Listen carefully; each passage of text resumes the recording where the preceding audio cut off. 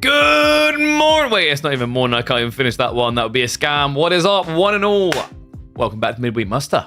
Tuesday is upon us. You know what that means. Quarterfinals, potentially even a semi-finals to slap in there. We've got 2 live series coming today, guaranteed. That's going to be Dumi versus Numidan in an hour.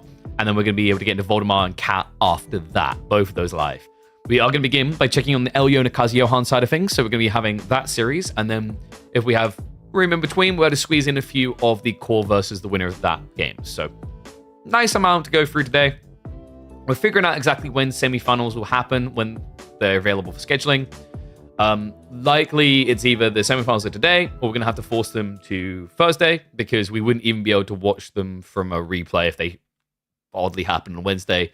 So like, yeah, but we'll figure that out. Someone sent me a link. Very obsessive, Matthew. Twice? 2 times the link, sir? So, apparently this is the new trailer for the new Stronghold. I mean, it's pretty much just going to be exactly what they've done with Definitive Edition, right? Yeah, so this is like old school.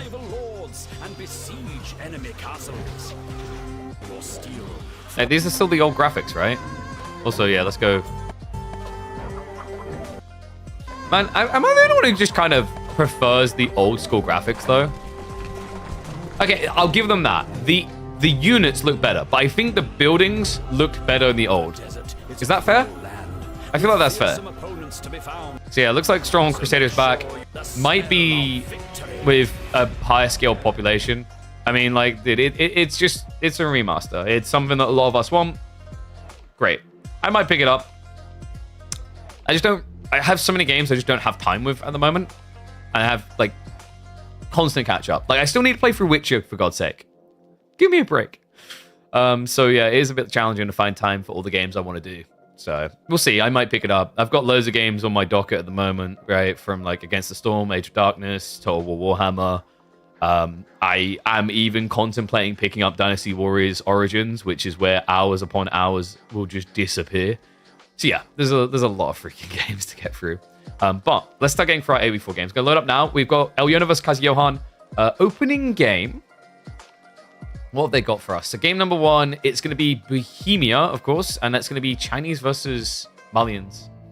Yeah, wait, actually, how the hell does Johan ever get both Chinas? That is a hard misdraft, in my opinion. You should never be getting access to both Chinas. Not in the current meta. That's crazy. Like, Johan's draft is kind of busted. It was so OP with his first 2 picks. He had to add something trash in. All right.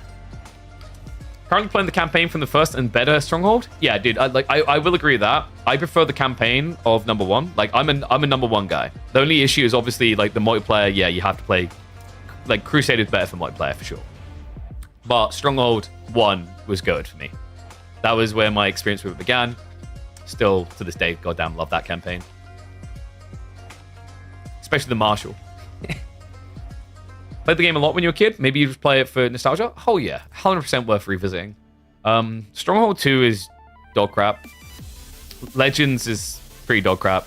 I mean, they're playable. They're not as good. But then you go to Stronghold 3, and it's like, why did you even bother? Stronghold 2 Crusader is also just bad. Like, it's kind of sad that the only way they can make good games is by basically regurgitating the good games before. Like, for me, the poor buggers over at Stronghold, right? The Stronghold studio, which was it Firefly? Yeah, Firefly Studios.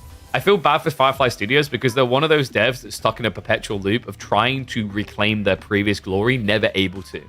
It's kind of like with Might and Magic, but the difference there with Might and Magic, right, is it's not the same studio. It's been different studios. But like, that's another game. There's so many classic strategy games that are just stuck in this loop of, will they ever actually be great again?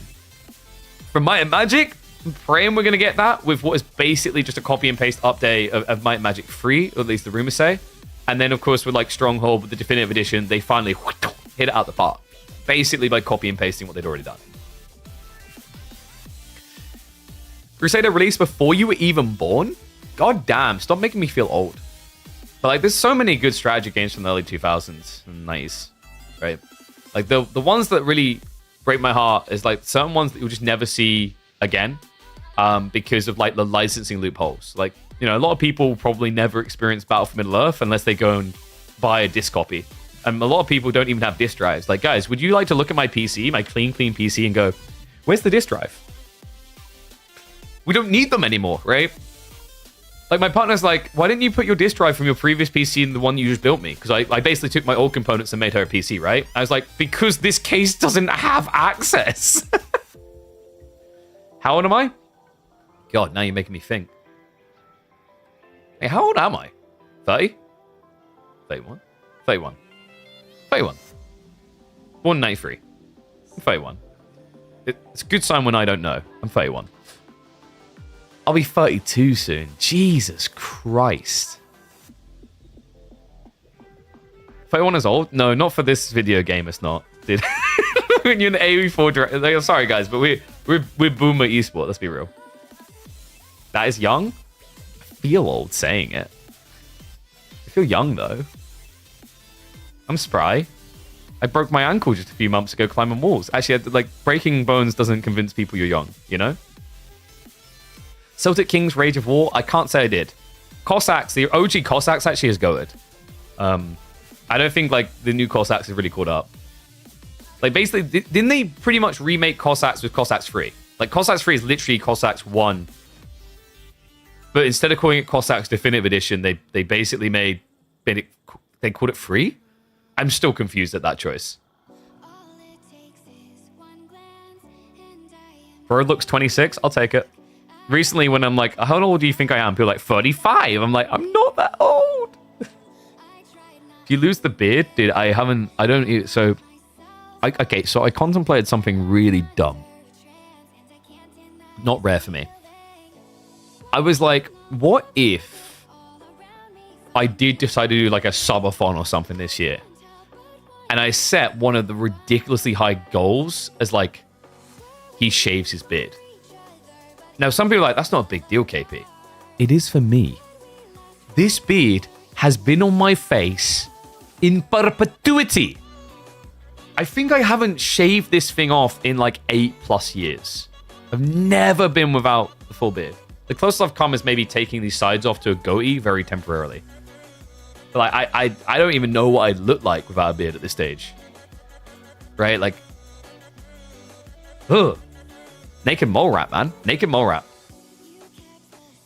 And then, like, maybe if we did do, like, a subathon, the other thing we could do is, we could maybe do, like, dye your hair or something. Because I've never dyed my hair.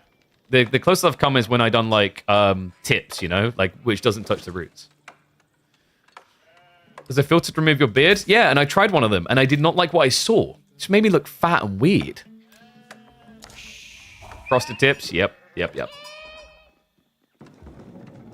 Where you have, like, blonde at the absolute tips. Never played Cossacks? Dude, you missed out. It's God tier. There's a fantasy Cossacks game, actually. It was called... Crap, what was it called?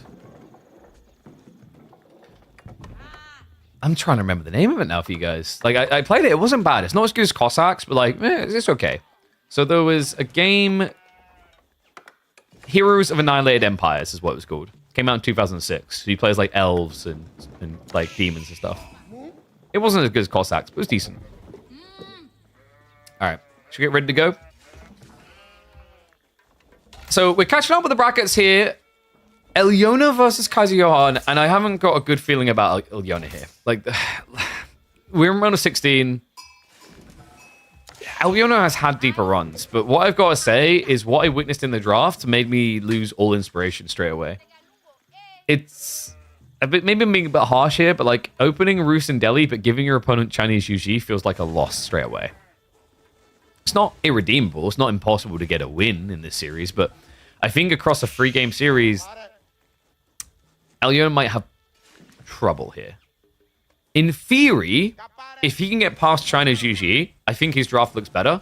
But it's like, you only need 2 games to win. So like mathematically, unless you get a big outdraft in terms of the matchups, this is going to be a hard one for Elyono. And I don't think this is a good start for him either. Chinese into Malians, China is just superior against all when it comes to the Pro Scouts play.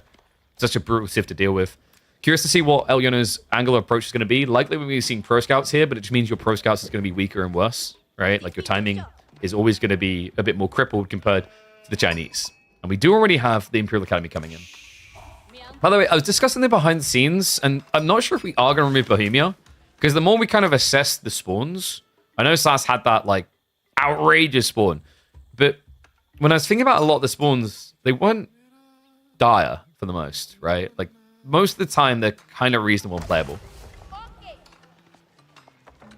The way you can use Amazon Prime Sub without having to go in with the browser. Can someone help him? I'm not sure about that. That's a good question, though, Mochu. Quite like the map? Yeah, I think it's a good map. I think one thing that I really appreciate about it was the awkwardness of, like, farm transitioning. Maybe I just hate on China and GG, though. Like, we even had talked about in the SAS game, right? It's like he struggled to find the area to build his farms out. Like, if I could change something about this map, do you know what it might be? It might be that I'd force more tiny cliffs behind your base so that you have to build your economy towards the center, right? Now, that might make it a bit more defensive because people can't wrap around the back. I don't think so. I think it would just be a quirky difference. That means someone couldn't, like, add in, with this spawn, if you clear the croppings, all of the farms here, right?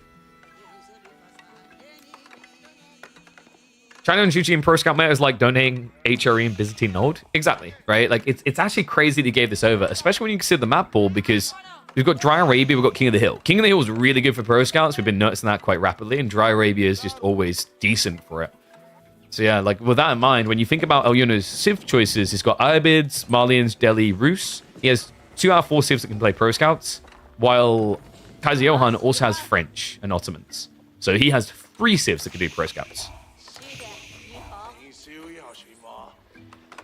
I just want Pro Scouts nerfed already.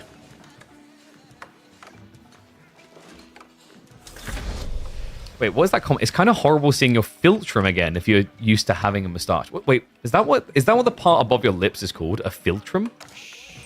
That sounds like such a terrible name for a piece of body. Philtrum. Huh? Like, that's just a filter. What am I filtering? Like, I guess I'm keeping snot from in my mouth, but that's not true because, like, your nose is connected to the back of your throat, so you... Yeah. The human body is weird when you realize and say those details out loud. Like, top 5 in AoE4 today is what? Wait, what do you mean? Top 5 in AoE4 for what? What, civs? Oh, dude, that's easy. China, Juji, HRE, Rus, Delhi. Actually, no, sorry. China, Juji, HRE, Delhi, Rus. Alright, I'm going to stop thinking about my... let me just scrap the word because I'm never remembering that. Filtrum, and I'm going to filter my brain into the microphone here. We do have Pro Scouts on Pro Scouts, but what we don't have is a great blocker right now. Elyono actually went for the racks. This has delayed his timing to actually just move extra scouts out, right? And on top of that, Kaiser Johan has a lot of safety here. That's 10 deer this close to his base. Yeah, can't help but feel this is going to be really difficult for Elyono to suffocate. The good news for him is because Kaiser Johan's going for racks, he actually has a counterplay. He's actually advantageous here because Donzo's are better than the spears. Like, realistically, I think this is a matchup where KJ could have actually just went straight into archers because these warrior scouts, they don't have bonus damage against archers, right? Like, you don't have horsemen as the Malians. It's like, well, in most matchups, Elyono's opening makes a lot of sense. I think in this particular one... Oh, sorry, Kaiser Johan's opening makes a lot of sense. In this one, I think you actually go archers instead.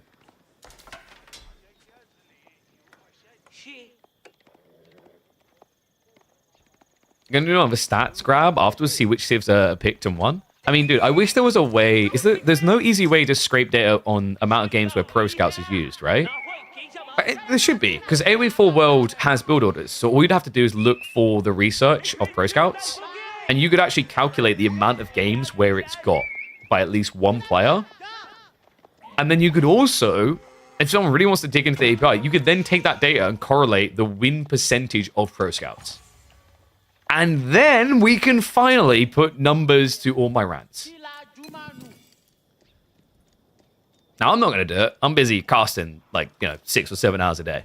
But if someone else wants to, I welcome it. I'll give you a little shout out. That's right, I pay you an exposure. Welcome to Esports. So, speed count is looking really good for KJ.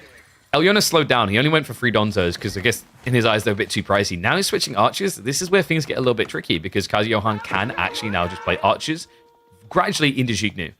And if Elyona doesn't realize what's happening and switching to Javs, he's going to be in a lot of trouble. But now, though, we just have a flood coming, right? You can see that Elyona realized what happened. He's trying to catch up, but the issue is you can't catch up. It's 2 Raxes already, and also Supervision is going to be available. So Kazuyohan's always going to be able to outmass you now because of this choice. You simply have to counter the unit instead. Second pit mine's closed, but it's just so far forward as well at the same time. So I'd be surprised if he gets his hands on that second one. And what is up, Dr. Rev Spencer Timecat? What a name. Thank you very much for the resub, mate. Welcome back to the Swarm. All right, ones if you think that Elyona's going to win this, 2s if you think Kazuyohan's going to. Johan is starting to snatch the deer right from next to Elyona's base. We do have Sofa getting added in, but you haven't cleared the spear freight yet. Yeah, and we are getting double archer range. One interesting thing about Johan's build, he hasn't added in the 4th Imperial Official, which would actually save him a lot of resources here. Instead of building the additional production buildings, you can just supervise your way through, right?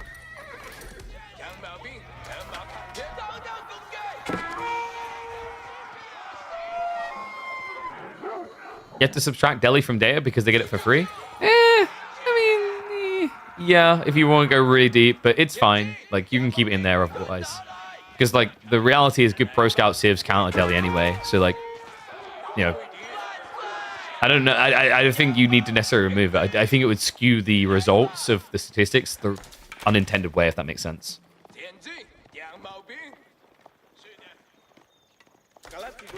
So, archer range is added in. We don't have that jab switch yet. And I think that's because Kazuyohan's been kind of hiding this detail. So he can basically bait Elyona out into the mid-map, reveal it, and then stick him back in the base. Tricky deal for Elyo. Most of the deer are now removed, right? So the game state is going to be changing a little bit here. Curious to see if one of the players chooses to just hunker down and look for the next stage. It's going to be marching out now.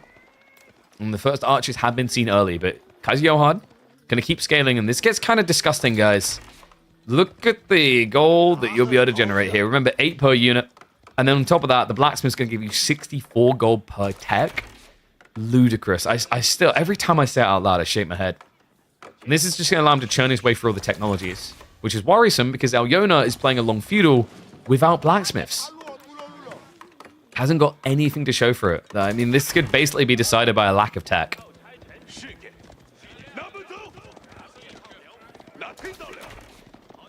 Interesting that we see Siege Engineering so quickly from Johan as well. No Steeled Arrow Evo is a really big surprise. I think it's worth getting the 2 up over your opponent instead of just the 1, right? Because he got under mesh. Maybe he just feels like it's more important to remove the pit mines so your opponent can't then mirror your attacks. Which I can kind of see, right? Like if you're able to push your opponent off the fight here because you have under mesh, he's going to fall back to the TC. And then having extra blacksmith techs is kind of worthless for Johan. Because you don't want to dive. He's going to take this fight though. Horseman marching forward on top of the archer mass. Donzo count. Non-existent here. We'll have to just pin him in. Looks like a lot of his archers did actually get stuck on the pit mine. So not an optimal fight here. Ranchers are starting to get added in by Elyona. But Johan can now just fall back, build the ram, delete all the pit mines. And also cause some housing crises for the Malians. Meanwhile, wait, is Elyona... Yeah, he's trying to raid. We do have the sofas on the other side of the map. It's tricky though. Just a few Smimmer can ruin this, remember. Just be careful with the positioning of these villages. Looks like it is going to be a dive coming through, so nice little snipe there. Every worker kill does count here as well. Remember, Johan doesn't have Song Dynasty. Yeah, maybe a little bit greedy the way that Johan played this. I don't think he actually noticed the sofas earlier on, though, so you can kind of forgive him for this. So great move by Elio. You do have the Ram now, and there is some Clown Khan shenanigans potentially to happen here.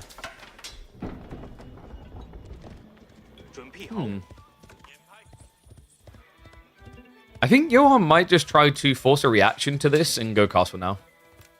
It feels pretty organic from this position. Like, your opponent has to blob so much army to catch up. You caught him adding in ranches, so you know what his long-term intent is. So you don't want to do this for too long and let him sneak castle age, right?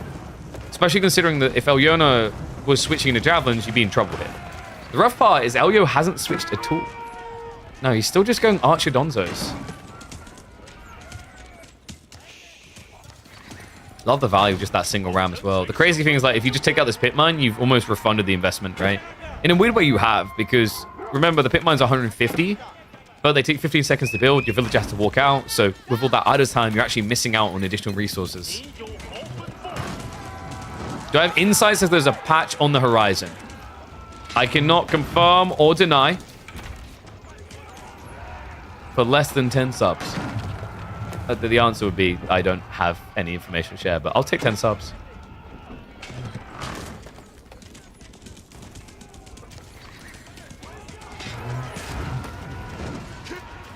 It's getting a little bit pricey for Elyon. It's so many archers right now. We do have sofas coming in, but this is the point where, like, you'd expect Johan to just go age-free because your opponent wants to bulk sofa and then eventually tech.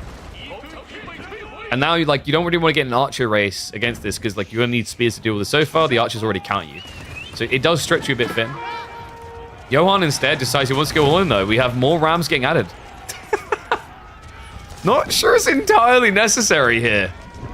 Undermesh Steel Arrow has now come through, so Elyon will be able to contest equally in these fights. And that's what had me a little bit worried. And Johan, the bypass would just be huge here. Castle Poison Archer is better than Aber combo? I don't know if I'd agree with that.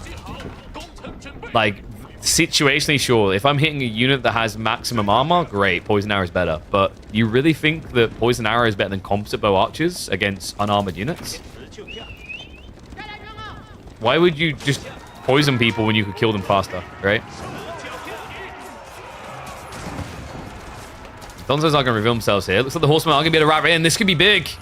Sofa trying to mirror, but unable to do so quick enough. So now it looks like the archers are going to snipe this out. Second pit mine now at risk. It looks like Johan reinvesting the age is actually going to pay out here. Elyon just looking a bit stuck at this stage. Right? The sofas won't be producible either at this pacing. Remember, he's going to be left with just a Mansa Quarry, so 75 gold a minute. That also means he cannot go for age free. Johan, at this point, world's your oyster, right? You go for that castle or you go for more all in. It's a little bit tricky as we go deeper here, because remember, he is going to be running out of food gradually. Pro Scouts isn't forever. So much damage done, though. I mean, you can see how Elyon is suffering by the amount of housing that's now being set up behind. The double gold forward spawn really not proving to be a beneficial thing in this particular matchup. Great read by Johan to exploit that fully. Now, even more rams coming.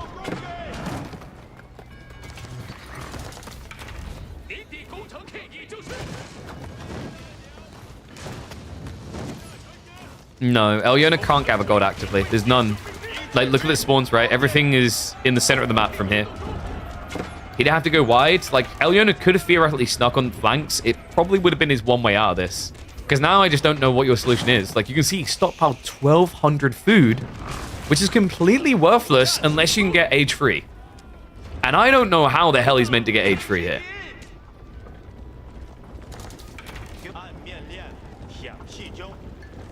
And Johan just on a vibe. I mean, you could argue that the upside for Elyon is Johan threw away one of his best picks, but we already highlighted this with a follow-up GG pick. Things are going to be tricky for Elyon to navigate, especially on King of the Hill in particular, I think, against a GG pick there. Now, this game looks over. Elyon just doesn't know what to do with it. Like, this is the thing, actually, and I think this is why Johan done this, by the way. You can only go javelins to counter archers as Malians. So if you starve the gold, he can't counter mass archers. Because Sofas is not going to be that profitable. And you don't have access to horsemen.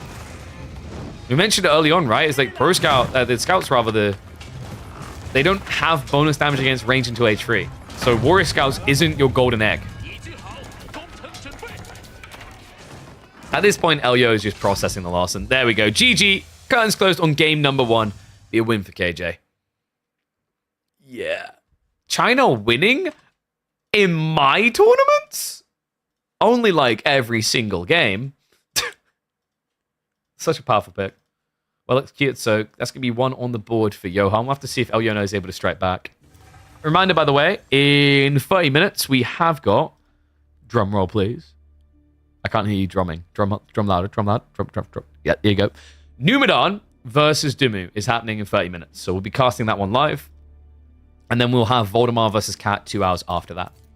So, let's get to game number 2. It is going to be King of the Hill. Now, I guess you're not going to force Roos on Dry Arabia, so you might as well punt it here. I thought Johan would maybe throw Trash out, because Roos is like the irrefutable king, right? He hasn't. All right, this may be the best way to decide if they really are the kings of the hill. Ladies and gents, welcome back to the Midweek Muster. Game number 2 between Eliona and Kazi Johan. Kazi Johan, he got Chinese and Zhuji in the draft. The one upside I really saw with Elio with this draft is the fact that he got the Roos, and he gets it on the best map for them. It's going to be Hunt and Cabin galore. Okay, so there may be a will, there may be a way here. Like, game 1 didn't really inspire confidence. Eliona just kind of got rolled.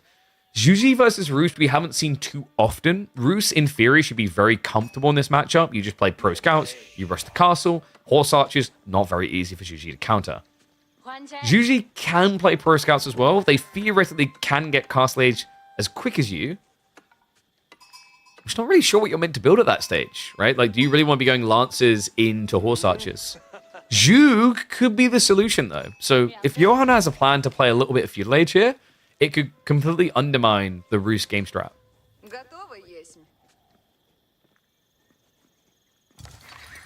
And no, this is not quarterfinals. Winner of this will be going into the quarterfinals up against Core. The other series we're going to be doing live are indeed QFs. Okay, so looking at the spawn as well, we actually have safe golds for the Zhuji player. Not so much for the Roos player, but it doesn't matter for Roos. They're not going to touch gold at all. We do have that really good spawn option over here for like... Oh, wait, no. It's too far away. No good high trade house. But what we do have is a potentially pretty tasty looking meditation gardener. He should be able to clip the stone, berries, gold, and a little bit of wood if he chooses. More than likely, we're just going to see Kazi Johan drop it here, get maybe 4 of the berry bushes, and get a lot of wood. It's quite a popular choice for Zhuji. Let's see what's just... Wait, he's going wide. Oh, wait.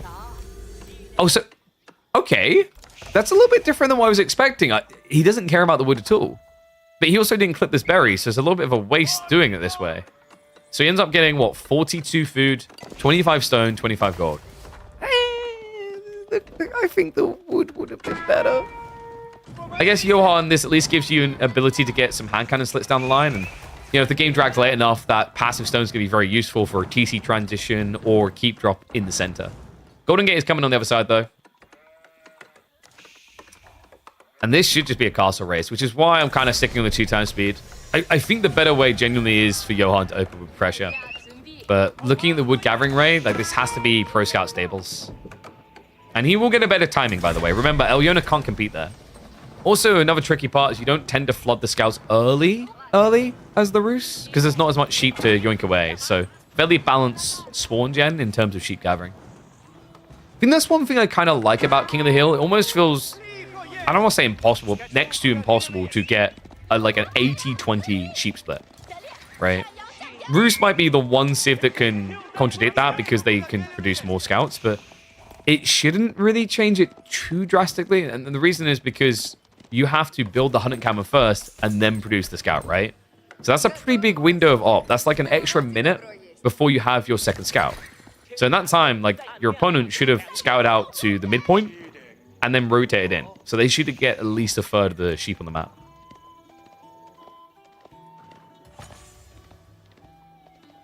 How much did he get in the end? Was I around the food?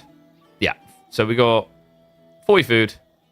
It should be 42. I think he had a scout coming by. Okay, so, like, you know, it's overall okay-ish. Nothing too crazy. But now Johan, interesting, he doesn't actually try to go for Elyona's tier at all. Just snatches the safe ones. We do have survival techniques already being prepped.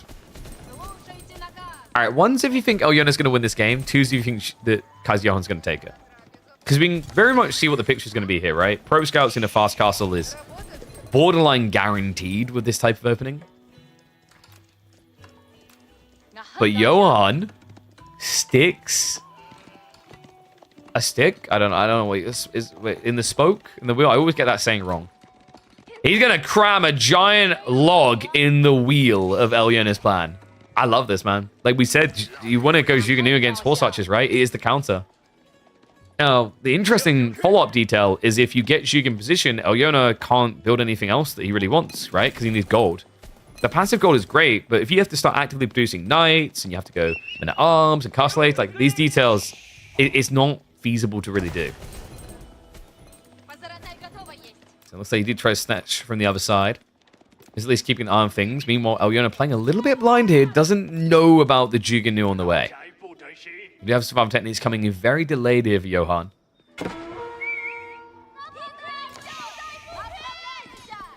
In fact, the interesting thing about this, guys, is for Elyona's strategy to work, he needs wood. And this wood line isn't entirely safe. Like, your Zhuge can stand here and poke. It's not guaranteed. The wooden fortress can be a nuisance, but you are up against a player who doesn't actually have wheelbarrow. So there is some potential here. A little bit of scout attacking. The Zhuge can also deal with that very well, remember. Does need to get more of them here, though. I don't know what the rally was. Was Johan going wide? Because he had 4 Zhuge for quite a while. High trade house is going to be coming in. Now, that's a missed trick right there. I'm kind of surprised Johan isn't going for it. If he wrapped round the back side here, it would have been curtains on the strategy for Elyona. He would have got a terrible high trade house. Yeah, kind of a golden opportunity missed, right? You see even Elyona panic reacting with 8 villages to get the wall up in time. Johan... Wait, what? Okay, I think Johan is just obsessed with ram rushing his opponents in feudal age.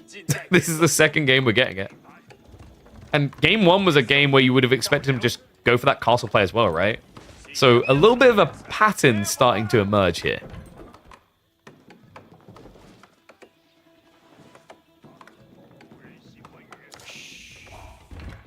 Going fast castle is just death? Not necessarily. Like, your opponent has blind built Zhuge, so look what he's doing. He's got double knights coming. Because the problem is, like, Johan is attacking the wrong area. Like, you could even technically sneak gold here. But with the passive gen and the tickets coming in, he'll be able to get a little bit of resistance. If Johan really wanted this play to work, he needed to add in a few spears as well.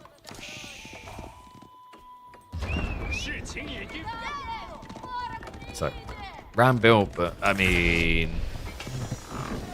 Can you really afford to dive this? No, he's having to wait for more. Elyona, interesting. He doesn't even go for knights. Straight into the horseman. Probably feels like he just needs a few more units immediately. And it's also the lack of gold that we talked about, right? Like, you can't just outright spam them when you use the tickets to go for the tech. Get your numbers in on the high trade house, though, folks. We'll click on it in a second. He is going directly for the houses, so he's looking to pop block him here. Elyona, ooh, he lacks the wood. No, he's going for the lumber camps. That means he's not going to be able to keep producing. In fact, if you just beeline for the houses, this is the optimal strategy for Johan. Instead, he's going to stop off the wooden fortress. Makes sense, right? You don't want to dive past this because the Zhuge will just get sniped. Knight's now reacting. Horseman is going to get targeted down. No veterancy there. Shaolin Monastery is coming on the other side for Johan here. The Rams are going to be shoved away. So another detail about the horseman. It's not just to counter the Zhuge. Obviously, it counters the Rams very efficiently as well. Johan, I mean, he has forced a weird reaction out of Elyo. Instead of going for the natural horse archer play, he's now stuck on budget tier type units. Johan can just switch into stables or even just go palace guard here and flood the map now. I'd say PG feels a little bit better. In fact, he's already got triple rack, so it definitely would make sense here.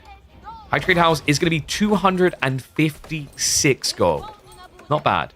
I think when he placed this originally, it deleted a tree here. He could have cancelled and placed it again. Probably would have been like 280. That slightly deeper spawn.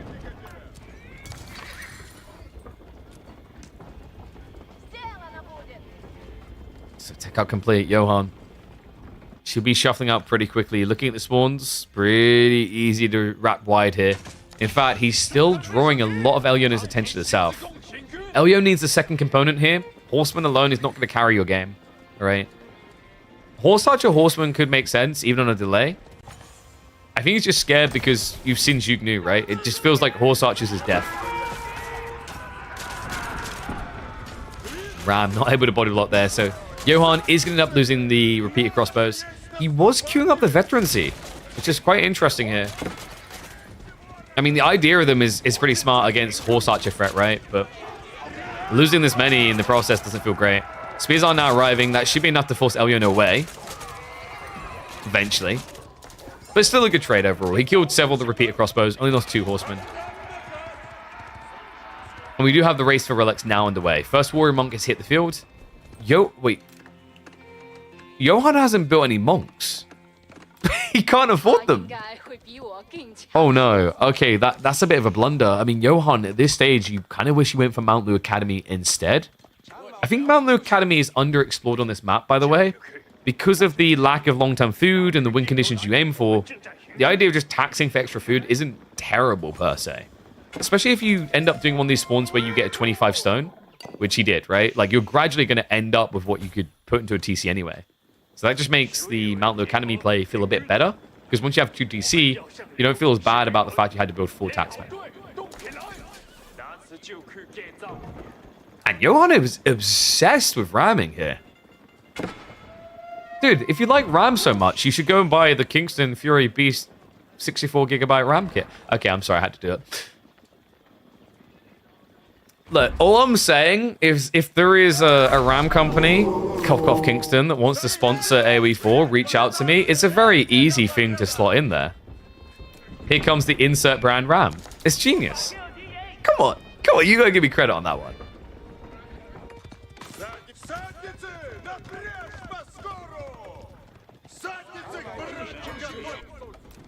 We also just need someone running around in a LAN that's covered in like IQ Corsair Link fans, and then we can like interview them as Corsair's biggest fan. Right? Come on, guys, give these to me. All right, so we're back on the Wooden Fortress again. He's going to be able to breach through this time. And it looks like Elyona, he did peel the troops north, so he's not in a position to fight right now. Wallo is going to be coming out. I mean, this is racing towards 5 relics at this rate. He should at least be able to deny 1. I think Johan has actually picked one up with the Shalamonk. And the second one can now be denied. So should end up being a 3-2 split here. Wait, did you just call me a nerd? Bro, you're watching an Age of Empires 4 stream.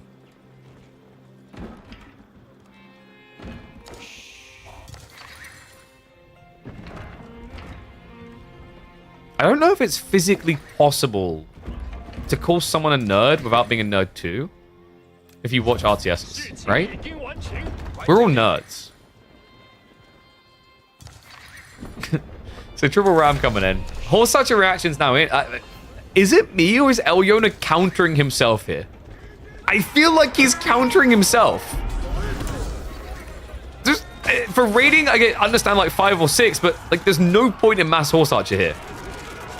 Yeah, you just get countered. That's made him weaker in the Zhugen in the crossbow department, right? Archers even could make a lot of sense here from Elyona. But horse archers, I mean, they don't get bonus damage against spears, guys. You'd think horse archers are getting against spears, but they're not that great. The attack wind up, like when you scale them as well, you end up just getting hit by spears all the time because there's just too many of you, right? The blob is too easy to reach. So yeah, a little bit perplexing here that Elyona chose to go that direction. If he raids, it's worth it, but for the time being, he needs to fight. And this fight is going to get ugly. Zhugen moving across now. So horse archers can't contest. At this stage, if you're Johan, you go for the bolt magazines. That's going to give you the 0.5 extra tar range, so that Elyona can't even try to kite you with a small group of horse archers. He'll just die. 1 mango would scare them off.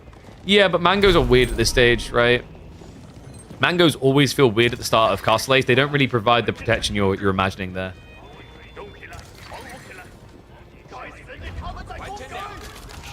Yeah, I kind of have a feel that Johan is a little bit overly obsessed with Rams here. Race comes through. Horsemen have to commit.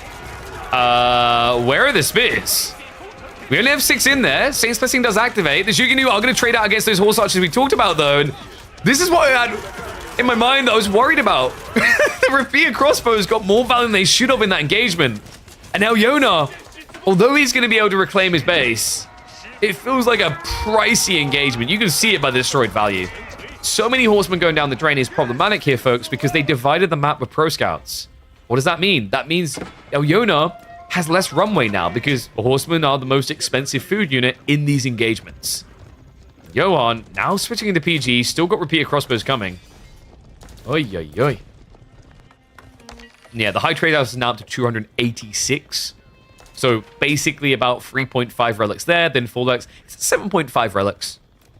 Just ruse things. And then like the passive gold here, I guess you could... Oh wait, he lost the hunting cabin. Still got one here. Oh wait, sorry, 1, 2, 3. Yeah, we're just going to keep counting up here. He's got almost an extra 100 gold from a triple hunting cabin. This Civ, jeez. So Sight is at least locked in. Johan's got a bit of extra passive trickle himself. We do have this stone accumulating. The reality is we could be looking at a TC. But with that Sight timer ticking, I think Johan should consider the option to go for a keep drop. Like, if this continues to scale up and we get this timer down to 6 minutes, that's where you pull villagers onto the stone and you just go for the big boy keep. Especially against horse archers. Like, this is another perplexing thing about Elyona's comp. Horse archers is going to suck if there's a keep drop coming in. I just don't get the horse archers, man. I mean, another thought here, right? Like, why this over archers? Archers against all this makes sense.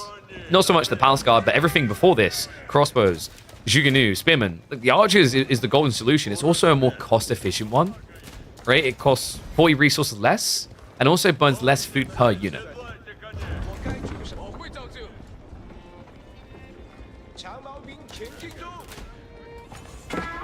Even having Lancers now getting added in by Johan. If he gets these relics... I mean, this is the ram I approve of. The early one's a bit questionable here. Horsemen are wrapped around the back. They did get clipped by the Saint's Blessing. There's just not enough of them. The horse archers are getting shredded.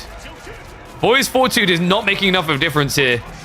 The damage is simply too high. 21 if you have no ranged armor. So these guys are taking 20 damage in exchange for doing 14. They do have, admittedly, slightly more health, but they cost a lot more too. And you can tell what Johan wants, man. He has got the monk waiting here. Like, this guy is waiting to receive. He's like, I mean, I could have went around picking up the relics, or I could just wait for you to put them all in one location. Choices, choices. I've got to research your horse archers here. Yona knows what he's up to, so he actually pulls the villagers for repair. That's on the front line. Juganu gonna dive in. A few villagers going down. And he's willing to park here. The Palace Guard are just drawing way too much arrow fire. And the goodies are on the ground. Wait, Johan, pick it up. Wait, you don't litter. Too late. All soldiers will get the snipe in. And the Warrior Monk tries to make off the goodies, but it's not going to work. So at this stage, it's 1 relic versus 1 relic. I can't believe this. Johan. I had my doubts about the Rams. I feel as if we kind of reached a threshold where it would be fair to say Johan had built too many Rams, right? He was that person saying to me, I don't know why you need 64 gigs of RAM. But when you go past, like, you think 32 is good, it's not. Go up to 64, all of a sudden it works again. Like, we pretty much had Johan ramming until it became good. It's literally like someone trying to open a door with their head. And it was like, I don't think that's a good idea, KP. Like, dude, you're going to get concussion, brain damage. Like, I've already got brain damage. Just keep going. Eventually, you'll probably break the door. Maybe. I guess it depends on what's made of. And also if you have steel plating in your head. But Johan with a steel plated head has done what he needs to. Double monastery dropped. And relics need to be pulled back here. Yona is truly just struggling to stabilize against this. Juganu Mass is still scary. That one horseman is actually going to be saving his bacon.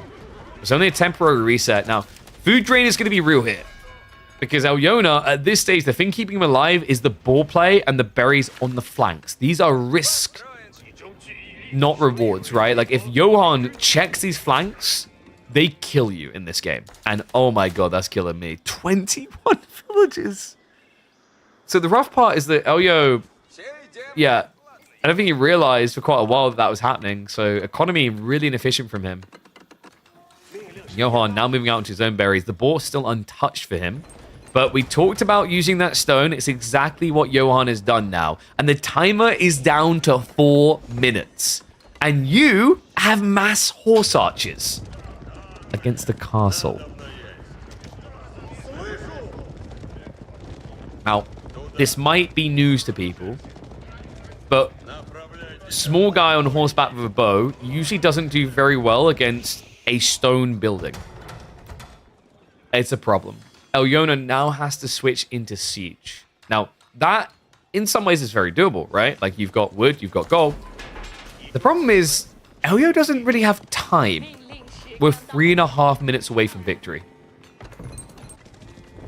Yeah, and he's not even adding in the siege workshops.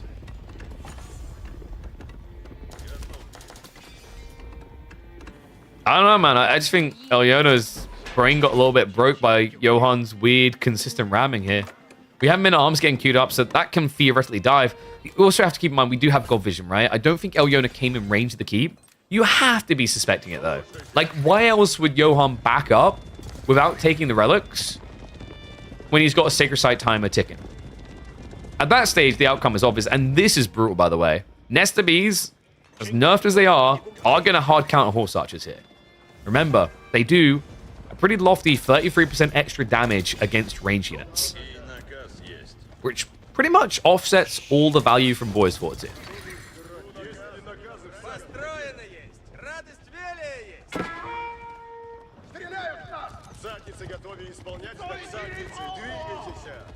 Starting to wonder if this could be Johan's week. Game 1 looked pretty clean. Game 2 was a little bit sloppy, but you gotta remember, Elyona made it to what, quarterfinals last time? Johan's looked clean in this series. Draft just really on point. Execution really intriguing. But if it works, right? And we already see Elyona, he's trying to rotate around, but this doesn't matter. At this stage, Johan, he could lose half his economy at home, and he'd still win the game off of this. This needs to be addressed. Elio has got trebuchets coming. It's only one, though. Spears are already chasing those horsemen, so shouldn't be too much damage done in the back here. Ringing the bell means you need to get your ass moving. I wonder if Johan just considers a second keep here. Instead, I think his goal is screw the keep, let him waste his time building trebs, win the fight with organic plus siege. Nesta Bees are going to look to square up here. Now, keep in mind, Elio's blind. He can get right here and hit all this. Instead, he goes for the horse archers. That baits him in range. I'm a little bit surprised he didn't go for the follow-up attacks there. 2 horsemen is not something you should be fearing here. Yeah, kind of a missed opportunity there. I think Johan should have played the game of chicken a bit longer. Castle is approaching the half HP threshold, but we are approaching the minute mark on that Sacred Site timer. I don't think Elyona can wait here. It's double trebuchet attacking right now. Just a few villages to repair is going to mean that Elyona will have to dive before the castle goes down. And this is go time. Elio marches up. The gold vein is already choking his troops together, right? And the big flurry comes in. There's no way horse archers can carry this fight. There's no way they can even exist. This is over. Elyona just doesn't have enough men-at-arms to brute force this. And the Nesta Bee counter's too high. Good execution by Johan. Love his approach to this as well. Not just going for a camping mode fast castle. This aggressive feudal into continuous new pressure is what got him success. He didn't fall for the trap of just going and building keeps. He pushed that timer down by pushing Elyona's defenses to the limit.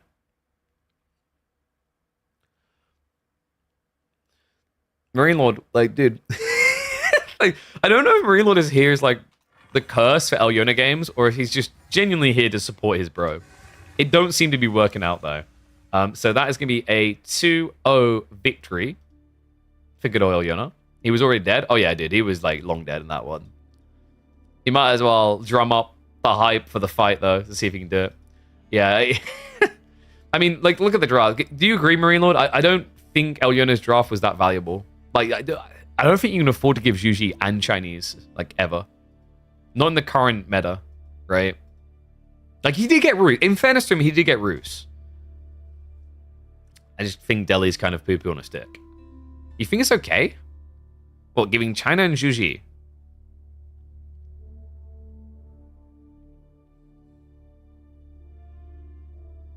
Mali, China, and Rushi are fine. It depends. But, like, as a drafting concept, right? Oh, yeah. Like getting the matchups wise. But, like, in terms of giving Chinese and Zhuji, that feels pretty ridiculous. Like, how do you feel about, from a drafting perspective, Byzantines being prior banned over those? I guess is another way to take it. Because, like, they also, when you think about the map pool, Bohemia, King of the Hill, like, those are really good Pro Scouts maps, not very good berry maps, right? I think, like, well, most maps are good Pro Scouts maps, right? Yeah. I think people are overrating the Biz ban big time.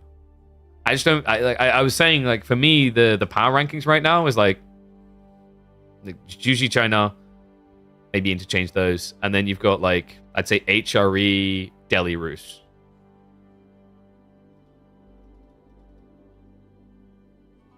Order of the Dragon has been surprising me a little bit, though. Might have to reassess where they get ranked. By the way, guys, in 5 minutes, we should be having Dumu versus Numidan coming up. So what we'll look to do is we'll have that series, and then if it's quick, we'll be able to catch some of the games between Core and Kaiser Johan. And then, in 2 hours from now, we have Voldemar versus Cat live as well. Everything's OP. Dude, if you can do Pro Scouts, you're OP. Like, I don't think that's even an oversimplification of the current meta. If you do Pro Scouts well, you're probably OP. I was saying the other day, though, I don't mind the idea of, like, design moving towards everything is OP. If everything's OP, nothing's OP. I actually prefer that type of design. Always have. Because the cool thing is, like, when everything is OP, nothing's, everything's OP and nothing's underpowered, what you end up with is a really fun environment for anyone to play whatever they prefer, right? Like, for anyone who's played, let's say, Overwatch or Dota 2 or these type of games where, like, maybe you feel like a certain hero's overtuned, fighting game or whatever it is. It sucks when yours isn't, like, OP, when yours absolutely sucks, right? Like, when your hero is the worst in the game, you want to stop playing the game.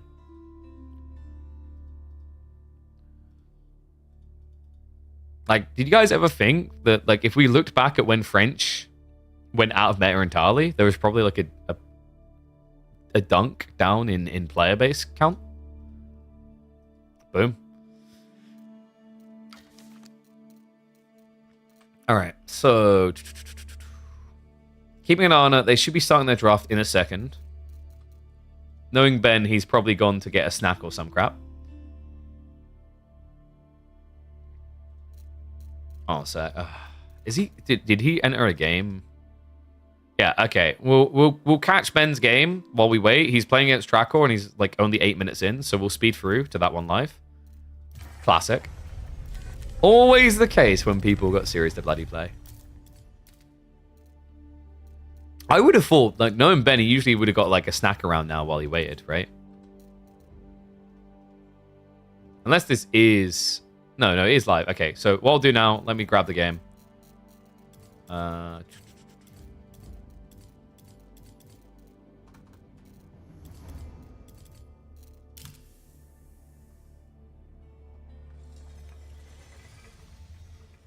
So we're waiting for this game to finish so that we can watch Numidan versus Dimu.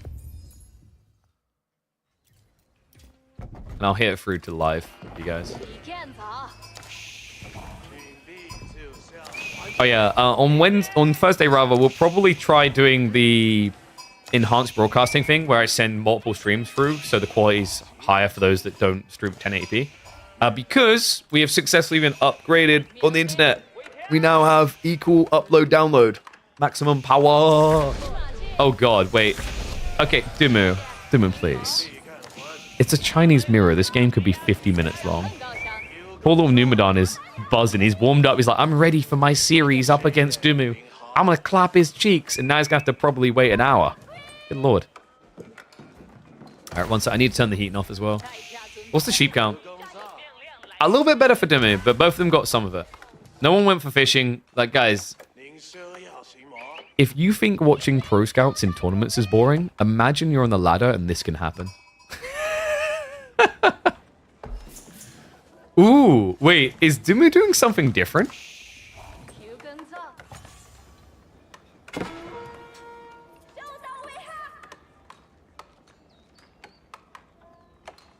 This doesn't look like pro scouts at all, right?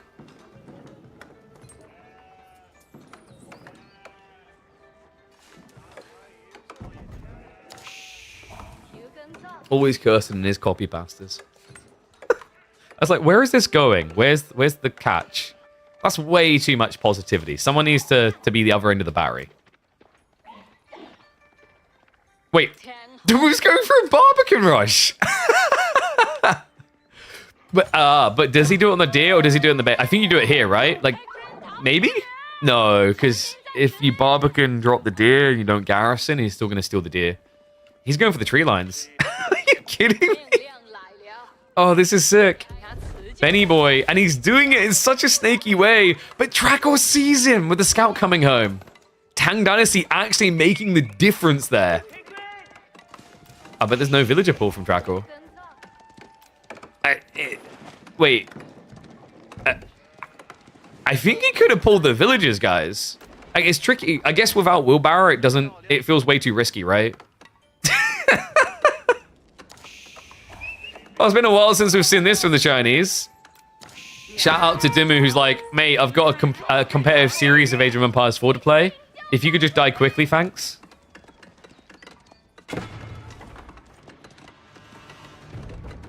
Oh my god. And now the outposts follow up. He just lost a villager to it. Wait, if he just outpost rushes around all the way here, there's no trees. Like, look at this spawn. He's gonna keep going. Shout out to Dimu, who's like, man, I'm definitely not gonna lose 25 elo because I have to resign. But what I will do is make this a quick game. Oh yeah, go ahead. Trackor with the reaction speed of a tractor here. He tries to... Wait, what? No, this is so late. Oh my god, you're not a wizard. You can't arrive whenever you want.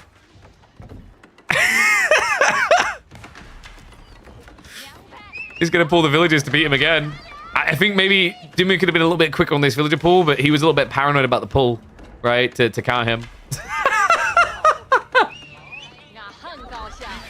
Okay, so at this stage... Wait, Trackor's not even garrisoning! Oh, come on. He's so dead. He's so dead he don't even know he's a zombie at this stage. Trackor is literally going to have to run out into the middle of the map and gather trees here.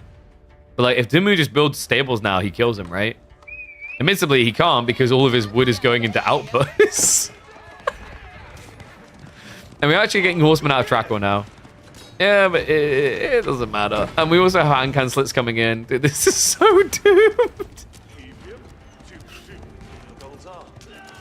If Trackor wins this game, he deserves 100 extra elo. Really? We're not done? What 4 outposts isn't enough? Okay, yeah.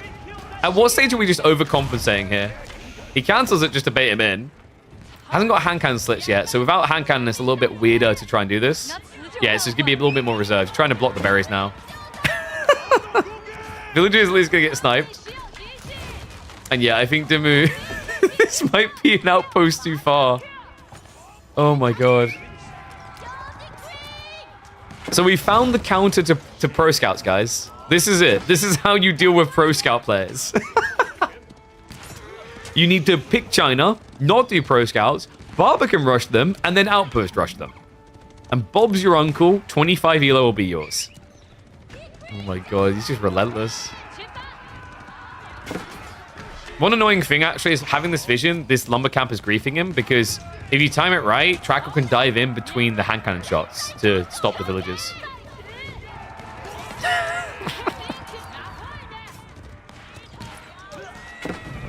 I can already see the comments. The disrespect of this. No, dude. Like, this is just working. It's like, you know when people are like, I can't believe we disrespected him with a Protoss cannon rush. No, he just tried to outplay him. It's freaking outplaying him big right now. We do have Horseman raiding on the other side. Dumu has gathered enough stone to potentially go for a second TC at this stage. So wait, are you going to tell me that after all this effort, it's still going to be a long game? Oh, God. I wonder if it would have been better value for Dumu to just pull the shivs out at this stage. I guess with the extra hand cannon slits, it's fine to do what he's doing here.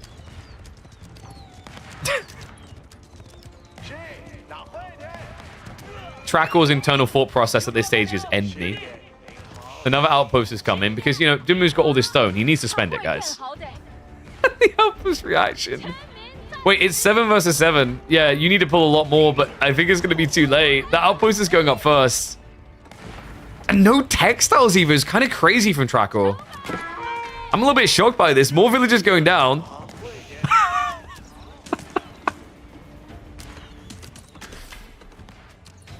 I just like to imagine that Dumu saw the clock and was like, oh, got a series. Better make this a fast one. That outpost will at least get denied. At this stage, maybe the play for Dumu is just add a racks, right? Get a few spim in here. That would be sick. Second TC. Oh, it's been a while since I've seen a good old outpost rush like this.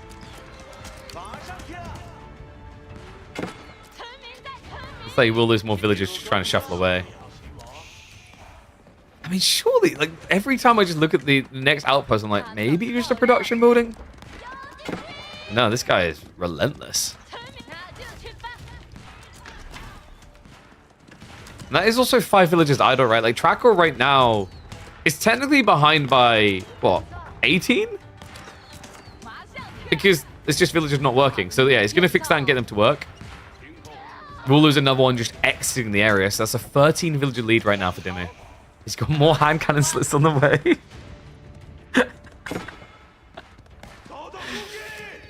Oh, no.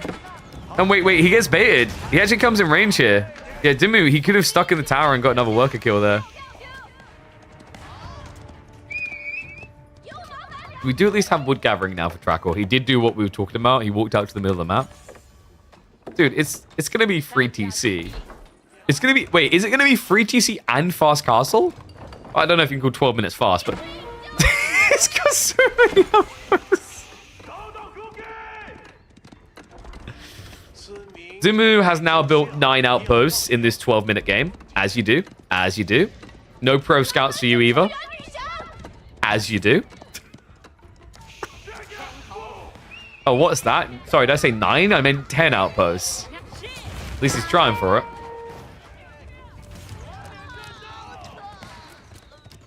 I don't think he knows that Dumu's gone multi-TC either. I mean, like, why would you suspect it here? You'd think your opponent would just all-in finish you. Dumu's trying to win this game without building a single military unit.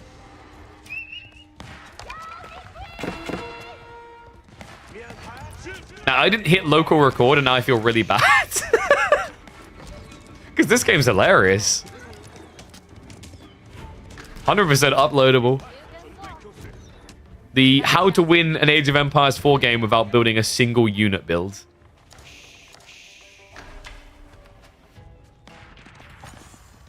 So what's Trackor's out here? I guess castle's your only potential goal. Oh my god, dude, he keeps dropping the deer off here. Instead of just like building an extra mill further away, they're just stuck here, right?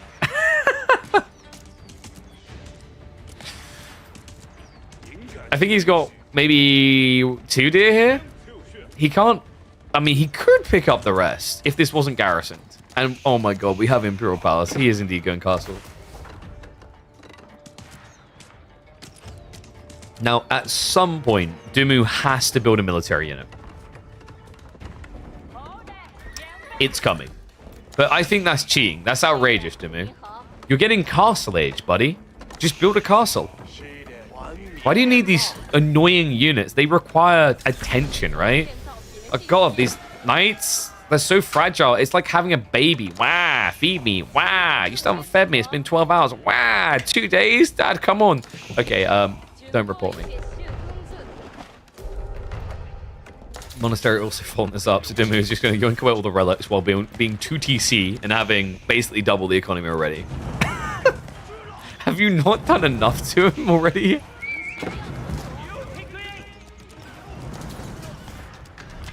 Nah, this is expensive, though. This commitment just to get rid of the outpost. All this hand cancelers around, that's muddying it a bit. Villagers are going to look to shuffle away. He needs to get beyond them to pinch them. Textiles just makes it so hard to get even a single kill here. We'll at least find 2. The fortification's following this up on both of the towers. He might want to get a little bit of cheeky repair in here. Dimmu? Okay, screw it. Just get the upgrades.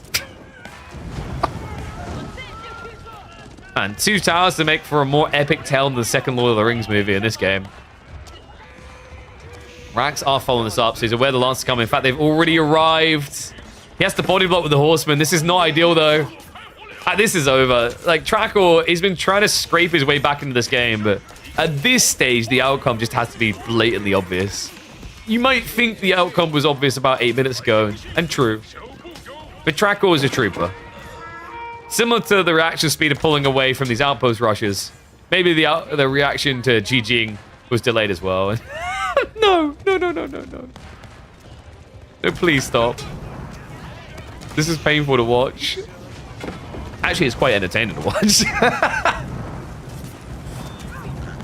I mean, there's more Lancers on the way, right? Like, big firm handshakes, you have got access to Deer just in time for a dozen Lancers to start diving into your base. Dude, Dimmu could just get Yuan at this rate.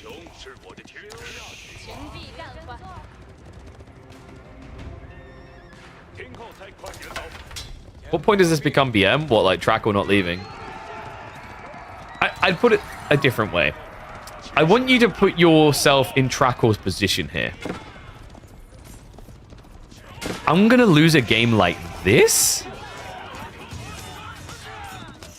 Now you understand why Trackle won't leave. He's aware that Dimmu's games usually get casted by me or another caster. There's a high probability that if we don't upload this, Dimmu will. He doesn't want this to be on the internet. I wouldn't want this to be on the internet if I was him. The Barbican Rush with basically his entire economy. Okay, just leave now, man. At this stage, just admit it's over. He's like, but he must be running out of steam. He can't still have food. I mean, he can because he basically gathered wood for the first 10 minutes of the game, not food. It's gonna go. Please build the Great Wall Gatehouse in Trackle's base. You have to. It is your creme de la creme. It is your final jewel in the crown. Oh, he's going for it. It's the cherry on top. It's what we've always wanted. Right here. Just build it right here. Oh my god. Dude, do we report him for bullying? I think we have to report Dimmu for bullying. Yep, right here. You know Benny Boy. Right on this spot here. And then landmark snipe him with the Great Wall Gatehouse Nest of Bees. Tum is in shambles as another French player is getting annihilated. Like, so far, we've literally just been casting games of French players losing. It's gonna be another one. Oh my god. Dude. What did you do to him? Call him an ambulance. Alright, so with that in mind, we are now ready for Numadon versus Dimmu. I believe the draft is currently underway. Let's have a look. Yeah, draft complete and map draft. We've got Rus, Byzantines. Sorry, not Rus. King of the Hill, Baldland. And I saw a Rus and Byzantine pick. Maybe? No, I don't think you wouldn't pick Rus opening game here. But yeah, they're setting up the lobby now. So we'll probably have enough time to run ads so you guys don't get them in game. Oh my god, though.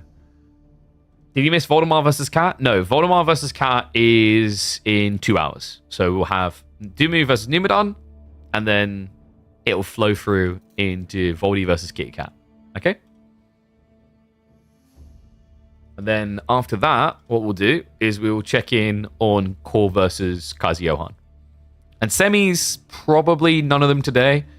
I'd expect the Dumu Numadan Core Kazi Johan semifinals to not be today. Possibly, we'll see.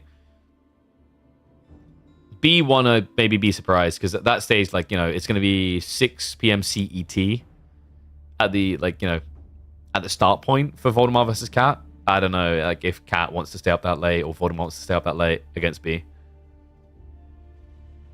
But like I said, we'll at least be able to see Core and Johan. And then like the one that might happen is Jimmu, Numadan, Core, Johan semifinals, but we'll keep an eye on that.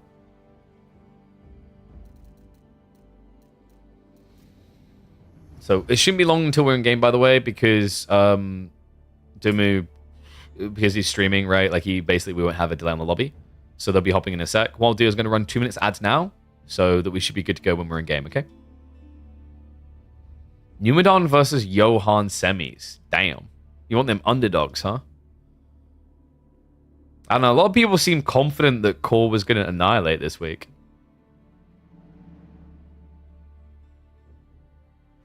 I don't know, though. I think Johan's been playing pretty well. Wouldn't put it past the lad. Okay, it looks like we are in game. Whoops, that loaded a bit quicker than expected.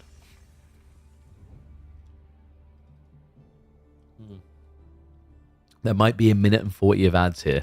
Sorry, guys. Oh, wait. What?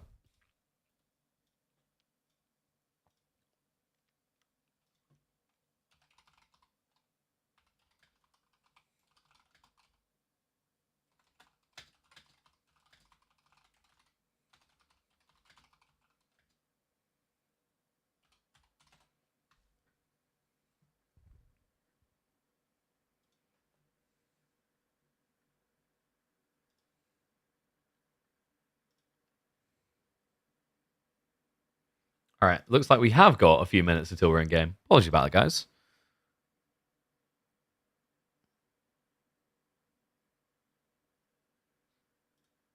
There isn't meant to be a delay, but we'll get that sorted.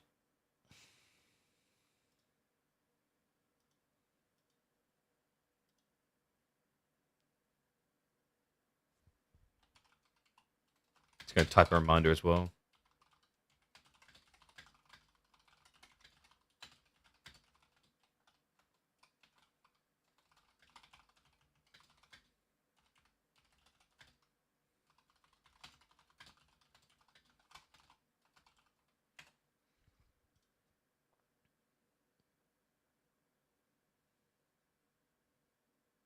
Wait, who changed their name? What are you on about? What are you talking about, Willis?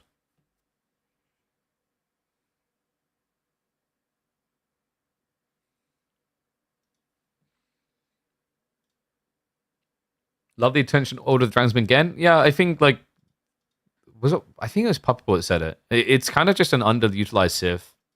People called crap too early before they really explored it deeper. I think the Pro Scouts meta maybe helps them a bit. They feel like a Civ that can do Pro Scouts reasonably well, right? But yeah, it's a good Civ. Like I don't think it's a top tier Civ for sure, but definitely not as weak as maybe people perceived. And the current meta is like a fair argument that OOTD is better than ABBA, right? Because we are in a Pro Scouts meta. And I think Order of the Dragon is a Civ that uses it quite well. Like, if you think about openings, actually, the thing that's really nice for Order of the Dragon is because the openings are linear due to Pro Scouts forcing it, you know what your opponent's going to go for, so you don't have this awkwardness of like, oh man, I am punting a guess as to what his opening unit's going to be, and that has me in trouble.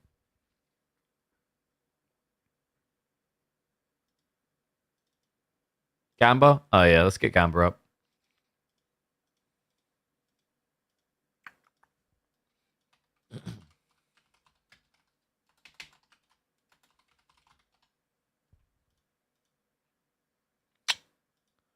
I'll start it in a second, because I'll give you guys 2 minutes.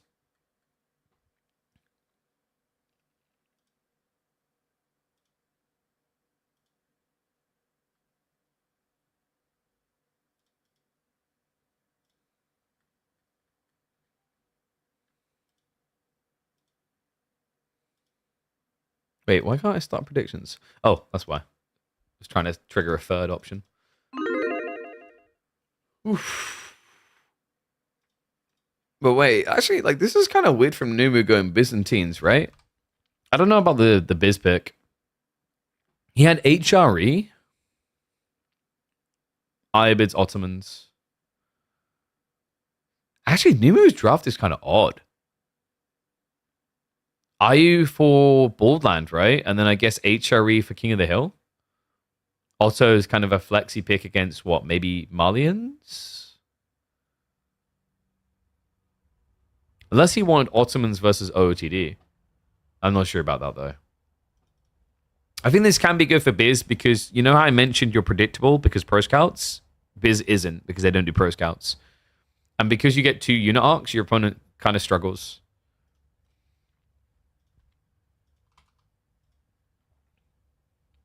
No, Biz isn't good in the Pro Scouts meta. They're like actually, they're nerfed by the Pro Scouts meta. Delhi and Byzantines have both been nerfed by the current meta. Sup, Ragnarok Star? Thank you very much, mate. Appreciate the Prime sub.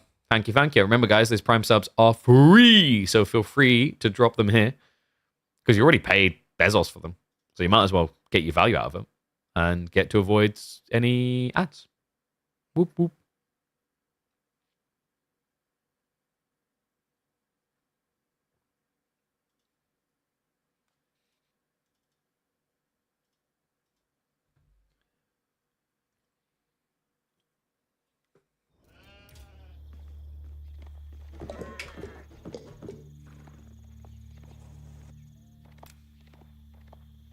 Oh, yes, it's time. Benny Boy has arrived again. Ladies and gents, welcome back to the Midweek Muster. Week number 10.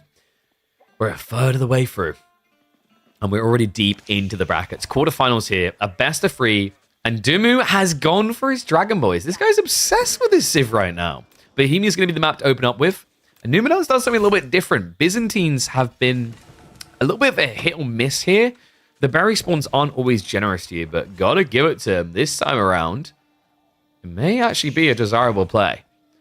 Yeah, and also, I think a desirable matchup. Order of the Dragon definitely is a civ that benefits from Pro Scouts meta because they can do it quite well. However, the negative is in the transitions. Order of the Dragon hates when they end up a step behind on the unit transitions, right? Because their units are doubly effective, but it means they get doubly counted. Now, what's interesting about that is Byzantines tend to be much better at their transitions because of the mercenaries. Remember, they have an ability to pump 2 types of units basically at the same time very cleanly via the olive oil. So yeah, for Dimu, I think it's going to be very important just to kind of avoid the early fights, really prior just getting the Pro Scouts rolling, and then likely what we're going to be seeing from Order of the Dragon, I'd expect Gilded Archers here. The worrisome part is because you have to open stables, an option that's really good here for Byzantines is Limitane into Javelins. We'll see if Numenor wants to go that way. There's other few creative builds we might see. Hippodrome has been on the rise for Byzantines. People have been experimenting with it. I am not entirely convinced. I've seen a few Hippodrome games now with Pro Scouts. It feels like more of a miss than a hit. You like the Pro Scouts meta more than the Fast Castle. Okay, but here's the thing. The Pro Scouts meta is quite often the Fast Castle meta. You can say that the Pro Scouts meta is better than the 2TC meta, for sure. But, like, I don't think either are good metas. Right? It's almost like the perfect meta is one... I wonder, it's going to sound weird, but, like, if Pro Scouts didn't even exist, would that actually solve a lot of the problem? I don't like that, though. I like that there's options. I just think the option is too good right now. And this option is too good to pass up. We are going to be getting Grand Winery, so nothing funky coming out from Numenor. Arkin coming on the other side, pretty much the bread and butter. We very, very rarely ever see OTD going mine work anymore. Yeah, I think unless you have a very cheesy timing in mind off of Men at Arms with the extra golden cuirass, it's just not worth it. The other techs just feel very questionable. Like, the game can be lost before you can see Bodkin bolts. And I'm not that crazy of a fan of the Landsneck poison. Because reality check is like a Landsneck is either going to hit well or not. I don't think that the bleed changes too much. And also, the stage of the game where, like, you'd be making that transition is very predictable, very slow. So, yeah. Mine work just in a weird place. And I think I've talked about this before. One of the biggest issues with mine work, when you think about it, is not every unit is statistically 2 units worth in 1. So that's a problem when the blacksmith techs still only give +1. That's the issue you run into. Right? So, like, the horseman as well. The other part that I think is worrisome is, let's say, instead of it being an increased attack speed, it's higher base damage. that means that mine work upgrades are worth less. Because you're getting a lower percentile damage increase. Perfect example of that is Gilded Horsemen. They hit for 15 base. Adding an extra 1 damage in doesn't really feel that substantial. So, how did you guys predict? Do we have some Numu fanboys? 10% for Numadon. All right, people are being converted to the Dragon Ways. Tech ups have come out. We haven't seen the opening building yet, but we are already seeing the intent of Dimu. Pro Scouts queued up.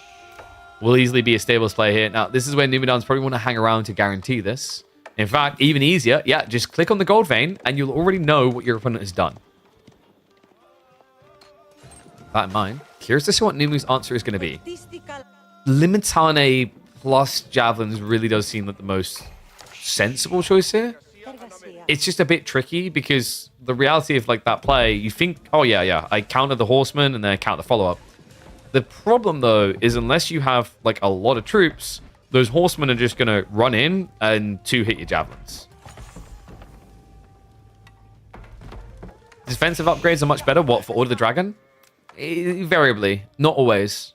Right? Like, it depends on the unit. But I think across the board, like, that's the problem. If you think about other civs, for example, if I'm playing Byzantines or I'm playing English or any of these civs trying to do stuff in Feudal Age, especially in Castle as well, the blacksmith upgrades feel substantially more likely to be valuable generically than Order of the Dragons. Does that make sense? And although you can argue the defensive might seem better, the reality is not every unit does get that perk. Like, for example, with Order of the Dragon Spearmen, they have the armor, so it does help. But some units, like, for example, the Horsemen don't have any melee armor. So adding a +1 doesn't change too much. So Limitane are on their way. Moment of truth coming in, it is going to be the Javelins. And this is where you need to be very, very careful as Numu. Because if you misstep on the approach, these Gilded Horsemen are going to melt you. And we already have the archery range being prepped as well. This is kind of the dream situation for an Order of the Dragon player, right? Is like, where Gilded Archers can be really sucky is when you have to run around and run away. But if your opponent is going to have to stick it to you, because he's going to have to because you're doing Pro Scouts, he's coming to you. If he's coming to you, your guys get to stand still and Gatling gun.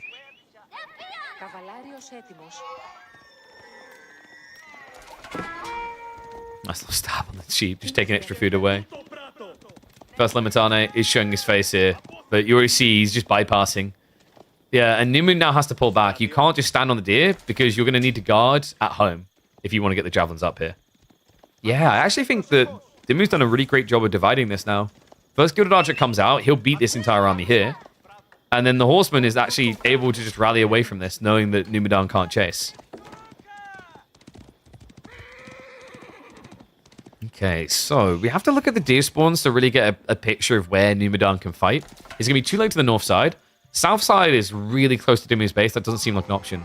And these south ones are way too far away for infantry. So, like, really the only things that Numadon can do is stop Dimu from taking his home deers. It's also tricky because Numadon is relying on a merc timing. He can't just prioritize shoving the deer in. Although I feel like that's probably what you should be doing here with Byzantines, is trying to fast castle. All right, so get the deer in, gather that food source because it's better than like the berry gathering rate, and then just accelerate to the next stage. And clearly Numadon is a bit fixated on trying to use that 9-minute window, the second mercenary pump. Gilded Archer is going to get targeted down here. Limitane giving chase. Dimu, he hasn't spread this wide enough, so Numadon will get nice pressure in. In fact, he'll even be able to find a kill there. Yeah, well played. I think Dimu was quite ambitious to posture at that point. Interesting enough, the play for Dimu now would be to actually add in a Rax. Not just because the men-at-arms option, the Spearmen are actually good enough on their own. Ambitious dive there. Numadon, what? Misclick. Pretty important one there. Luckily, he doesn't lose a second Javelin. Remember, these are just not infinitely scalable at this stage in the game. We do have the Horsemen now rotating, and this is what I was waiting for, right? Like, don't address the army directly. Now that it's up in your face, sure, you're not going to get those front deer, but you can take the ones from the flanks and then also hit him in the flanks. Numadon, about to get a rude awakening on the berries. Without textiles as well, and without Akratoy nearby, this could easily be 2 villages down.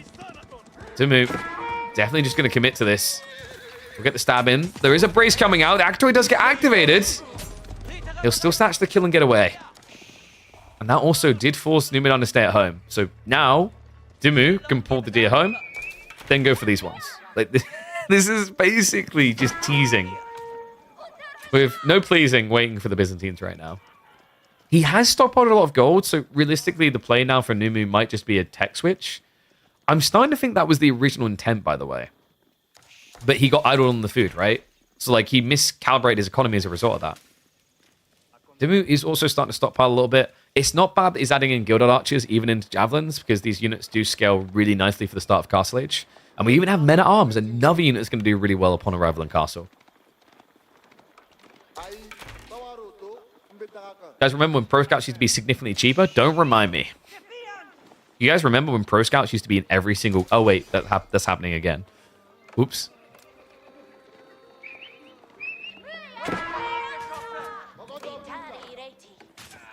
Alright, ones if you think Dumu's going to win this game, twos if you think Numidan's taking it. It does feel like Dumu's maybe trickling out a little bit too fast with his troopers. But he is getting a sandwich here. A sandwich full of Swedes. Numidan stuck in the middle. Men-at-Arms is coming in, so that should at least be able to trade out against the Javelins quite equally here. The Horsemen are running into a problem with the Limitane. And it looks like the Gilded Archers are going to get focus fire down, so maybe a little bit overzealous here from Dumu, but it doesn't matter. The Javelins have been removed from the equation. Numidan cannot pressure anymore. He does, however, have the resources necessary for the next stage. Golden Horn Tower now on the way. Yeah, but a counterattack window now open for Dimu. He has Men-at-Arms, he has Gilded Archers. He can still take up while applying pressure. An army of 10 ordered the Dragon units. Nothing to turn your nose up at here. And he will get some pressure points, most notably the gold. And I think that's why Numidan is already gathering actively. He's got 320 in reserve. He's going to need all of that to start pumping out for Angin.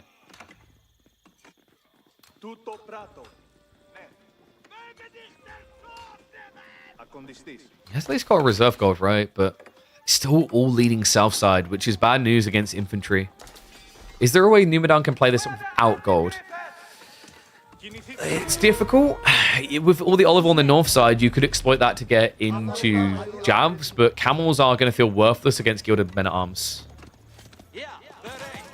That's Akatoy usage there. We'll get rid of the annoying horsemen on the north side. It looks like Dimu is actually prioritizing the food blockage over the gold. It makes sense here, considering that right now, Numidan is down to just 4 sheep. Yeah, and all of his food is north side. This is a pretty brutal spawn. All of Numidan's food is north, all of his gold is south. So really just pick your poison here. Dimu just going in for a little bit of a poke. We do have crossbows actually being queued up early by Numidan with a limited gold. The rest of that gold basically has gone into the veterancy. Dimu now getting ready for the third age. This should be a Regnitz from his position. There's no real reason to need Burgrave. Your opponent's contained. So instead of diving in and maybe killing your game, the easier play now is just to guard the map, get all the goodies. Numidan really would benefit from actually queuing up a monk if he could afford it. I think this should be high priority for him now, just to try and sneak out and take this away, because he has to be aware if Dimu isn't diving me, it's because he's joining me in the castle. Oh, that sounds nice. Ben just joining you in the castle. Yeah, but in this game it has more aggressive and cruel tones to it.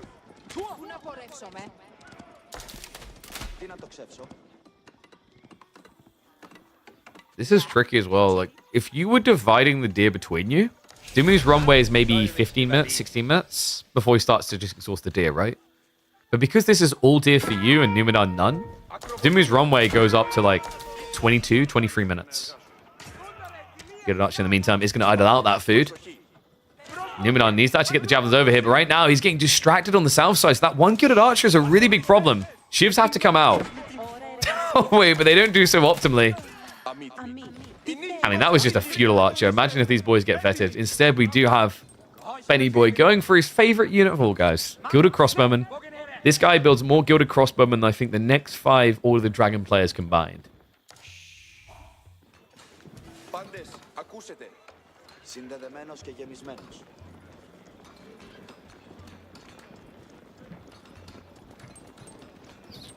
One interesting thing here, actually, is that crossbows have the same range as the jabs, right? With the high base damage, they can sort of trade out well against you. Like, it's still a fight that you should end up losing if your opponent has the bloat he should. But with this idle time on the berries, the lack of long-term growths, like, it's hard to imagine a world in which Numidan has this infinite slew of javelins.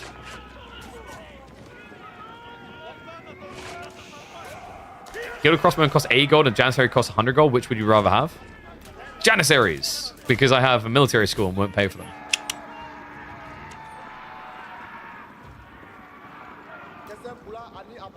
I don't know, like, it's weird. Gilded Crossbowmen feel strong. I don't know if I'd say they feel overtuned. But I've talked before about how, like, quite often the Janissaries can feel a little bit overtuned for Ottomans. It's probably the only thing that feels good for them right now, though. Flash coming in. Nice focus find that back line. The Gilded Crossbows need to deal with the Varangian fast. In fact, if anything, Dumu should be looking to bypass onto these jabs. In the meantime, it's going to be yoinking, though, right from in the middle of the fight. Not able to get away. And the jabs have peeled off, so great fight here from Numidan. Should be able to mop up the front line of men-at-arms. And the back line of crossbows simultaneously. Sick fight, in fact. Numidan just getting so much worth out of this engagement. Not just winning both sides of the fight itself, but blocking Dumu's win condition on the relics. Things are looking a little bit bleak after that engagement. Dumu, having a reset to base, has now queued up Horsemen. Understandably so. Numidan's army is practically all ranged after that engagement.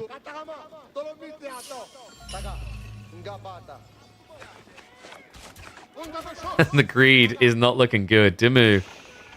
Oh my. Is he at least going to be able to get this one home? Luckily for him, Numidan didn't even bother scouting north side. So it is going to be 2 relics for Dumu.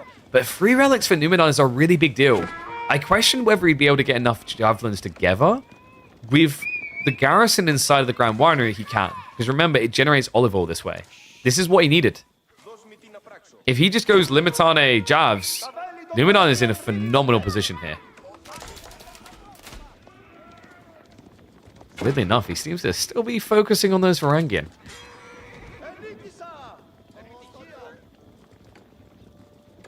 Even an opportunity now to pressure onto the tree line. Dumu, a little bit blind in that area. The scouts did get a glimpse, though. And it looks like he will just about sneak that relic home before Numidan would have cut him off there.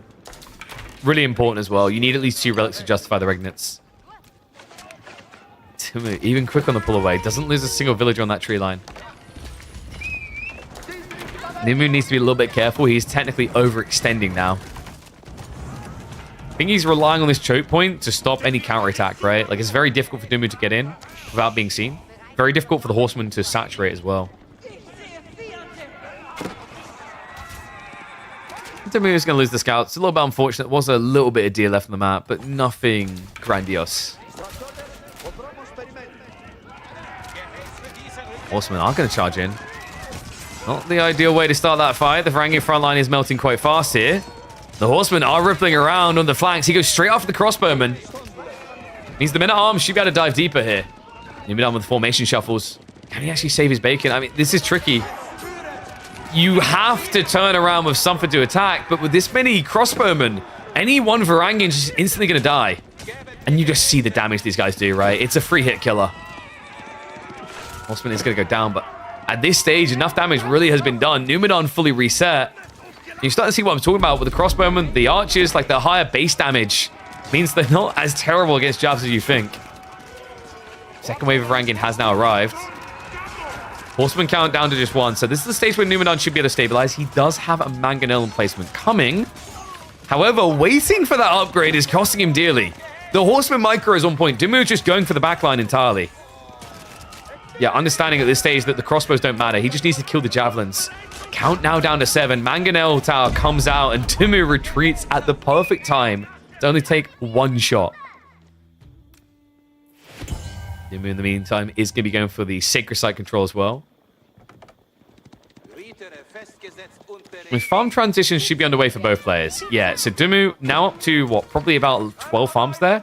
Meanwhile, Numidan now scaling up to 15.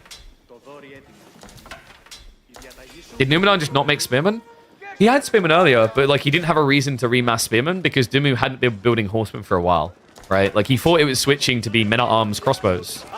This is the thing, like it's very easy to get caught off guard by Order of the Dragon with that type of play. we mentioned that transitions are hard, but like once you've layered all the buildings that have a good economy, if you milk that 2-unit comp, you can come in on delay with the third, and it's just double impactful, right? Like that's the trade-off with Order of the Dragon, is they suck at transitioning to a new unit type, but if that new unit type goes uncontested, it's overwhelming in the beginning. So just really a great read. However, now with it being Javelin Limitane, things become substantially harder for Dimmu. Alright, Limitane, they should have teardrop shields. They do indeed.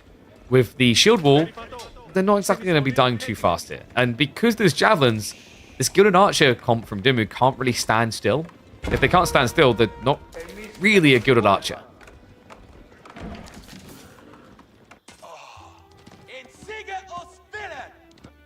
We do have Kara Siphons now coming, so Numidan just kind of relentless on the approach here.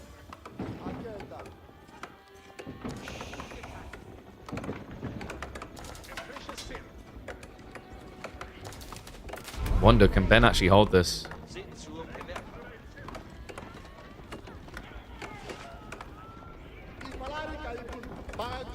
Definitely feels like it might be a bit of a hard one right now. The crossbow count does look good, though.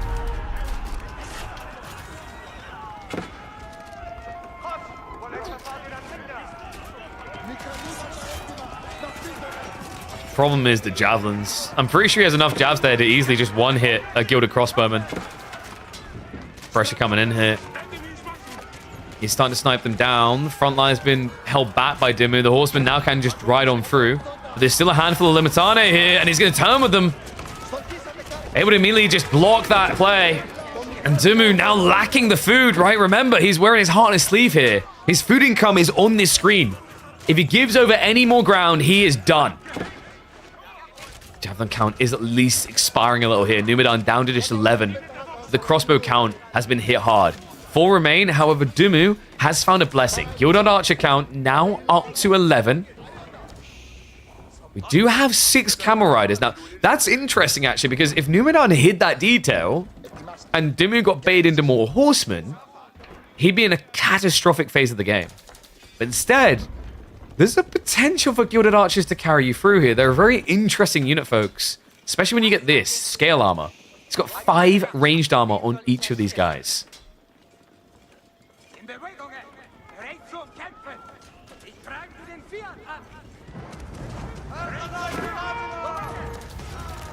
Second town center.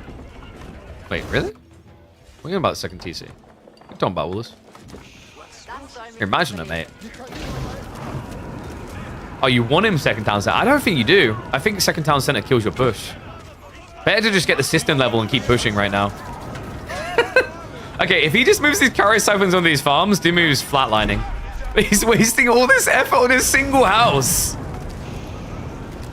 Looks like he's still going to be able to dive in, though. He's a little bit too focused on those javelins. I don't know, man. I think Dimmu came out a little bit less bruised than he should have after that. It's still looking good for Numidan, but he's giving a little bit of hope to his opponent here.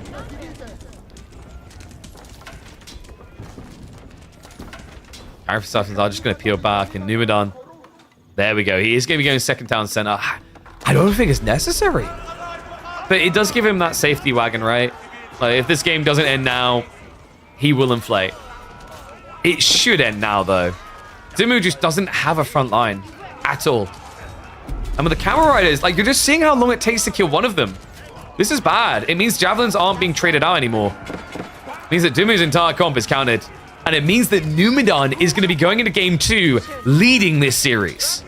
All right, guys, we may have been baited. Order of the Dragon, not as OP as we thought. But Byzantines, oh my god, nerf this Civ. Interesting, very impressive actually out of Numu, considering that in a Pro Scouts meta, against a Pro Scouting Civ, should be a big disadvantage. But I think Numidan flexed really well in these early engagements to get ahead and take the lead. Game 1 and a win for the Byzantines. All right. So let's go ahead and get that up on the screens. Order of the Dragon versus Byzantines.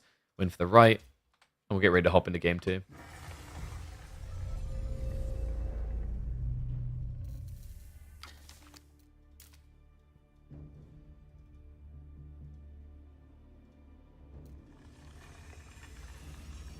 Man, the 10% voters just won big. No, Biz didn't play Pro Scouts. All right, I'm winning the game. Fantastic. Yeah, they fixed the delay, so we should be able to hop in ASAP.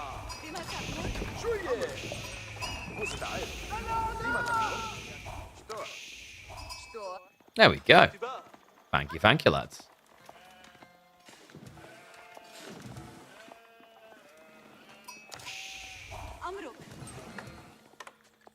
Game number 2 could crown a real Swede King of the Hill over the fake one. We've got Numidan on the Ayabids leading the series, but Dumu has got the classic Emperor of the Hill here. It is the Roos pick. Predictions now going up for game number 2. I've got a feeling that despite what Numidan just done, there's still going to be a lot of bias towards his side here because the Roos have looked nigh on unbeatable, rarely dropping a game on this particular map. Curious to see what Numidan's got in mind because Ayabids isn't exactly a front runner for success here. We have got the Dervish Wing. So potential for him to try and pressure here with some early Desert Raiders, which I think is the way to go, right? Force your opponent into archers at this stage. It's going to leave him uncomfortable. We could potentially see a delayed Pro Scouts coming in from Numu, but I think you have to begin by blocking Dumu's play. Unfortunately, you didn't get the closest deer pack spawn, so looks like Ben is going to have options.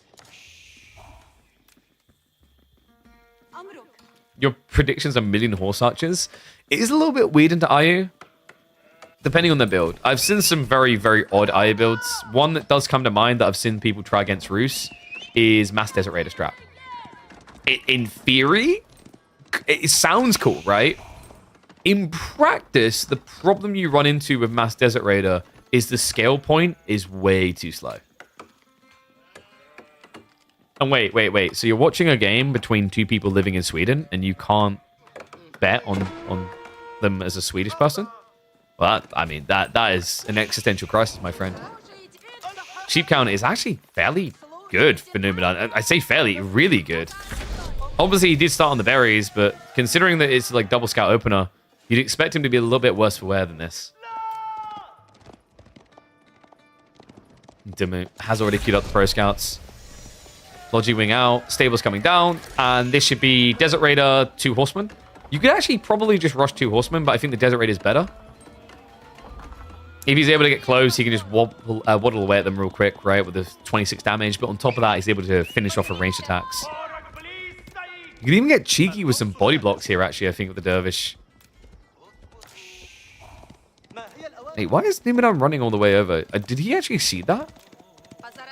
Maybe not. I mean, the timing isn't there yet, right? Like, Pro Scout's still 30 seconds out, but I think if Numu does actually body block with these Dervishes, he can just pick these guys off one by one. Nah, body blocks is so underrated in this game. Dimu, already aware of what the shenanigans is going to be. Maybe this is why Numidan ran over. Oh, that's sick, because he could body block them. Yeah, he can just stand here, right? And the annoying thing is you can't shivs out this. In fact, he could be slowly killing this villager right now with the scout. But, like, let's say Dumi pulls 3 villagers to try and stab the scout. You'll never kill him. Oh, that is bloody crafty. And we already have archers following this up. So Desert Raider archers is going to be the comp. That's quite different, actually. I wouldn't really have expected that. Horsemen, Desert Raiders usually makes a lot more sense. But what this gives Numidan is a great blocker. He can just get in the way of this and stop the deer coming home. Because archers, of course, will just get more DPS against this than horsemen, for example. And we're going deeper, folks. Well, the long wall's at least going to go up. The Desert Raider, however, is in. And that wall is a death sentence now.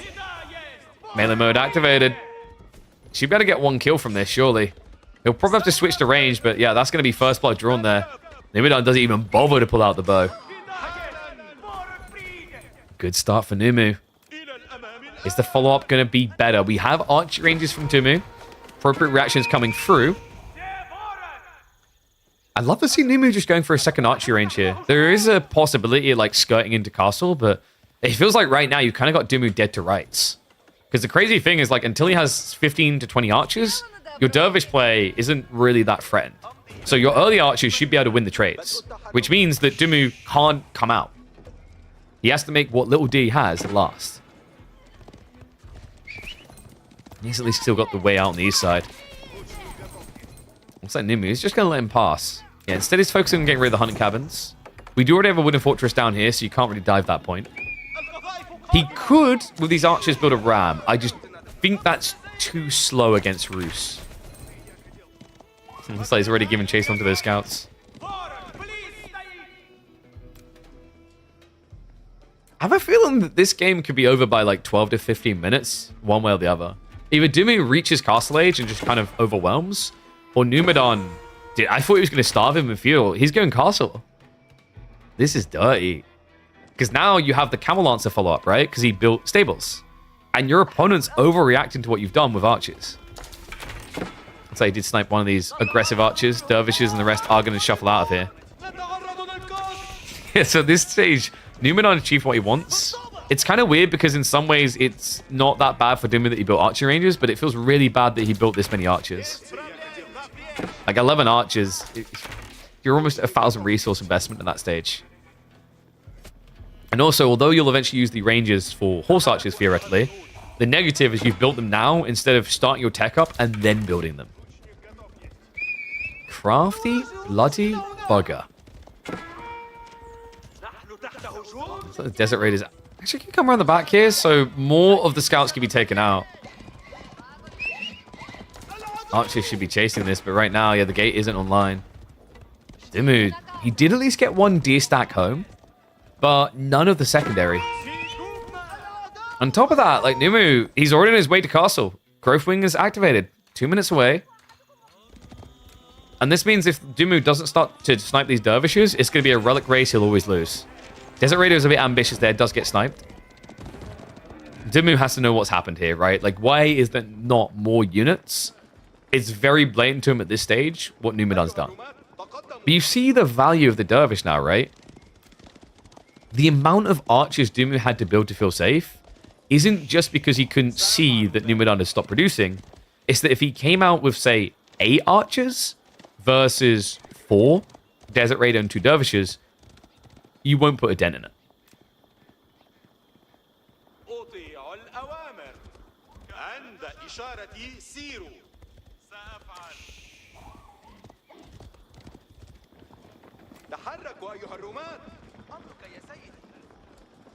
Guys, you're both wrong on Dumu's nationality. He's not Swedish. He's not British. He's Swedish.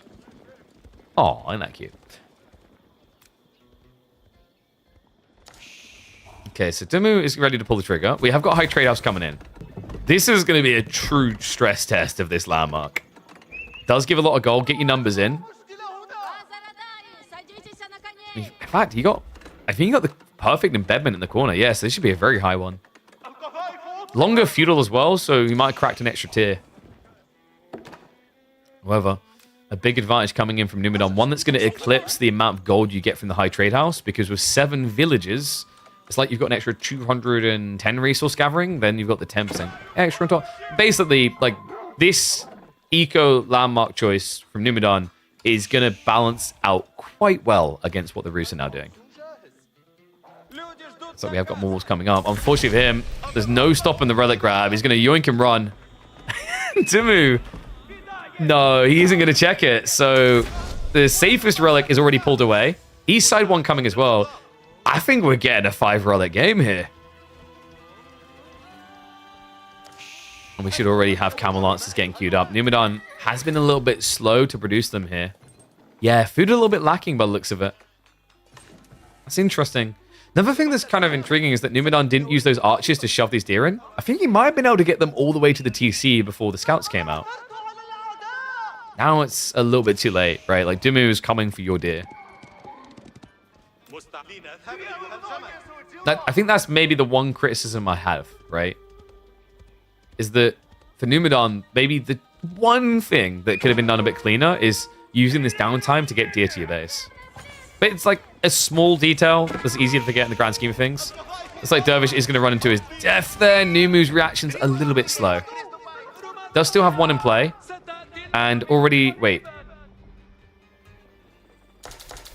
Wait, why did he drop the relic? Oh, no, he... Wait, I'm confused. Am I missing a relic here? Oh, no, he banked it. I'm an idiot. Okay. I wondered where the other dervish was. So we do have a mosque all the way in the back. So it is already 2 relics. Dumu does have a window of opportunity here because Numidan was slow. With the lack of food, there were no lancers coming. We did at least finally have one being queued up. Veterancy on the archers seemed to be the priority for Numidan, but I think pushing that as a priority just lost him a timing on relics. All such comp is building. Dumu now also switching to men-at-arms.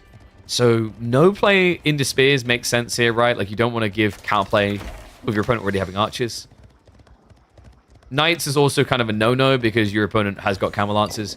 I mean, you could theoretically do horsemen. Horseman's kind of cool because you have mobility. But I think Dumu's logic here is you just want to send it down the center. And men-at-arms have a lot more survivability than horsemen. Why does every pro spam horse archers? Because they are really, really, really, really, really, really good. I think that was enough reallys.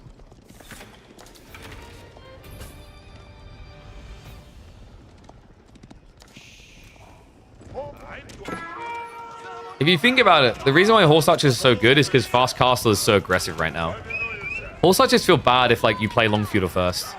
But a lot of people can't play a long enough feudal now. Flash coming in, that lancer is going to absorb a lot of fire. And he's using it to mop up the rest. Saint's Blessing's at least going to be triggered. I like that little micro from Doomer to get the extra armor. Needs it as well because these archers, rather, they haven't been upgraded. Their veterancy only just ticked in and there's only 6 of them left. Dervish heal, AoE heal is pretty big here as well. Horse archers overcommitting. As the camel lancer comes in again. And a bit of a worrisome circumstance now for Dimmy. The men-at-arms count isn't exactly insane at this stage. With this many ranged units, there's a risk that Numidan could just kind of run you down and kill you one by one. Not just that, behind this, Numu, he's made it 3 relics. 4th one still to be contested in the west side corner. And in fact, neither player knows about that relic. So likely we're going to just be on a 3-1 split here. High Trade House is definitely giving Dumu a big edge though. 257 gold. And now also a second TC on the way. Interesting. Numu does have a collision course for an all-in then. Sultan's Mamluks is coming in. I don't think you're at Tower of the Sultan point right now, but if you can get Dumu off of men-at-arms, Tower of the Sultan's pretty damn good here. People are like, did KP just say what I think he... Yes, I did say what you think I said. Tower of the Sultan, good. I can't believe I said it either. I must be going crazy.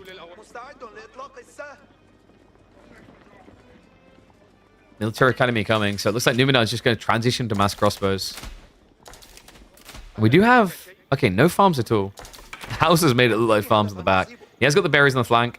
The deer didn't get dragged away. And there's another predicament here to move with the mini high trade house. He's got double boar on the east side, which means Numidan can lean one side to block all upcoming food. I think ideally for Dimmu from this position, you kind of want boar on left and on right.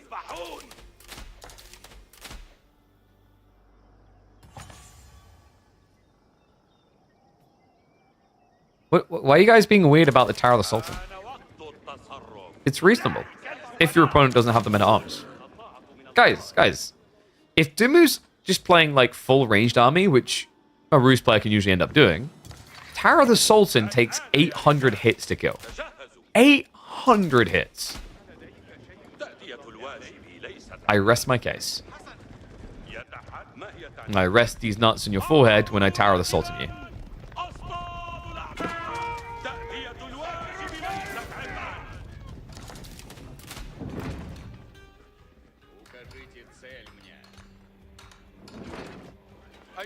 Numu's going for a keep drop. Okay, he's all-ending this. No extension. This is risky though, right? Like Dumu, he did go 2 TC. However, he's not even ahead on economy at this point. Dumu, he's going into siege, which is the correct call, right? He already has the siege workshops ready as a result. Also, Roos a bit of a better sieve at then scaling siege because of the 20% more wood.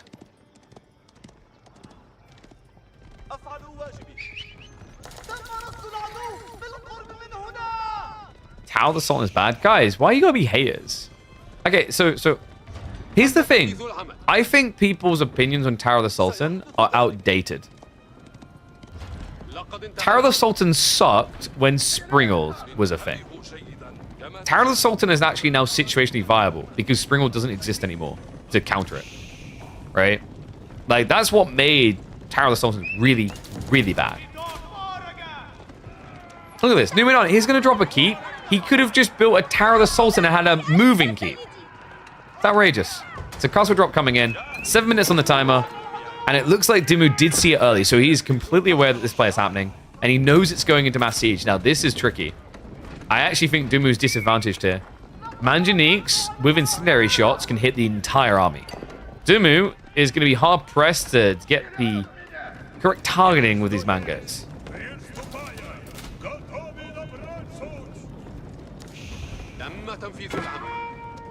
Castle isn't even up yet. And no incendiary shots. Dimmu can move a little bit deeper. He needs to go after the villagers here. He actually might go after the siege. Check this. Numenor, he's not pulling away. A little bit too late there. The men-at-arms do reach, but the lance is now backstabbing here. And the castle is going to be able to go up. Yeah, keep dropped here. Dimmu surely has to back away. This shouldn't be diveable anymore. But he commits. So men-at-arms pretty much mopped up. Siege will be able to get away. All things considered, that could have went a lot worse for Numu. The mangoes didn't get taken out. The castle did go up. He didn't lose a single villager there either. Pretty big thumbs up moment for him. And now we do see Dimmu queuing up the trebuchets. 6 minutes on the clock. Should in theory have plenty of time to address this play.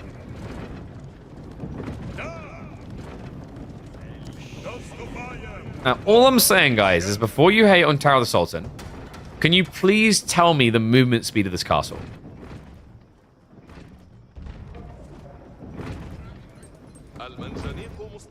I don't see it. It doesn't have one.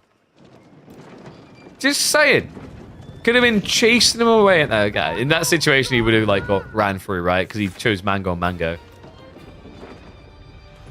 I'm really surprised that Numenor hasn't switched into Incendiary Shot, though. Like, 5 Incendiaries is pretty ridiculous. What do you mean code being pigeon? That's it. If we hit 750 average viewers, I'm coming for all your elo. And I'm going to do it with Tower of the Sultans.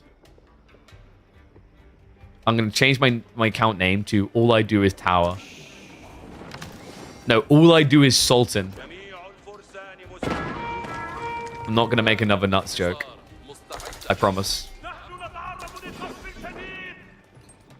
More stone being gathered. Really safe at home here. So Numenor just getting a little bit of stone to repair with. He's going to need it. Trebkal have only 2 from Dimmu, so he didn't really go overkill. Looks like he's actually got his own keep drop. Yeah, he's coming up to the high ground here.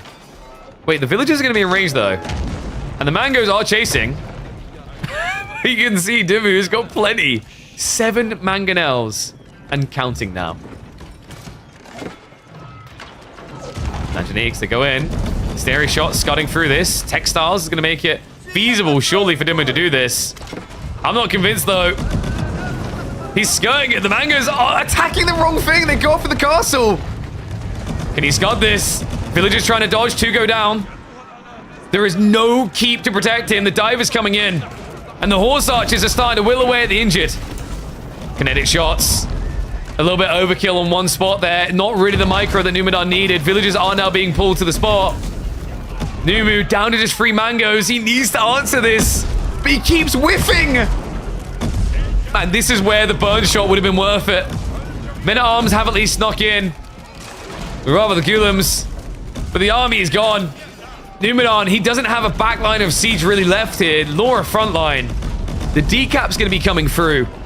And Numenor on only 1 TC means you have to be favoring Dimmu to now take game number 2. Man, that was crazy. Numu, I think there was an opening there. Actually, instead of going Incinerate Kinetic Shot just to kill these villagers, and maybe the follow-up could have been better by just going for the siege, but you can't fault him here. Dimmu, he had siege advantage. He leveraged it well, and he will get us all the way to a 3-game series.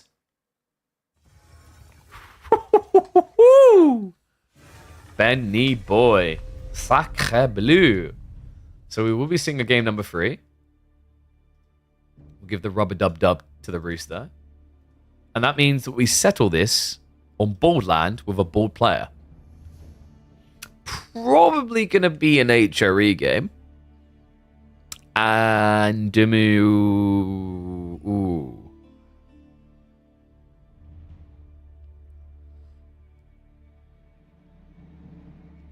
I think Dumu has a draft problem here. English and Malians are your options against HRE. I'm going to run a minute of ads, by the way, because they're getting ready to get into game. So you guys don't have to worry about it.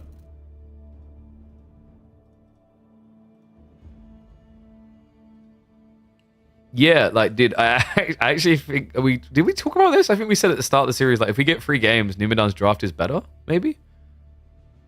Kind of looks like it now. Yeah, dude, like, dude, you have a Prime. Use it. Is Boy really moaning about, like, ads when he has Prime? Bruh.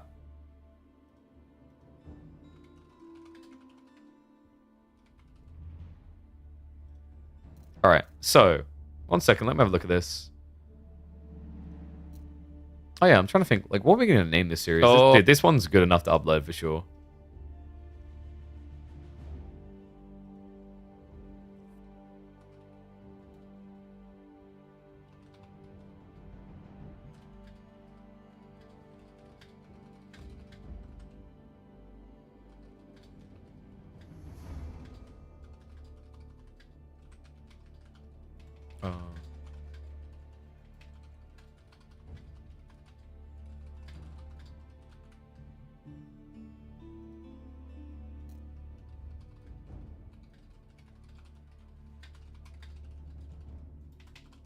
There we go. All right, they're into game. Let's go, go, go, go, go.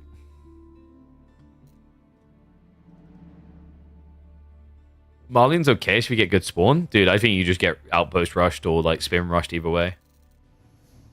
I know what you're thinking good spawn-wise, but, like, I don't think you're going to have to go Sahara and trade and work, and then you're going to be slow on pro scouts, right? Load your game. Oh my god. Look at this. Numu or Dumu has a toaster PC. They should have upgraded like I did to a full AMD system. Exclamation mark PC.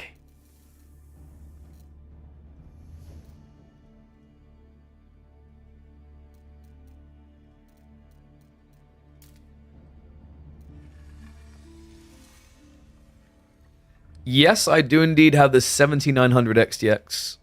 And it's a beast. Oof. You know, if you look at DirectX 12 games, basically across the board, it takes a dump on the 4080 Super while being cheaper. That's pretty wild. Which one? Gigabyte. The Gigabyte 7900 XTX.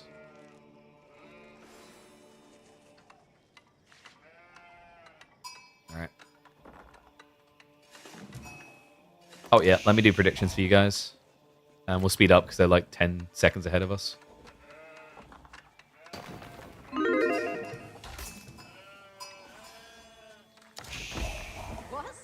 Did Dumu just get bamboozled? Because this ain't a good look for him. HRE versus Malians on the deciding game. Borderland, a map where Malians have been picked a lot, but also counted by plenty of these Dark Age shenanigans. Weirdly enough, HRE, one of the civs that could outpost rush you, isn't going to be in this deciding game. Numidan playing it relatively safe instead. Just rushing for the feudal age. Yeah, very intriguing. I'm kind of shocked by that. Like, there's a very high probability that your opponent gets a forward gold. I think it always ranges between here, and the back gold is just too far away. So I'm a bit gobsmacked that he didn't try to counterplay this. That's a weird choice by Numu. He pretty much just gives Dumu a free ticket into the next stage. And that's important, right? Because even if you just end up forcing your opponent to build a Saharan trade network to protect his gold, that's a big advantage. It ruins his pro scouts timing. Damn.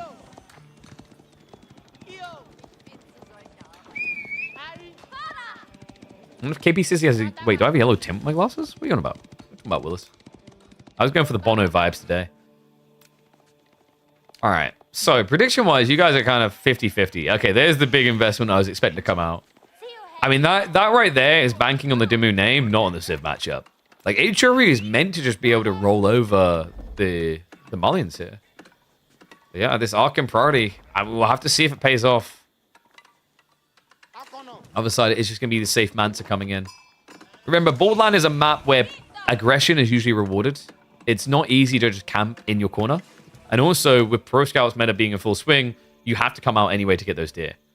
Both of these civs are very good at playing into Pro Scouts. HRE tends to feel a little bit better due to their timing, right? Because their better economy should be able to get them there a little bit faster. Sheep count looking pretty damn good for Numidan. 18 sheep to 13. Plenty of food to just rush through. And remember, he would have already been rushing through it with the Archon buff, or the Prelate buff rather, right? So definitely got the advantage. Probably about 70% of the sheep on the map.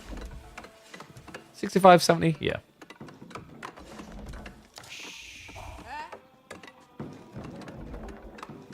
How come the other streamers don't have a better PC, but they have bigger platforms? Because, like, you'd be surprised that's not how, like, content creation works. Right? Like, I dress nice. Does that mean I should have more people watching me than most critical? It's not how things work. Sometimes low production value is what people like. But I'm very confident in saying we basically have the best PC in AoE 4. I don't think anyone's tops what we have right now.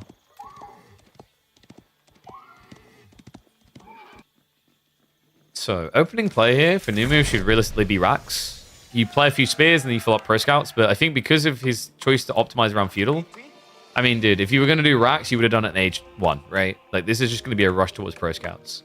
So, Stables first. Meanwhile, on Dimu's side, means that he can actually just freely play into the cavalry as well.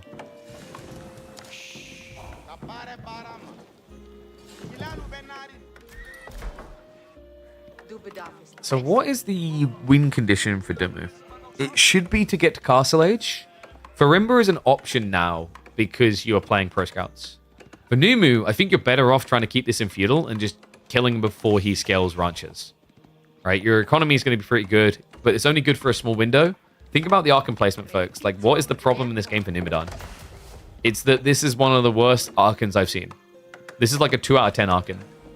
Mainly because, like, the options aren't always great on this map. That's why I'm giving him a 2 out of 10. He only got one tree line, right? He wasn't able to get over here for the double tree line. He wasn't able to get the gold berries and trees. Nothing.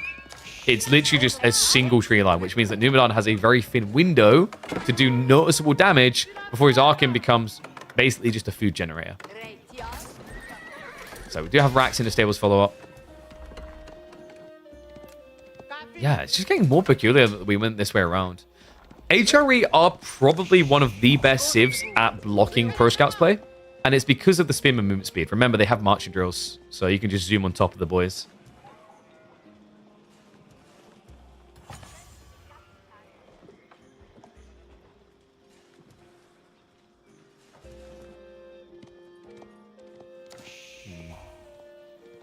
I do believe...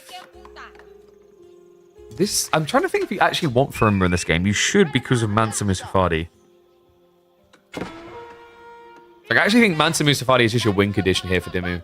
Not just the Castle Age, but if you get into Mansa, because the tricky part about HRE is, like, at some point they're going to want either spears or men-at-arms or horsemen, right? And Mansa Musafadi counts all of those. Remember, they have 4 melee base armor in Age 3. We'll have to see if we even get to that stage, right? Like, Numidan, he has got a lot of spears coming. Right now, the Warrior Scouts are being a nuisance from Dimu. In fact, is this a bait? I know usually the Malians have to delay the Pro Scouts timing because they have to get the Scouts out. It's more value to block your opponent's timing. But we're 6 Scouts in, and he hasn't even gone for it. This is a bait. Wait, so the question is, does he follow up with aggression or does he follow up with greed? You have double racks now. Yeah, but wait, your opponent has archers coming. Admittedly, Dimu doesn't know this yet. It's pretty smart by Numidan. Like, archers are always a nice thing to have in the early mid-feudal. And the thing is that Malians, unless they are scaling javelins, they don't have a counter at all. And why would you be scaling javelins when your opponent has revealed spears already? It just doesn't make sense.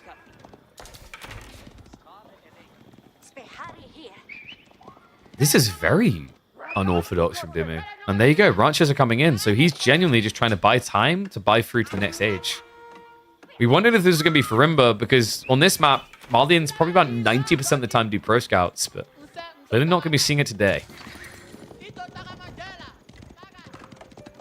And he does now see the archers. Okay, so at this stage, Dimu has to add in the javelins. This will slow down his scale point into the next stage. But what you can do is you can kind of be a little bit reserved about this. Gradually scale javelins, don't consistently produce them, because your opponent isn't moving across the map yet. Like, you're going to be gathering deer from this area anyway, so you'll see them on approach. He's starting to posture for it, so it's going to be chasing out. Remember, limited runway here. Tree line is almost gone, so Numidan is going to struggle to mass up archers. He's going to have to probably start sacrificing villagers to get prelates in here.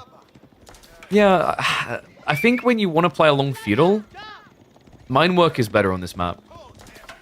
The Arcane value is obviously in the pro scouts, but like everything else just feels underwhelming. That's why I think usually we just see people drop the Arcane towards the gold anyway, because at least you get like a lot more life out of that, right? Like this tree line has maybe what? 2,500 wood on it. This has 4,000. And usually you get someone else in range. Posturing begins though. Numidan now moving into the pit mine. Dimmu, instead of going for those javelins we talked about, it's actually going to be the archers. Respecting the fact that there's so many spears already. Musafadi also getting added in. Is that a misclick? Or is he assuming a men-at-arms transition?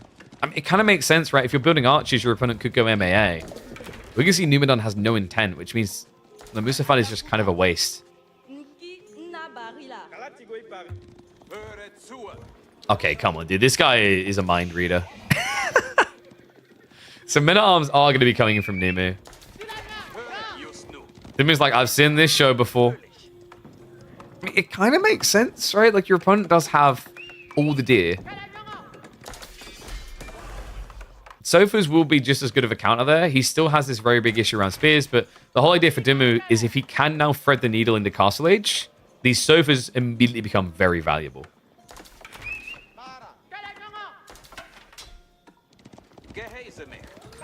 Numidan will go men-at-arms at some point. Do we know it? Of course, but like, I guess the point I'm trying to get to there is like, if you rush ahead, it's kind of like saying, this person's eventually going to have hand cannoneers, I'm going to get horsemen. It's like, yeah, but chill.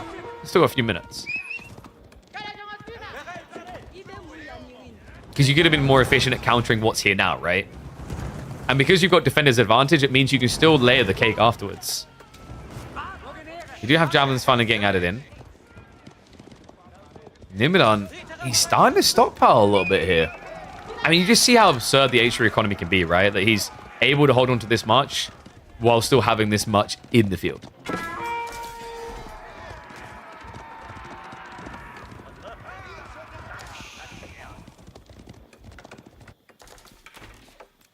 Ranch. Well, up to 3 now. Dimmu could consider mirroring a castle rush if that starts to become apparent here. Because once you have like half full, the Fulani can be worth the investment just to get the tech up. A little bit poke on the backside, but remember, those warrior scouts, no bonus damage against the archers. Looks like he has to run away, but a disadvantage there. Remember, the movement speed on these spears means they are going to gap close you. Has to turn around. But Numidan kind of leading on the spears, maybe a bit too forward in this fight. There is 7 in total. If Dimmu targets them down, the Sofas can just reign supreme here. Tries to peel it back, but Numidan just A-clicking his way through with that front line. Starting to reach the back here. Archer count is still looking good. Donzos have been removed. The Sofas are still a threat, though. And Numidan is going to need to retreat. He didn't bring the next wave. Yeah, he had a rally point behind this. They weren't arriving one by one. Hence, Dimmu able to get a favorable fight there in the end. Despite the fact the military lead still lies with the Swede.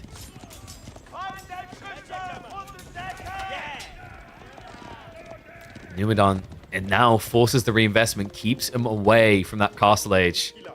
Meanwhile, that 4th ranch is starting to be padded. I mean, if he takes one more fight like that, Dimmu can just take the plunge into Castle. So, very important that Numidan doesn't screw up this next engagement. I think, you know, sometimes we criticize people for trickling troops. If he'd been trickling his troops instead of holding them back on a rally point, that fight looks quite different, I think.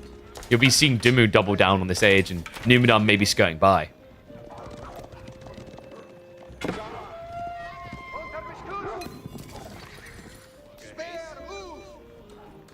Dimmu, is he thinking about it? I mean, Dimmu is still adding an army, but he's doing so from behind, so realistically his attack point isn't there for, I'd say, another 2 to 3 minutes, at least. And Malians usually don't like to attack into and feudal anyway, right? They'd much rather just build an army and upgrade it instead. Looks like the ranches are being prepped, so Dimu is just going to go for the hunker down and age. Outpost going to be coming alongside the pit mine. This is getting a bit trickier. Dimu, it's not many javelins, but with the outpost, surely should be enough here. Sofa, just also a problem. Absorbs a lot of fire. Yeah, kind of surprised Dimu didn't have additional javelin production coming, but the archer count is good enough. Scares him away. Numidan is now looking for the age up. Dimu was looking for a backstab there. He needs to catch up fast here. Also, keep in mind for Numidan, the deer isn't coming back fast enough anymore, right? No, he's pretty much capping out. I think he might need additional scouts. Otherwise, he's just going to end up in a situation where he has to vacate the area. So 3 more deer coming in, but you can already see these ones are drying up fast. Nice hit on the back. Takes out the cavalry. Okay, so Dimu, those are things you want to upgrade, right? The sofa's in there. I think there's 2. Just get melted. Nimadan's going to get to age 3 first. And this is going to be easy peasy regnants. With the position he has on the map, this could easily be at least 3 relics in this game. I think Dimu didn't buy himself enough time here. And it's kind of crazy. I don't feel as if Numidan's opening was the best line for him. But the follow-up, I mean, it just shows you how much runway Pro Scouts gives you, right? Like, I feel as if every game gets summarized by Pro Scouts. I think that's maybe why I'm getting so bored of it. Is like, as a core component of success, it is clearly there. Numidan couldn't have kept doing this long with no deer, right? With an Archon that would have needed farms, it would have hit him right where it hurts, and it would have given Dimu the advantage. It's just another game that's looking like it could end up being decided by deer.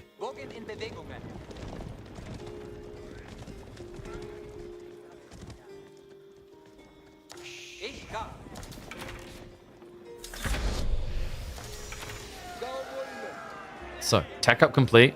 Dimu shouldn't be too far behind him.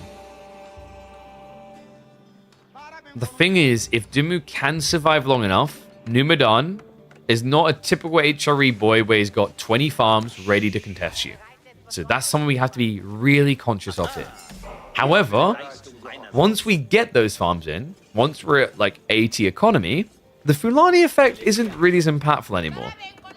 Right? Because at that stage, we're talking about a percentile scaling. If Numidan has a fully utilizable Archon with mass farms, which, by the way, oh my god, that gap. But if he has mass farms with Archon buff, 40% buff, in fact, like that exceeds what you'll get out of the ranches, right?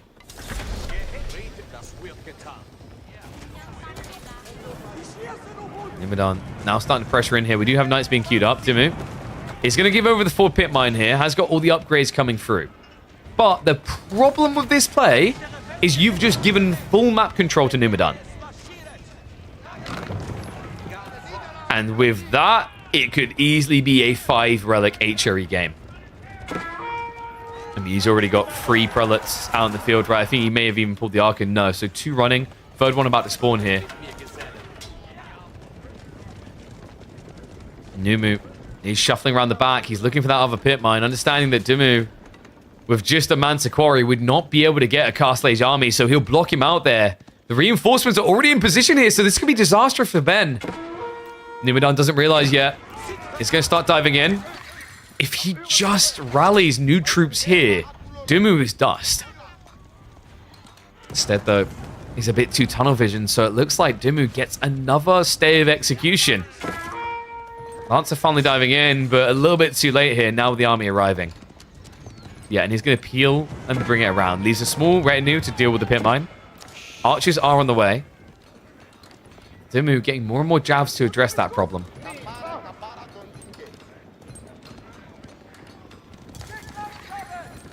This is a very uncomfortable game right now for Dimu. He at least sees the army. He does have the vision from the outpost for that. Right and blind in this area would be a bit more damning. Archers trading out against the Donzos. We do have a second wave of knights coming in. He catches him. And Dimu has no spearmen to address this right now. It's chaos in the Malian kingdom. This might just be breakpoint. Numidan, he still has more knights on the way. 68 military to 42. Now, the deer is running out. He's got, what, I think 3 fresh ones left, and then that might be it. 2 left up here, 3 left up here. Okay, so there is some life still to this push from Numidan before he needs farms. Frontline gone again. Villagers evaporating. There's just not really much safety in this game right now for Dimmu. The javelin count is looking good. Numidan's weakness right now is a lack of consistent night pump, but it's doing the damage necessary here. Dimmu once again jumping the gun. Once again losing villagers for it. This is getting ridiculous. It's 11 worker kills now. He has at least got some Sofa coming through, so that should stabilize him, I say, as spears immediately arrive at the worst possible time. Dude, Numidan's impressing me here. Considering how Dimmu's been playing in the last 3 KPMMs, this, I think, does categorize very much as an upset. Well, it's not impossible for Numidan to take wins against Dimmu. A 2-1 storyline is not to be expected here. I think the draft was really solid from Numu to get to this stage. That game 1 also just so pivotal for giving this type of lead. Farm transition still not any deeper. Numidan only at 7. Last of the deer is now going to be coming home. He literally has, what, 1 to drag back here. The rest just got dropped off. So we are approaching under 2,000 food left.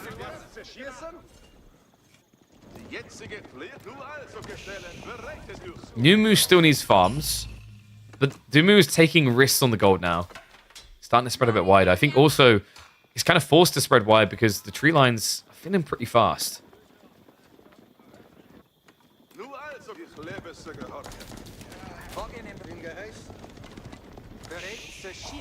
I see Court huffing the hopium here. Dimmu might have been somewhat fine if he hadn't lost 11 workers against 5 Regnit's HRE. Come on, Core. You're an HRE main. You know this.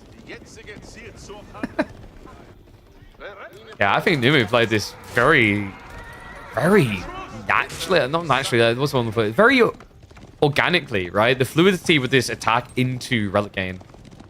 Now, I don't think you can just rush Imperial Age here. He still has a food issue that needs to be resolved. But really, the onus now is on Dimmu to attack. I mean, dude, even if H3 only has 3 relics and has 11 worker kills, I think they're happy with that.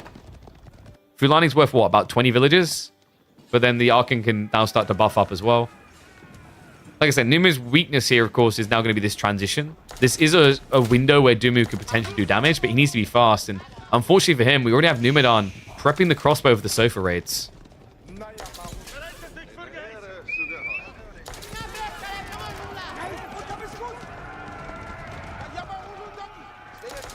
So difficult against HRE to make these raids happen as well. Marching drills, just really the gift from the gods. Walls are now going up, so Dimmu's trying to guarantee that these knights do not sneak back in. Why not go straight in? Because you need to feed your people. As a father, I've become conscious that as much as I'd like to buy all the new shiny games, I should probably have enough money to feed my children. You will learn this lesson in life. Your people must be fed. I mean, back in the castle days, if you didn't feed your people, they'd start cannibalizing your asses. Numu is going to be blobbing up towards that 200 mark. We do have small wolves coming in, so he's going to get the extra wood necessary for additional farms. And what you see is what, double the count, so up to 11 now. Once he gets to about 25, that's when things look very cozy for the HRE. Not looking comfortable there for Dimmu, though. Was that a misclick? Sofa's just A-clicking into the main army. His premium units just being lost that easily is not a good sign. Yeah, rip Sofa's usually someone I say after I let my cat on it. But well, in this case, cat's on the other side of the bracket, so can't blame him for this one. Numidan now shuffling in. Reminder, he can taste it. A deep run indeed. Can he find it now? He's diving past. Dimmu is outnumbered on the defense. Night Clash coming in. Donzo count is only 8, though. And that should be enough to just bludgeon his way through. He's being very careful not to throw away the knights unnecessarily. Crossbow archers won't be able to stay here, though, if he keeps taking this angle. He'll start to back away. But behind this, the food is starting to stockpile. Numidan, income is surging upwards. We're up to 16 farms. We're soon going to see about another 10 added in.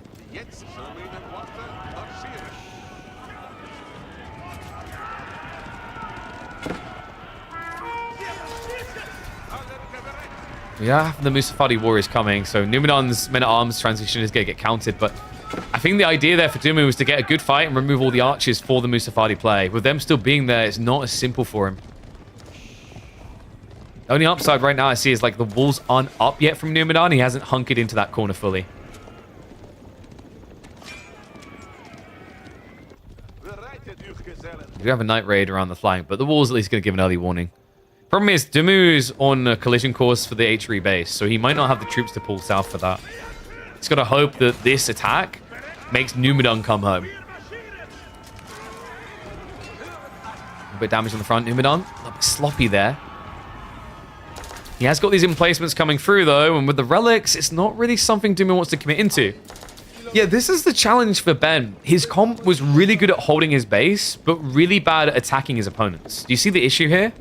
Mass range can't actually dive base well. Not to end it, right? Against these emplacements, you just won't have a way of getting rid of them.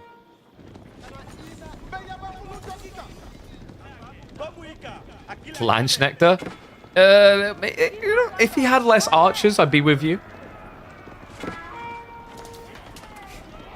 Maybe get rid of the archers before we burn all of our gold, though, you know? So we do have some night raids in. Nicely played here. Musafadi are being pulled, but that's additional chip damage that at this stage, Dumu can't really afford to be taking. 15 more worker kills for Numidan in this game. The Grand Fulani just really starting to melt under the pressure because of it. Numidan, he's been very, I guess you could say, methodical about the layering of farms, right?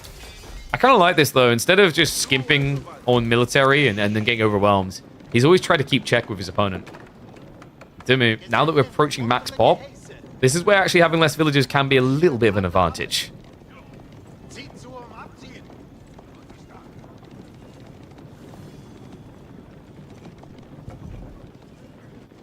Yeah, be warned. Okay, tends to have some takes that might have you go, okay. Oh, I get it now. Now, Numidan's in a good position. He's naturally going to get Imperial Age. Whereas Dumu, like, with the way you play Maliancy, you kind of want to hold reserves to replace the losses.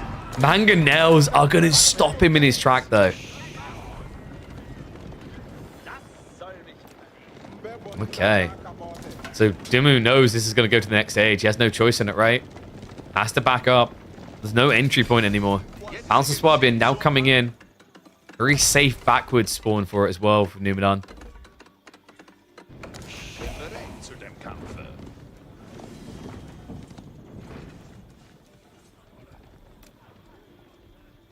I think Dumu... Bit awkward. I don't know, man. Maybe there was a play here to go for Sacred Sites to force Numidan out of his base. Like, Dumu was trying to get in, but it's easy to forget that the Sacred Sites exist here, especially when you know the relics are gone from the map. That might have been a way for Numidan to draw Dumu to draw Numidan out earlier. Right? And then, yeah, he's teching, but he's coming out at you at, like, what, 7 minutes, 6 minutes on the clock? I love that Dumu's trying to keep that persistent pressure, though. Like, if there's one area Numidan's weak in with his choices here, it's wood. He still hasn't moved that fat tree line yet.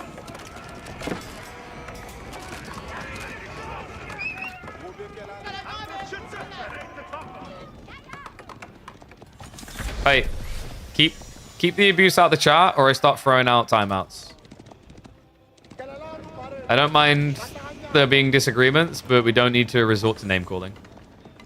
You goddamn apes. Thought the Huntress coming in. Dumu, I like this for the Sacred Site idea, but we still don't have the monks yet, right?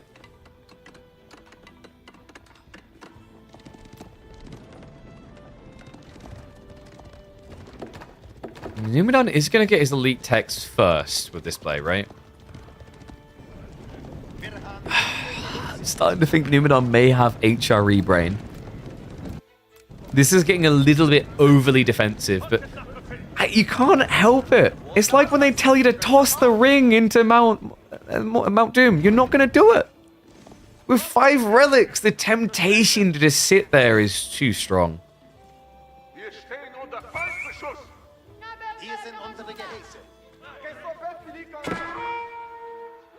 Do have little raids coming through from Dimmu.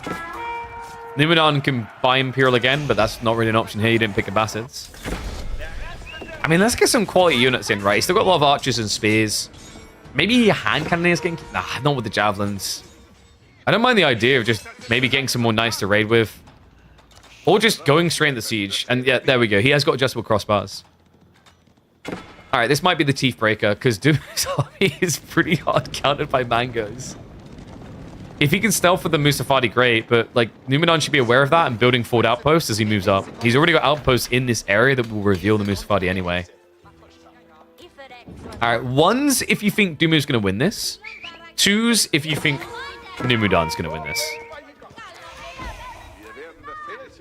It's kind of weird the way it's played out for Numu, in that he has Palace of Swabia, but he has 81 villages because they haven't had that fight that burns both their armies yet.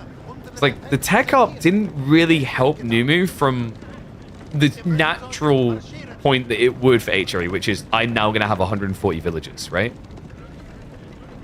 It definitely feels like one of the weirder HRE games I've seen.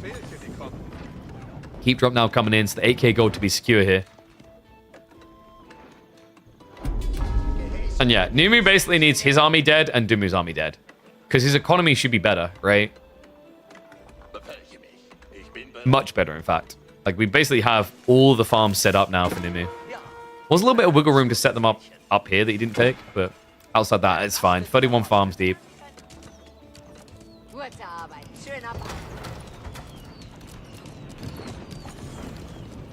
Upgrades coming through. Do we have university techs in?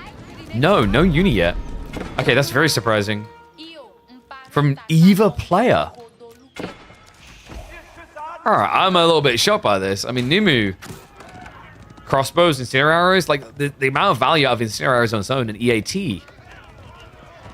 Also, just siege works when you want to go mangoes like this makes a lot of sense. Also, you know, there is the teensy tiny detail of him having over 1,000 gold income a minute with 5 relics. Raidnets. Just small things that would tempt you towards university normally. God, this stare down in the center. Dumu's starting to make a move, though. He's reached a point where he can start to stockpile some reserves. So he wants to try and throw away the trash units and get something in return. We do have the stealth. Wait. Some of them are stealthed. Wait, is this like a bait? Or was that a misclick? Because he stealthed part of the army. I think it was just to thwart the Huntress effect, right? Yeah. That would have been genius. I don't know if anyone's ever tried that. Just basically stealthing half your army. So your opponent's like, oh yeah, I'll just send 20 units to kill you. And then you just reveal. That does sound pretty vile. So we do finally have Sacred Sites locked in for Dimmu. It did take quite a while. This is where Numenor needs to move with a little bit of urgency. But for the time being, he has to react to this back raid.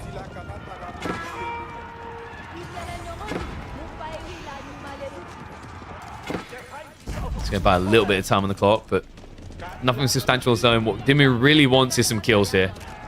He's heading towards the farm area. The Musafadi are going to pack quite the wall, but even have extra techs being prepped behind, so he's buying time to catch up with his real Imperial here.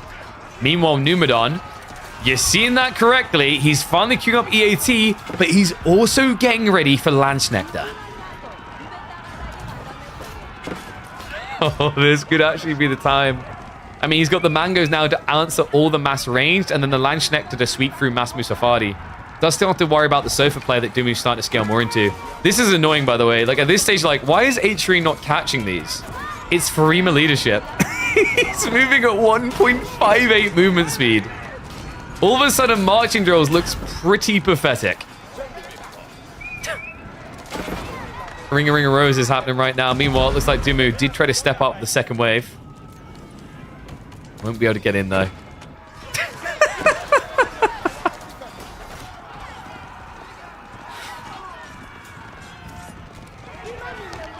This is so bloody annoying. They just don't die quick enough. Also, I believe... Has he not got Lanchneck in there? No. Okay. It was just the pantaloons of the spears that was baiting me. So we have been ready to pull the trigger on Lanchneck, but all of a sudden Numidan is lacking the gold to do so. That'd be your alt F4 moment? What, you mean you don't like chasing after? I bet you were that person that rage quit every game against Japanese at release, you know? Like, why is he only Bugushu me again? I don't play games to see girls, I do it to escape them. Sadly, a real fact, actually, of the AOE4 community. Do you guys know that my audience is 99% male? That's crazy, right?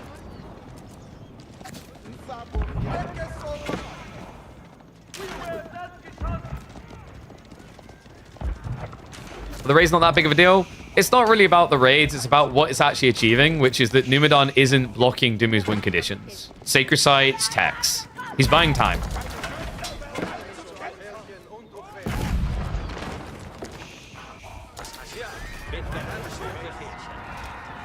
Is that any different from the demographics of the community at large? No, because AoE4 is quite like a male and middle-aged heavy game. I think it's because, like, although there are a decent amount of girl gamers these days, like, in the earliest days of gaming, when it was the, nerds sitting in the basement, I guess that's when it was the most skewed, you could argue.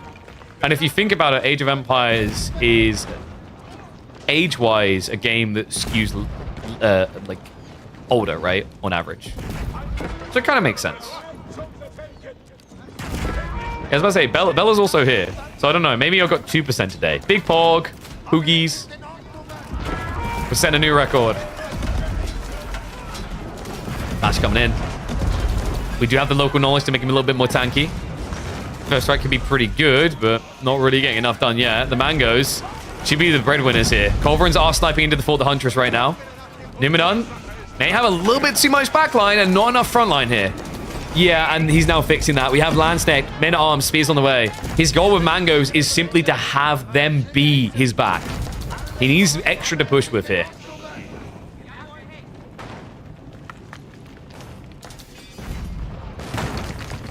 Looks like Dumu isn't even trying to keep the Fort the Huntress up anymore. Yeah, looks like he's backing away. More villages are being pulled.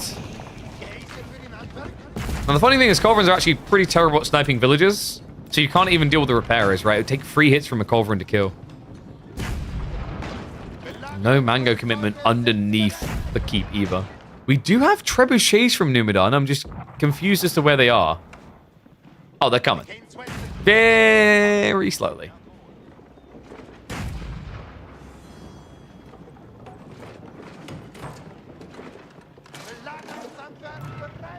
This is going to be breakpoint, right? Does he have banker repairs? Oh, he does. This tech is so ludicrous. It does feel like the Culverins might be enough to crack it, though. Mangonels are starting to move up. And we do have adjustable crossbars. Dumu's caught up.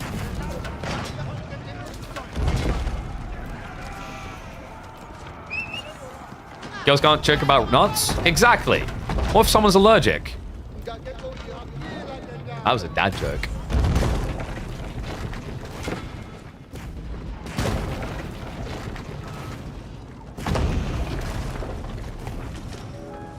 Dumu, he can't let this go down. He knows he's going to have to fight soon because the pressure is starting to stack up and he's burning a lot of wood. So Flash comes in. Mangonel power could be there for him. The Landsneck, they're just wiping through that front line though. Look at it. Look at them. Choppy, choppy. All this talk about nuts and then all of a sudden we see a big snip. Landsneck wave has been wiped though. The Mango's on the other side. Not really impressing here for Numidan. Dumu taking a good fight there, getting the siege lead. Landsneck, even with 5 relics, can become quite pricey quite fast. Dumu is trying to lean more and more away from using his food.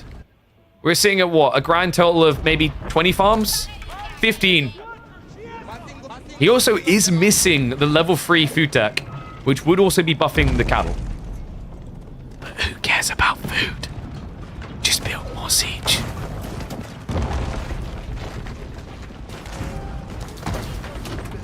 Do you think pros have like a little voice whispering in their head in these type of games? Like, siege, siege, siege, siege. Also, why are you guys moaning? It's only collectively 55 siege pop between them. It's not like it's 100. We'll get there.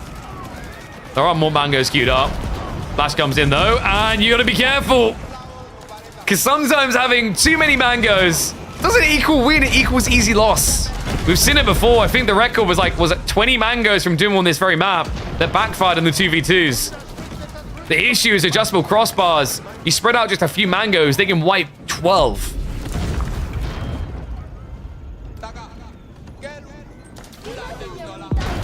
Noomdan has stocked up a lot more men at arms. Dimu having to go back for the Musafadi now. His front line is lacking.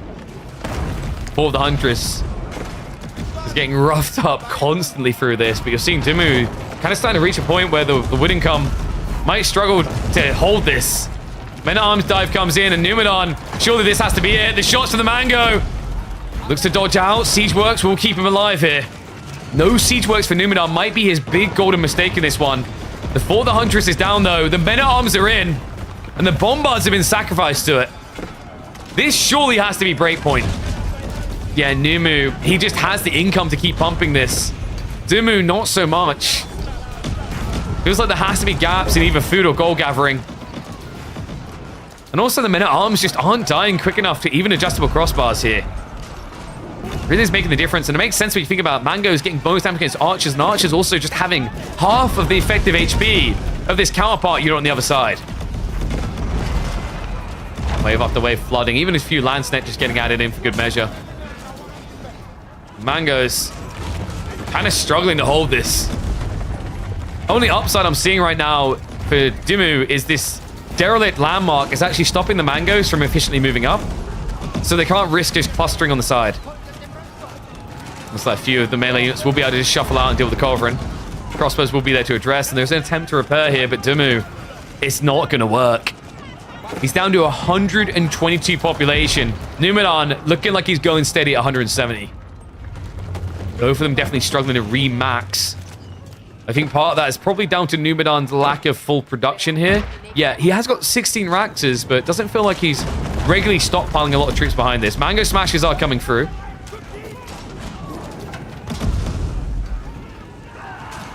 And this could actually break in right now. The Mangoes may have just overextended, and the Lanceneck men at arms are going in. Shots coming in. Slow to move away, though. He's going to lose it all. Surely. Repairs coming just in time there. But he's gaining a little bit more ground here. I mean, Numu, at this stage, all he needs is numbers. In fact, there's an easier solution here for Numidan than what he's doing. Horsemen. Where are the ponies? Horseman actually just breaks this right now. Spearmen and marching drills, men at arms and marching drills is kind of a bait, because although they're quick, they're nowhere near as quick, and they don't get bonus damage against that siege. So yeah, it's kind of crazy. If Numu, he's done such a good job of fitting the lines.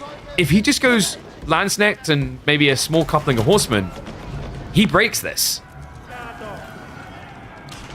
And no, he has 1 stables, right? From the Pro Scouts play at the start. Sorry, 3 stables. So he does have the ability to build a few here. Yeah, even Knights could maybe be good enough, just because the only thing that's going to get bonus against you is the Musafadi, right? There's something else.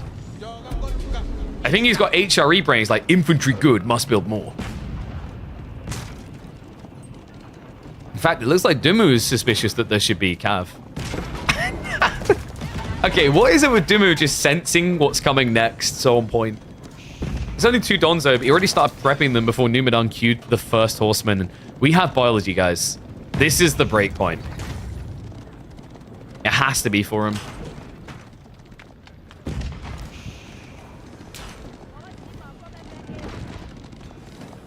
Sacred Site timer has been restarted, but I wouldn't really take too much notice of that other than the fact it gives passive gold. Corrin Siege begins again.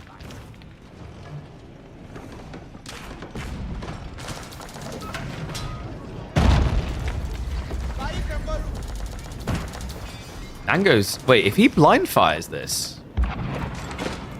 Oh, it doesn't even have to be blind. He sees him. He's actually going to go after the castle, though. Not even trying to snipe that economy. Feels like a missed trick. There's just so much down here. 32 villages that you could just hit straight away. Instead, a risk of him actually losing additional economy here. What is it with Dumu and Malian games that go very late on this map? He's by far the most consistent at getting 50-minute plus games on this map with Malians. Without a doubt.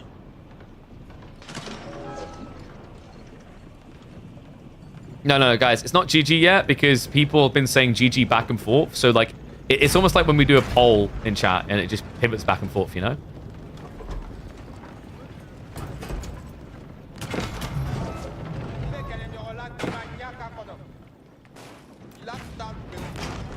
Dude, what we need is a GG bar. Oh, man, this is why I need to get some coders involved. So that it would track in chat the GG said with either 1 or 2. And then a bar along the top would keep going back and forth. Ah, that's what we're missing.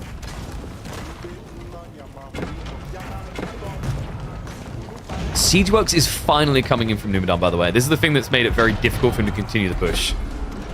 Biology, Landstedt, Siegeworks, like this, in theory, should be his breakpoint. Where he's able to get in and finally end it.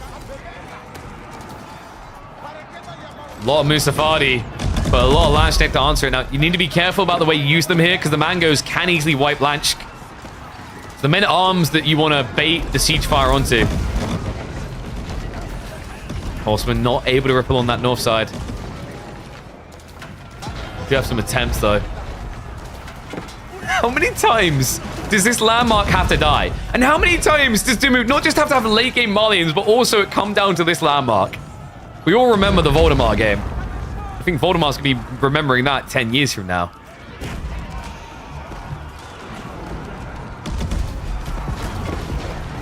Mango shots coming in.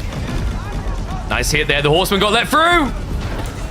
This is big. This is what he's been waiting for. The bonus damage should be able to thin this out. Second wave coming through. And Dumu just doesn't have the troops to protect it. Chain repairs going on one of the siege weapons, but the damage from the horseman too high. Too many mango losses. The second wave now to connect. And that surely should be it. 4 mangoes left to play with. And also that scramble to protect has now stacked him on top of himself with Landstedt coming in. It's going from bad to worse here. The repair crew can't work if there's Lansk in the neighborhood. Another mango down. Another wave of ponies. And Numidan may have just bet on the pony to get him all the way through to the semi-finals of Midweek Muster 10.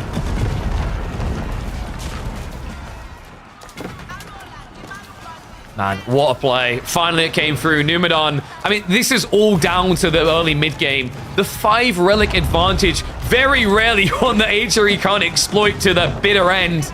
And although it may not have been clean, the biology timing, the lack of siege works, when he remembered, when he realized, you just see how good the goal can be and how super effective Lansk can be against what Malians want to do in this later phase of the game. Yeah, it just kind of broke him, right? Like, these Musafadi front lines just don't survive anywhere near long enough. And now he's broken in. Horsemen haven't got siege to kill anymore, but what they can kill instead is the thing sustaining this army. So march around the back. He's going to start fishing for the villagers. Sacred Site decap means no win condition there. Dumu refused to just call GG like that. He's not a member of my Twitch chat. But he has to be close, on the verge of just a big defeat here. And crazy outcomes as well. Well, one side of the bracket has the potential to see who we'd expect. The other side, maybe not, right? Dumu is someone that I think a lot of people have pegged to make the grand finals this week. Not the case. So we definitely won't be getting a rematch of B and Dumu. Not at this rate. Dumu is at least remasked for maybe one more fight in this with 5 mangoes to back him. But part of this feels more like Numidan kind of slow rolling than Dumu having hope. Looks like he's going to try to secure the tree line on the south. We do have Dumu ambitiously gathering wood from Numidan's wood clusters here. And that just got noticed. A few men-at-arms are going to shuffle over. Ben's like, as long as I have wood, there's hope. There's a belief, a way. Maybe. I mean, in fairness, you know, you've got passive gold and you've got wood, then you've got mangonels. So he's not entirely wrong to keep punting at this. But the wood is starting to look grim. He doesn't even notice the men-at-arms attacking me, so that's what? Is that 12 to 15 villages down the drain? Tree line is finned here. It looks like we actually do have some emplacements revealing what's happened there. Numenor is kind of scrambling for wood. But good timing on that south side. He just cleared the castle down here. We do have emplacements coming in. Numenor is trying to play this safe and make sure that he has the tree line to push through now. And the ripple effect isn't just that he's securing a tree line, it's that he's brutalizing what little economy Dimmu has.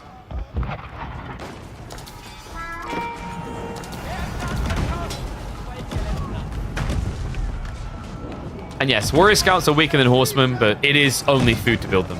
The problem is Dimmu didn't go for Griotbara, and he doesn't have mass farms, right? So this food income isn't really activate Attack on Titan and build 200 scouts level of food.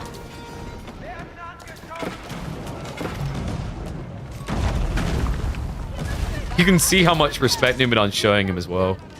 Like, you know, at this stage, you would have expected just mass horsemen always into the back, but he's aware Dimmu ain't fully dead yet. He's definitely on life support right now, waiting for the doctor to come in and tell the family it's time to pull the plug. It doesn't mean he's technically still surviving. Just definitely not thriving. A little bit of horseman damage on the backside. Maybe a bit of an overreaction there. It's going to allow the additional wave to go north. I mean, it's 17 Landsnet, guys. 20, actually. I don't know how you're meant to attack into this right now. Maybe Mass Sofa is the way, but then you're attacking into 43 spears as well. It just feels like Numenon's comp has Dimmu's number right now. If he can get a Mangonel hit on the Lance when they're grouped, there's a way to fight back. But that's a big if. Horseman also addressing the Mangonel threat. Nimue needs to be a little bit careful riding up this hill. Playing a little bit forward and blind.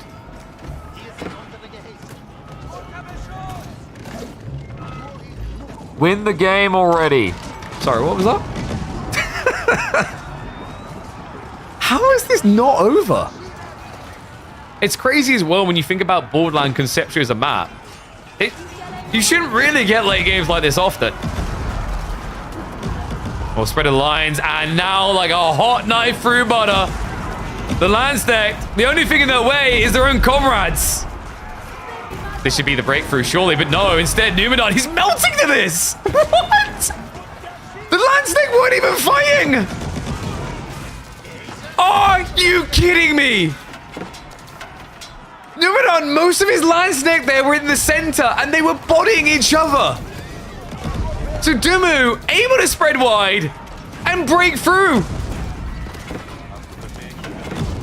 Numenor now in retreat. He'll at least be able to get the Mangonels out, but he has a very big problem on his plate here. Dimmu has found a confidence surge at the 51st minute mark.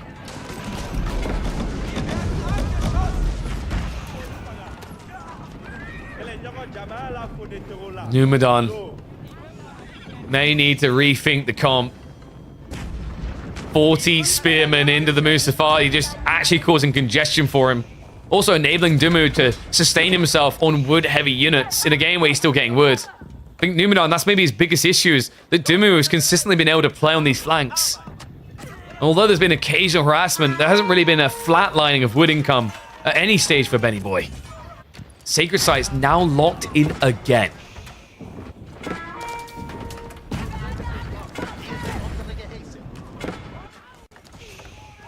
Do you have horsemen flanking to the north?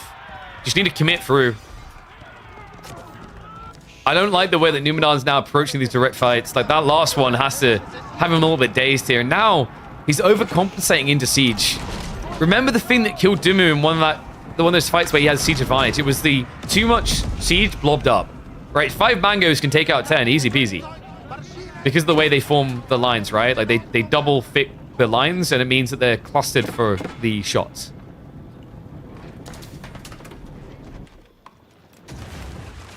Now apparently it's Dimu's turn to raid. It's like, it is a race to deforest here. And I refuse to lose. Horsemen are in though. So just as much damage that can be done the other way.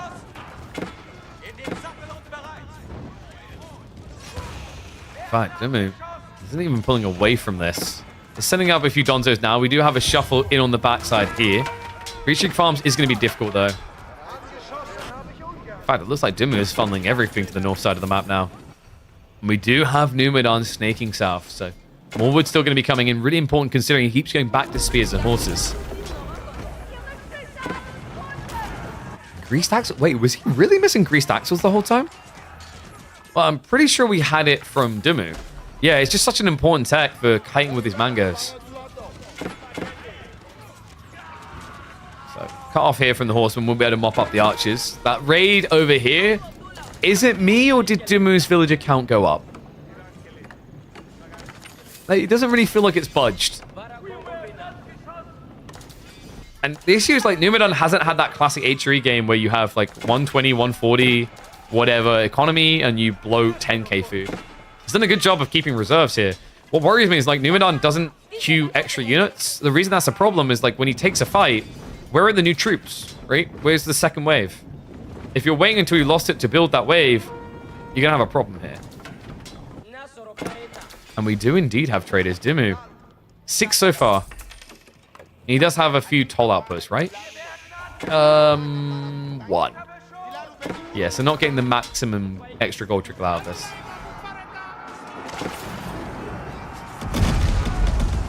Flash comes in. Mangoes are just going to crumble it again. This fought the Huntress. There's a wraparound though. Musafati trying to get through here. Not going to be able to. There is a few lines also laid in on this. Stop pulling back though. Secondary line does form. The mango shots. I think this might be a bit of tunnel vision. Numidan is so busy trying to kill the landmark.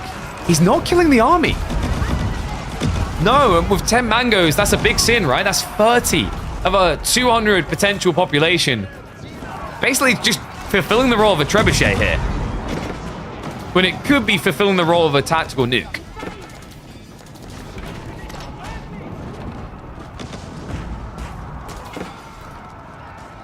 Horseman did just get queued up again by Numidan. I'm glad he's starting to finally prep that next wave, because I just, every time I look up, the fact that he doesn't have extra Sig in reserve, despite the fact he's got collectively 7,000 resources, is worrying here. I think that's why Dimu just keeps surviving as well. I mean, obviously he has to play the fights incredibly well, phenomenally well, to still be alive in this game. But like Numidan, the fight that went so well for him was the one where he had layer after layer of horsemen coming in. That trickle effect, the discombobulation, is what's going to win you the game against Dimu's mass siege.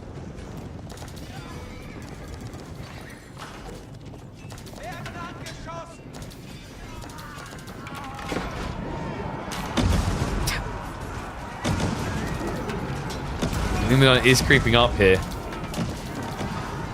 I mean, that wall works against you though, right? Like that tiny choke point, 4 mangoes can just wipe the floor with you.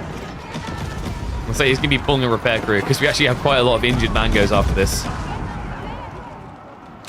How is this game still going? We're at the hour mark now. This one should have been over.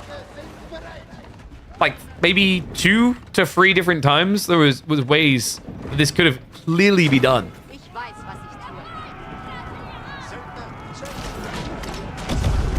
And yet still, never wave the white flag until everyone's dead seems to be the lesson in this one. Horsemen, they get an opening. Patience from Numidan pays off. An easy and free raid in there. Meanwhile, the return fire, though, not going to be as impactful. I think actually that was a free-for-free mango exchange, but it still keeps Numidan... Wait, Numidan? Oh my god, the second wave of Musafati. Okay, so Dimu just shrunk... What was that? I think it was... Was it a double up? A 5 mango lead? Down to a 1 mango lead. This is crazy. And, you know, like, we are at the stage now where all the gold has been exhausted, bar... Yeah, no, it's all been gone. So now with the pit mines, the Mansa, the double sacred site, all of a sudden, Dumu's situation on gold is kind of competing with the Reignets. And then when, of course, you add in the traders, which is now up to a total of 8, it's why Dumu is ahead on gold. I can't believe this. Is he going to lose all the mangoes? That's the last one. He's got 2k in reserve again. The longer this goes, the more I lose faith in Numidan. We have got a chop through on the tree line. This could be good for him. But it's still only men at arms. The Landsnecht are never the ones raiding onto the villages. 3 minutes to go on the clock. While a raid is cute like this, you need to now win in the center. I mean, I guess you could ripple onto the sacred site from here.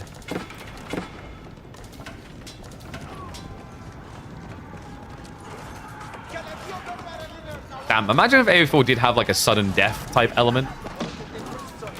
Hours being, like, we're approaching the 2-hour mark. All right, guys, you can't produce units anymore. And you know how you immerse people still? You point out that it's calls for peace from your people. This war has gone on too long. Boom.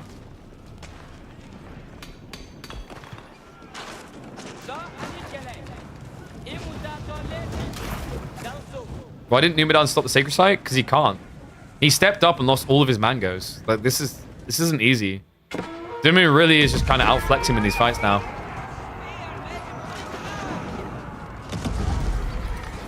Awesome raid in the north side. We're just 2 minutes away from a victory for Dumu. Numidan can't really take the raiding approach anymore. Flash comes in, and it's a freebie. The mangoes get caught Congoing out. Overreaction as well. He pulled way too many troops for this. His front line's weak. It's like he's going to be able to swipe through the Landsnecht, so that might be able to save him. That backstab, not really doing enough. The mangoes were wasting time. The time is definitely not something that the Numidan can afford to waste either way. He needs to be going. I've got the outpost drops. We've got cannon emplacements in both of them. But they are not close enough to protect on the sacred site.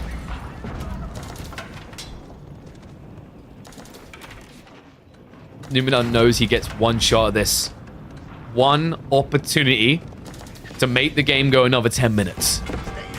Castle drop coming in. He begins the approach. Mango shots. Not deep enough to hit the villagers. He's going to need them onto those men at arms, though. He's going for the siege instead, so he's going to actually anti-siege this. Musafadi going in again. Drags off a small group to chase this away. And now the castle, he needs to stop that. Doesn't make that even matter, though, right? We're 30 seconds away. The mangoes from the south side are being approached, but I think Numidan, even if he gets this keep up, he doesn't have the troops to stand here. Castle online. But Numidan about to go offline. 30 seconds away now. There's no sneaky decap. All the tension is on this north side. And at this stage, Numidan is trickling. Right, like he has 50 military, but collectively, maybe about 20 of it is on the screen. This is over. I can't believe it. After the lead that Numidan built, from the Reignets to the all-in wipe in the middle of the map, it's Jimmu wiping the grin from Numu's face.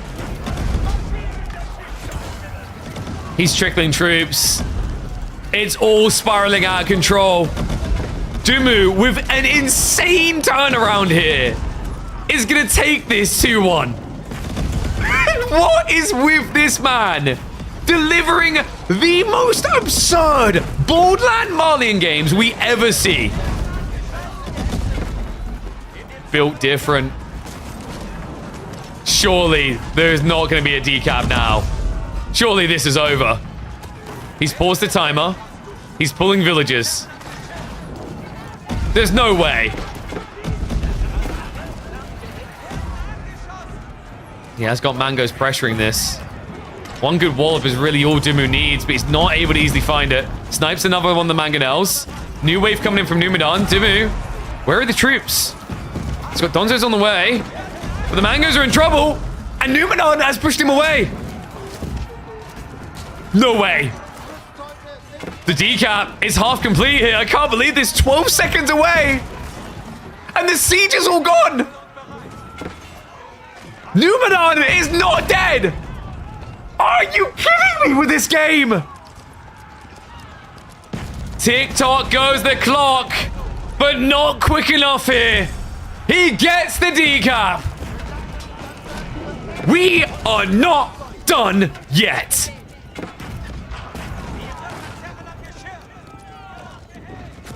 Well, you know, I was worried we weren't going to have enough series today, but I guess I'm going to alleviate myself of those concerns. Because this series is definitely stretching the stream. We still have another live series after this one, by the way. We've still got Voldemar versus Cat.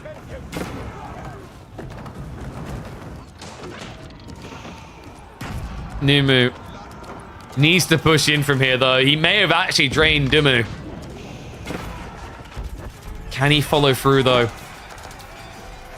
Tree lines are becoming uncomfortably thin at this stage. Feels like a race to zero between the two.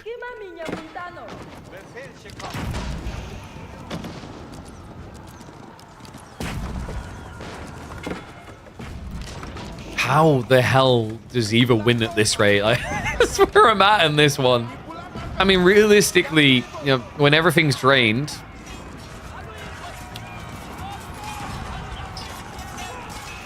trying to think who's better off for it. I mean, Dumu's at least trading, right? So he should have more gold long term. But it's not great trade, right? Like, it's not like he's breached these. If he takes these walls out and moves at the corner, that's when it's very obvious that trade's going to win this. I think that's the trick he's kind of missing at this stage. I mean, funnily enough, you don't even need to break through the walls. They just don't exist anymore because of the tree line.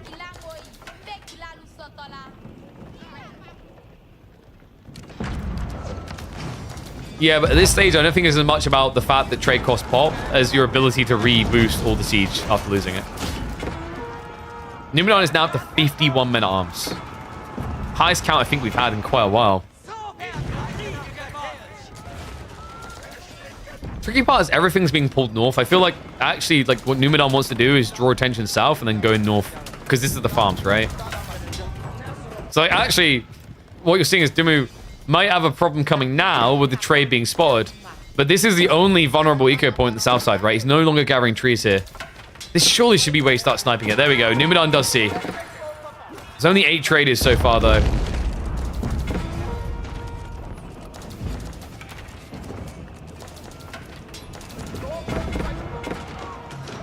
No E-repairs. So it looks like Numenor is going to end up losing the castle here. Castle that's been pretty damn impactful. Led to the decap. Led to the block on the trees. He's in everywhere. He's actually found the cattle this time. We reached that point. It took a very long time. It actually took an hour and 5 minutes. But for the first time, in that time, Numenor has killed a cow. A monster. Farm's also getting blocked. Unbelievable.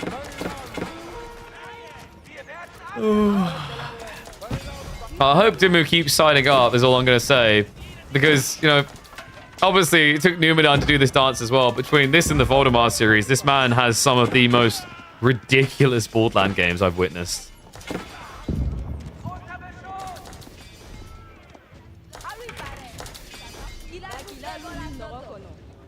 You're always the Malians. Do we have the extra ranch added in? Well, he's dealing with the litter right now. It kind of feels like Numenor gets to this point and then maybe slow rolls way too much. Right? Every time I want to say, yeah, Numenor should win this now, he backs away and lets Dumu get more military. There's no point in killing economy if you don't then follow through at this stage, right? Because all you're essentially saying is Dumu can now get more military for the next fight and then recover economy afterwards. Right? That's kind of what we've had in a cyclical nature here.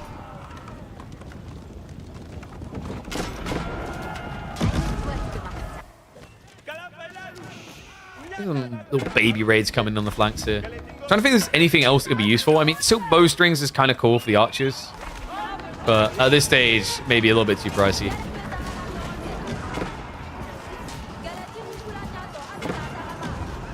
A little bit of an overextension here. Numenor.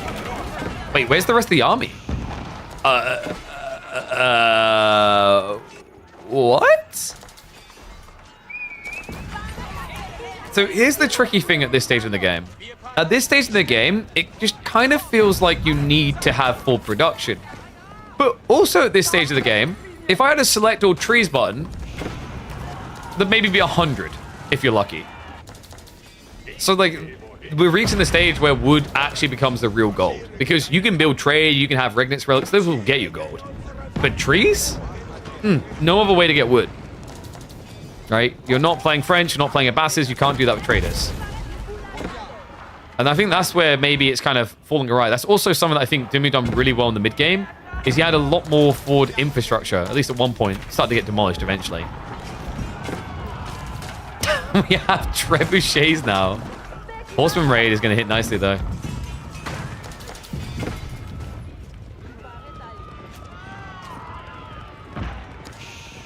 Well, let's give some wood. That's true. Right, he is getting a little bit of trickle with... Yeah, he has got it. So getting 200 wood there. Via the tithe buns.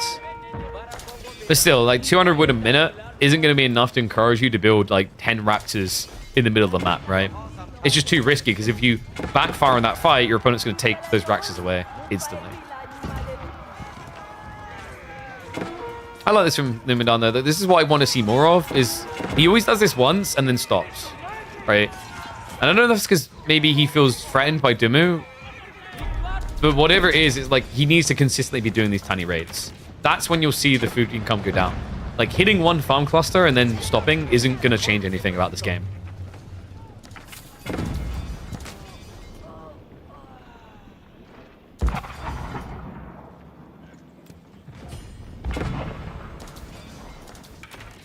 Oh my god, I just read Khan said. I was gonna say something similar.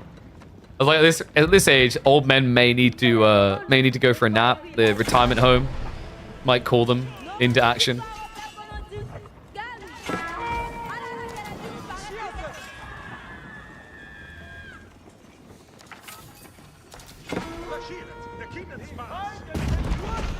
Well, we do have equal men at arms to Musafadi, which doesn't bode well for Numu. We're also at a stage where there's not siege, which is kind of crazy considering that Numidan has enough gold to build a lot of siege. I actually think for Numidan, the play here would just be another 10 landscape.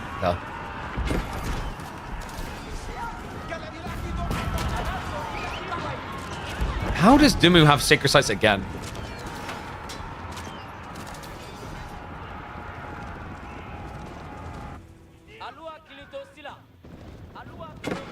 And yes, Numu is kind of infamous for insulating himself for later phases of the game. We've seen it quite a lot in the past from him. Might call it his iconic playstyle at this stage. And look at that. We've actually got Silk Bowstrings coming in for Numu. So big range advantage. Should allow him to kite away in the fights a bit more. Mangoes won't be able to get that juicy underbelly as easily. Still surprised that we didn't get a response, but like, you know, Dimmu, we'd said the lack of gold is the problem here. The interesting part is Numu's kind of at a stage where he could have afforded hand cannoneers. I just don't know if it's really worth it when you're facing off against Mango Mass, right? All right, how many times has this landmark now died? I've lost count. It's gone up and down more than my daughter on a trampoline. She loves the trampoline. You get her on, she won't come off.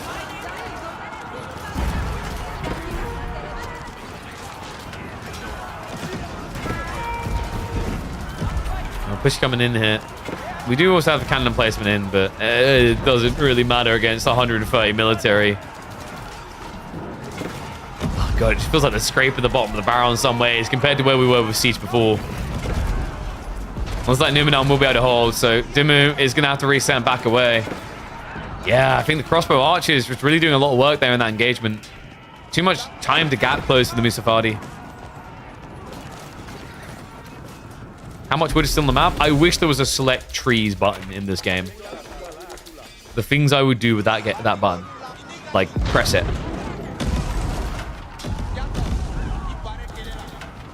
So Numidan now has the military lead. His economy is down to 51. This is now a race to 200 pop. Okay. I mean, Dimmu...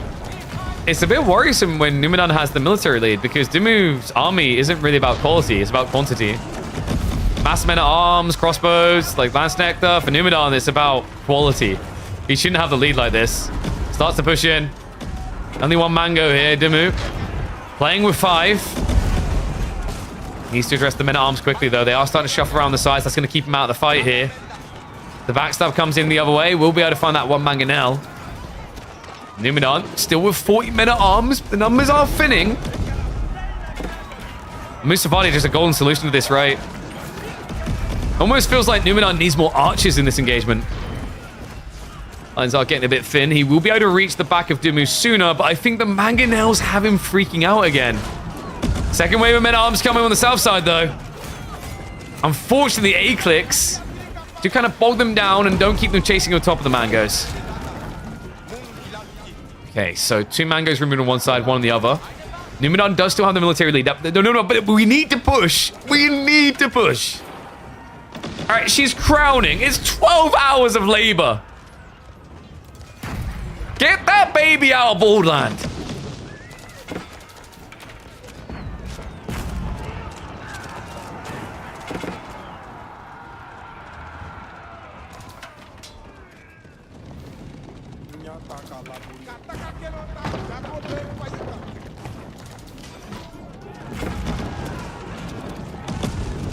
I mean, it feels as if it's going in Numenor's direction, but at this stage, why do I even call up?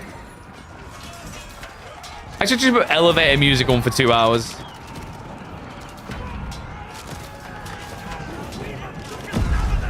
It's just ridiculous. Moves down to 6.5 minutes on the timer again. Yeah, really, that is happening again. But hold on. This is happening again. Horsemen are in. He does end up A-clicking onto the archers instead. I mean, not the worst of ideas to remove the back line, right? Then the next wave can just take them out freely. Surely this is it. Numenor still has a healthy military lead here. The siege is kept out of the fight entirely. The Fort of the Huntress just isn't dying quickly, though. It's only one culverin. I can't believe it. Imagine this game if there was an L's back in the middle as well.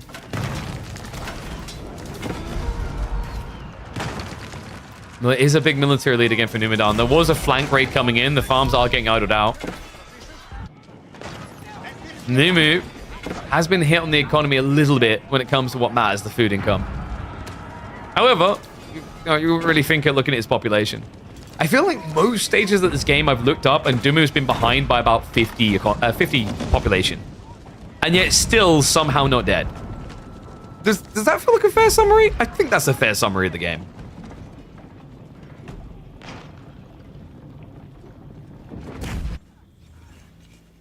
Farms unharassed again. We do have the straggler trees now being munched upon. And Dimu's almost out as well. Yeah, he's got small amounts of trees up here. I believe, yeah, we've got small amount of trees down here still as well. These ones also. So I'd say they're about, are they 50-50? I'd say Dumu maybe has like 65% of the wood left on the map in his territory. Yeah.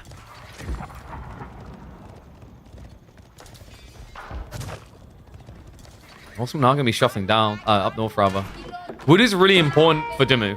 It's actually not that important for Numenor because the men-at-arms blobbing. The horsemen definitely, but like, for Dimu, archers, the donzos, the mangos, right, all of them. So he can't really afford to lose anything at this stage. He needs every teensy, incy, wincy twig he can find.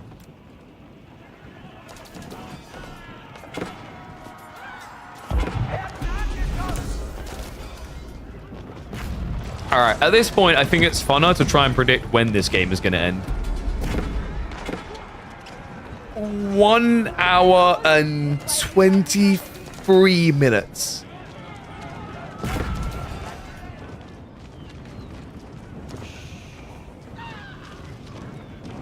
It's probably going to be 1 hour and 36.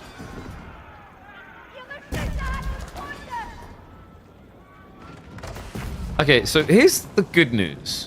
With all the wood running out, eventually that means that this Fort the Huntress will never get repaired again. Here's the bad news. We're still about 6 minutes away from that point.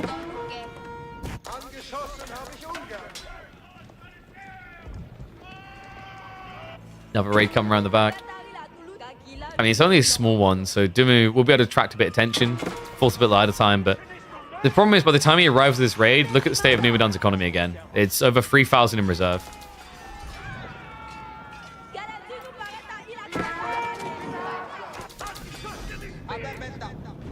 Do we have a recap coming on the Sacred Site? It doesn't look like it. Dumu's just at this stage, he was like, what's the point?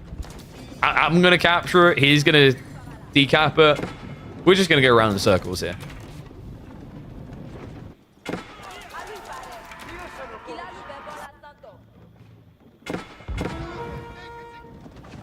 Trying to think what the longest game is we've had in Midweek Muster. It would be, oh, funnily enough, another Malian game. It would be the Malian-French game between Popcorn and Tand.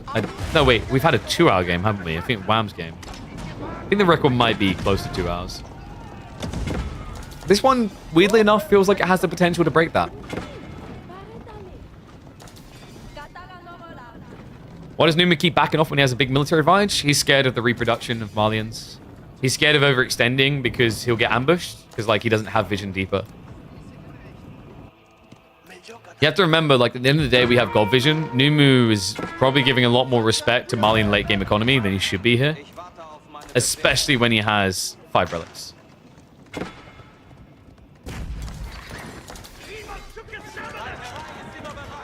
We do it? Oh. Wait, were these here before? I think these might be recent. We've got 4 Draxes. So Numidan's starting to fix the production rate issues. However, he's doing it at a point where Dumu is now built a bombard. Oh no.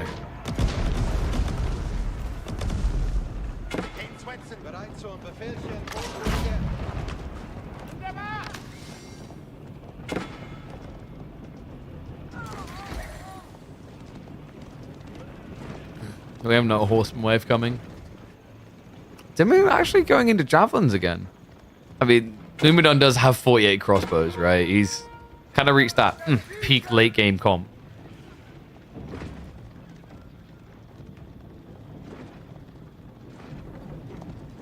At this point, it becomes a stare down. Like, I'm kind of reminded of that. Was it like 94 hour? Or was it 120 hour? Whatever long game of AoE 2. Where, like, once everything is removed from the map, you freak out about any losses. Now, the interesting part is if we were to reach that stage where only food was available, Malians would be favored. But there's always going to be gold trickle as well. The reason Mali would be favored is because mass warrior scouts. But check this. It took an hour and 20 minutes for Numidan. The pacifist he is finally has to admit, guns are pretty good. Pretty good choice against Maximus Vadi as well. Especially if he does go in for the Serpentine Powder. Just gives him an easy way of erasing this front line for the Dimmu.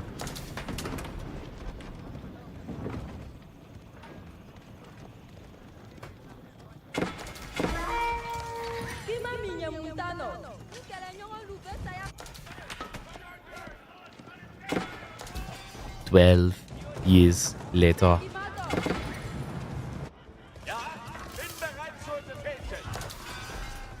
It's weird because, like, the thing is, you can see Dimmu's trying to do something, right? He's trying to poke in. He can't send more, even if he wanted to, because Numidan would just send it into him at that stage and lose the main army. It's kind of like Numu is just, at this point, trying to drain what's left of Dimmu, as opposed to trying to actually kill him. He's pretty much trying to make him die of old age, which, I mean, Dimmu's an old lad, so I can see the thought process, but come on.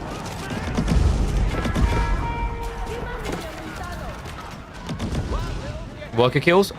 What workers? Did they have workers? Or did we just imagine them? Dimmu's currently at 18 traders. So gold income's looking pretty good for him. 7 mangoes is kind of problematic for Numidan, especially with 50 crossbows. He's compensating down to the horsemen. At this rate, we're going to be down to 30 villagers for Numidan. If he can't win the game with an army 170 deep, there's no hope.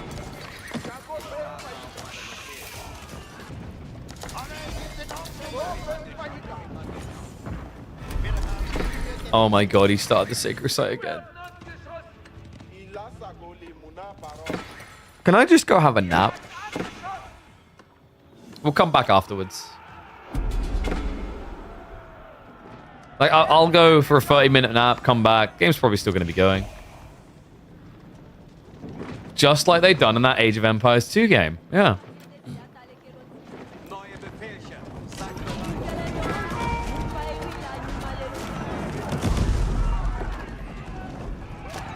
Do you ever wonder if we didn't have landmarks, like in these type of games, would you even bother protecting your base or just move it, you know?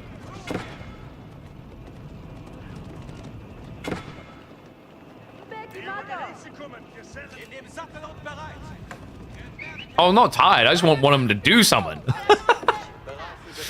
Numu is going to be raiding it again. We are in that straggler tree mode. Pretty much the heart of it. And Dimu has spent so long gathering straggler trees. He now has 3,000 in reserve. It's going to be a decap coming in. Looks like Dimu is going to be raiding towards these farms.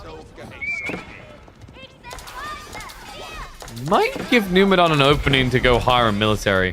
Yeah, when he loses villages here, look at the queue. It's just going to be more and more military, even if he doesn't intend it.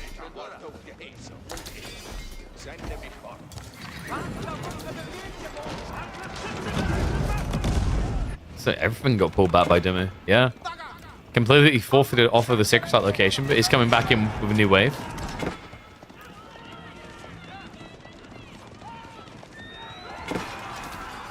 Reba leadership is so tilting. Get them, boys! We wear sneakers! Yeah, but like they have nitro cans installed in them, courtesy of the sofa. Okay, so 7 mangoes. We've got them marching up. Dimu is posturing for a fight again. I don't know if he should be, though. Okay, that convinces me. Second wave. This is definitely a big enough army to fight. Especially right now, because keep in mind what he just done. He forced Numadon to pull, what, probably 10 to 15 military away from the front line.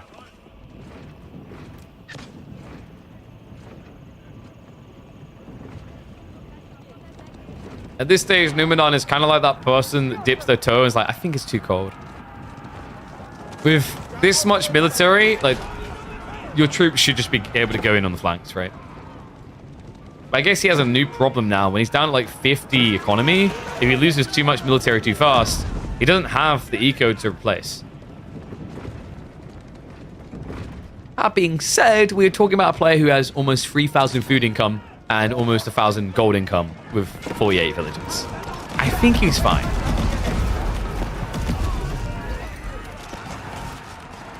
Didn't we actually queuing up gunners now? We even have chemistry on the way. Wait, why? For the bombards? Is that misclick? Remember, guys, this game has been going on so long that we're past Dimu's bedtime. The chem doesn't work with the gunners. This is ridiculous, though. Look at the size of this mango force being chased, but in return, there's a dive coming in. However, that means your front line is weak. Numadon jumps on top of the siege. Chases it all the way home. Second wave is coming in, so that should protect the rest of the mangonels. What can Dimu get in return for this? He needs to find some kills. Has found his way towards the farms again. However, Numadon has rallied the next wave to protect that. I don't think this is GG. I'm sorry, do you guys have a place to be? Well, too bad. What you need to do instead right now is just enter your card details and subscribe to the channel, because from 5 minutes from now, we might get another big raid.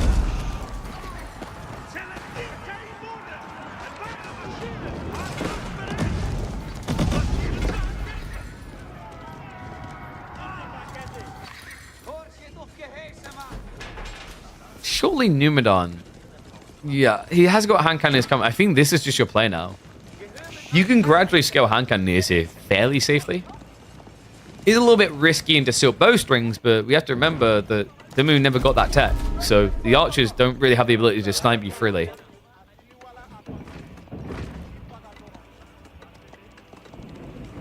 Well, Dimu's done a really good job, by the way, of minimizing the waste of wood, right? He's still sitting on a big surplus here. There is not many trees left on this map now. All right, it is true stragglers at this stage.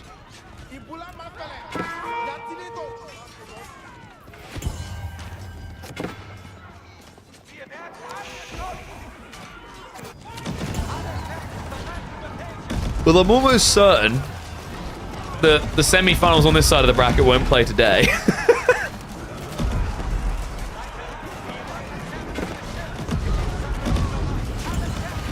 Ooh, wrap around the back from the horseman here.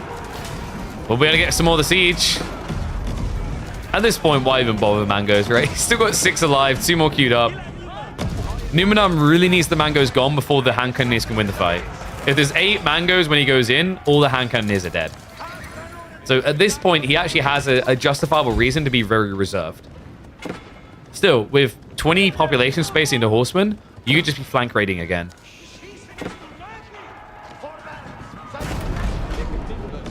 Tree should be able to grow back right now. Joke's on you, I never upgraded that building in Settlers. I never replanted the trees.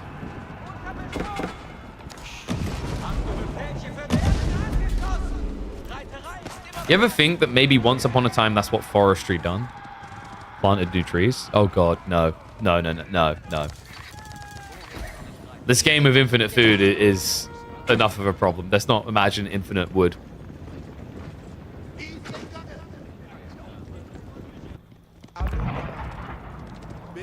I'm starting to wonder what's going to come first. My daughter's birthday or the end of this game? And my daughter was born in March.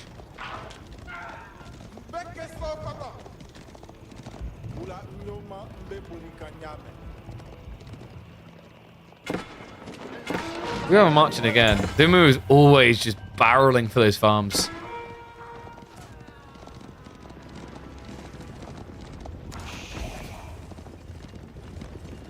Which birthday? The one in 2025 or 2026? 2027, actually.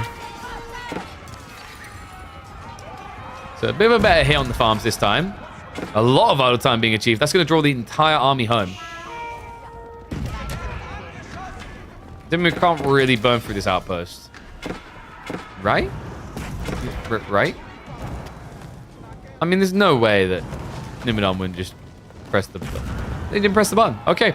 And now you burn the farms. Okay, this is actually a big deal if you can get through them. I think maybe it would have been more worthwhile to kill the farms than the tower. Guys, did you know we are just 8 minutes away from this game ending? I don't know that for sure, but there is a possibility.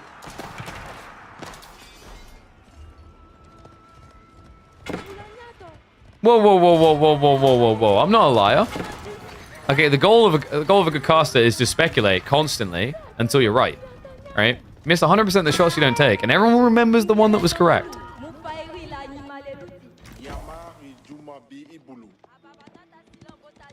I'm trying to think, like, what should be the solution to this issue this late in the game? I think I've talked about this before, that this RTS has a super weapon, but it is, in all my years of playing RTSs, which we've already established my ass is old, so a lot of years, is probably the crappiest super weapon in RTS history. It's up there. The Wonder, right? Because for a start, to get the Wonder, you need to have such an absurd macro lead. It's just not realistic at this point in the game. But then on top of that, the effect is pretty dumb. It's like, wow, I've dropped a Wonder. Now for 15 minutes more, you must attack me. Versus, you know, crap. I always like to use Red Alert 2 as the extreme in this example. Blast a nuke or cast a storm on someone, you know? I kind of wish we had something Wonder-esque, which is hard to achieve, but if you did, it drastically ramps the game towards an end game state. 50 minutes doesn't sound like that. I guess in this game it would, considering we're an hour and 31 minutes in. Kind of reminds me of the Age of Mythology one, right? Where when you get that Wonder, it amplifies a lot of things for you, right? So you get like incredible amounts of favor generation, things like that. Something like a Titan. You know what? That does sound pretty good. But we need to be like, you know, I think Titans, that's the 2 godly 2 Age of Myth. What if you built a ginormous pen that spawned a capybara the size of a castle?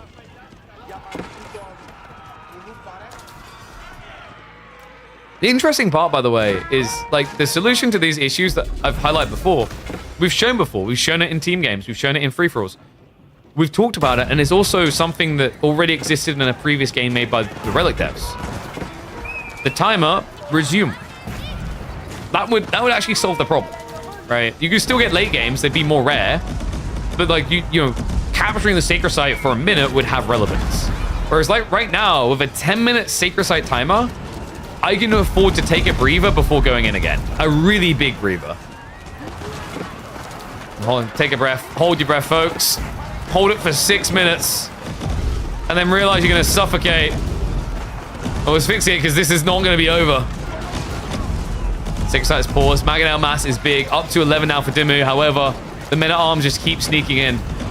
Which is odd because Musafadi are the ones with the sneak mode. Nice target fire there. Needs to keep the hand cannoneers out of the engagement. So Sacred Site timer is still ticking. We're 5.5 minutes away. I do like Numidan's comp from the hand cannoneer perspective, but it requires a lot of micro now against this mass mango.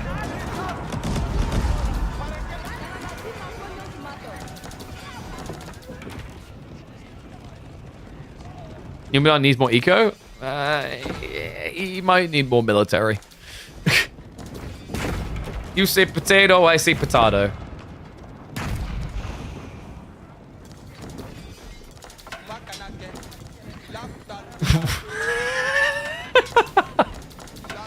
B was right!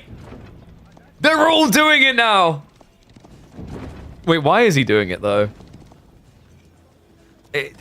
When your opponent had, like, 50 spears, it kind of makes sense, men-at-arms as well, but he has horsemen and hand cannoneers now. So why have we got Springles from Dimmu? Is he just expecting mass spears, which wouldn't make sense with no wood, right? I mean, maybe he expects mass men-at-arms. And in fairness, the men-at-arms were starting to reach the mangoes, right? So I guess that makes sense. You layer the Springles in, they should be able to deal with the MAA.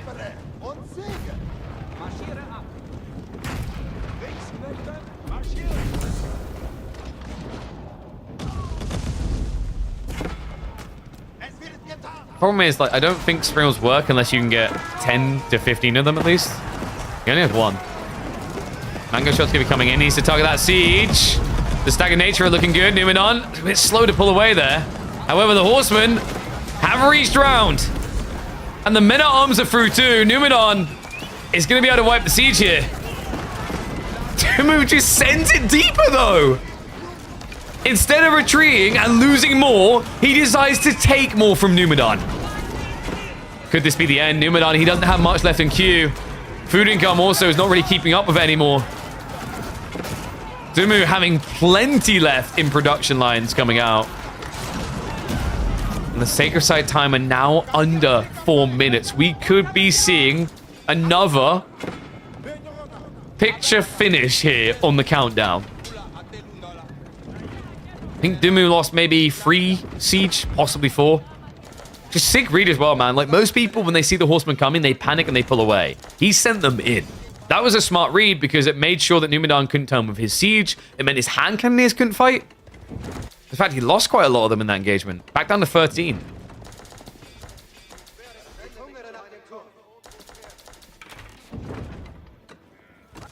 Insane. So remember that. Next time you're one of those players, it's like, oh no, I lost a villager. I need to build 4TC and hide in the corner until I've got max pop. No. Select all villagers, A-click enemy base, beat them. I mean, that's what we just learned there from the mangoes.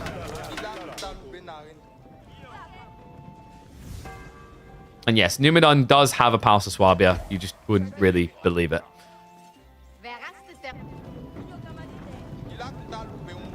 HRE weak late game? In a way, per se. The thing about HRE in Imperial Plus is like, the biggest edge with going imp is how quickly they get it. There are other civs that can be stronger, for sure. I don't think they're completely harmless in Imperial. Right, Lance Nectar, if you have enough gold, can be good. The Marcher Drills are still pretty nice. It's so scary to be low eco against mollies? No, it's not. Because now think about it. If you're low eco, they can't find your economy and kill it with all the Musafadi hiding. Big brain. Can't kill my economy if I don't have any. Can't really kill this keep with one Culverin either. We've been here before. Oh no! Remember, the reason he got a decap before is his own castle and the lack of a castle here. Right? Because he wasn't able to get on this one. Now we have a situation where Dimmu has a keep on each of the sacred sites. Vastly complicates the matter.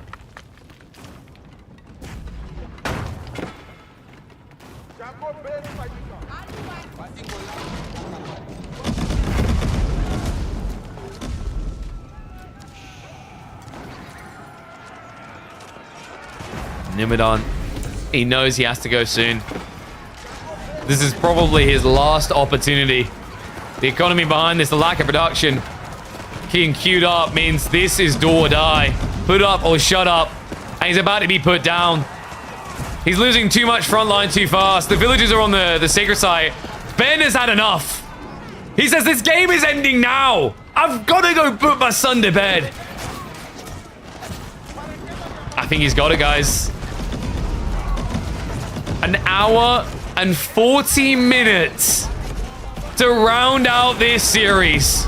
A series that looked like Dumu is dead to rights at multiple points. Questions will be asked whether Dumu was just too good or Dumu maybe surviving because Numenor not fast enough, but that is it. GG comes in. Dumu is the king of dragging out these Boldland games. I can't believe it. Unbelievable. That was ridiculous. 2-1 in the end for Benny Boy.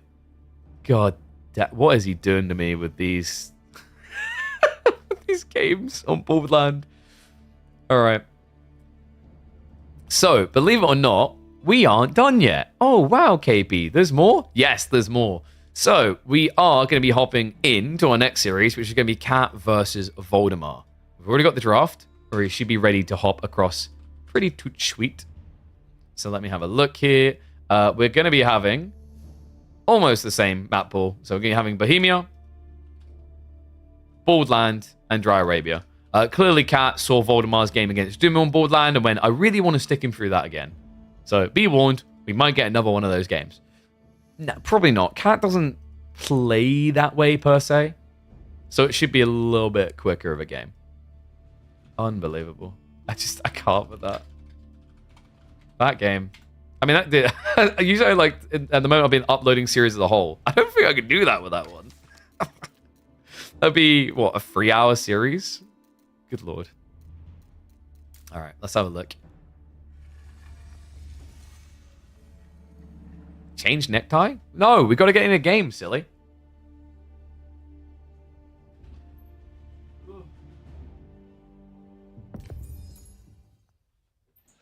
There we go. Very, very professional. We've got a nice tie. 1 second. So we got to catch up on game 1 of this series because obviously they started a little bit ago. So we'll hop in. Got Bohemia to begin with. It's gonna be French versus Jean. Oh, this actually might be good for Voldemar. Why are you making me lose the glasses? Bruh. What is this? Alright. Tie done. Let's hop in the game. Oh yeah, and glasses off. Because you guys are, like, racist against people who wear glasses, apparently. I still can't believe that game. I may need a few minutes to mentally reset after the absurdity of that bloody game. God damn Benny Boy.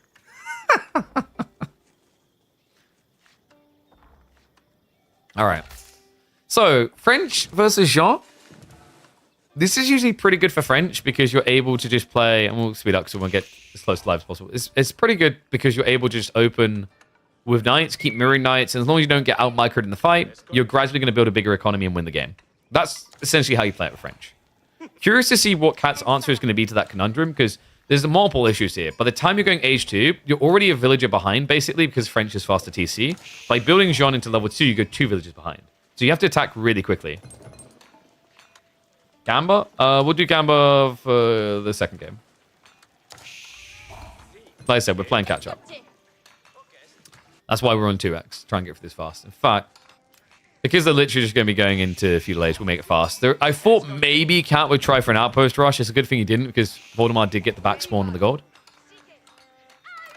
And there's the Skull Cavalry coming. Yeah, so Voldemort will be quicker. Remember, he can afford to use additional villagers because he's got additional villagers at this stage. Cat, he doesn't want to use additional villagers because he wants to have the optimal timing for level 2 shot. Sheeple is... Oh my god. Voldemort? Wait, where's... His scout died! No way! This can't be happening. Are you kidding me? Voldemort! Oh my god, of course Timmy raised. There's a Voldemort out. What is up, Timmy? Thank you very much for killing my throat. What a game. GG, mate. Looking forward to seeing you in the semis. Welcome, one and all. We're hopping into Voldemort Cat, which is the other series going on live. But this is a quick game one. Look at this. Voldemort has 2 sheep, 2 teensy-wincy sheep to call his own against 20 from Cat. A matchup that's usually meant to be good for French as long as they can stagnate the game. And he's at 5 minutes in eating berries. Oh, God, get me out.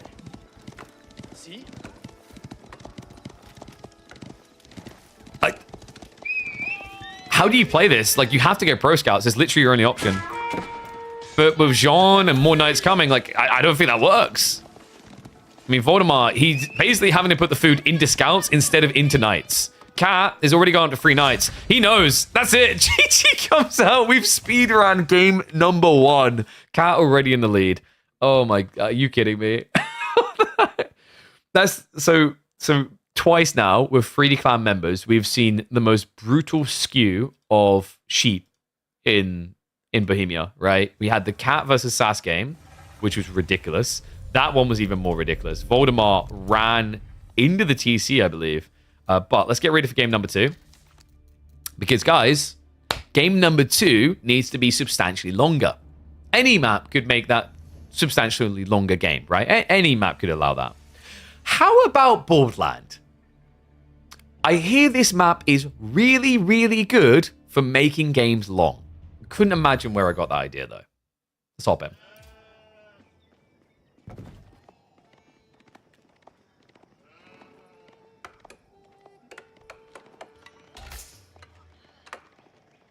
Oh, I actually forgot to hit record in the first game. Probably a good thing. 5-minute GG on Bohemia. But now we get into this. Borderland, the behemoth, the one that just in the Dimu series delivered a game long enough to be a series in itself. Let's see what Voldemort's going to be able to cook with. It's a decent matchup for him here. HRE versus Delhi is meant to be pretty smooth rolling for the HRE. I'd say about 85% favorability here. And this is an interesting way to start. Voldemort actually a big fan of beginning with the spears. We've seen this against other Delhi players. He said that because he got bullied by May on the ladder, he likes to take this angle of pressure instead of just waiting till feudal. It's interesting because I feel like actually just rushing feudal is just as viable here. And then you go spear, horseman into men-at-arms. All right, you gambaholics. I'll sort it. Jesus. You guys have got a real problem, you know. If you want to burn money, just give me your subs instead. Actually, it's not even burning money. That way you actually get value. All right, predictions up.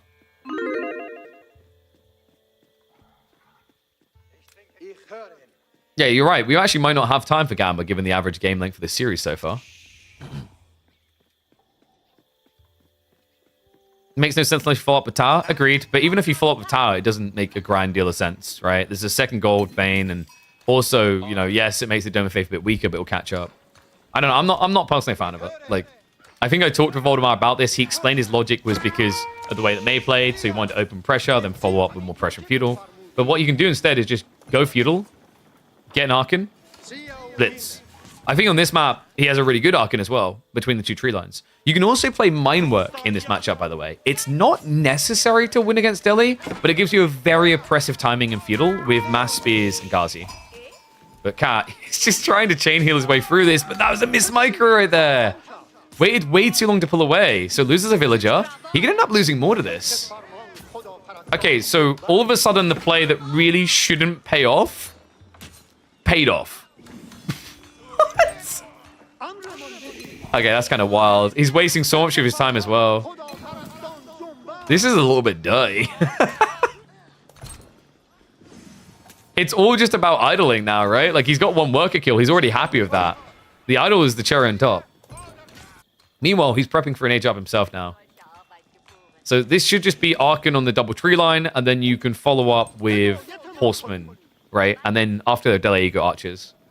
You can even actually just stick horseman spears, and then the whole idea is you rush pro scouts, and then eventually add in men-at-arms. Like, that's the way the H3 is meant to win this, is in feudal, you just blob a crap ton of men-at-arms, and the Delhi have no answer, because they don't go Tower of Victory anymore, right? Even then, like, it's a bit difficult against pro scouts to try and adjust.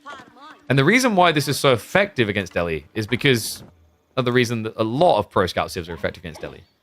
They don't really have a good solution. They can't mirror pro scouts. It takes them 4 minutes. By default, scales down to be like between 2.5 to 3 minutes when you really hardcore push it.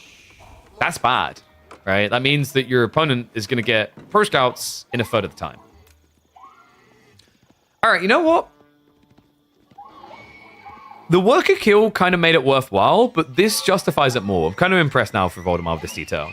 The deer shoving is a really nice detail. He will eventually need pro scouts, but this allows you to then very efficiently pull the deer home. Cat is going to deny it, though. Or try. You need to be very careful because of marching drills, right? Okay, Voldemort's like, wait, no, don't run home. Oh, dude. Cat switched on here. So one thing I will warn people of is I've given you the path to success, like how this matchup is meant to happen, how it's meant to work. However, it's not quite that simple, and here's why. Cat against Numidan. If you didn't see it from last week, you should go and watch it.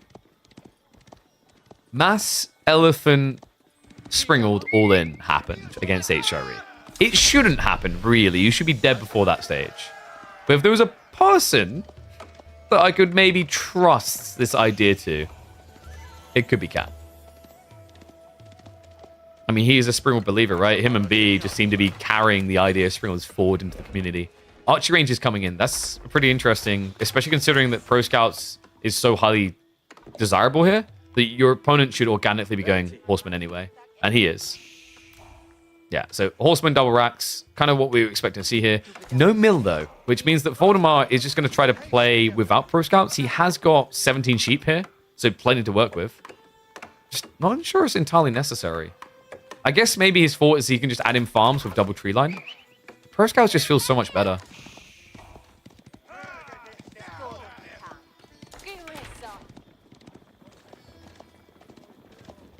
What do we do if Cat doesn't mess up, achieves nothing in a normal game? It idles his gold a little bit. But yeah, it is weird to just go double spear. And I think I've talked about this before. You know, it's the reason why Mongols... If you're a Mongol main and you queued into a game against Delhi, you immediately side. It was the most annoying matchup because if you guys remember, Mongols, when everyone's having problems with outpost rushing, Delhi didn't. Because if they saw an outpost rush, they pulled their villages, they pulled the scholar, and they beat your ass in. Right? So, like, that's the logic. Is like Delhi, because they have a healer boy in Dark Age, can't really do any damage no matter the play. I should play some Mongols? Oh god, no. Last time I done Mongols, it was the TC only rush challenge. We won, but we had to suffer through an Abbasid opponent first to get to that win against a French one. Ooh, that was not fun.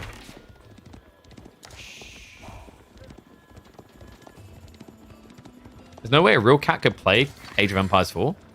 Well, I mean, that's not true. Like, Malians exist as a civ. You don't need opposable farms there. You know, you just pour slap to build cattle and pour slap to build ranches.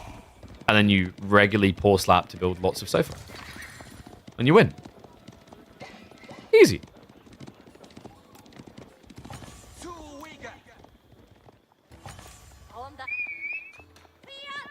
Not telling me you got the PC just to observe. I mean, it's definitely leveled up the observing. I already gave you the path to what some of you begging for. If you guys really want to see me start playing and doing a Road to Conk series, I've set the goal. If we start averaging regularly 750 viewers, and that means across a month plus, then we'll do it. We'll give the people what they want at that stage. I can't just give it to you. You have to earn it.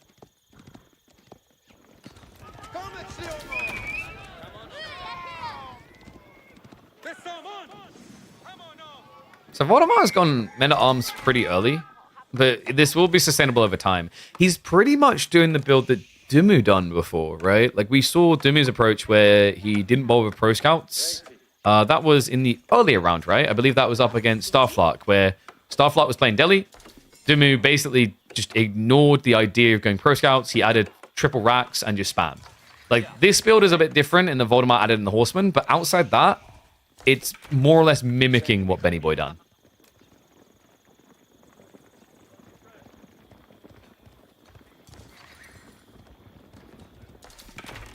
Sounds like rank anxiety. What do you mean by that?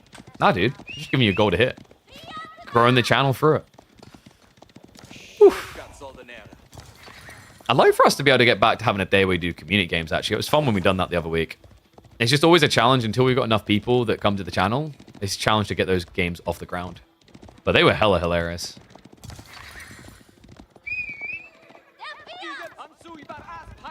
Gully's advice for getting over ranked anxiety is just to pick HRE every time you can. It worked very well for him in that season at the start of 2024. Top 10 Poggers.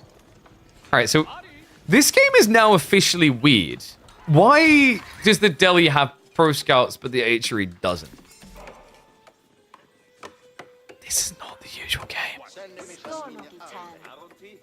I'm also not really seeing the exchanges that give Voldemar a big edge right now. We referenced the Dumu versus Starflark game, but in that game, Dumu actually traded really well early on. He got really aggressive transition to men-at-arms. He put like 3 spears and then went mass men-at-arms, and then overwhelmed his opponent before he had enough Ghazi, because his opponent had split Ghazi archer production. This game's different, right? Like, you're blobbing actually quite evenly between spear and men-at-arms in terms of resource investment, and Cat is doing the same with archer Ghazi. In fairness, if Voldemar gets to 30 men-at-arms clean with no pressure and no Sacred Sites capped, he can just go Castle Age. And that's when Cat has a problem.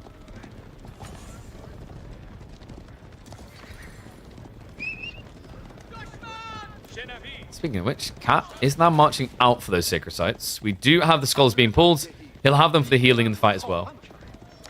Yeah, but this is a lot of spears. Marching dual spears at that. Like, it's actually scary for archers in these type of situations. Also, Cat was very late getting into Steeled Arrow. Only just queued it up. And Undermesh just came through, so Voldemar has a window here. He's trying to kite him back, but there's not much wiggle room to work with here. It's already on top of him. The archers have to be bailed on Cat. Ghazi getting pulled a bit too far away, and the skulls are now front lining. And there's just so many spears in here, though. Still 11 remaining. Ghazi are reaching the point where they actually have to stand and fight. 7 spears remain. Cat is going to have to fall back further. However, militarily, he's not looking that bad in terms of quantity. The problem is now these men-at-arms. The Ghazi need access. Voldemar, has he overextended? It's starting to feel like it a little bit. That spear count looks so scary at a point, but now it looks small. A teensy tiny baby in this engagement for the kid. 3 spearmen left alive. Ghazi count is still at 7. Voldemar, if he can get more farms in, this can still work, but I don't think that was the trade he was looking for.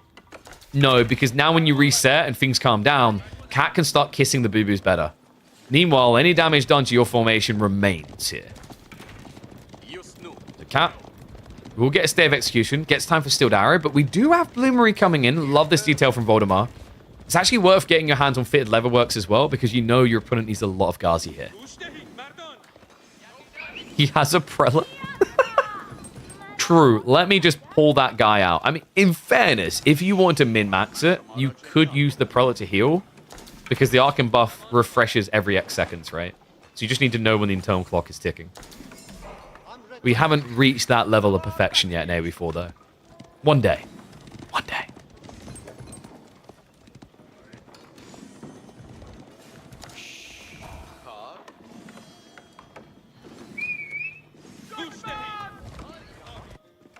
So what's Voldemar's plan now? I guess he just believes that he'll have enough food. I mean, my worry is, yeah, Arcane is good and all, but like the Pro Scouts for free is just going to give a lot of runway here. I think Cat does need to pull for the Sacred Site now, though. This is probably the best window he's going to get in this game to try and capture them.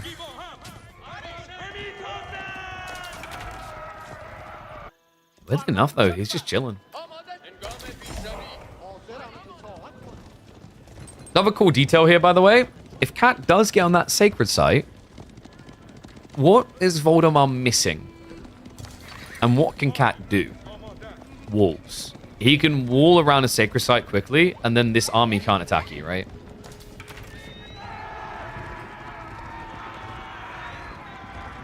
Cat. Is he? Okay, I was about to say. Yeah, he was mismacroing there. That's a lot of food to be sitting on. That comes in. The spearmen need to be addressed. Only a few in here. I don't think there's enough Ghazi. No, not even close. It's 19 men at arms. God, skimping on the production and stockpiling resources may have just cost him a second fight. And you can't really afford to lose two here as Delhi. This has to be game. He gets the surround. The men at arms around the back. Ghazi count is at 9. MAA at 17. This should be the kill and blow. I mean, he's trying to do his best to chain heal through. But at this stage, there's just not enough Ghazi. So Voldemar firmly in control of this game now. 15 men at arms still in the field. Right outside the base of Cat. Cat only has 3 Ghazi. No archers, really. Just 4. I don't really see how you win from here. Voldemar just needs to execute now.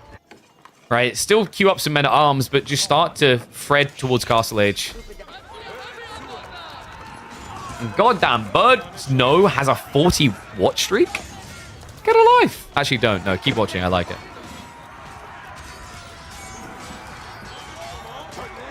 Cat loses the fight against carpal tunnel syndrome.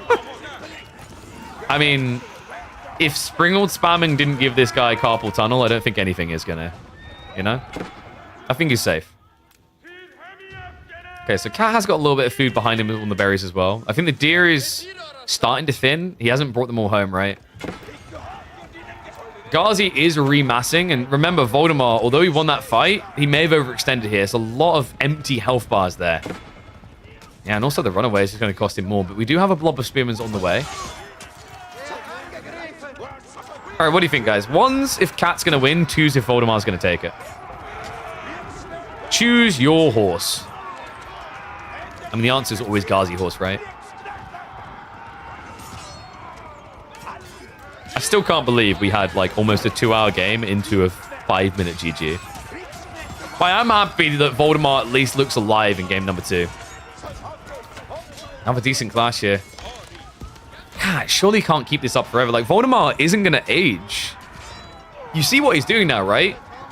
He's saying, okay, I've got farms. That's infinite food. You can get the deer, but that's not an infinite plan, right? You're eventually going to run out of steam. It's pretty much flexing the Achery economy. These fancy pants and their 40% gathering rate. Now up to 20 farms. Do I need, like, Crackety to appear to rant about the 40% gathering speed? Do you guys believe that recently Crackety was like, actually, it's not, maybe Achery's not that broken? I was shocked. I never thought I'd hear those words before they actually bothered to nerf Arkan. And yet here we are, words like that coming off his lips, and that landmark still not being nerfed. So many spears all of a sudden. And the fight is a bit too tight towards Cat's base here, right? Like, he just doesn't have the means to back up easily. This is the benefit of marching drills. Spear count is low, and it looks like that's enough to make him freak out here. Voldemar is so fixated on not letting Cat get a sacred site that it's probably giving Cat more opportunity to get one, right? Because instead of Voldemar just remassing in the center and then sending it with overwhelming force, he's pushing into the deli, which means he hasn't got the full firepower. Like, we're seeing 38 military on the chart. There's only 16 in this fight. Yeah, meanwhile, Cat, because it's close to his base, is practically at full power. So you're marching in. This will be the time to turn around and run. And this is the point where you lose the archers again, isn't it? Yeah. I would not want to be hired as an archer in the Delhi Empire. You know, it's weird. You'd think you'd have the safer job because, dude, the guy in stabbing range is going to get stabbed. But not when they're on ponies. Does at least do a good job of kind of getting that body block initially to slow down the attack. I'm really not sure which way this one's going. My thought is Achery should just win this.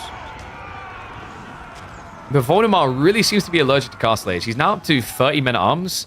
We talked with him about this in the chat as well before, and his feeling, once again, it was games against May that done this to him, is that going into Castle Age kills you against Delhi. Now, I'm not convinced that's the case.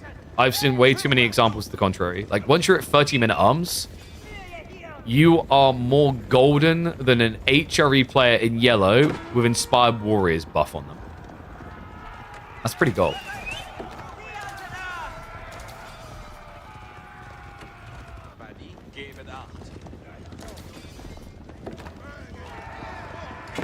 Voldemar's like, why would I age? Monkey noise, monkey noise. Okay. The issue before is he didn't really have enough mass to dive. Now that is 26-minute arms heading in. Ghazi count is looking reasonable, at least for Cat.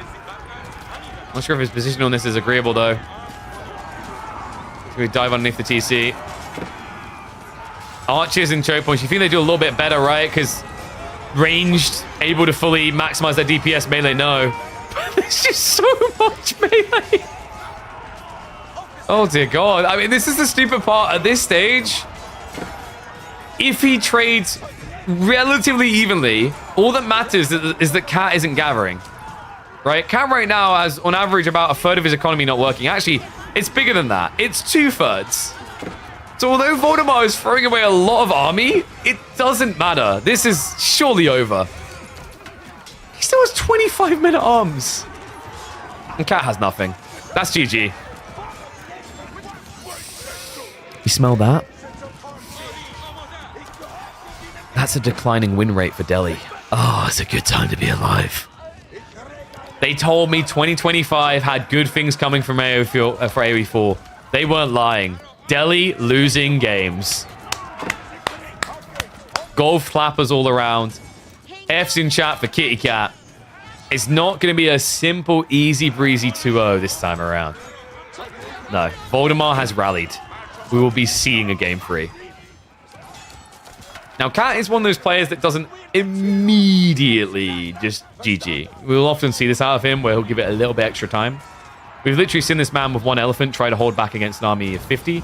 But I think what he's going to do now is look around his base and go, where's my elephant? Where's my... What happened to my... Oh, that's right, I'm age 2. And then he'll call GG. Or he just hates Delhi villagers this much. Elephant age 2. You know what? That's the buff Ottomans need.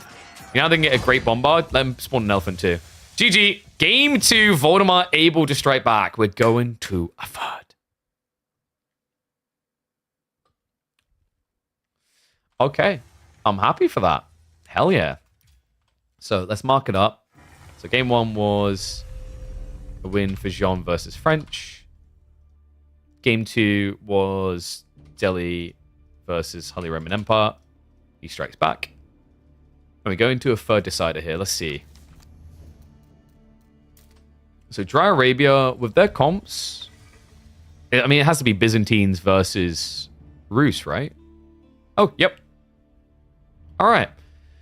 Biz versus Rus.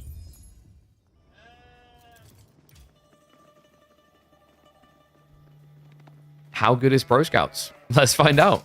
Byzantines versus Rus. We've been seeing this recently, and it feels like it's been going Rus's way, but I wouldn't completely discredit Byzantines' ability to end the game fast. We might be seeing an attack point here of Voldemar.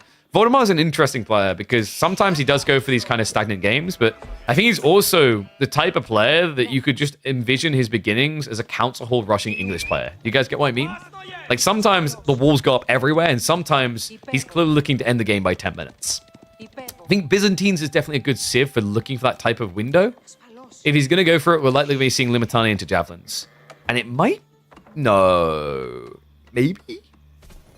What are these deer spawns? I mean, it's tricky, right? Because you could block one side of deer, but you'd be giving over the other entirely. Oh, and let's get predictions up, because I know you guys are gambaholics. Oh, wait. Did we do predictions for game 2? And I typed it as game 1. Yeah. So, whatever. We knew what I meant. All right, there we go. Pay out the predictions. Game 3, decider. By the way, my mic isn't peaking at all, right? I've been tweaking some of the settings again, but I think it's fine. Deer looks so wallable. On Season 8, yes, but Season 9, walls just take way too long. It's so subpar, right? Like, you know, yeah, you get those wall-ins with the deer, but at that stage, like, Cat might just look at the map and go, okay, it's fine. I'm just going to fast castle aggressively. Like, you know, wall-in is hard when even Roost players don't rush towards it anymore. They do, however, rush towards these hunting cabins and a lot of scouts. Hasn't really paid off huge dividends so far. We're talking about 11 sheep to 9, but that's to be expected. Remember, it takes a long time to get those scouts out. So, final area of the map. It looks like Voldemar might be able to make this a 50-50 split on the sheep. Great start for him. 3 scouts before age up. Yeah, I've seen a few more players doing this. Cat quite frequently does it. I think the idea is that if you see your opponent's scout early, you can ruin him. We actually saw this between B and Sass. So B and Sass on Bohemia, B saw the scout early, and then he used the other 2 scouts to basically rotate ahead and around where the other scout could go, right? So, like, for example, when you dart out here, if your opponent saw your scout straight away, second scout can go this way, your primary goes this way, and then the other one darts across. And the whole idea is no matter what direction your opponent goes in, you're going to start cutting off his sheep. Trust me, it's a gamble, but if it works, you completely ruin your opponent. We're talking Voldemar in game 1 with no sheep. Right, because in that B Sass game, I believe it ended up being something like 3 or 4 sheep for Sass and the rest for B. So Golden Gate coming in. We're going to hit the fast forward a little bit because we're just a few minutes out from live. Grand Winery is going to be coming in. We do have berry spawns on the back and the forward. There's a lot of food value over here for Voldemar. Just a shame for him that someone's going to take so much of it away.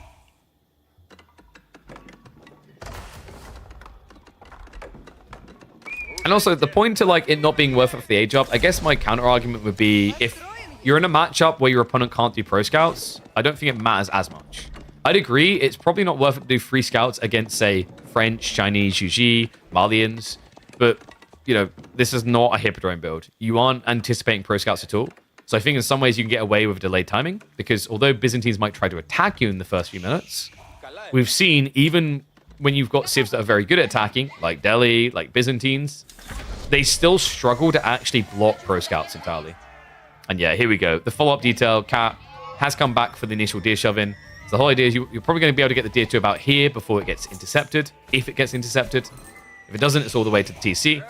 And then, by then, pro scouts is complete, you come out for the second pack or carry these home. I like this build. This has been looking really clean from the 3D clan members.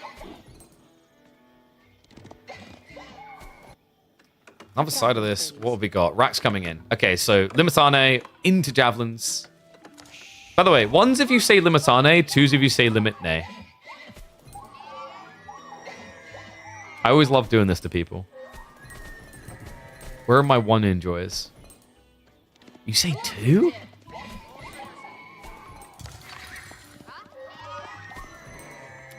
Limitane is just so much more Roman, you know? So it looks like things got a little bit weird, so he's just going to snipe the deer here.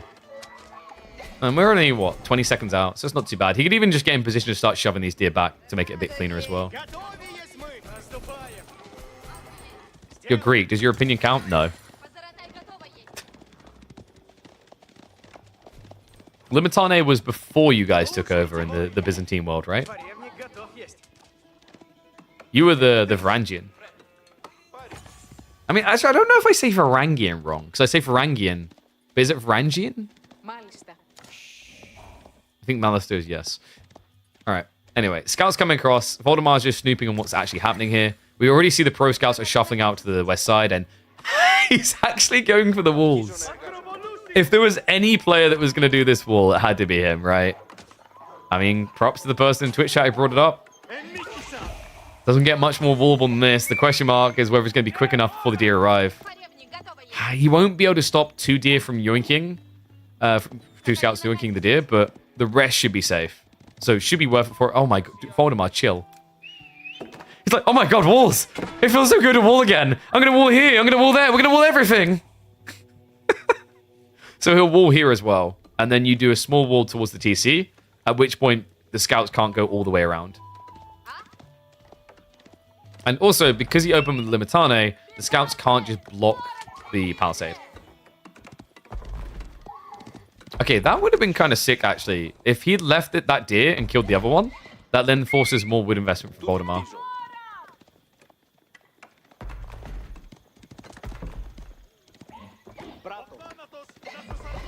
What is this sound of deer?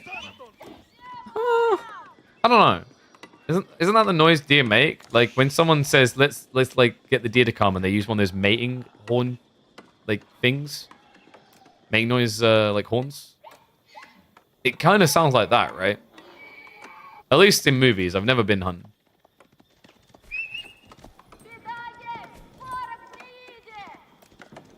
Okay, so deer are already home. Cat is about to tech up.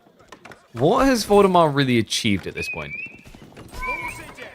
Well, he's not going to die to horse archers straight away. That's the good news. However, Cat can just rush all the relics on the map. Second longbow crew are already in the way. Voldemar didn't go the javelin direction. A little bit surprised by that, considering that you're expecting horse archers. And javelin should deal with that a little bit better. The high trade-offs are coming in. Get your numbers in, folks, because that looks a little bit pathetic. Jesus, can you get to having a more condensed base than this? I don't think so. I mean, admittedly, you could have built the archer ranges here. It's going to be double archers, not triple. Yeah, we'd love to see him actually just do double archers into maybe some knights. I know there's some Limitane, but there's not many. So a few knights could actually be pretty impactful. Likely what Cat's going to do instead is double archer range into monastery. Just so you can rush the relics. Pro Scouts for only 2 deer packs near the base isn't great. Ah, funny how you say that. I want you to do the maths of what 2 deer packs is worth. And realize that, sure, you know, there was no threat the deer was going to be taken away, so you can argue that. But in the end, it still ends up being worth it. Because Pro Scouts cost you 350 resources. He built 4 extra scouts for 280, right? But in return for spending that lofty sum of 630 resources, he's going to get his hands on almost 5,000 food. It's so worth it. And that's kind of the flaw of Pro Scouts. It is very, very rare for a person to hit the threshold of not worth for Pro Scouts. Very, very hard.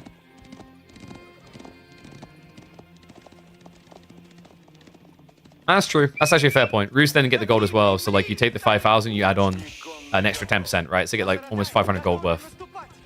And we do have the high trade house in for 130 gold a minute.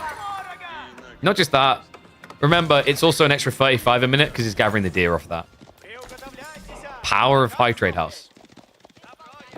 We do have monks already out for Cat, so he's shuffling to the relics. Golden Horn Tower about to complete. Voldemar needs to race relics too. Tricky to do when you're against horse archers, though. He's going to try.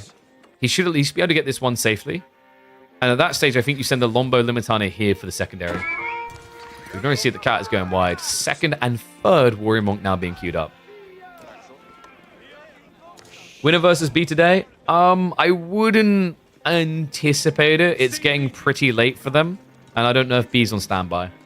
Likely what we'll be looking to do is arrange both semifinals for Thursday.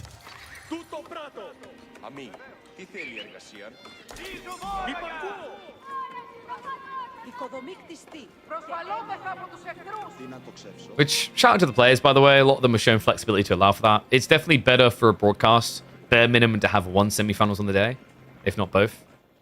Just because, you know, grand finals can be hype, but with a broadcast, if you end up being 2 hours long, it doesn't matter that you've got a hype series. Like, you need time to build the audience. Damn, this is a lot of Warrior Monks early, though. Men at Arms follow up as well? Man, Cat is just cooking right now.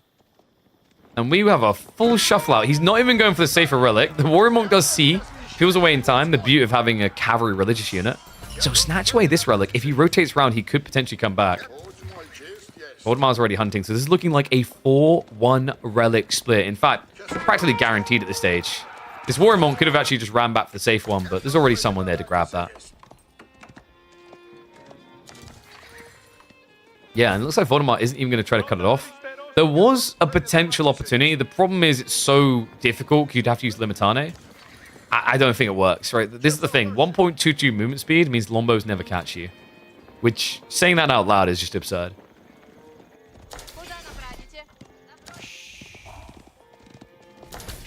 Undermesh already getting prepped by Voldy. But he has to make a move now, right? Like, we're talking about a very early stage in the game, and the move he's going to make is 2TC. Okay, that's a little bit different than what I was expecting here. The thing I was going to highlight is at this stage, your economy is so small, your system buff is so small that, like, it doesn't matter that you have systems. But 2TC is going to try to amplify him to that stage. It is going to be a little bit tricky making the Olive Grove transition. Realistically, like, Cat should be able to mirror 2TC or all in you. So I think that's the tricky part. Like, doing TC or doing Olive Grove transition is one thing. Doing both of these, even with the 3 mercenaries, actually gives a golden window for Cat to try and jump through here. Turtling Biz. Say, what? Voldemar's sitting in a corner with walls up? No, he wouldn't do that. What are you trying to say? That would never happen. Wait a second.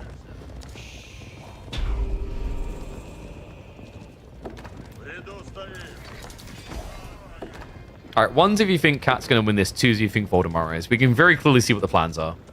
Cat's going for an all-in. Voldemar's going for a greed in bulk. Teardrop Shields is on the way. He is prepping the crossbows, which once he has mass will solve all these problems, but he doesn't have that mass yet. Then again, Cat is trickling in the men-at-arms. Yeah, no, this is good enough to hold. Lombos are going to be great up against those horse archers. And the Limitane also just don't die as quickly, remember, because of the shield wall. However, the crossbows, they got sniped out, I think. They still have 5 remaining, but the men-at-arms just taking a little bit too long to die here. And you see, Cat is just enabling himself here, right, by handcuffing Voldemar. Crossbow count is down to 4. We'll reset after this. In the meantime, 3 Sacred Sites now locked in. Yeah, Cat has an insane amount of gold gen here, right? Look at this. Relics for 320. Sacred Sites for another 300. That's 620 gold passively already. Then this for another 145. Plus the 35 on the deer. Puts him up at 800 passive gold. And then you finally have the hunting cabins for about another 40. Yeah, you heard that correctly. Or instead of me doing the maths that way, I could have just shown you the fact he has 0 people on gold, but is bringing in 870 to 850 a minute in gold. Welcome to the Roost life.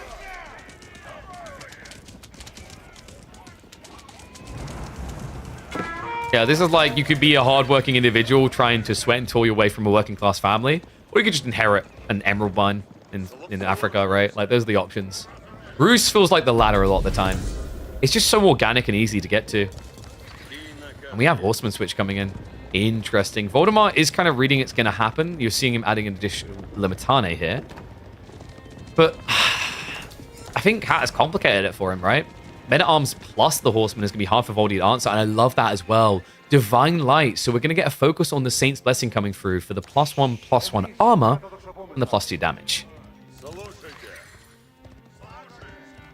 That's H3 level income? Exactly. It's kind of fun you say that, yeah. Because when you think about it, if a relic is worth 80, on a high trade house on average you can get like to be worth 2, let's say.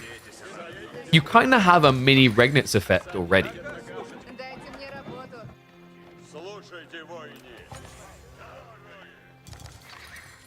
But the difference is, for an HRE player to get a Regnitz effect, they actually have to get the relics, you know what I mean?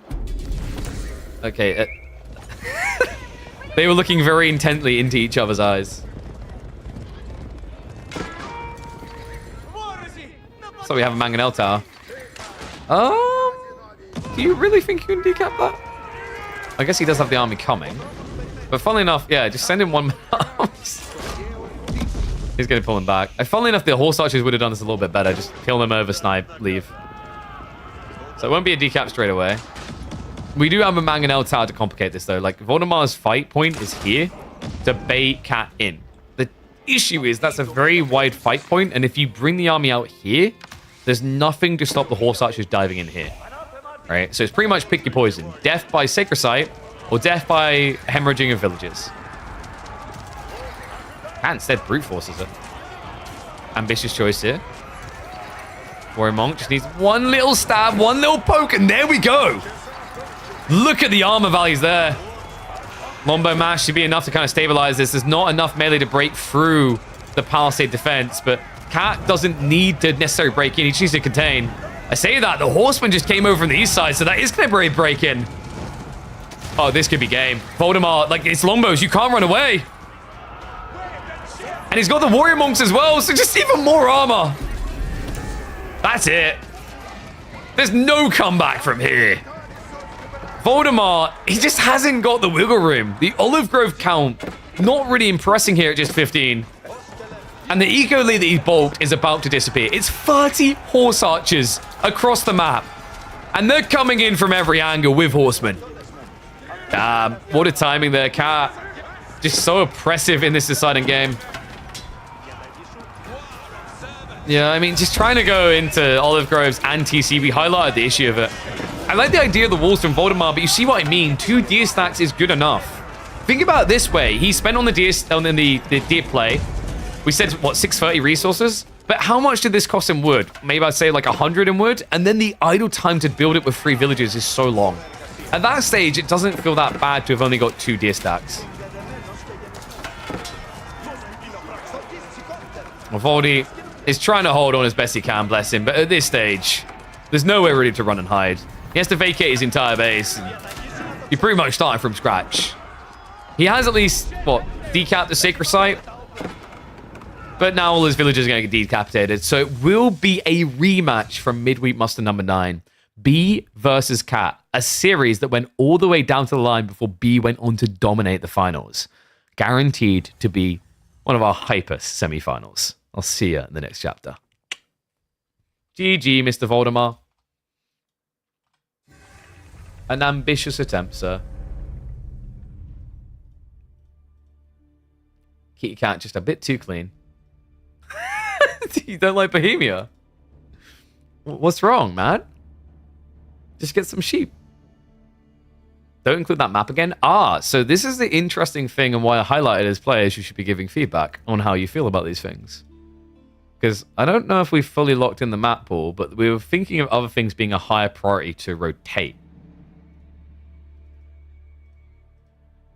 Especially because I think we have Avali taking another Ganders at the map gen just to be safe.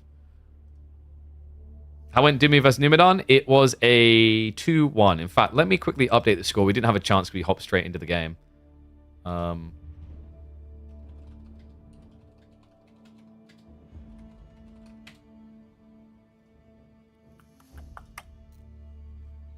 So, just having a look here.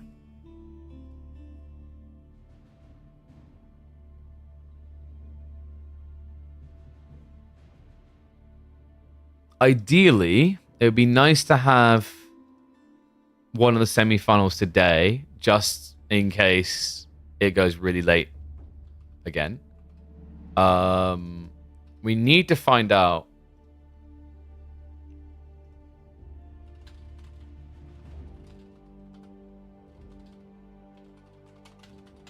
I imagine Dimu's set is most definitely not going to be able to be played today. He's probably gone to rest.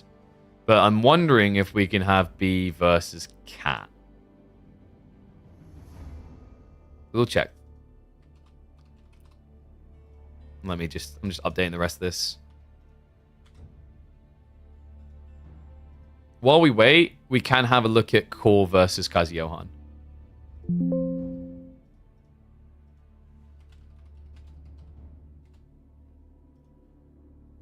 All right, there you go, guys. So let's update results. And what we'll do... I guess we'll hop into Core versus Kazi Johan while we wait for confirmation. And if it comes in that one, like the B-Cat is going to be happening, we'll hop across to it ASAP, okay? So, let me bring back the scene. Let's have a look-see here. So...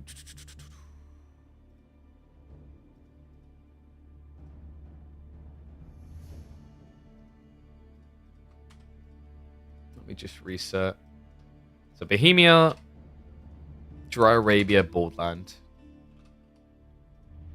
If we don't hear back quickly from them, I think we will have to just do it on Thursday. Because otherwise it'll be a late, late day.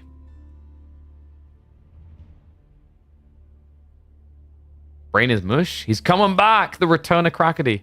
Imagine if that's like the week where BC's like, I think I'm going to play again. And then Crackety just comes out of nowhere with a 1-2 punch. I mean, you kind of got to now, right? You guys have to sign up at the same week because you have,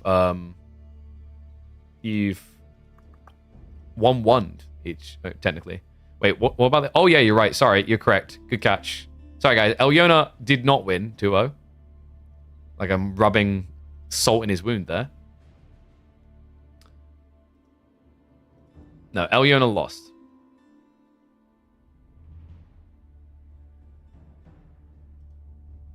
So let me just update that quickly.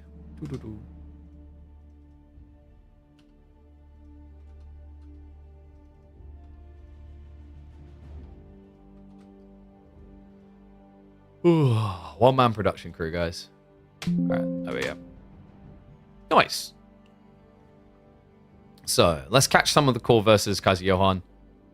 KJ, he got the HRE. I mean, dude, he did give over Malians, Chinese, and Rus. At least there's no King of the Hill. That would have been a disaster.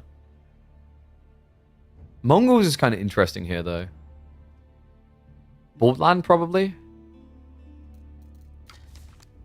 Alright, I'll keep an eye out to see if we are going to have the semifinals.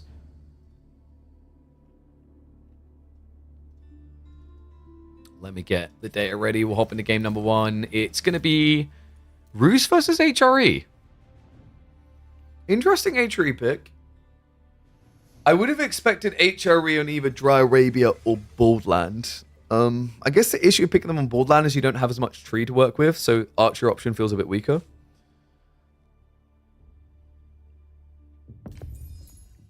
Let's find out. We'll hop in. Oh.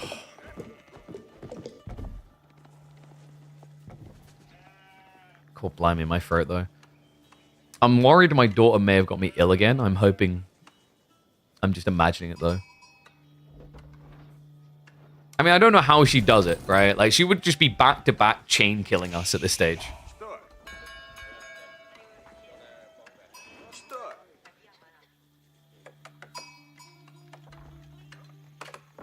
Well, we have an excitingly different looking bracket this time around. Winner of this series going up against Dumu in the semi-finals, and it's either Core or Kaiser Johan. Ladies and gents, welcome back to the channel.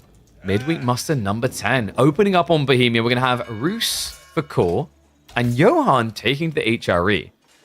Interesting matchup. One that used to be really Rus favored in the old days of the TC boom meta. But nowadays, with it being about Pro Scouts, it's a little bit different, right? Typically, with HRE, I think you want to pressure Rus first and then go Pro Scout. So typically opening a few Spearmen or Horsemen and following up. I do think that this is maybe one of HRE's more annoying matchups, though, because there's a really popular build right now where you open with some Dark Age shenanigans, right? You go for the Spearman Rax play. Spearman Rax play doesn't work very well against Rus because they don't touch their gold. They just ignore its existence. So with that in mind, Johan just has to rush H2. Likely going to be seeing him open with a Stables instead of a Rax. Yeah, it's interesting. Like, there's a lot of matchups where I just favor HRE in the Pro Scouts because of that opening aggro. But this might be one of the rare exceptions where it just feels terrible. And what is up, Zeltwanger? Thank you very much, mate. Appreciate the sub. Welcome to Swarm, buddy. And yeah, that is like a golden jackpot for high trade housing later. He did ruin it a bit with the Hunting Cabin. Might have to delete that. Double Tree Line Ford maybe would have offered up some sort of aggro play for HRE. We'll see if Johan wants to play it that way. Because, like, if the goal here for Core is to fast castle and you go archers and block this, your opponent can't actually do anything with fast castle, right? Because he can't afford archers. I'm going to hit the fast forward for a little bit here on the other game, just so we can get to the H2, though. Arkan is going to be coming in. Decent Arkan as well. He gets the tree line. He gets the gold. And we have him still with 3 on gold, which suggests that we're going to be seeing Pro Scouts, right? This timing, it should be, yeah. Does he have the mill? Yeah, he's setting up now. So this is definitely Pro Scouts. Makes sense as well on this map. Like, you know Rus is going to go for it. Your alternative is to go farms. Not a great idea. Gives your opponent too much runway here. Gamba? We'll have more Gamba if we have the semifinals between B and Cat today.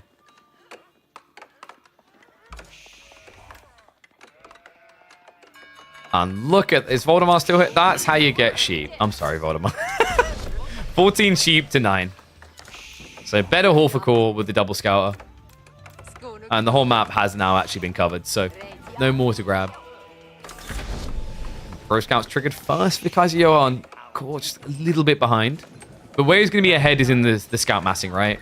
Johan's now going into it, but remember, these scouts take a little bit of time to come out. So realistically, core should be able to remain ahead in that department.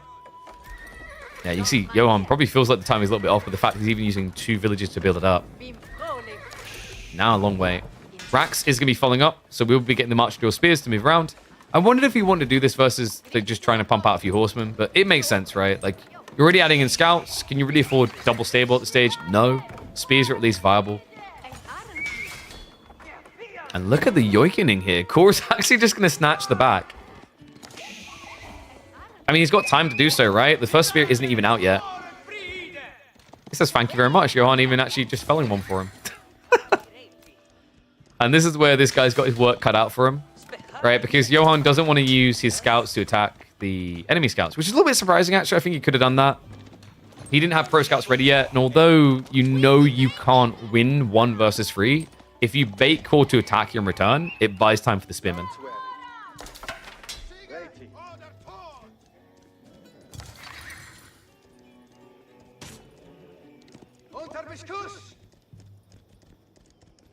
I'm trying to think of a map that I could add that would stop people pro scouting.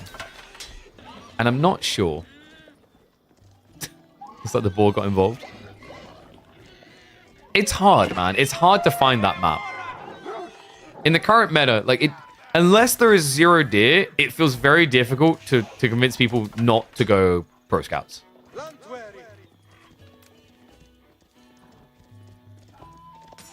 Who do you guys reckon is going to make it through, by the way? Kazi Johan or Core? We had some really clean games from Core, from Kazi Johan against Eliona, right? Core we didn't get to catch because MSN had to forfeit. You missed Canal. I guarantee people would pro scouts from Canal. Like, I think they'd be even more likely to pro scouts from Canal. The spearman ran all the way and actually did get the kill in the end. That guy was on a marathon, man. And the other one actually might do the same. Yeah, he's got this one too. All right, this is a little bit annoying for Core. It's definitely slowing down his timing. He's mirroring spears, but not great into HRE. They should be a bit better at it. You can see he's actually instead prepping for his own castle.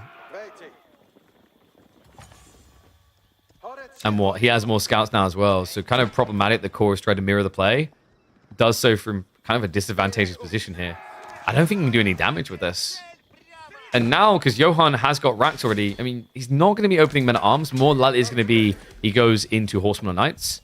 So at least Core gets some value from the spears there. But kind of crazy that Johan played pro scouts and added in 4 farms here. Shows you how good their economy can be.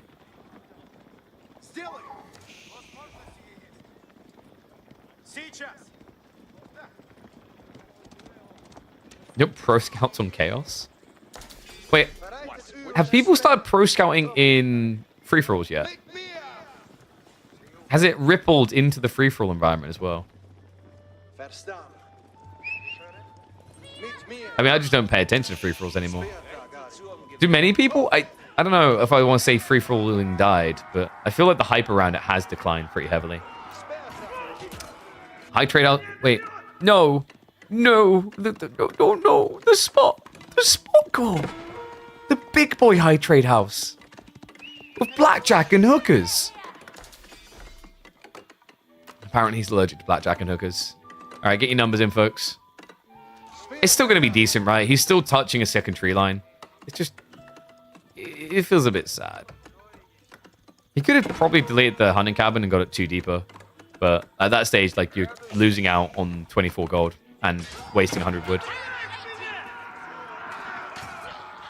Yeah, these spearmen haven't really been hit, have they? Johan already has the men at arms on the way. Interesting. I thought maybe he considered just trying to go into archers, because like the logical play here for Roos should be archery rangers. He's already got 2 ready. So yeah, horse archer get queued up. Adds in the 3rd archer range as well.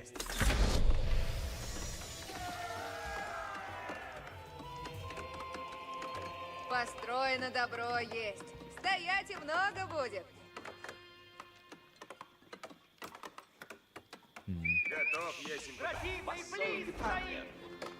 Still intriguing, actually, that Johan was able to get the 4 farms in. Give me some. I'm just going to bump the boys and see if they are available.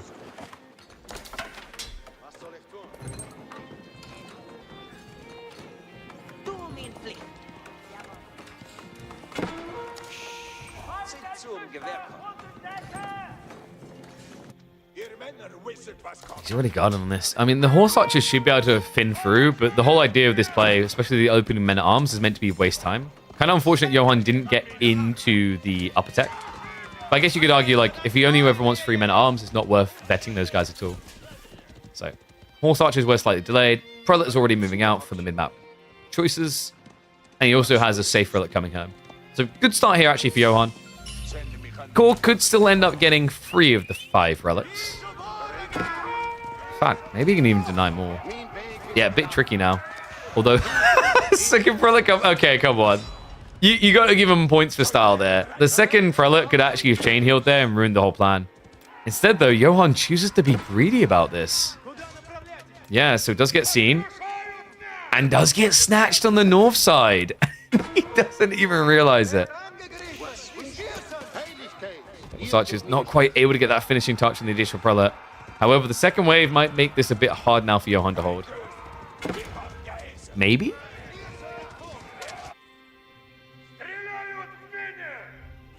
I think we're getting a 4-1 split. It's a bit tricky to stop this now. Johan is following up with archers, but that may be a bit too delayed. But the spearmen are just so fast. Warlord coming in. Core will just immediately snipe and move on. It's a good micro there. Warrior Monk on the south side is already being mirrored by the Knight, and the Prelate's already picked it up anyway, so it does have the protection there. Even if it's just 2 relics, H3 can function, but 3 is optimal here. Because remember, we talked about almost like a light Regnitz effect out of the high trade house. In the, you know, in terms of the passive gold on the map, it's amplifying the amount available by 2 relics, specifically for the Rus.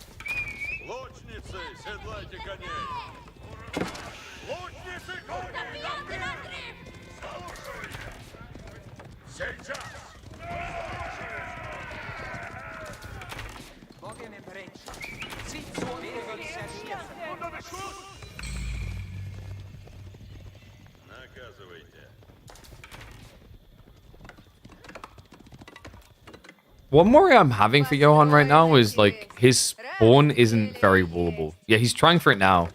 Like, I'm glad he's realized this, because this is going to kill him. If he doesn't get walls up, like against horse archers, it's a death sentence. Like, the relic race has been complete. You've technically lost it, but you've done well enough that it's kind of a draw. Now you just hunker down for the later phase of the game. Which means it's definitely going to be adding in more farms as time goes on here. Definitely got enough deer to kind of stabilize him for the time being. Gold is an issue, though. Look at where they're at. Yeah, he hasn't secured this area yet. So it's kind of interesting. Johan was so focused on the flanks, like he actually hasn't got his eyes on the real prize. Without these gold veins, late game doesn't really seem possible here.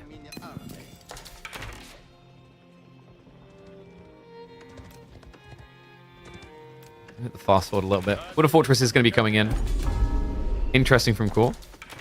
But he wants to stage on this point. Like, he's read the map and said, oh, good veins. Take this away, kill him. Wait.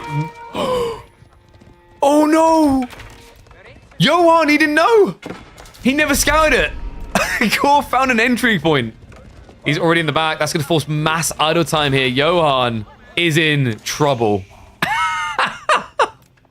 Oh, that was vicious. I mean, now you just have to put so much effort into getting this out of your base. It means you're never going to be touching the forward gold. Meanwhile, Sacred Sites are now locked in, so Core has got that ticking time bomb, knowing that you just can't come out in a rush. I think so. Cool. Definitely not the best attention being shown here.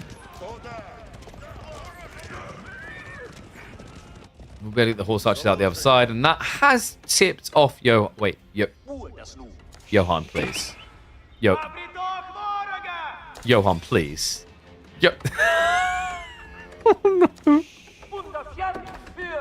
Oh, no. Sorry, when you say screw that gap, do you mean this gap or this gap?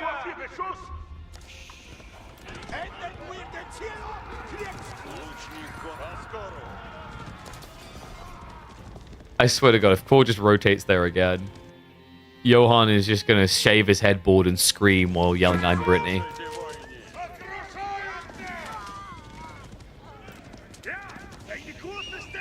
Yeah, you can tell that Swedish people were really heavily active in the steel mill industry, not the lumber. Anyway, we've got to move out. Horsemen are getting queued up, so Core, remember, because he got the Pro Scouts divide, he's got plenty of food to work with to get this pump going. Johan needs to go into spears. Like, actually going spears isn't terrible per se against horse archers. Not with marching drills anyway. Interesting that Core's adding in men-at-arms as well, though. Maybe he doesn't think there's that many crossbows coming, but even then, like, building men-at-arms against HRE may be the biggest ego child that exists in Age of Empires 4.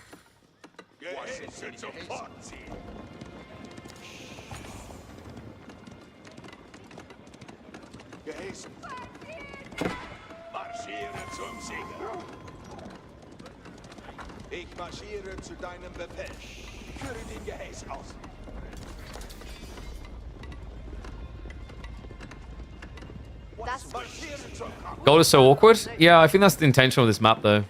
Right? You only get one safe gold, the rest tends to spawn forward. Well, guys, I think... Oh! He noticed! Okay, that was really important. The horse archers were heading for it again. So we do have the wall incomplete. Johan is hunkered down, but the sacred site is still ticking. So hunkering down doesn't work here. Johan needs to get out of the base. Farm count is starting to expand, so he should be able to bloat his horseman count. But although Core can't bloat at the same quantity, he's gone 2 TC. He's got a bit of longevity here. And on top of that, remember, Boy's Fortitude will make his horsemen individually superior.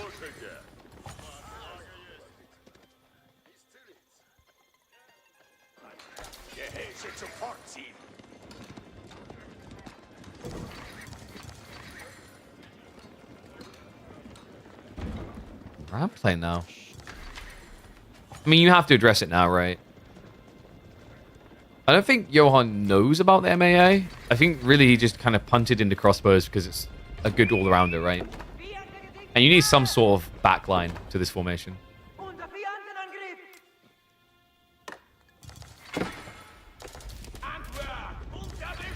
Alright, ones if you think Johan's taking it, twos if you think Core is. This is kind of leaning Core, to be honest with you. The Sprunen placement is actually such a nuisance in these engagements. Also, remember, the Saint's Blessing, never to be overlooked.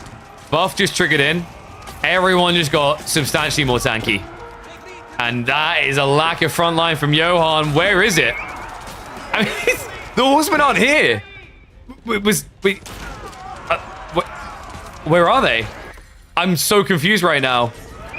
There's 9 horsemen. I just don't know where they exist. Did he miss rally? No freaking way. Army just gets wiped like that. And cool. That should be control of game number 1. Yeah, with the scaling economy behind this, with the military leaders now got, I'm struggling to see a way in which Johan stabilizes. And yeah, I think they were. There they go. They actually went around towards the hunting cabin. So the front line that he really needed to be stepping up like that. It's a bit gluttonous from Johan. I think that's going to be all that he gets to riot in game number 1. Good read from Core as well. Like, you have a sacred site timer ticking, but don't just fall back on that, right? Keep pushing. You can see that Johan made a big blunder there walking up. Punish him all the way back home. Awesome rotation around the north side. Saint's Blessing again. It really is making a difference in these fights. And now we're on the farms. Johan, admirably trying to hold on, but with this many horse archers in your base, you're going to be losing way too many villagers here. So I think this is the way a lot of people expect the series to start. I mean, Core, on paper anyway, definitely the superior player. But we're best of 3, baby. And this one ain't over yet. Okay.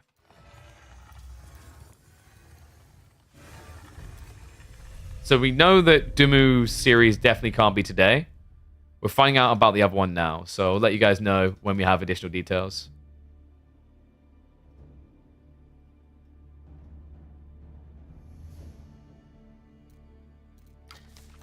All right.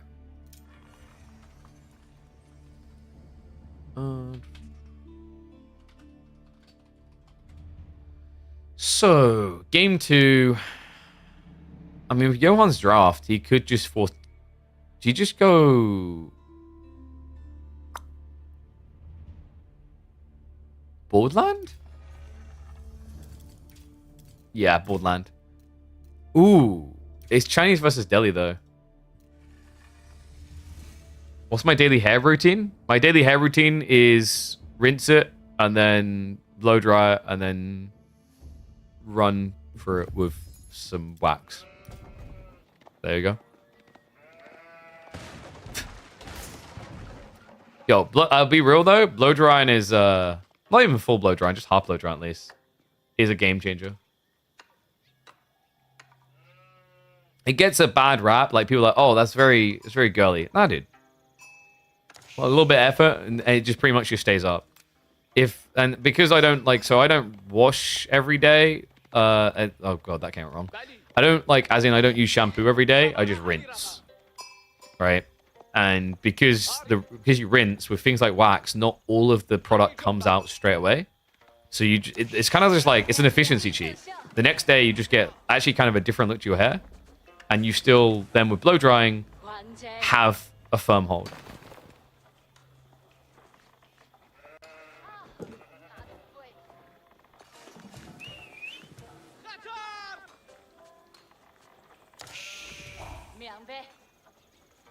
I said the quiet part out loud. What was the quiet part? What? That men find it weird that you blow dry? Yeah, I don't get why they find it weird. It's kind of up there with convenience things as well, right? If someone uses wet wipes or whatever, right? Because they don't want to spend as much time on the toilet. That's a life hack, man. Have you guys seen that brand? There's I can't remember what it's called. Is it man wipes or whatever? They're literally just wet wipes, and they're double the price. But because they branded them to men. I don't have a small child in time for hair. Blow drying doesn't take that long. Like I said, I don't need to blow dry all the way dry necessarily. It's a minute or two. It's usually good. Oh, not washing my hair. No, but I am washing my hair. That's my point. I rinse it. So, basically, I don't think you should use shampoo every single day on your hair. It can actually be damaging. One thing I recommend a lot of people to try is something called no poo. Now, that isn't shoving a butt plug up there and never using the toilet. No poo is basically not using shampoo at all. I actually tried it for a bit. In the middle of... Actually, I think it's after COVID. Shortly after COVID. So, I tried it for a few months. I didn't notice a drastic change, but I know some people who have sworn by it who, for example, had issues with their hair or it just wasn't going the way they wanted. Because the idea that, people think shampoo is good, but what shampoo is doing is it's stripping the natural oils out of your hair. That, by the way, that's why your hair gets greasy after you shampoo. Is because what it's doing is it's releasing loads of natural oils to compensate for you stripping it out of them, right? So for some people, going no shampoo is actually really good for their hair. I didn't need it, so I just went back to shampooing. Product that rinses out fairly well shampoo, that's been my struggle. I mean, wax won't. Wax will take 2 to 3 washes depending on what it is. Hairspray usually can come out fairly easy, I'd say. The one that usually washes out really, really easily would be mousse. Hair mousse is probably one of your bets if you're looking for someone that just goes out. Do not do gel. You are not a 14-year-old boy with pimples who doesn't understand that it looks like plastic crap. I still can't believe that I was once upon a time the boy that would put gel in my hair. God damn, that was a dark phase. You're a bald guy here listening to discussion about shampoos. Yeah, dude, it's still important for you as well. You've got to exfoliate your scalp, you know? It's very important you exfoliate your scalp so that if you ever time travel back to, like, you know, America in the 16th century, someone's going to have a really nice trophy. I like how we spent the first 4 minutes of this game just talking about hair products and hair routine. If this does end up on YouTube, that means you missed out on that part. That's why you should have been watching live. We're in the game too. Chinese versus Delhi. Oh boy, is this looking like a 2-0. China, one of the natural counters to Delhi. And on a Pro Scouts map on top of that, Johan's going to have to get creative here. Where's the hair product sponsor? Right? Like, dude, they should be reaching out. I don't know, you know. I think visually, my hair is the thing that carries my look. Feels like a natural insert point for a brand, right? You know what my problem is? Need to be like Instagram person. I think that's where all the hair products advertise. Racks opening coming in from Johan's kind of interesting here, though. Wait, what? Oh, this must be to stop the Barbican. And then also, like, ripples to stop Pro Scouts, right? That's quite intriguing out, Johan. It's double racks as well. Wait, why not just pull the Scholar? All right, this is a very different opening. I don't think I've seen this from a Delhi player before. The first tier are definitely coming home. Kora's already reacting with his own racks, just anticipating he needs it to protect him, because he's expecting Ghazi. What a creative opening.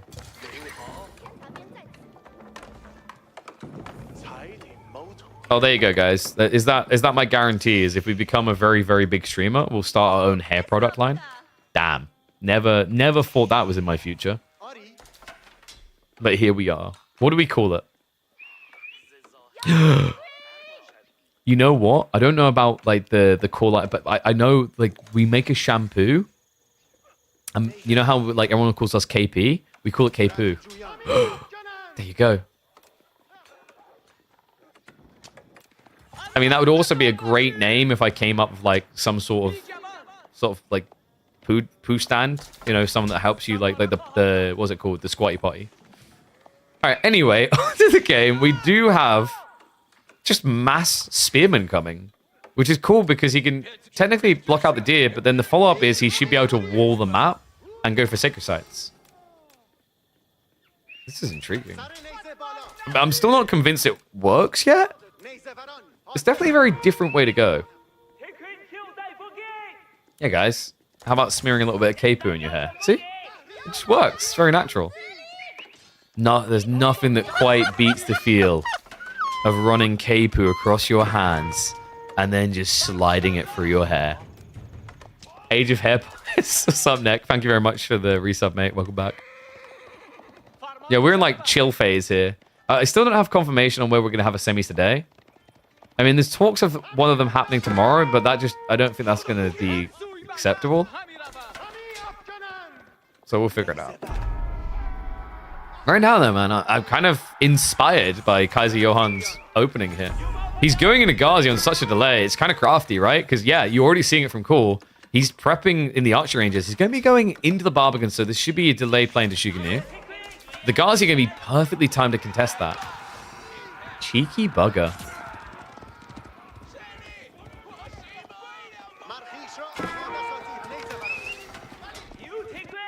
Johan should have pro scouts now coming in, right? I think it just completed. So he's already started to queue up his own scouts. He'll be able to start dragging some deer home. And double sacred site already locked in.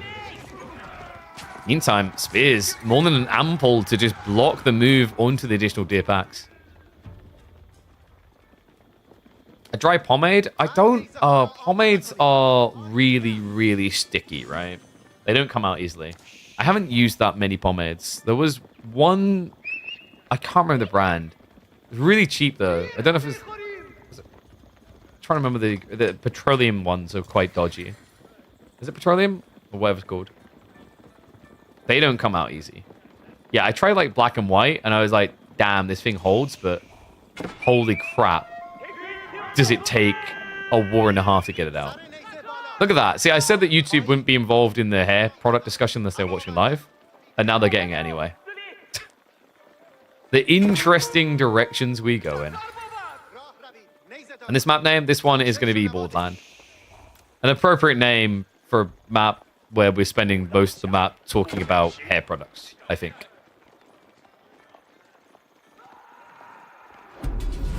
Yeah, Johan's kind of dissecting why he went for this build, and I agree. Like, you know, Delhi need to do something different. The reason why I rank Delhi quite lowly on the priority list right now is because Pro Scouts takes a giant crap on them, right? It takes a K-poo on them. Because they just can't mirror it, right? Like, Ghazi won't be able to block all deer locations. Spears most definitely won't be able to either. But because he was playing towards those sacred sites, he kind of got the value play. Didn't ever wall it in, mind you, but look at what KJ is doing. Johan about to go for the third age. Yeah, meanwhile, Core stuck with Zhuganu that now become quite worthless. We're a little bit 2x speed here. House of Learning is going to be coming in. And there's just simply no pressure onto his base, right? I think Core completely misread this. And it's not really his fault. It's Johan being very creative about his approach. Definitely got enough value out of those sacred sites to justify it. And now, I mean, this is a stage where your scholars should be heading out, right? You need to be punting for relics all across the map. I think that's maybe the one flaw with Johan's build is the scholars aren't moving. They're just waiting at home. I mean, I get it to some degree, right? Core has an army. But still.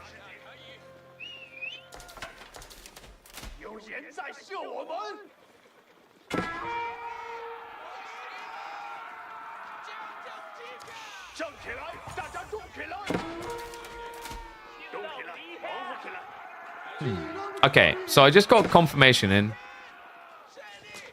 We are going to be having B versus Cat today in 50 minutes. So what we might end up doing is I might go to eat something before we hop into that. So we'll have like, you know, a video, we'll have a match playing for you guys to watch.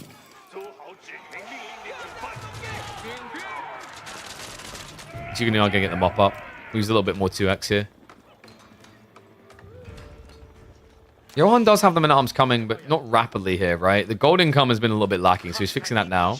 Core is going to be mirroring the tech up. Got extra archer range has been prepped, so he understands that the window is going to be men-at-arms. He needs to be prepping crossbows. Should have more than enough food to do so. Very creative build, but like I'm still not seeing the end win condition yet for KJ. I mean, Johan could actually just go straight into Tower Elephants in theory. Love the choice on the other side. It's going to be the Imperial Palace coming in, so your Core will make sure he's not caught off guard by any Lancer raids here.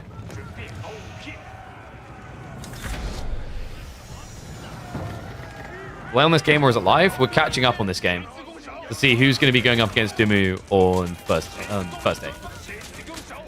In Les Semis. Is this his time to spring? Looks like it. And the Zhug should really be doing too much damage to the MAA. The Spearman a little bit more worrisome though. And also, actually, I say this shouldn't be doing much damage.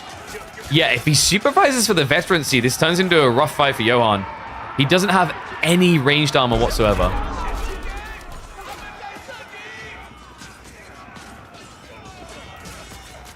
Man, the gap he got there as well. That's it. Cool. He spread out the Spearman to delay Johan.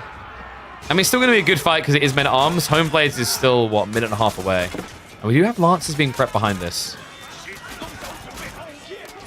But for Core, the more important thing is just trying to block resources, right? So he's picking the rest of the deer. He could have went for relics, but I think it's too late now. Yeah, there's still 2 up for grabs, but Johan should be able to snatch them first. So we are trending towards a 5 relic game for the Delhi.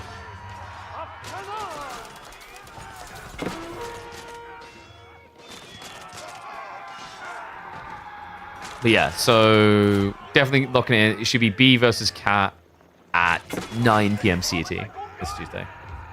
Okay. All right, ones if you think Core's going to win this game. Twos if you think Johan's coming back. At the start of the game, I was wholly convinced that this was just going to be a Delhi win. Sorry, a Chinese win. Now I'm not so sure. I think getting into Castle Age on equal footing, actually not even equal footing, I'd say for an edge for Johan, muddies things. And no, it's not a rerun. A rerun would be I've cast the game before and I'm putting it back up.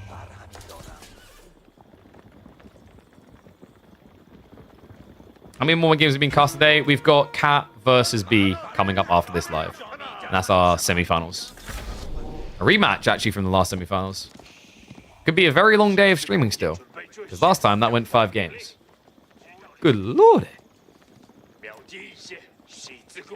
Alright, so a little bit of slowdown here. We do have the walls coming up.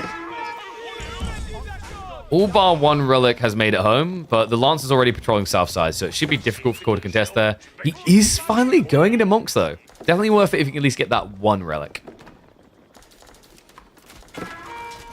Looks like the wrap around the backside is just going to be mirrored, so no damage done there. Crossbow transitions coming through. This is going to be really good for House of Learning because of Pakes. You'll have the extra range. So south side. Lancer is going to get blocked out. So Core will get one relic. I'm not sure that one relic should have happened. Almost felt like Johan forgot about the south side relic for a moment there.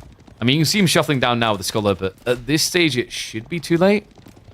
He has got, what, 5 Lancers? If he's quick, he could intercept probably about here. In fact, bloody hell. He's sending it down the center as well. Core must be anticipating an attack coming. Is it a really good time for Johan to try? One weird thing about Johan's build here is the fact that he stopped producing Scholars. Usually with Dome of Faith, you just want to keep going and going and going. And yeah, he also just doesn't have Blacksmiths being prioritized. Which also, the going and going and going of the Scholars is even more important for that. He's going to be marching in though. Decent chunk of this Arjug. Frontline not going to last very long for Core, so it looks like Kaz Johan is going to start to ripple onto that back. Difficult though, considering that half of that is still Zhug. However, the Lances are going to find the Monk. Denies him right at the edge. We do have a Scholar waiting in the tree line. In fact, no spears here. These Lancers could do some damage. It looks like instead Johan's going to try to bait him behind and then run the Scholar. Okay, he forgot his job. I don't think it's going to be a 5 relic game. That would have been one of the most demoralizing snatches I would have seen in this game, considering how close that is to save. Looks like we're going to have a C-switch coming. So Mango Nose are now going to be on the way. Yeah, I'm still confused by Johan stopping at 10 Scholars. I mean, I guess he doesn't want to go Imperial. But, like, organically, that thing can happen anyway, right? So you might as well be prepped for it. You also still have so many techs to get in this age. Mainly because of the delayed Blacksmiths. Lancers almost getting sandwiched there. We'll be able to find their way out. Mostly intact. And Core has a food problem, guys. He may be up on villagers, but he's down on food access.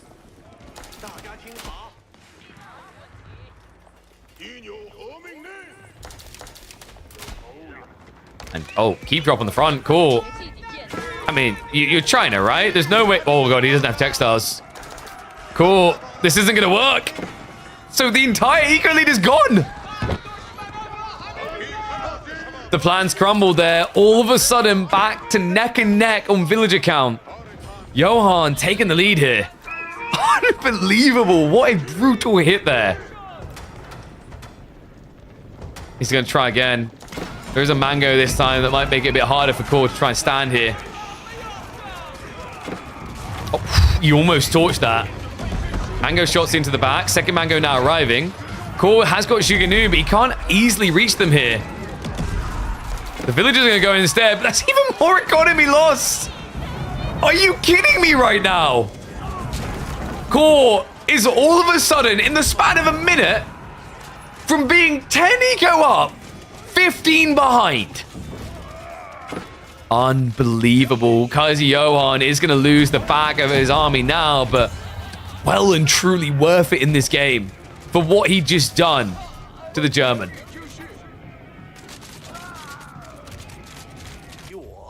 2 TC behind does mean that Core will recover fairly quickly with Song Dynasty, but this doesn't solve the food issue, guys. He still needs farms, and he needs them ASAP. Triple Mango follow-up. This is getting a bit ridiculous. I mean, at this stage, with the lack of food, Core can't really afford to just blob up melee and go and deal with this. It's tricky.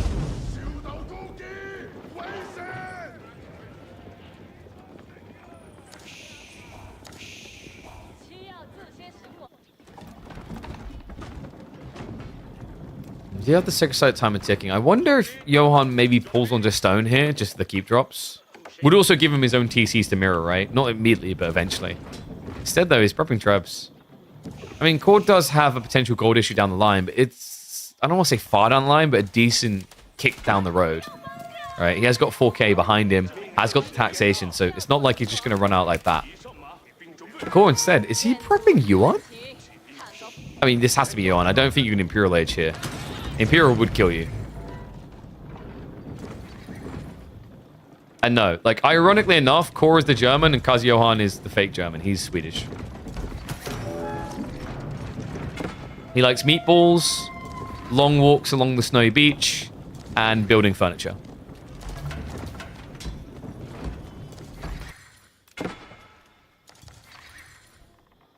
Both players on the flanks right now. This is extending Core's lifeline. He has also got the berries up here.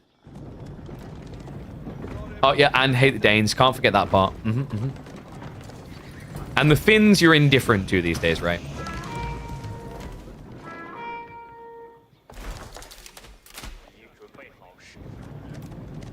So what's Core's move here? I mean, Horseman feels like a one-timer. Spearman already being prepped by Johan, though. He saw something. It's not many, though. He's going to need additional spears. Core, I think the issue here is he's riding blind into this, so he's pretty much covering every single angle. He doesn't know exactly what he's countering into.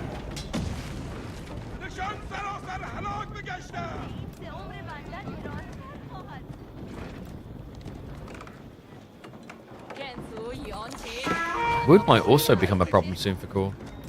That's the nature of Borderland, though, right? Like, you can't really play into the mid-game overly defensive. You need to be staking a claim somewhere for something.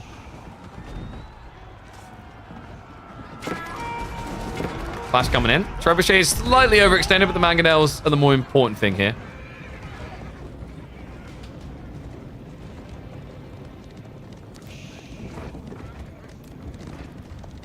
We hit the fast forward a little bit, just so that we definitely have time for me to get a snack before we get our semi-finals rolling. I mean, Core basically has to get the needle threaded right here. He's going to try for a decap on the south side, but the keep drop's coming in. And that's going to be a disaster zone for him. So instead, he's going to wrap around in the economy. So nice little hit there. That is going to draw attention away. However, the outpost is going to give early warns north side, and the keep drop on the south side means that Core can't just sneak a decap follow-up. Delhi looking like they're going to get their classic win condition at this rate. And also, remember, Johan does have farm set up. He's got 19 so far. So he's not running out of food either. Good hit on the economy, though. He's allowing Core to build his lead again. And the granaries are coming in. However, Core only has 3 minutes to rock and roll here.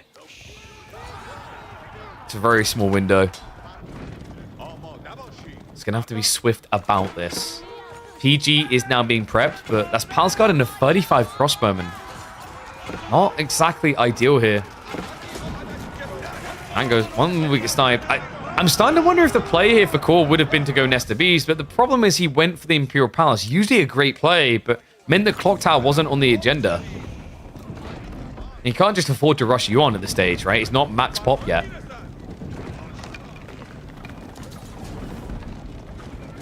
T-minus 2.5 minutes. It really is go time. North side is your best bet here. Johan doesn't have the stone yet for another keep drop. And Core should have scouted that. Yeah, so he hasn't been attacked by a keep. He knows this is the place to go. The alternative just isn't realistic. Well, we do have Nest of Bees now pumping out. Not Clock Tower, remember. It's not actually anywhere near as tanky. It's a good idea against the mass crossbows, right? Like, this may give him the penetration point he needs. We've got some weird gathering up here from both players, so he's going to have to run away. Johan getting caught up there. The eco lead is big. If Core can get a single decap, this is a 2-0, guaranteed. Let's see if he can do it. Nest of Bees shots coming in on the front line. Mango's getting ready to deploy. They go straight after the same target. Yeah, a bit surprised he's not microing this on a split. But the villager pool, oh my god. He's reloading, he's reloading, he's reloading. Go, go, go, go. No, no, hit them. Just smash their faces in. Mango's going deeper. The villager lead. Like, why does this Core hate economy so much? As soon as he takes the lead, he takes the knee. 66 economy to 67. A GG called. And a game free, an unlikely game free, now on the menu. Oh my dear God, what? I'm sorry, what? What did I just look at? That's ridiculous. Kaiser Gigachan is taking us to a third game. Dry Arabia, ABBA versus English. Oh, man. Oh, let me check my partner as well. What's for food?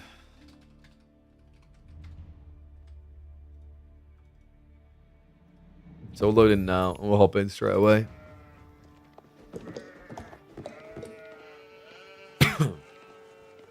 Holy crap.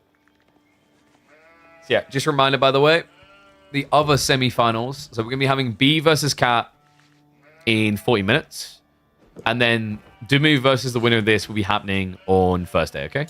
That's the goal we're aiming for.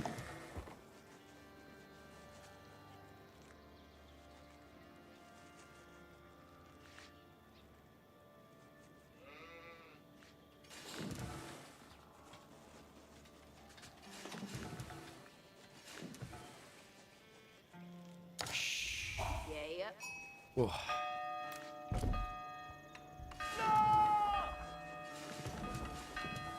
Doom in the semis, being Cat in the semis?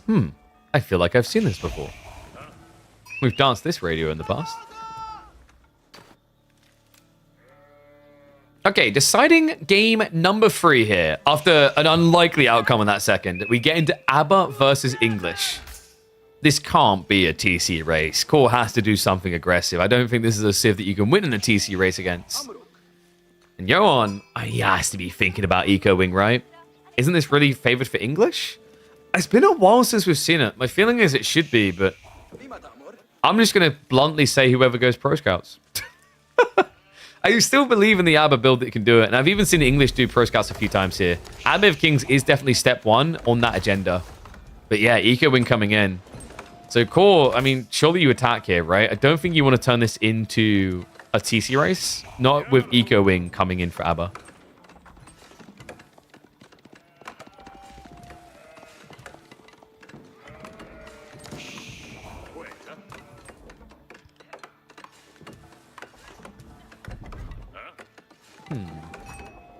Just looking at the spawn, actually. I mean, there's some nice defensive players here for Johan, such as the Backberries over here. Deer is forward, but if he shoves these in, he can drop a TC to protect this gold as well, so he'll have options. Talk about getting the luck of the draw, though. Like, if he does want to go free TC, it doesn't get much safer than this on a Dry Arabia spawn for the stone. Even the gold at the back as well. And, like I mentioned, the berries over here, the ones over here are pretty desirable also. So, yeah, I actually think Johan got a really good spawn for multi-TCing. Like, it's a ridiculous spawn for multi-TCing. If you're playing a corner campy Civ, this is the dream. Like, if Voldemort had this spawn in that Byzantine game against Cat, win. So, cool. We are getting Pro Scouts. Freaking do it. I mean, you'd be surprised. I've seen English do this reasonably well.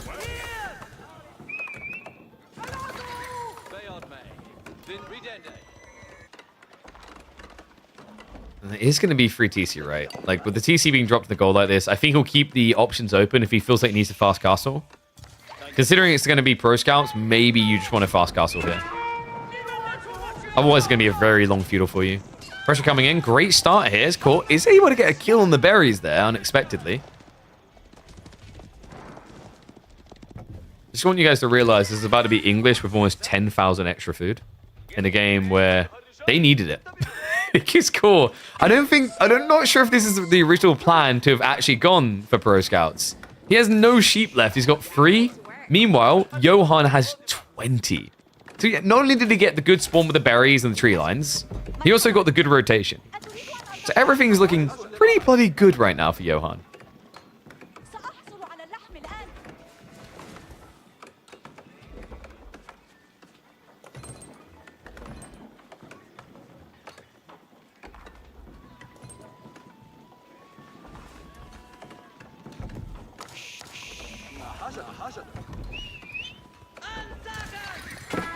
No, guys, don't laugh at English pro scouts. I've seen this win. I don't doubt any Civ doing pro scouts at this stage. Like, you guys think I'm legit memeing when I talk about ABBA pro scouts build? I'm not. I'm actually not. So already farms getting added in. Johan is pretty much role playing as the English at this stage. Interesting he's adding farms this early when he's got 20 sheep. I think maybe a better focus should be going on protecting yourself. Yeah, I'm always weirded out by 2TC Eco Wing. Ever since the nerfs, it just doesn't feel as good. Right? Like, yeah, I know it's a 5% difference, but it really did make the difference. And now we have Core really looking to send it in this age. So I thought maybe he just blob Horseman and try to rotate in, but it's difficult to do that when you consider the burn rate. The extra armor makes it hard to take down buildings. So instead, he is going to be adding the Lombos. Like we're looking at a ram rush timing. I'd say rush 14 minutes is maybe your goal. Realistically, ABBA shouldn't be in Castle Age by then. Not if you keep applying pressure. And Core has been subscribing to Dragavan. What is this? We have a proxy base on the other side of Johan's tree line that he is completely oblivious to.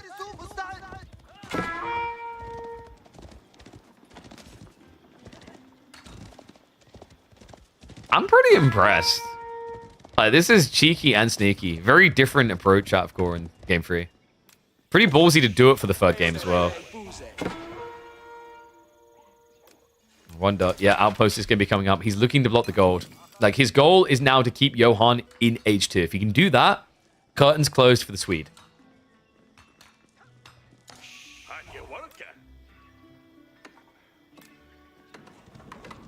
I mean, we have so much food to work with. I wouldn't be surprised if we start maybe considering men-at-arms for English. Sounds really unorthodox, but why not when you've got pro scouts like this? I think he's just trying to be more budgeted, I guess, because like when you go Lombos, you have to kind of go spears because of the efficiency costs, right? Like Lombos are more expensive. Meanwhile, Johan is just going to float additional resources. We are heading towards castle. Should be the military wing play here. Makes a lot of sense. You've already seen cavalry, so you want the camels, and then composite bows lets you just destroy longbowmen. Well, Core about to reveal himself. It's a gold idled out. Johan, I mean, this doesn't screw him. Guys, I want you to take another squint at the map and realize that this spawn isn't just outrageous because you got back stone, back gold, berries on both flanks. Oh, look, another back gold. Are you freaking kidding me with this spawn? He already walled to the corner. I mean, this is the freest Castle Age I think an ambassador player's ever had. Like, what do? You can see Core's trying to rotate to set up more outposts. I just don't see how he's ever getting in here. And just a reminder that no matter the map you choose, you can always just get ridiculously broken spawns. Like, we're on Dry Arabia, the map that's meant to be the most balanced. Johan really hit the jackpot here. That guy should buy a lottery ticket. Actually, he shouldn't. He's used all his luck up.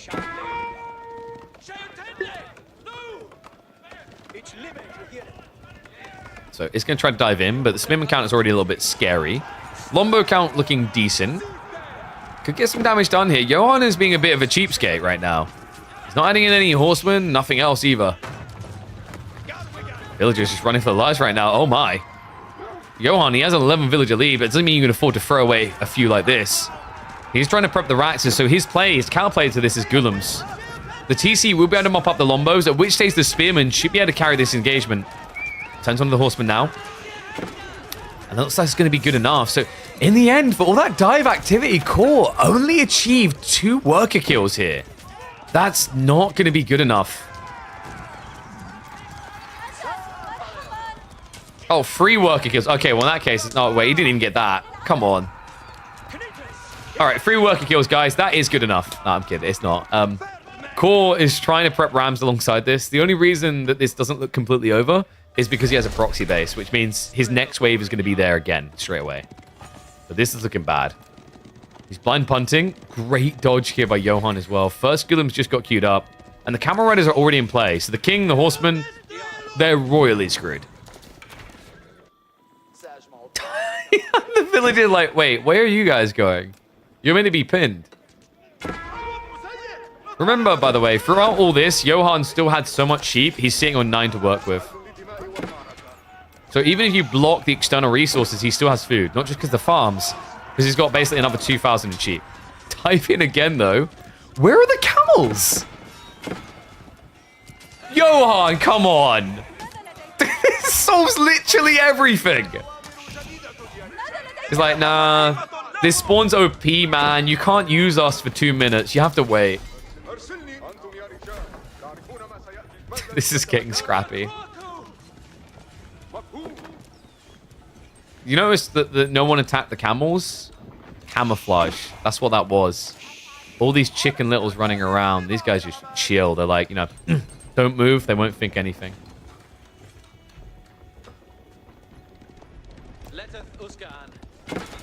They're hard to see, right? So hard, even the owner can't see them.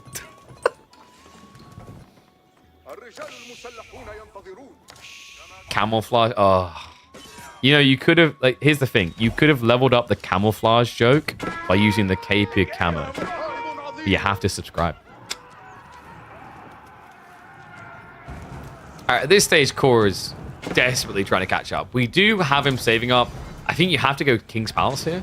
You shouldn't really need a white tower. Unless you want to build it in your enemy's base. That could work. The problem is his villagers aren't here, so it would take too long. The Gullums would just kill you. Hit the fast forward a little bit again. And there you go. King's Palace is going to be coming in. So game definitely not over, but Johan should have advantageous players here. He's got 13 Gullum already. You now don't have a white tower. If he rushes your base, it's going to be hard to survive. Especially considering, here's the negative of building proxy bases. Your crossbow production is on the wrong side of the map. Congrats, have fun. Dice live. Yeah, he knows it. The Gullums are already rushing across. More farms are going to be coming in, so Johan's going to keep that pump going. Houston, we most definitely now have a problem. Has to shuffle off of the gold as well. We have what? Okay, no, credit to him. Core does actually have a bit of production back here, but double archer range might not be good enough. The Gullums are in. And double strike, these villagers should be dying quite fast. So all of a sudden, it is now Core's turn to receive the medicine. The heavy dose of you can't do anything. We'll stick on the 2x speed here. Because obviously I need to go eat after this one and then come back for the semifinals. But proxy building is going to get cleared up. At this stage, Johan should be playing for relics. Monastery is just the next inherent step in this build. And Monastery, as he says. Moss, more like double Moss play from Johan. Usually works better when you do Q monks out of them, though. Or imams. Need more core. Just stinks out of his base to the west side. So it looks like the first wave of Gullums did get mopped up by the knights. Good start for him. Johan could consider just adding in a few camel riders here, though. I feel it's an underrated play at this stage in the game. Especially now that you see your opponent's got knights. And the wall in, almost complete. We'll be able to deny the pro scouts. Wait, how are we 16 minutes in the game and there's still deer? Did I miss something here? Because I'm pretty sure Core had like 4 scouts. So the camel riders are going to get to party here. It just makes it tricky to get the kills now as well. The negative damage. So we're about to just pile on one at a time, but he needs a lot of kills. It's kind of getting to that stage though, right? Like 2TC versus 2TC. I think my worry for Core is like, realistically, yes, you got a lot of deer, but you are going to have to add in farms eventually. And that's an area where Johan is already ahead of you. We're up to what, 23 farms? Also remember, in Castle Age, you get the agriculture tech, which allows you to eclipse the benefits that the English get. Walls are about to complete, so additional food over here for Johan to extend life. I think we're ready to send in another wave.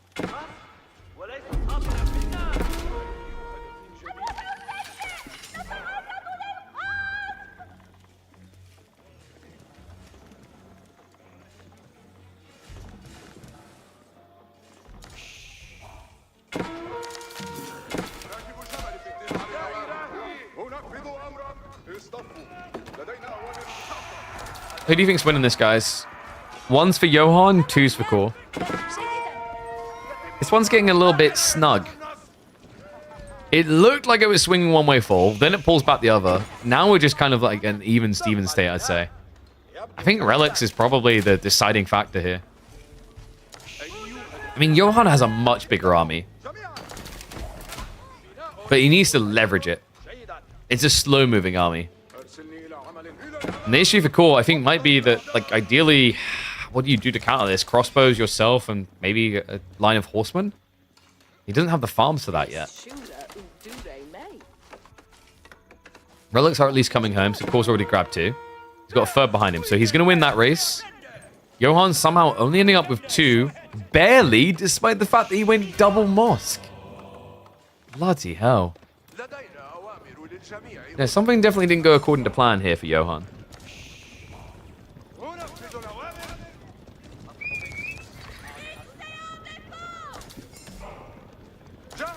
However, this might go according to his plotting. We've got to move out. Cavalry could benefit from peeling off here and looking for different targets. I mean, Johan needs to find that farmland area. There's not much of it. Instead, he dives into the tree line. Boot camp is about to trigger, so tankiness is about to accelerate. Let's be careful of the position of those horsemen camels. There's just nothing for them to counter right now. The crossbows were held fire in reserve, so can't reach him. Oh my god, the second wave though! He just draws him out. Crossbow count in favor of Johan.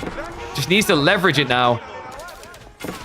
Raids are going to be shuttered here, so no more pressure coming in that side.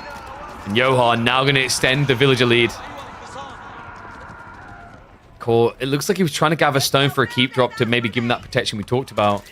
He even needs a stone wall, or wall in general, rather, or a stone keep drop. Like, right now, the problem I'm seeing in this game, and I think Johan's identified it as well, is where's the layer of protection, right? How are you holding your flanks? If Johan dives 3 different areas of your base at once, who the hell even gets to live anymore? 3rd farm cluster, 4th coming in.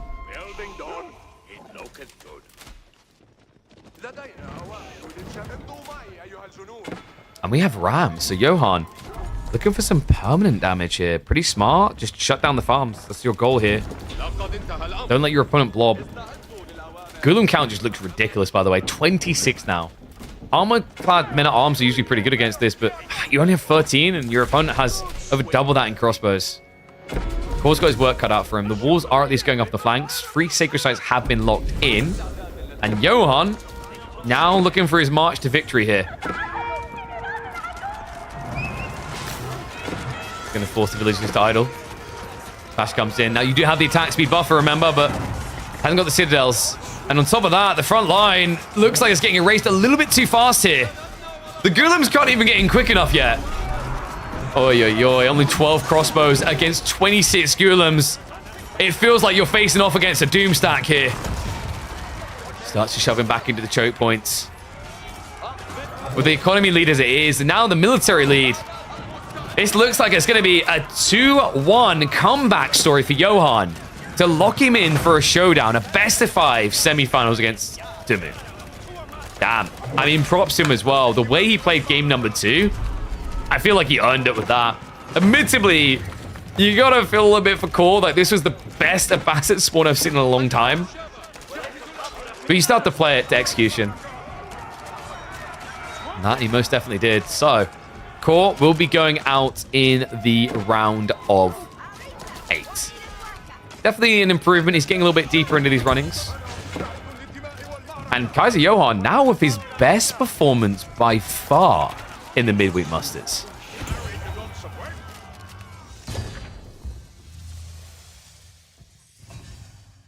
All right, guys. Yeah, this is definitely by far KJ's best week. Guys, we still have one more series. Up next, we're going to be having B versus Cat. So stay tuned, because we ain't done yet. What I'm going to do, I'm going to give you some entertainment, a fun series to watch. Oh, a game to watch, rather. Oh, you're right. Give me a second.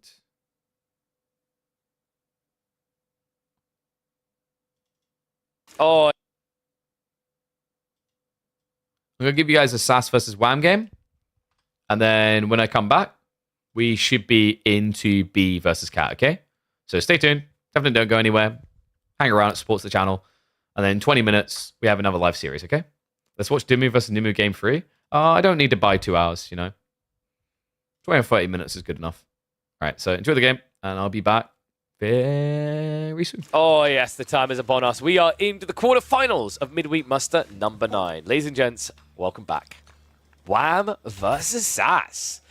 All right, this has the potential to be the longest series of Midweek Muster number 9. Sass is definitely a player that doesn't feel like a stranger in the late game, and Wham is a guy who walls his way to the late game where he likes it or lumps it. So be forewarned, this could be a long one. We'll have to find out. Byzantines versus Yuji definitely feels like a tempo-based matchup. Both civs have some viability in the hyper late game, but usually you're looking at these pro scouts timings into fast castle timings for Biz.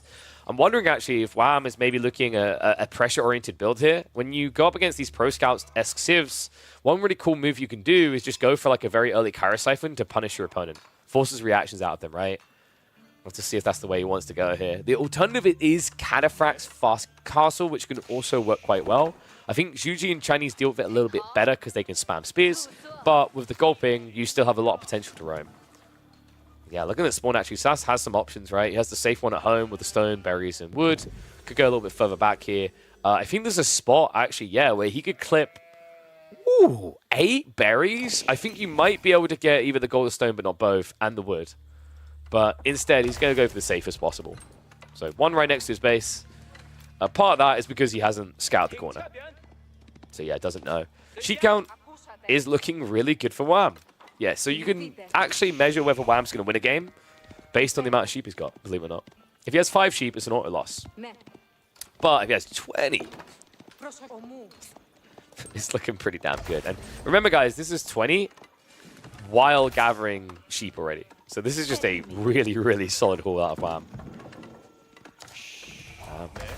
Okay, what do you guys think? Are we going to be getting Lombos, Javelins, or Kekiks?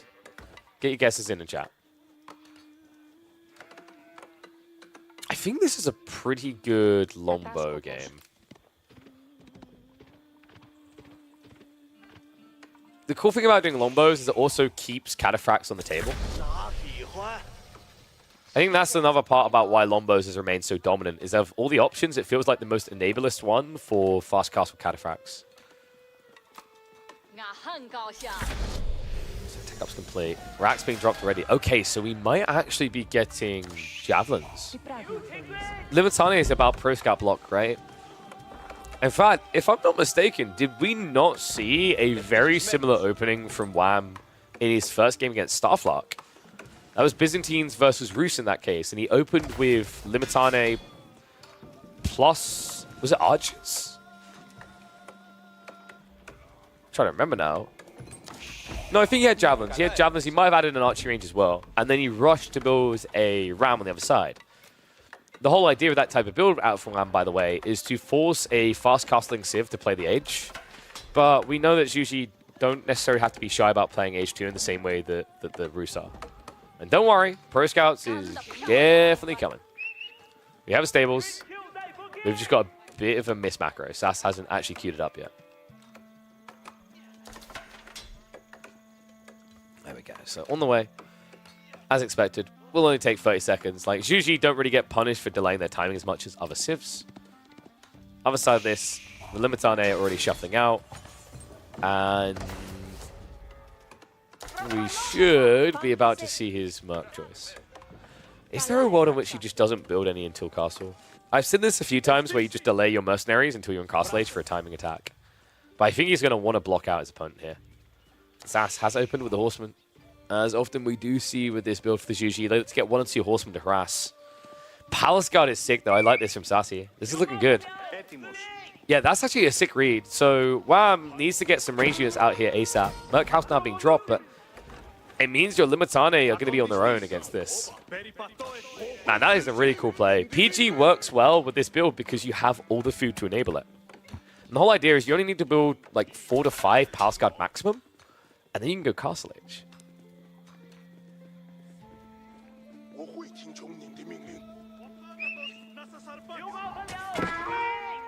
Look, I'm going to say this, though. This is not the fight. Calm down. Wait for your friend to arrive. Cool thing is like the differential in cost is like not that drastic. It's 125 to 90, right? And you're getting an armored unit. Interesting. So Sass now adding in a second Rax. We might see him start to PG flood. This could be like one of those old school full men at arms feudal into fast castle builds, right? Like an 8-tree player would do. Lombos have been queued up, so they are on the way. Horseman is not going to get that information though. Goes down before he can reveal it. Definitely a bit of a misplay there.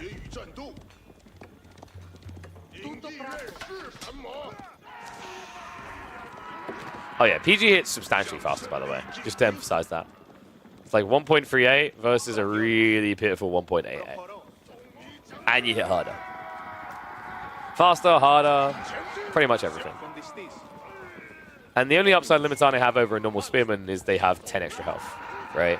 At least in this engagement. Shield Wall, of course, is a different matter if there was a unit that cared about it. But we can see from Sass, it's just raw pass guard. I do think he needs to calm down a little bit. There is a timing window here, which he's failing to respect. And that's going to be the double Lombo pump. Double Lombo pump could stop in his tracks. So goal for Sass isn't to win in Feudal Age, it's to delay long enough here.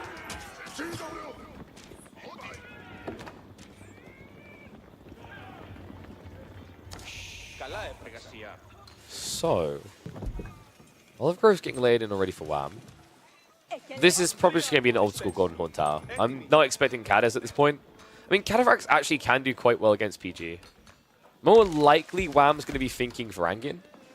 He's already got one Rax. It's easy to add in a second. And the Lombos are pretty good actually against Palace Guard because of the fact that these units have less ranged armor than standard men arms. And yes, you're correct. It does say Mace instead of, was it Guang Hao? I was trying to remember what the thing was called on the Chinese.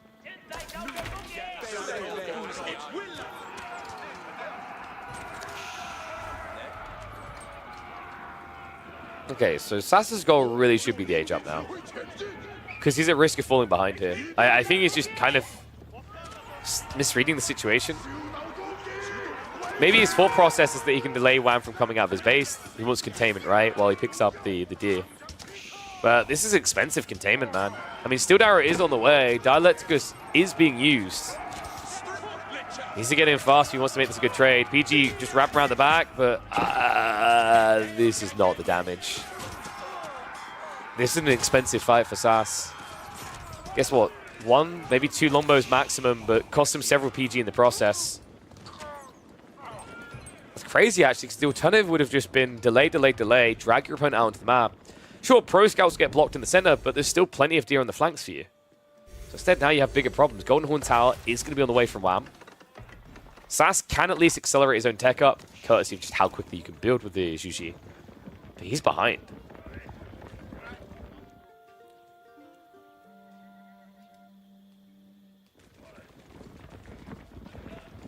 It's crazy because, like, the thing is, you'd understand what Sass was doing if he was using a comp that he doesn't want to use anymore, right? Like, if this had been, say, Horseman going in for that trade, 100% okay with it. You don't really care about upgrading the Horseman. But you could have upgraded PG, so losing several of them, I don't know if that was worth it. He did at least keep Wham contained, so maybe he can follow this up with a very aggressive Shaolin Monastery timing, as in going for the relics, but now this dive coming through, feels too late. Steel Arrow is already there. Right, if this was normal archers, sure, you'd feel tanky enough, but not against Lombos.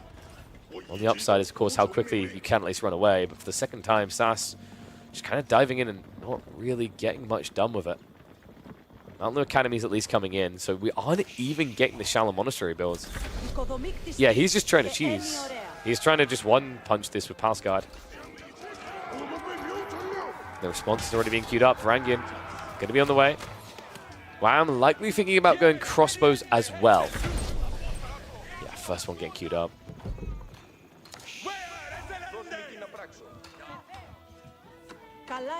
Who has a better three-letter name in this matchup, Wham or Sass? Has to be Wham, right? I don't know, like you say the word Wham, Sass. If you like take the meaning of Sass, which can be like, you know, special air services, elite fighting force, then Sass sounds cool.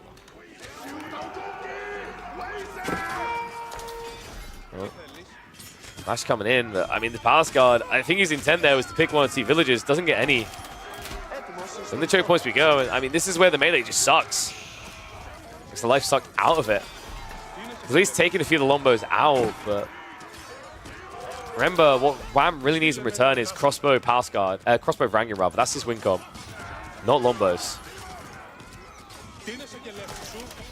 TC definitely just melting through him, right? You just notice the ranged armor issue here. If you can get a few worker kills, this would have been worth it, but the only thing he really got out of it was some idle time, right? It's 15 workers not working, granted, but no worker losses at all. Wow, he's microed this perfectly. Not a single soul has died.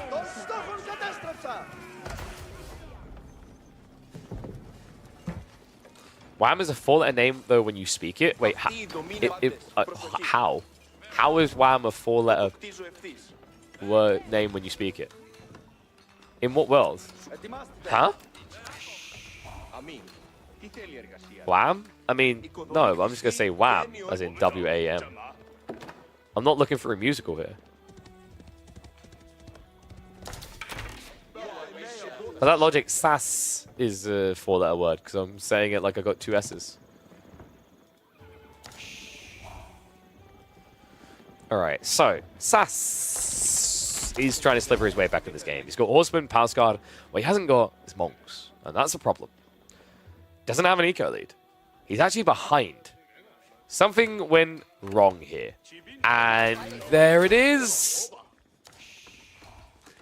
He's not producing out the TC. This is an unforced error as well.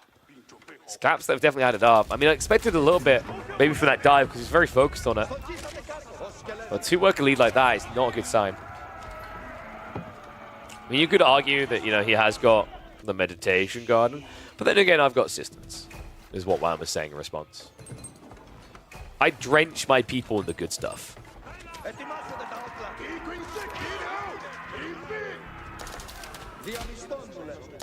Wham's army now also just getting ladsnecked, and he's actively producing them. Pretty crafty here against PG. PG and Horseman are just going to hate that. Very dangerous for Wham to step up like this, by the way. I don't think he should be rushing out when he doesn't have any front line yet. But he needs to just calm down a little bit. But it's because he's trying to make a little bit of space to sneak out for relics. Auto town being worth 8 to 12 villages per minute, depending on assisted level. True. What a very reasonable landmark. Smiley face.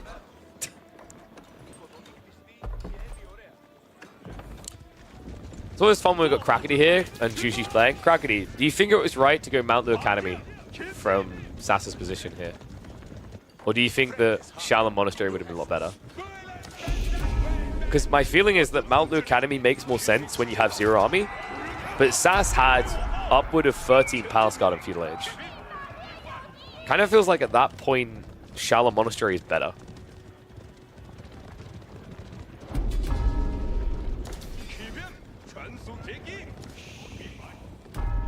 Do you think it's stupid to go Mount Lu? Whoa. You hear that, Sas? Yeah. I don't know, this does just feel rough to me. Right? Like, you're now seeing Sas switch into crossbows after already being behind on that.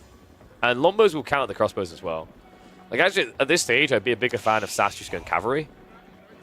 Blowing the Horseman, which he can afford to do because he did get Pro Scouts. Mount Lu only works versus explosives. I'd agree. I think the logic is like it's meant to be a relic race, and in the end, one that Sas should have had a lead in by the fact he had 13 Palace Guard. Instead, he's going to be behind. All right, it's going to be a free relic split for Wham, and not just that, a second TC now snaking in. I love that. He dragged the PG away with the Lombo, so he doesn't see him building the TC.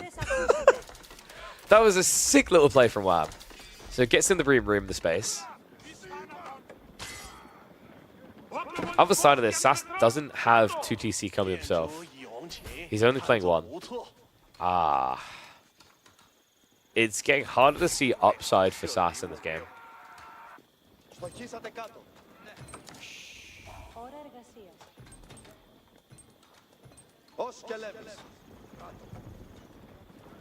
can anyone hold themselves to not animation cancel camels in another game?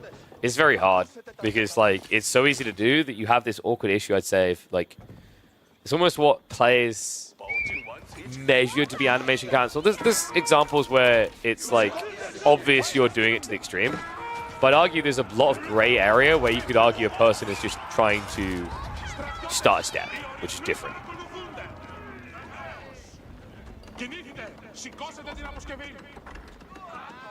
It's a lazy excuse when people say it's too easy not to do it.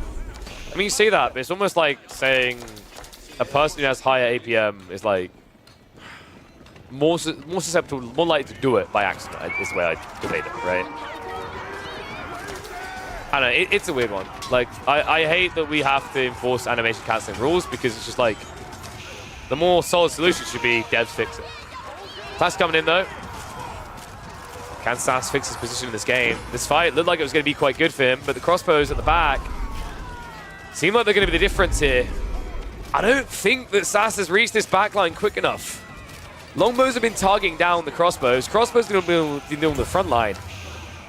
A fight that looked like it started off well for Sass. Wham, you got to give credit there, man. He had the crossbow mass. He targeted them correctly. We actually had Lombos target backline, crossbows target forward line. He was able to push Sass away.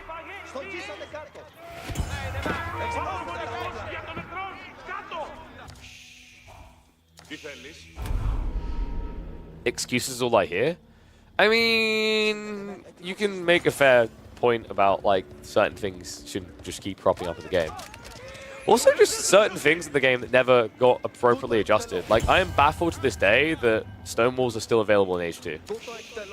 Yeah, it has been a staple of competitive play that you can't build stone walls until Age 3.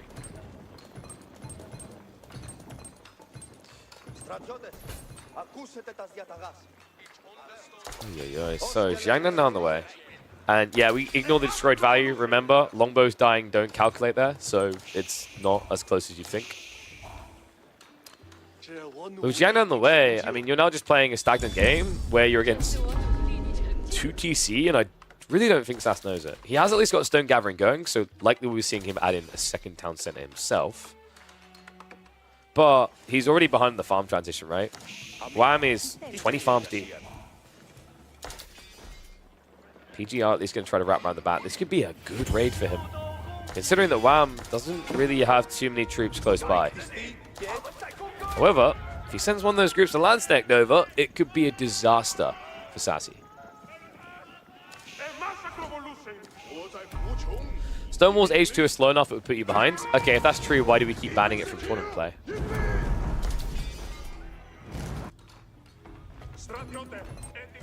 If that's true, why is it frowned upon in pro level to build Stonewalls in Age 2?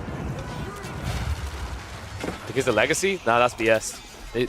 If you play against a pro level player and build Stonewalls in Feudal Age, he calls you out on the ladder.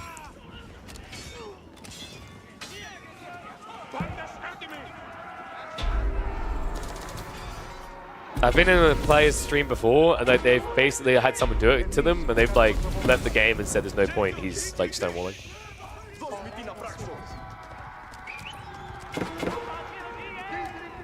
Force him raid around the back here. Is at least going to force him off the second TC. He does know about this, but in return, we've got a dive coming from Wham. And guys, that's Landstacked. I mean, hiding in the tower may end up being a mistake here. The Nesta Bees is going to get a stay of execution, though. Scares him off. I think people aren't building stone walls out of etiquette is unusual. Oh, buddy. Yeah, you live in a bubble, I'm afraid. You should really look up Gentleman's Agreement Call of Duty League at some point. And then laugh. In the Call of Duty League, snipers and LMGs get GA'd, Gentleman's Agreement, every year. Meaning that both teams agree not to build them, to use them. I personally find Gentleman Agreement silly in pro games. Like, if the game is meant to be competitively balanced, it shouldn't need Gentleman Agreements. LMG, yeah, light machine gun. So trade out here is actually good for Sass. I do think there's like an economical scaling problem that we really need to address. And we kind of hit on a little bit that it's 2TC versus 1, but it's so much bigger than that now. It's the system effect. It's now to a 22% buffer, which exceeds what the Imperial officials can offer up to at least balance things out. So at this stage, SAS really needs a 1-up in some form or other. I think going greedy may be the approach, but my worry is that Wham's on a collision course to kill. He's not playing for a later phase in the game, he's playing for now. Ranking count is swelling to show that.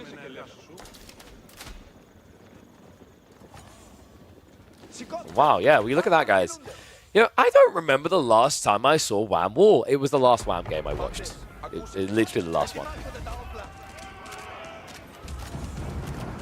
Springles?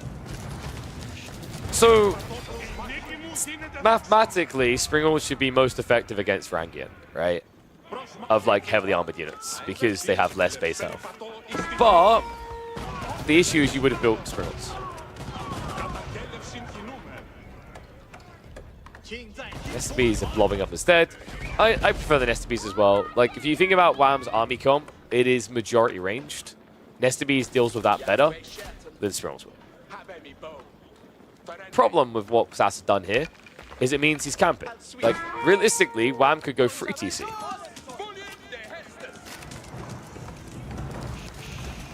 Kind of like how SAS has. Wait, why has SAS gone free TC without farms? Oh my god, he's going to play mech build. I mean, he doesn't have the food income to play bio, right? So if Wham realizes what's happening here, when he gets in the fight, he'll take a big hit initially from Nesta Bs, but then you just dive.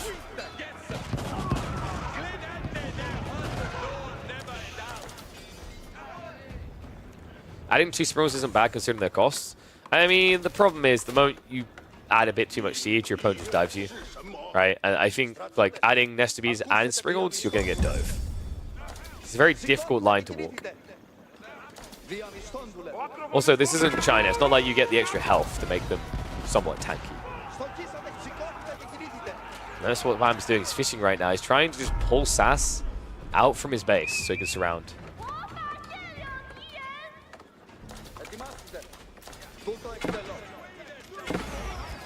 3 shots coming in. And this is the commitment we were looking for. Rangian are getting around the back. The Landstick as well in the villages. I don't think the Nesta Bs are killing enough here. No, not even close to.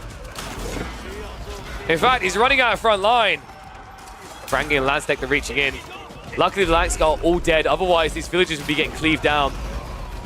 So Sassy survives, but I don't know if I really call this surviving. A lot of dead workers, a lot of dead army, in a game where he doesn't have farms yet. And not just that, it's on the back as well!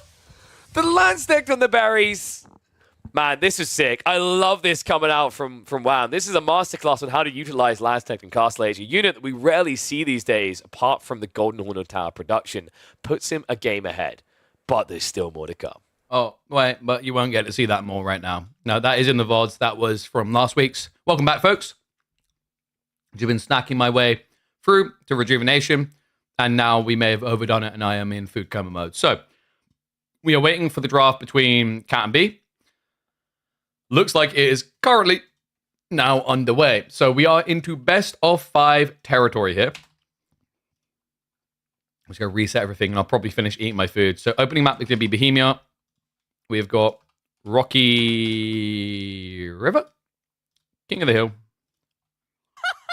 Friar Reba, and also I responded to that sec. I can't see what it was. Borderland as well. So there we go. And the draft is literally happening right this second. There we go. Hey, what's up, Wicked Skies? Thank you very much, mate. Wait, you subbed twice. Poggers. Appreciate it, mate. Thank you, thank you. Nice PC case. Thank you, thank you. That's a sexy PC. I love that thing. Should have a video. I'm aiming to try and get released this week, talking over the parts a bit. So, I'm going to turn the music on for a sec. I'm still eating. I'm still food covering myself. I'm almost done. We have got burgers and chips. It is a spicy burger.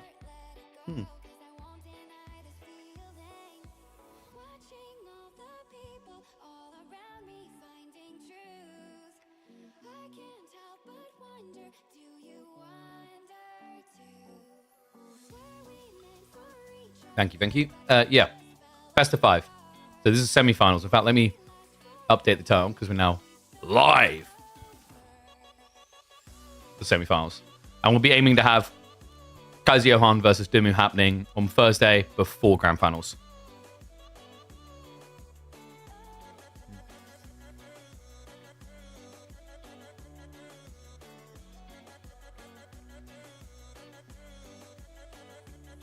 Ooh. This is a spicy burger. But yeah, likely we'll be seeing the semi-final series on Thursday at 5 p.m. CET.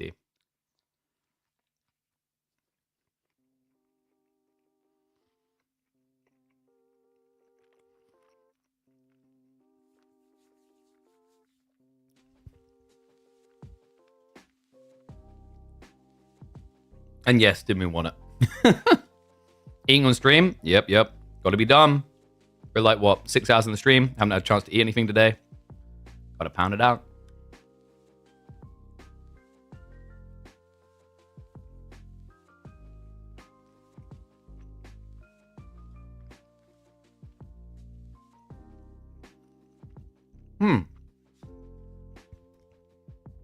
Interesting draft as well.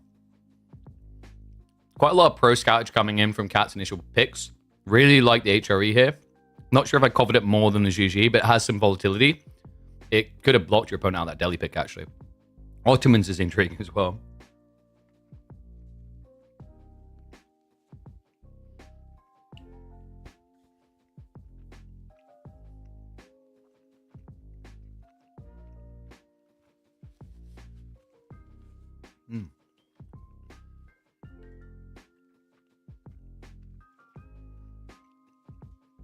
Should be injecting myself with food. Protein works. Well, maybe we will if they sponsor us again. We'll see.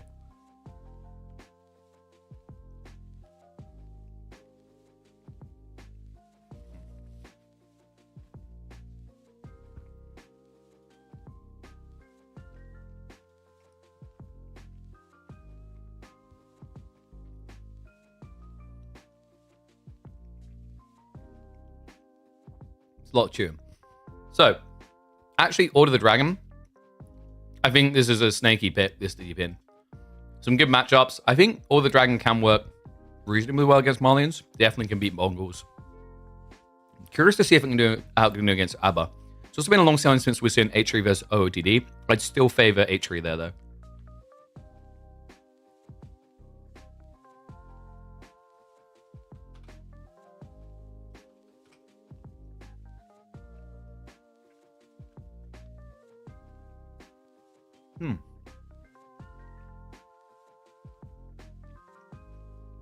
So Japanese rounding out. That's actually not B with it for once, which is kind of rare. Usually this guy highly seeks the Civ every single time. I don't think anyone got inherent, like, ridiculous advantage with the draft. Both of them have things to swing with. Opening map is going to be Bohemia. Likely we're going to be looking at...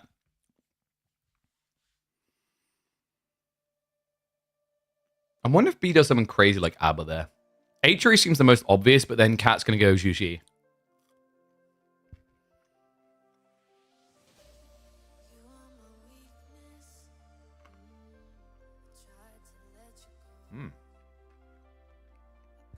Mate, that is the way to have chips, by the way. Crunchy. I'll never understand people that like... I call them soggy chips, you know what I mean? Soft chips. Like, Emma loves the chips being quite soft. I'm like, no. That's wrong on so many levels.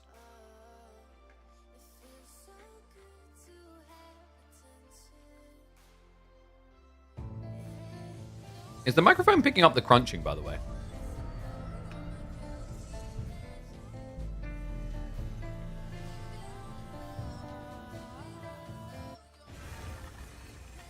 Okay. Thankfully. What, you're not an ASMR cruncher?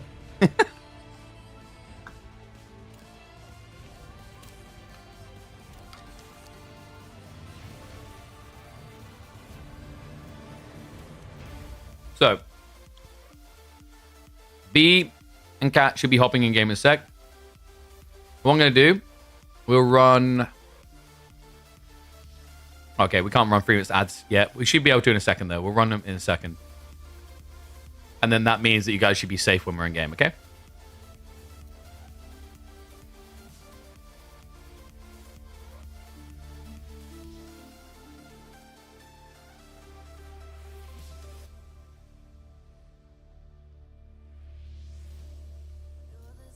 And yes, there will be Gamba. Delhi played 8 times, lost 7? Not surprised. So the one time they won is when the guy does the wild Kaiser Johan build. Damn.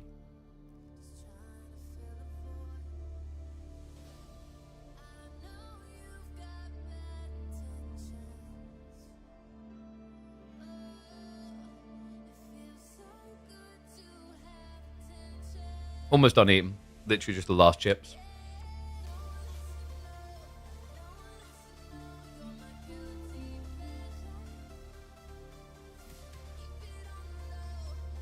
Oh, my apologies. Fries. Nah, it doesn't sound right.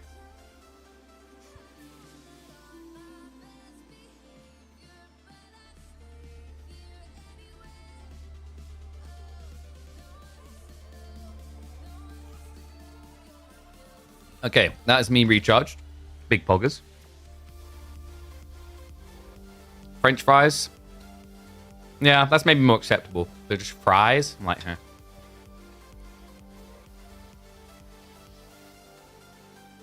Because, you know, it's not chips, it's crisps. But yeah. I don't know. I think it's mainly a British thing. It's like have those thick chips that aren't really, like, they're not cooked to crisp. I don't like it, man. My country got that wrong. That's a big L from me. As a Brit, I'm thumbs downing that.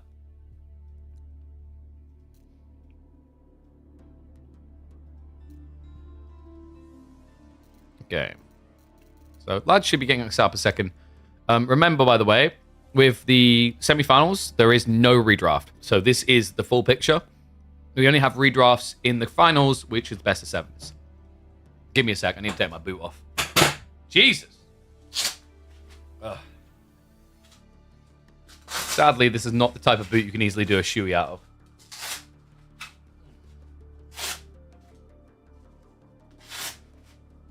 My country got it wrong with food in general. I'm sorry, which country is this speaking? Oh.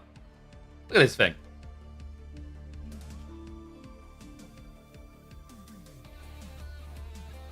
Don't mess with me or attack you with this.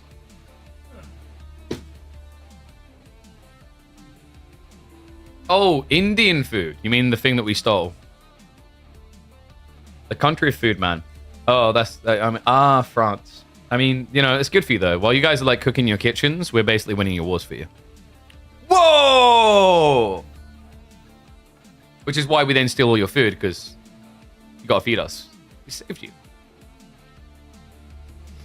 Delhi wasn't doing that well? No. I mean, but Delhi is also, like, overpicked, right? Which dilutes the viability of the stats. Oh, excuse me. It's like when HRE does really badly in the tournament stats because everyone's first picking it, right?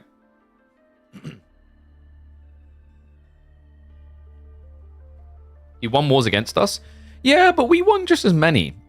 Did you forget that? But in the end, you guys were so bad at winning wars against us, you basically had to go help America win the war against us instead. You know, I'm just putting it out there.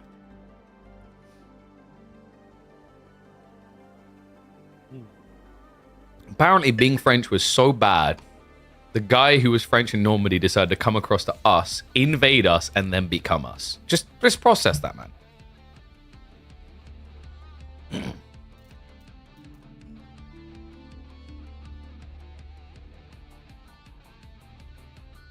Wait, 3 hours for it to get to your table? Yeah, but it will be fancy, though. You don't know Vietnamese food? I don't think I've ever had Vietnamese food. I'm guessing it's probably a lot of fish-based dishes. I don't really find the idea of fish appealing. I always like grilled pork and stuff. Could maybe be good.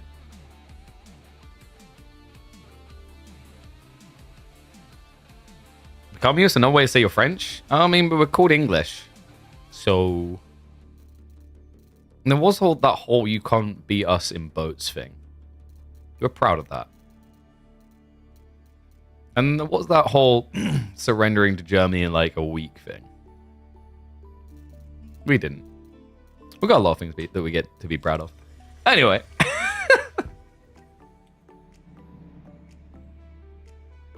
Oh. Oh, that wasn't what I was expecting. Actually, I should have expected from Cat. Cat's going to be opening Byzantines. It's going to be IU pick from B.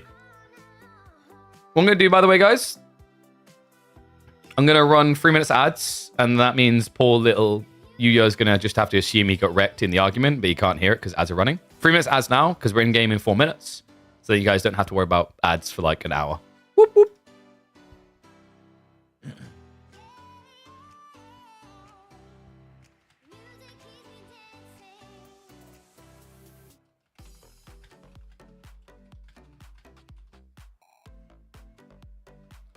The Frenchman teasing a Brit. I mean, in fairness, at this point, from a historical perspective, God knows where one ends and the other begins, you know?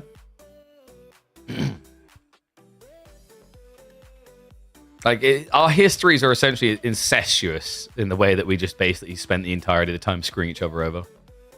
Now I'm going to talk about the cool topics. That's right, dude. So, new tournament coming. All right, that's what you guys get. But now you can be like, new tournament pog, and they're like, damn, why am I not subscribed? Oh my god, oh my god, oh my god, oh my god. English is mostly Norman, which is French. Yeah, but then French is like mostly what? German? Or do you want to attach the Roman? Like, come on. Come on. You really want to go down this route? You really want to dig this hole?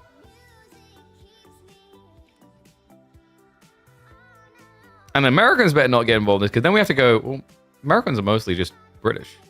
And then, boom. That's how wars get started. All right. Oopsie. Doink.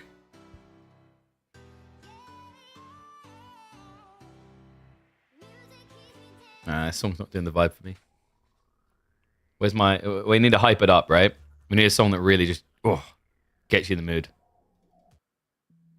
Nah, we ain't got 5 minutes for that one. Ah, screw it. We just trust in Cora.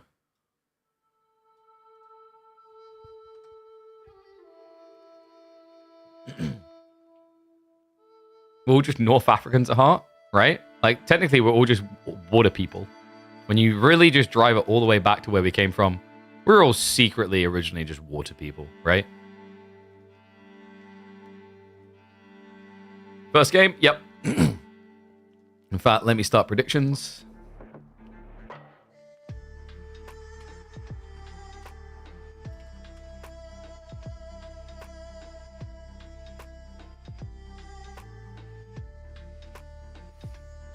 God, do I drink another Red Bull? My new Red Bull delivery hasn't arrived yet.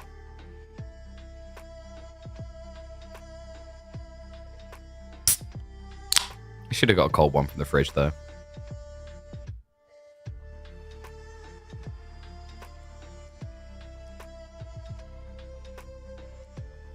We're all monkeys. What are you trying to say about the way I play Age of Empires 4? Huh? Huh? Huh? Red Bull definitely is peak cold. God, my throat is getting a bit rough again. I really hope she hasn't got me bloody ill. Or I'm going to not be happy with my sweet child.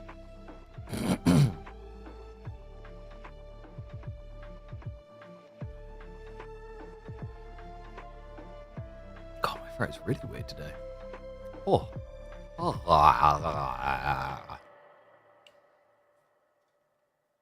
Jesus Christ, the amount of like spam bot messages I get on Twitter, it's getting out of control. Like when Elon said he was going to save the platform, did he mean he was going to save it from the humans and donate it to the AI? Robos took over, man.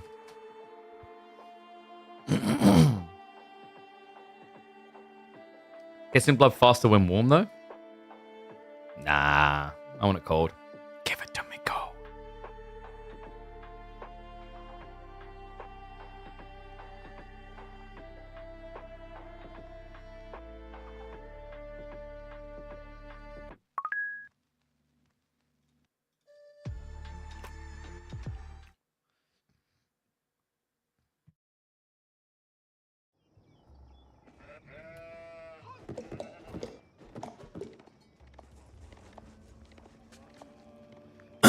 All right, no more Cora.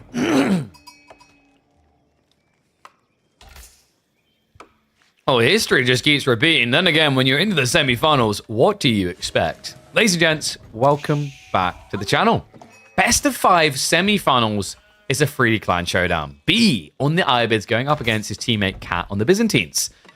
Really interesting, actually. B, I don't think we've seen him do IO on this map just yet. Cat has been consistently whipping out the Byzantines on this map. With mixed results, I think some of them probably should have been dubs, but overall, he has been a killer of this.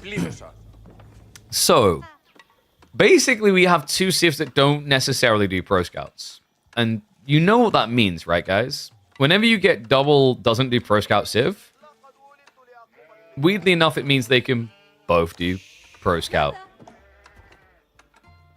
It sounds weird, but it makes sense, right? There's just so much food on the map, so much to gain. Then again, the berries are also desirable if you get the right spawn. We do have a decent starter spawn for Cat, double berry stack, but B doesn't have that same type of stack. Like, he's a very, very far off. So maybe we see him go, like, advancement wing into pro scouts. That has been a build growing in popularity. And B has been one of the players experiment with it. And there you go. It is going to be the pro scouts. Advancement coming in a minute 30.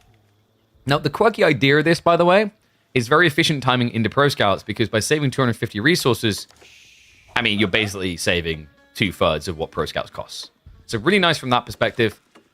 Byzantines wouldn't really mirror this play. Likely we're just going to be getting Grand Winery. In fact, you can pretty much expect Grand Winery, because otherwise I think you want to be out on the berries, just so you can get the initial mercenaries quicker. How you guys voting, though, by the way? 55 to 45%. Man, no surprise there. Last time these two matched up, it was a 3-2 win for B. Cat put more pressure on the B than Duma was able to in the best of 7 grand finals. So, with this being Grand Winery, what is Cat's play, necessarily? Looking at the spawn, the deer is fairly central bound, but funnily enough, he actually has a really safe deer here. I'd love to see Cat just shove this in to remove it from the equation, so that B has left to work with. He is going to scout it soon. Sheep count is not looking great for him. It's 11 to, what, 8? And it looks like they both maybe get 2 more to top off. But the cool play you can do here, probably Limitane Lombo. It's very weird and off the cuff. More likely we're going to be seeing Javelin, just because Javelins are really good at dealing with Desert Raiders. But, like, I think Lombo Limitane really just catches Ibids off in a way that they're not expecting. They want to play cavalry, they can't, and then when they try to play archers, you've already got them, like, counter long range. More likely it's going to be Limitane Javelin, because whenever you go spears, you almost always go javs.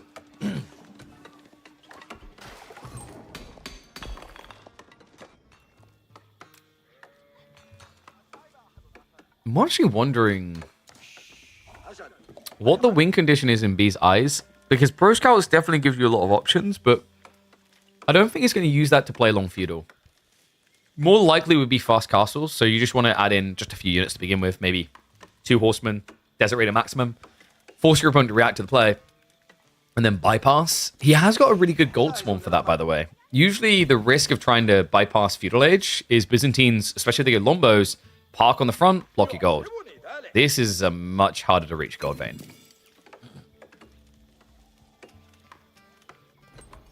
Now on the other side for Cat, I have not seen anyone try to Karo siphon Ibis yet. I think the safer play here is just a little bit of pressure, 1 or 2 worker kills, and then you just yourself try to go for the castle play. Counterfract shouldn't really be on the menu due to the camel element of the Ibis, so most likely it'll be Golden Horn Tower. And there's the Limitane, so we're already beginning. Is there a world in which he outpost rushes? It seems unlikely here, but in theory, it's not the worst idea. The problem, though, is your opponent, instead of getting, like, double gold spawn on the forward, got 1 gold on each side of his base. So the only way you can make that really work is if you went for a double outpost, which would be a stretch here.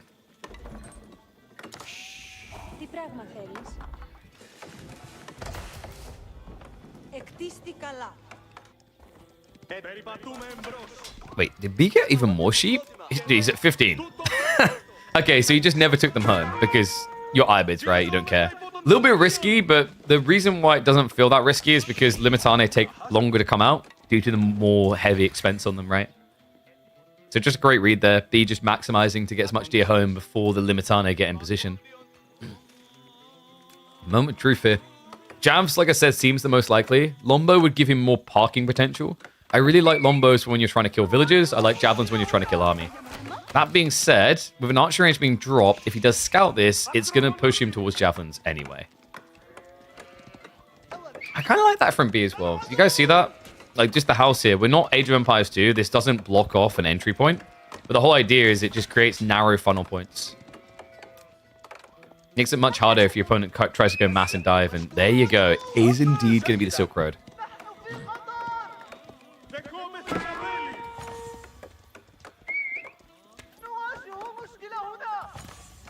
And that means that he's basically got enough time now with this archer play to gather, what, probably another 2 deer stacks.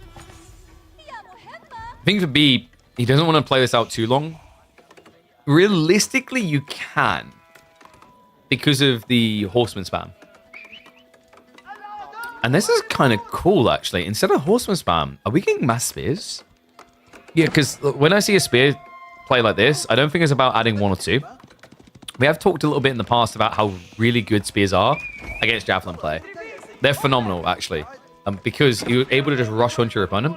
The interesting thing is also with pro scouts and also the cheaper spears, you can essentially just out-blob your opponent's Limitane. So we'll get a little bit of denial on the flank, but not enough. Archer's already chasing onto that. And Blacksmith is coming in, so Cat does intend to continue this path. It could just be about the undermesh. Undermesh is really high value against archers in field age because of the way the calculations are done, right? So you take the damage, and the way it's calculated is that the percentile decrease happens first. So you take 30% less damage, and then you minus 1 additional damage. It's really warped, actually. It makes damage mitigation a bit stronger than it really should be. Like, it's a bit nuanced right now, but my feeling is if they add any more damage mitigation types where you remove a percentile, they're going to have to make it so that armor happens first and percentage afterwards. Because, like, there's been too many strong examples in the past. It's a big part of why Limitane was so broken in the early days. I still can't believe that this unit used to have, what was that, 50% damage reduction.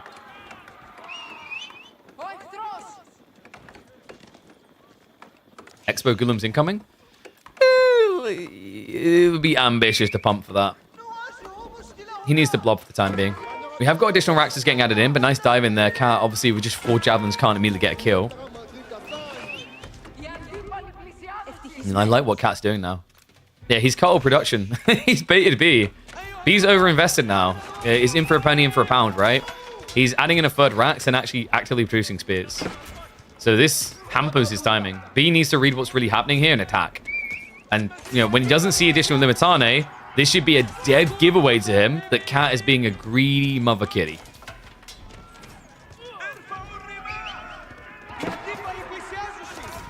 Also, just hurts to lose Limitane, javelins rather like this. You know, the whole idea is at this stage in the game, you can't inflate a lot, and they're not that impactful in small quantities. So B, at this stage, should just select all those buildings and drag his face across the keyboard producing.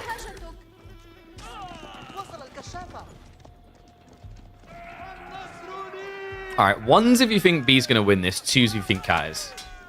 We can start to see the clear pictures here. B is even adding in the Horseman, so he will have a dive point potential. If he wants to really knock this one out of the park, Blacksmiths is such a missing component from a lot of IB builds.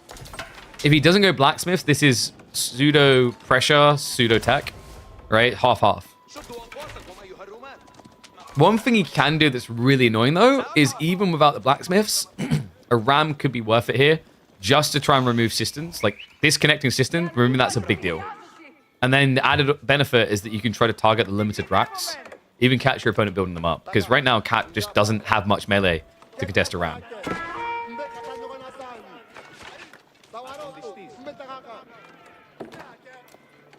Okay, wow. B just shirks away at 4 javs. Yeah, because he didn't add more horsemen, right? I thought he'd be going up to, like, 3 here. 3's a really solid number against the javelin pool. Instead, though, it looks like Cat is going to be pulling the trigger on Castle first. And B is going to be shadowing him. It's going to be heavily delayed for him as well. He doesn't have advancement to speed this up. You could go Growth. Growth is the safest option. There is a few quirky elements, alternatively, such as going for Gamble Wing. I think can be somewhat justifiable here, or even going Dervish Wing. But I think Dervish is really tempting fate when Byzantines will immediately have access to Monks via the Grand Winery.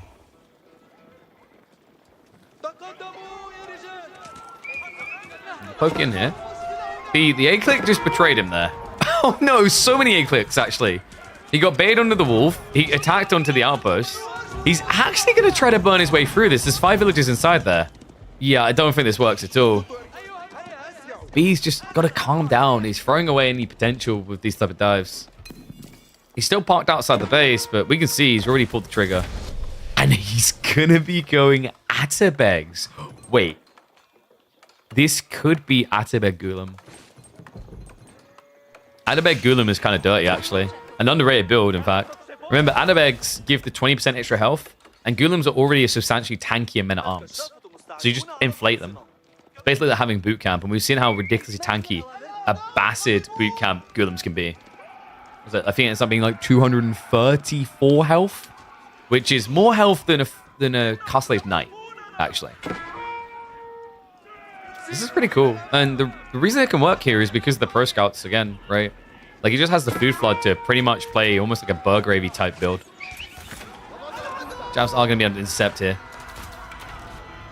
The good cut down. Basically, Cat needs to get out on the map ASAP here. He's prioritizing the Varangian first, but with what's happening, B, although he's going to lose their troops, if you look at what he's doing, he's running further away from his base. Ideally, you want to be pinned in the corner, but the problem is it's too close to Cat's home, so he'll kill you faster. So yeah, just pretty much disposing of his troops to ruin Cat's timing here. Is pro scouting historically accurate? I mean, kind of. Why wouldn't it be? I mean, people would hunt deer and eat deer, right?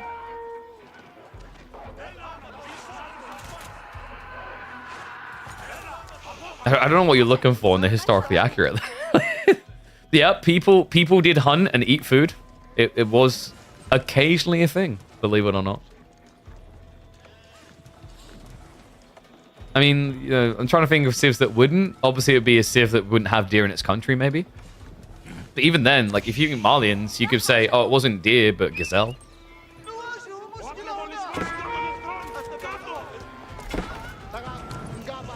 Are sheep just being magnetized to a man on a horse historically accurate? That's the question you should be asking. Dive coming in here, by the way, Cat. Already getting 2 worker kills in this game so far, and we'll be able to find more. Full garrison on the TC. B, he actually needs to be underneath here, because I believe that's where he dropped off all the deer. The Atabegs! Just about gets in. He's already got the Gulams queued up. These are going to be some tanky mother duckers. Needs to get him on the move, though. And look at that health pool. 234 to wallop with. But right now, he's being ignored. The tricky part here for B is surviving this onslaught. Cat's goal should not be to trade out the army. It should be to find the economy kills. And then Varangian are going to stabilize him on the next wave.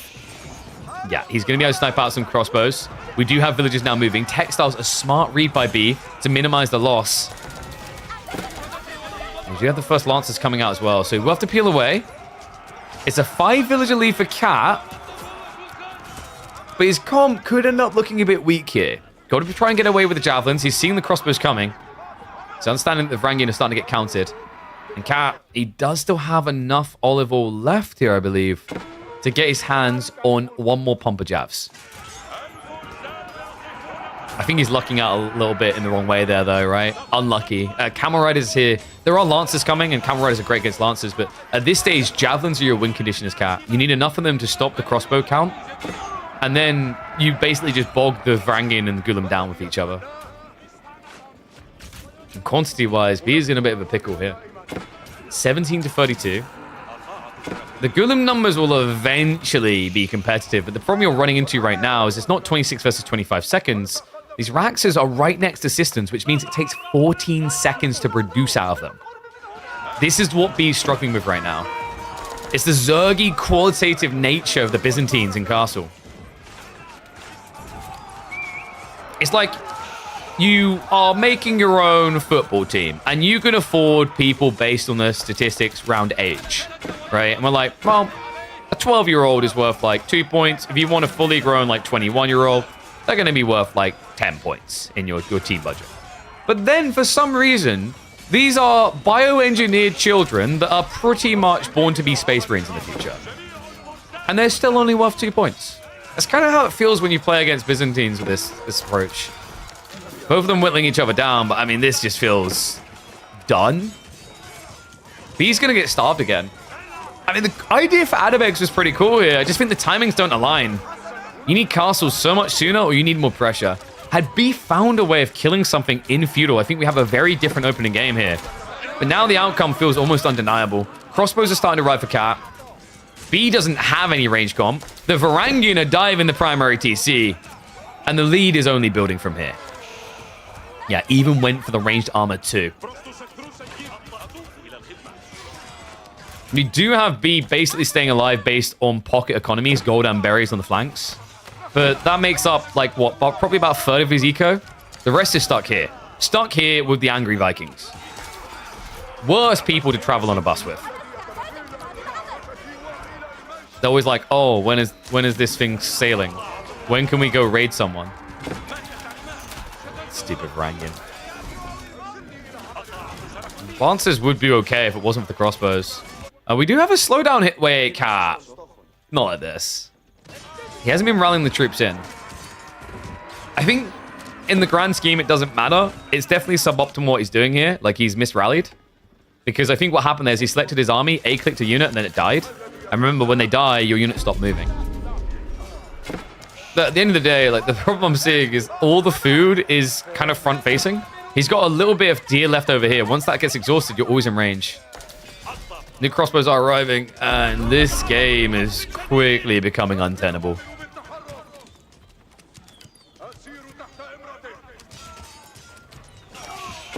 Plays like a goat, and then next minute plays like me. I mean, this isn't on him. This is praise to Cat. Cat just kept the dive going, right? Like, you know, you can't have more than 15 villages here, but where else do they go at this stage? You played pro scouts, you dragged everything home. The next berries are in the center of the map or to the north, and if you don't have eco here, your opponent knows you're elsewhere. Just really good execution by Cat. This man is unbeatable in the Byzantines and Bohemia. I didn't think I'd be able to say that about anyone this week, but he's exceeding expectations and already leading against the reigning champ. That ended too soon? Nah, dude. There was no getting out of that. He had him in the headlock. So game one going to be a win for Kitty Cat. Give the right side win. Let's have a look at what they got for us in game number 2.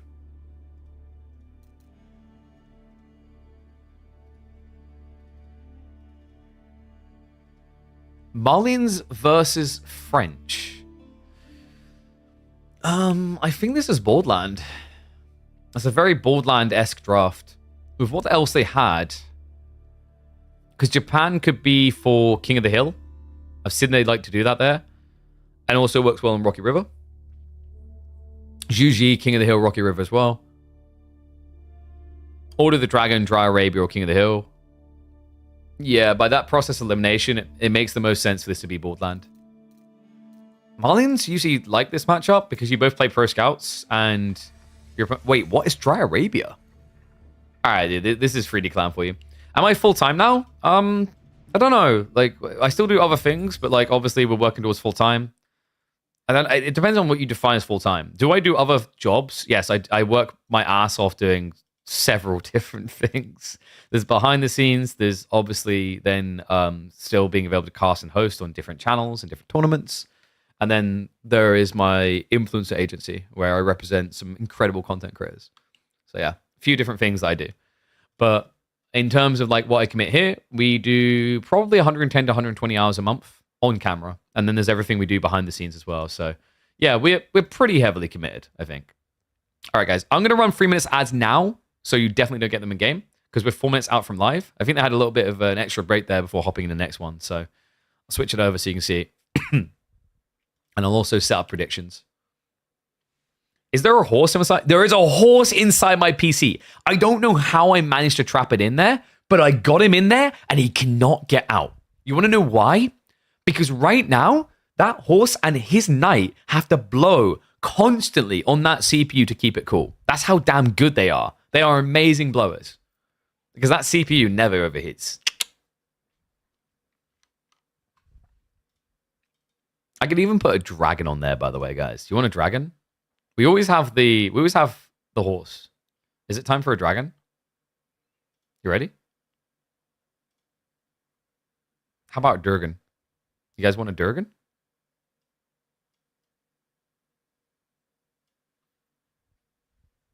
It's a goddamn Durgan. Oh, here you go. You see it full. Look at that. It's a goddamn dragon. Or a blue dragon. Look at all the dragons. We've even got an angel. Whoop, whoop. Hey, I need people to make more high-definition GIFs of my magic. Finally, Farimba. I don't know, like, maybe. Like, really? You think Farimba against French? I mean, I guess Freeborn great against Arbitrary, but what do you do about the Knights? Blue Dragon's such an underrated game? No, that's the Blue Dragon from Heroes of Might and Magic 3. The Azure Dragon, which is like the Giga Dragon. I'm pretty sure, if I remember correctly, from a statistical standpoint, it is the best dragon, alongside maybe Fairy, but Fairy is Caster Dragon, which is different. Well, technically there's 3 equal ones, but the Azure is considered like the absolute upper tier. Because you have Rust Dragons, you have Fairy Dragons, you have Azure Dragons.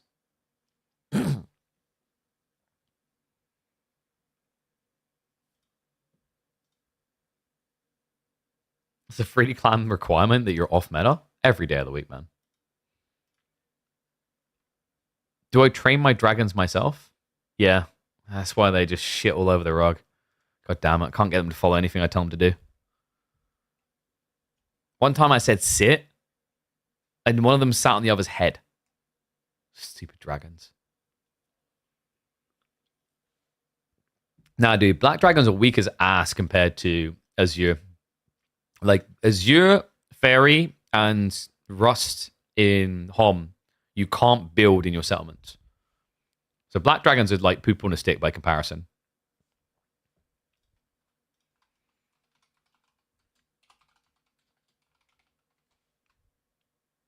Oh yeah, sorry, Crystal Dragons. I call them Rust Dragons because they do the Rust effect. You are correct though, yes, Crystal Dragons. I think it's called Rust that they do. I always forget the name of the ability. Yeah, I think it's Rust. Oh, wait, no. Sorry, there is a Rust Dragon, isn't there? I'm thinking like there's an extra dragon I'm forgetting. But it's not tier 10. Yeah, Rust Dragons is like... I don't know where you get them from. They're nowhere near as good. The Sulphurous Layers, that's correct. Yeah, I was saying, I'm thinking of a different thing here, aren't I? Yeah, the Crystal Dragons are like insanely tanky, right? Rust Dragons are the ones that do the Rust effect. And then Azure Dragons, I'm trying to remember what their special ability was. I've forgotten it. I need to go play through again. Heroes Chronicles time, you know? Oh, did we start predictions? Let me do that.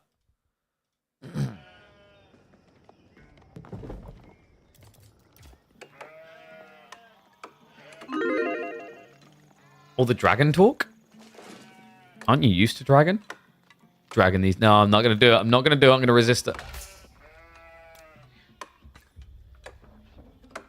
And these two are just wild with the way they draft. I wouldn't have expected this. Malians versus French for Dry Arabia. And who would have expected this? Let me flip that. Cat leads the series after game number 1. A dominant performance to get ahead in that one. In that game where actually Pro Scouts got beat by not Pro Scouts.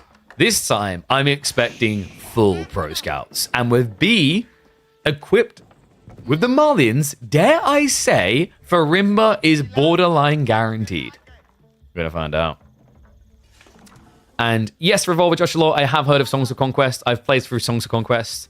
I need to play the newest campaign of it. It's a decent game. I don't think it's as good as Heroes of Might and Magic 3. Not many things are. But it does very well for what it is.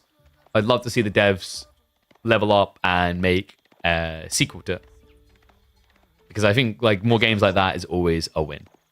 But yeah, Home Free is just, I mean, Maybe it's the nostalgia in me. I don't think it is. Like, when I played through the campaigns the other year, I was like, nah, this is still just good. I don't, like, I've said before, I don't think Hom 3 makes for a good spectator game. I don't know if people would even want to watch me stream it, right? Because it's not flashy, but maybe. Okay, so, Sheep Hall, how are we looking? I'm slightly building for Cat. Oh, and he actually scouted in a very weird way. Yeah, straight down the center, and then he can dial back. In fact, he might even get more than that. Look at what Cat is doing. He's rotating around the back of B's base. Yeah, this is crafty, man. I love that. B's not going to realize what's happened until it's too late. You can basically get, what, about 70% of the sheep with this play? Bit of a gamble, but sick the way he executed. And I have tried Songs of Silence. Songs of Silence is a very pretty game. I think gameplay-wise, it lacks depth, though. So those don't know, Songs of Silence is like you get in battle and your units automatically attack and you can like use spells and whatever with your cards. It's okay. I still need to finish the final mission. I just got distracted before finishing it. It's decent. I'd say get it on sale, though. I don't think Songs of Silence has replayability to the same degree of like Songs of Conquest. And I haven't tried the Tempest Rising free demo yet. I need to get around to that. As someone who has their roots of the RTS days in Command & Conquer, I'm kind of intrigued. I don't have high hopes. I think replicating the old Command & Conquer isn't necessarily a way to success. In fact, in a lot of ways, I think what RTSs need is more drastic evolutions rather than just trying to copy and paste what happened 20 years ago. You know, there'll be people that will buy what happened 20 years ago, but I think you're missing a lot of opportunities to take the genre forward. Like, it's going to sound weird, but in a lot of ways, MOBAs was the evolution of RTSs. To the point, to an extreme degree, that they're a different game, right? But, like, if you think about it, they were an evolutionary step. It's just a very... It's even easy to understand that when you think about Warcraft 3, where it came from. Where, like, oh, yeah, you just optimize it down to 1. It's not an RTS anymore, for sure. But the point is that you can come up with new ideas that could be intriguing, right? That's why I'm always in support of, like, when the devs bring things out like Jean. I'm like, okay, let's explore this and see how it goes. Can we have a 1 versus 1 versus 1? It's flawed. People just moan about teaming, they won't enjoy it. I think really the big evolution that just keeps getting skipped on an RTS is actually focusing around team games. Like, I will die on this hill. I think there hasn't been an RTS that's done a solid effort at making team games its priority. So, we do have tech ups coming out. Nothing out of the ordinary here. We've got the stables opening. It will be pro scouts on both sides. You can actually see that Cat has maybe miscalibrated on the economy a little bit. Not quite. I'd say actually he should have a little bit more. Because what you want to do here is you actually want to queue your first knight. And then, there we go. Yeah, he did actually have just enough gold coming in. So we will have the pro scouts. He's got it locked up perfectly, actually. It's a long day. My brain forgot just how much gold you saved there. Spawn-wise, B has got a decent one. Double gold protected. He's even going to go for the wall in. So this is a really nice type of spawn for him. He can now just focus on trying to gather the deer. He's got 2 on the front side of his base. We've got really subtle one hidden here that B... Oh, wait. Neither of them know about this deer yet. No. The rest has been scouted by both players, though. Strategically, 2v2 is interesting. Yeah, but you're saying strategically from an AoE 4 perspective, right? I'm saying flat across the board, look at RTSs. No one's really going out of their way to make them team-focused. One of the fairest things I've ever heard said about RTS in like the last 2 years is that teams always get treated as a tack-on of 1v1. And I couldn't agree more. There's very rare examples that exist in RTS history where it's been its own thing. And I think part of it is because they're scared that they wouldn't have enough players to even get it off the ground because RTS is a niche.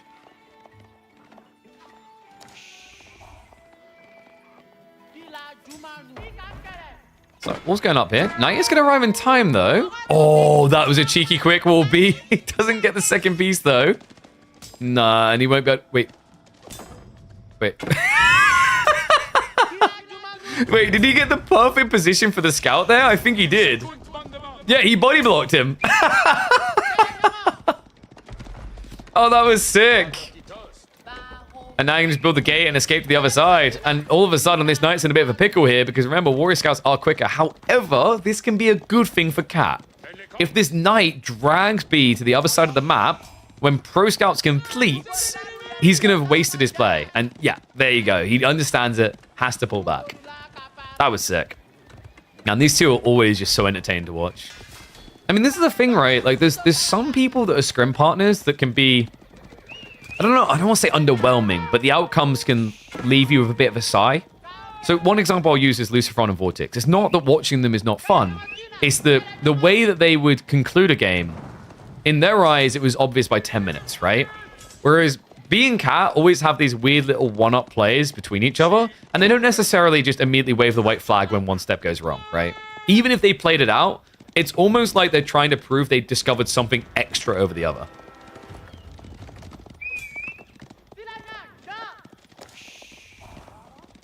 Should add a minimum win rate of 40% as prerequisite for ranked. That doesn't work.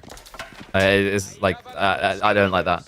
You can argue that you should have to play a certain amount of games before ranked for sure.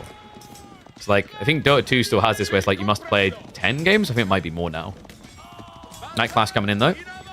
Yeah, the scouts are getting locked in. I think B's in trouble here. Could Cat be on a collision course for 3-0 the reigning champ? I mean, I'm trying to remember last time they went up against each other. Wasn't it a 2-0 for Cat and then a reverse sweep for B? It may have been. Like right now, this looks phenomenal. He has Chivalry on the way, so he's going to heal as well. These guys can't do anything against Knights. And they also aren't gathering anything, right? Like B at this stage has 0 sheep. And because he's up against Knights, he has to be sheepish about coming out on the map. Like, this is the thing. The double deer stack spawn is actually griefing B because he doesn't have options. And in the meantime, Cat is taking away the long route options on the other side. Looks like he's going to get some Donzos and Javelins out, so that should be enough to now get the breathing room here. Cat doesn't have Chivalry yet, so coming into this fight is difficult. Great micro back there, but unfortunately, the Donzos didn't quite get the stab out. Yeah, so now you just want to disengage long, because at the moment, what's happening here is Pro Scouts isn't happening. Like, these are the scouts. So B isn't gathering anything. Even though he's getting space, he still needs to head back. And also, if Cat turns around to charge now, yeah, you can see they're both eyeballing it up. In fact, he's going to commit onto the Donzo. Great micro, Cat. Just trying to peel away the injured. Doesn't quite get that one out. And he does get surrounded here. So Cat getting a little bit cute will once again get trapped by B. However, 2 Knights is still more than enough to take this on. Also, B needs to be careful about trickling Donzos. I'm a bit worried that these Javelins are premature. They don't actually have a value point necessarily. At least gets value there with the last hit. Cat is in the meantime peeling back, has Fresh Knights coming out. So Chivalry hasn't really been given an opportunity to find full value. He's going to find it over time though. You can see the heavily injured ones hiding underneath the TC. Yeah, Cat's one of those players that just likes to pull them all the way home, even garrison them in the TC and cycle them through. We do have archers now getting added in. Cat is going to be discovering the deer nearby, but he needs to move fast because B has very close deer spawns. So if you don't have pressure again, he's going to get all of his deer home. Are they not healing? It's not a visual bug. Remember, you don't see the pluses unless you're on the POV. So you see here when we switch. Oh, wait, you can't. It's behind the panel. But yeah, think. But then we wouldn't see it. It's the way the observer works.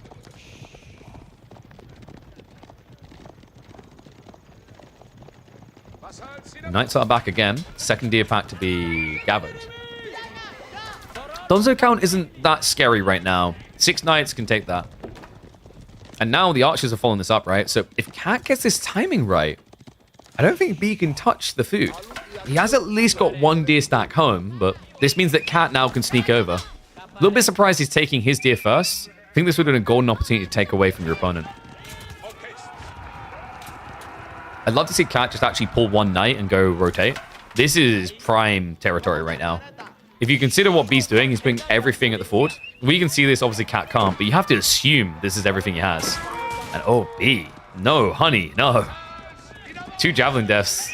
Not acceptable when your opponent is going in archers. In fact, that is all the jabs he has. B is now overkill reacting into Donzos. And Cat, instead of trickling the archers out, have you noticed what he's done here, folks? He's held it back until he's got enough to do some real damage. Scout is going to go down. The archers now reveal themselves. Javelins have been queued up. And the knights are going to try to force the fight.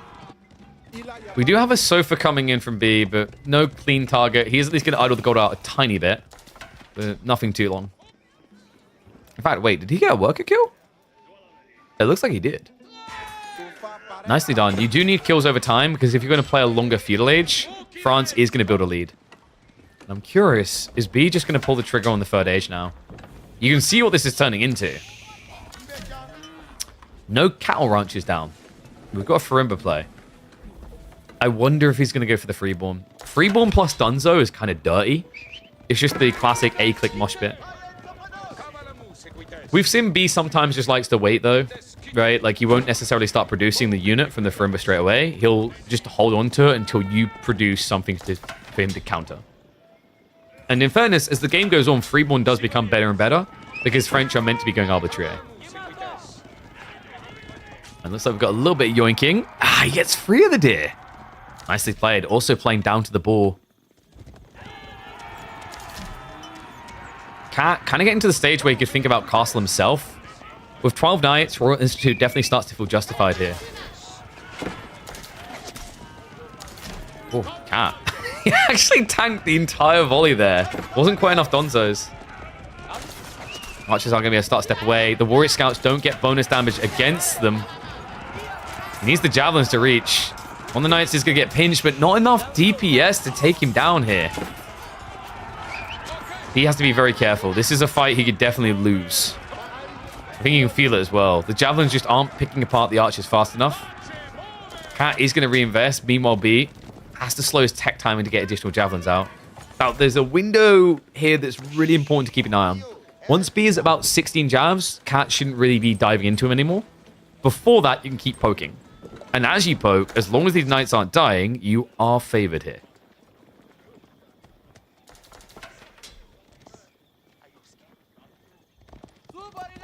Looks like we do have B moving out looking for shenanigans. We do have a deer left over here. I think Cat totally forgot about that one. Even with that detail in mind, he still has the edge. One problem is going to be down here. Yeah, he's going to be able to garrison the outpost, but he doesn't have enough room for all the villages. So that's going to be 3 villages that can just be lost. Weirdly enough, Cat, a bit of a miss micro there. He didn't actually garrison the injured villager. So it should be at least 1 worker dead. Knights are coming, so it should be minimized down to 1 kill. But hold on a sec, actually, Cat, he got textiles. Okay, I'm kind of impressed. I wouldn't have expected that. The scout will still be able to find 1 kill. But the Knights will better clean them up now. Meanwhile, the dive towards the main. Looks like the Knights were fishing. And Farimba is now on the way. Now, Cat, because he pulled south, he doesn't have enough troops here to dive. He could dive once he hits the tech up. It's dangerous, though. It's a lot of Donzos. You won't be able to break in quick enough.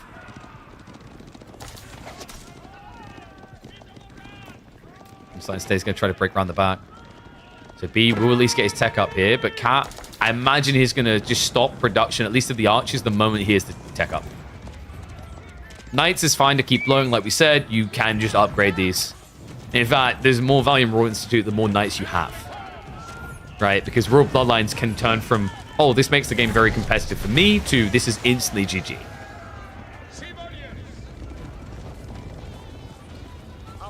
Veteran Cecil getting queued up. And I didn't actually expect this. It's a rare Malian Javelineer game. Now, the reason I didn't expect Javelineers is although he has a lot of Javelins, I've seen plenty of games where people have this kind of count and still don't bother. They'd rather have Freeborn, for example. But it is a sick read. Remember, this is the tech choice that makes the Javelineers move quicker, 1.38 movement speed, and also gives them poison damage.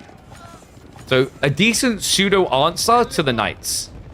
And also, because there's poison on them, they won't be able to trigger the chivalry, right? He's going to look to cut him off here. I think he's going to have to just sack the archers. You can't get away from Javelineers. That's what makes it a sick read from B. The difference in movement speed just kills you anyway. So it looks like he did actually peel it into 2 groups to try and get away.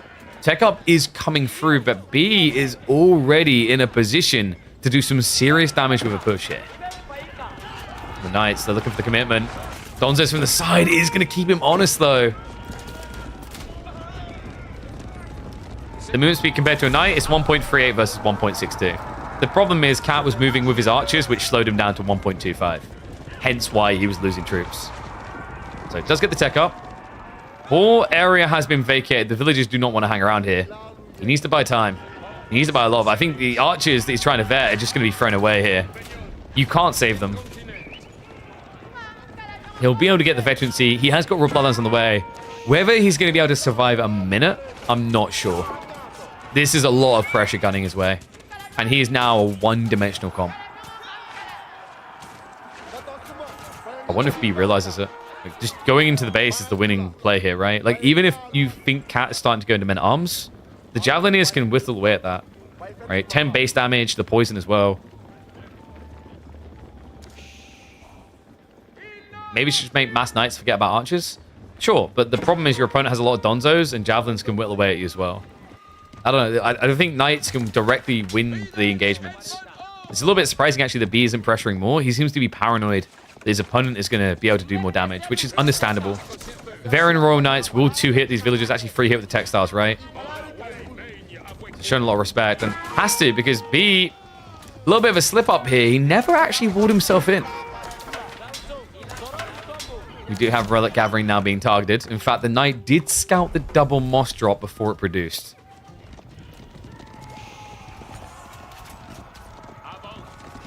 "3D's never one-dimensional." Oh, was it collapsed? But that's not true, is it? If the 3D is printed on a piece of paper, then is it 3D or 2D?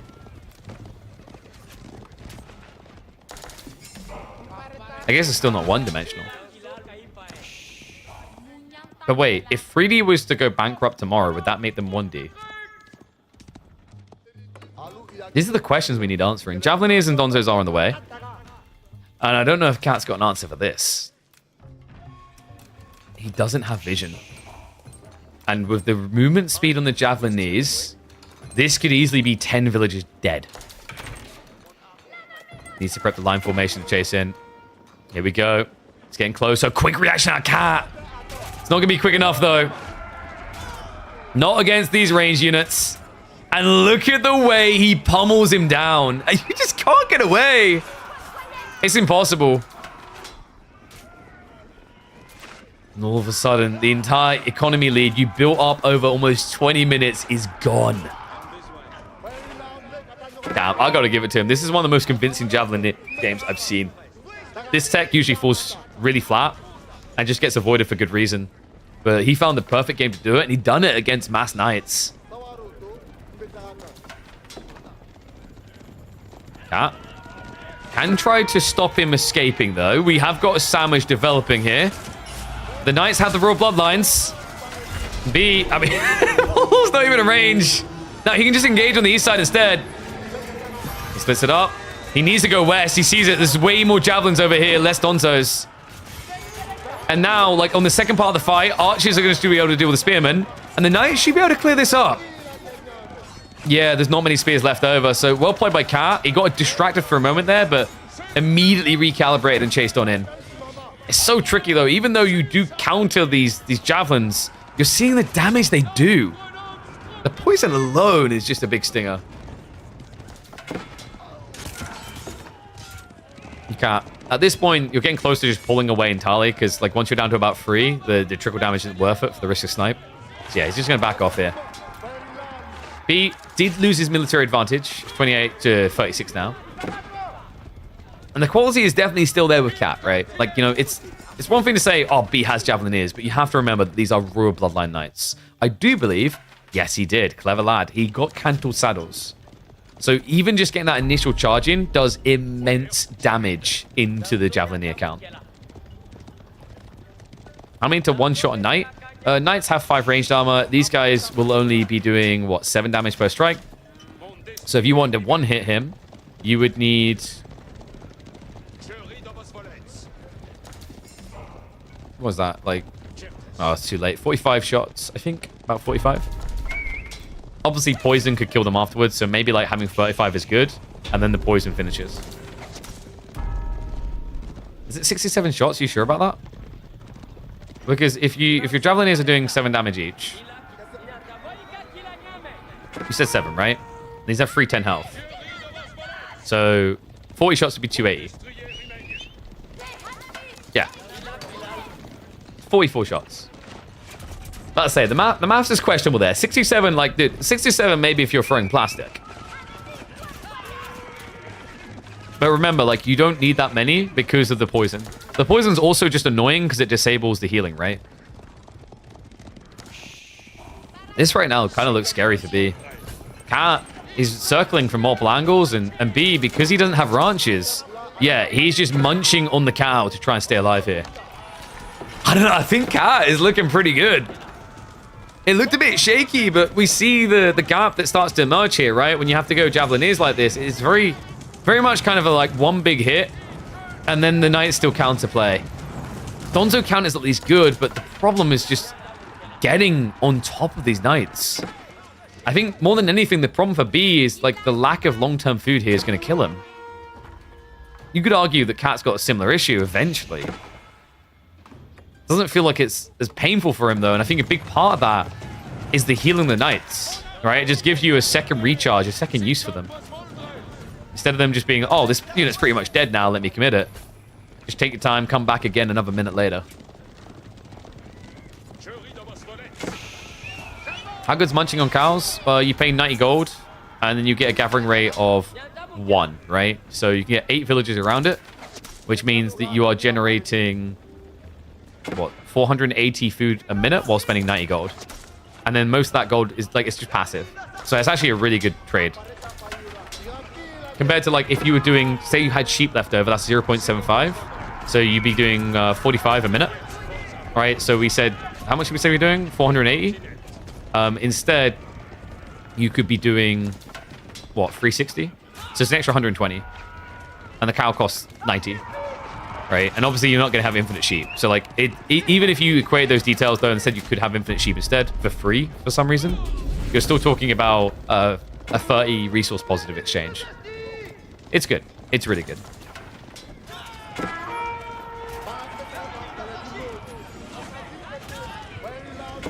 Posturing again.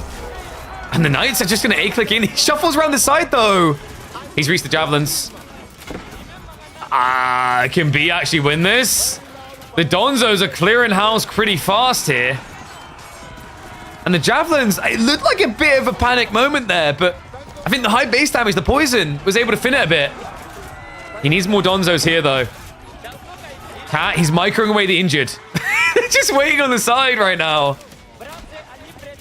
The issue I have here is the numbers are deceptive. Cat may have 15 French Knights, but over half of them do not want to fight right now. It's great micro, but it doesn't change the mathematics of this. You're down on the count. More than is apparent here. And soon to be even further. A few Donzos still left here.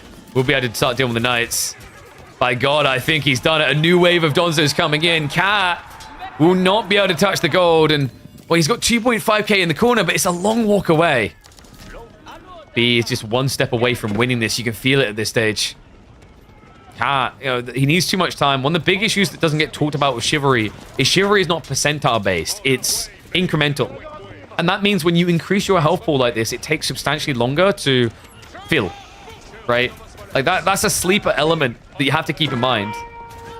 It's hard enough to actually full HP with normal Knights. When you add Royal Bloodlines in, though, it feels like it takes a decade.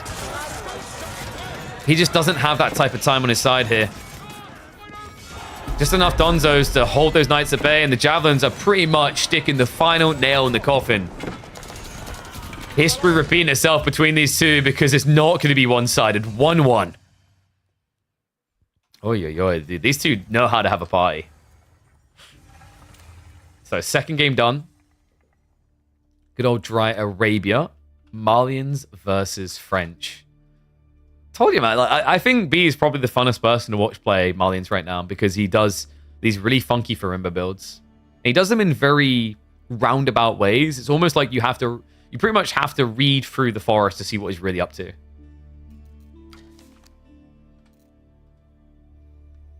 a nasty raid on the gold in the north sealed the game. It definitely helped a lot, yeah. Because like you lost your scaling lead. I think one of the big problems as well is like at that moment afterwards, B just tried to get home as quickly as he could and then got pinned in the base, which looks bad, but then you realize, oh, without an eco lead, like you need to get kills as French here. You can't just be like, oh, he can't do anything, I'm scaling.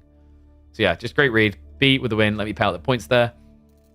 But I should be hopping in a second. I'm going to run 3 minutes again of ads. Honestly, like the way I look at it, subscribe, we can talk. I'll happily answer any questions. I think that's one of the rewards. That's nice. The reason I'm going to run the ads is obviously it guarantees that they don't trigger in game. And in fairness, I mean, at least lets us make a little bit more money while we're waiting for the next game. So we should be about 4 minutes away from in-game here, guys, okay? And you're going to want to see it. It's going to be Ottomans versus Yuji.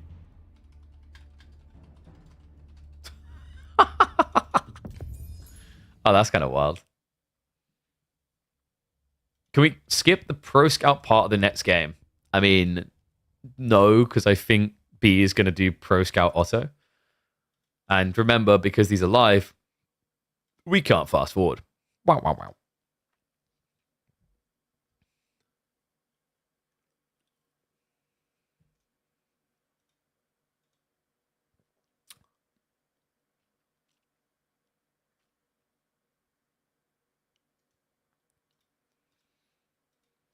If there's glasses for the blue screen, can you tell me the site you bought them from, please? Yeah, sure. I believe we have a code !Gunner. If you look down, if you use code Pigeon, rather, you get 10% off. These are the Gunner frames. So these are the Overwatch ones. They're pretty cool, actually. You see the bendiness? They're made from, it's not rubber. I can't remember the name of the material, but they're quite nice on the pricing. I didn't see prescription on there, but double check. There should be a prescription because these are prescription-based ones. But yeah. I really like them. I decided to get them in the extra orangey type one because it felt very Overwatchy. But you can get them in a lower grade or you can get them in clear. These are the amber ones. So !Gunner, 2 ends. Will get you where you're looking to go. There you go.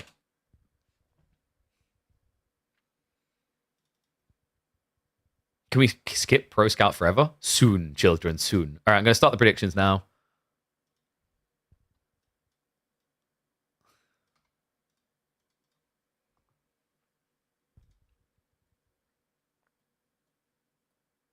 Surprised at the lack of springolds? Dude, the game is just not going deep enough so far. But maybe this could be the one, you know? Maybe it's finally time. Ottomans do get them for free after all. I don't think you're going to be seeing Juji do it, though. Juji maybe more likely Nesta Bees. Maybe eventually, if we get the extra gunpowder range.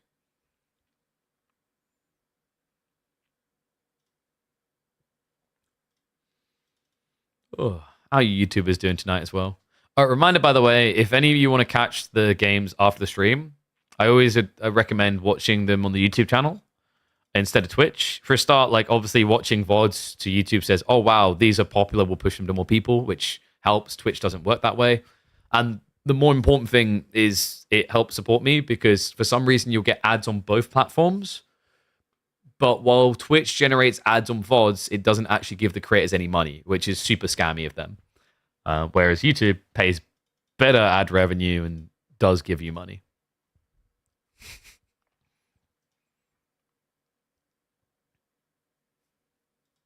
Yeah, and I think I'm going to go back to trying to do the multi-stream encoding. So like it's not just transcoding to the different like levels of quality again, maybe. We'll see.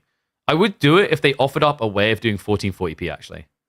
Because now we've had our new internet installed today. We basically have 900 megabyte download and upload.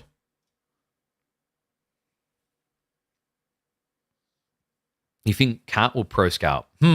Never. What gives you that idea? Pro Scout? No, there's no way he'd Pro Scout. The nerve on this lad. Actually, yeah. Seems very likely. All right. Let's get ready to get in the game, though. Oh, wait, we've still got a minute. Damn. Yeah, these lads are taking a little bit of time between games. Usually, once you've done the first game, like you kind of get a fluid because of the delay that you have until you end your game. You kind of fluidly get in the next.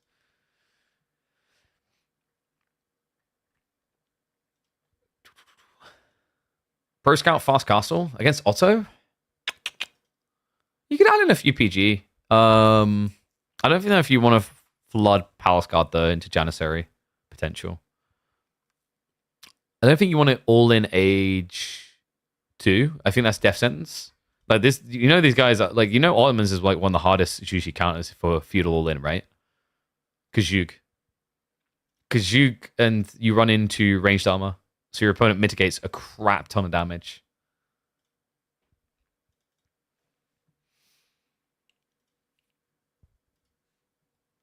All right, let's get ready to go. I do need to try re-enabling my scene switcher thing. It basically hides the UIs when certain things aren't showing. Whew.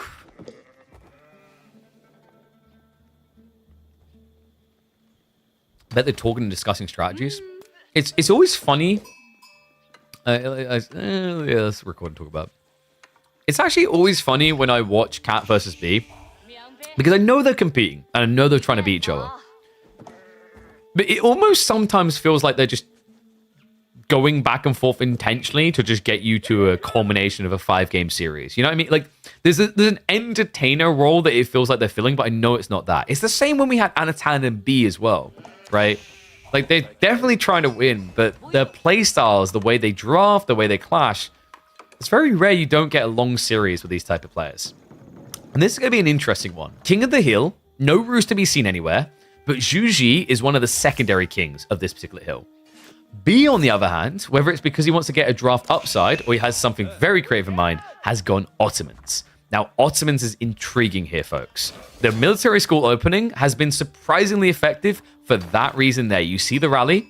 He's going to use the spears to shove in the deer to remove some of the pro scout value from the Zhuji. Now, where else this gets interesting is for Cat, his only sole goal should be to get Castle Age as quickly as possible. You don't want to play a long field against Ottomans. One, because they just get all these Vizier point quirks. But the other big detail is the meta, actually. If you get a meta and you use the ranged armor, Zhuji can't play their best unit, which is Zhugnu. And you also don't really want to play Palace Guard into Sipahi either.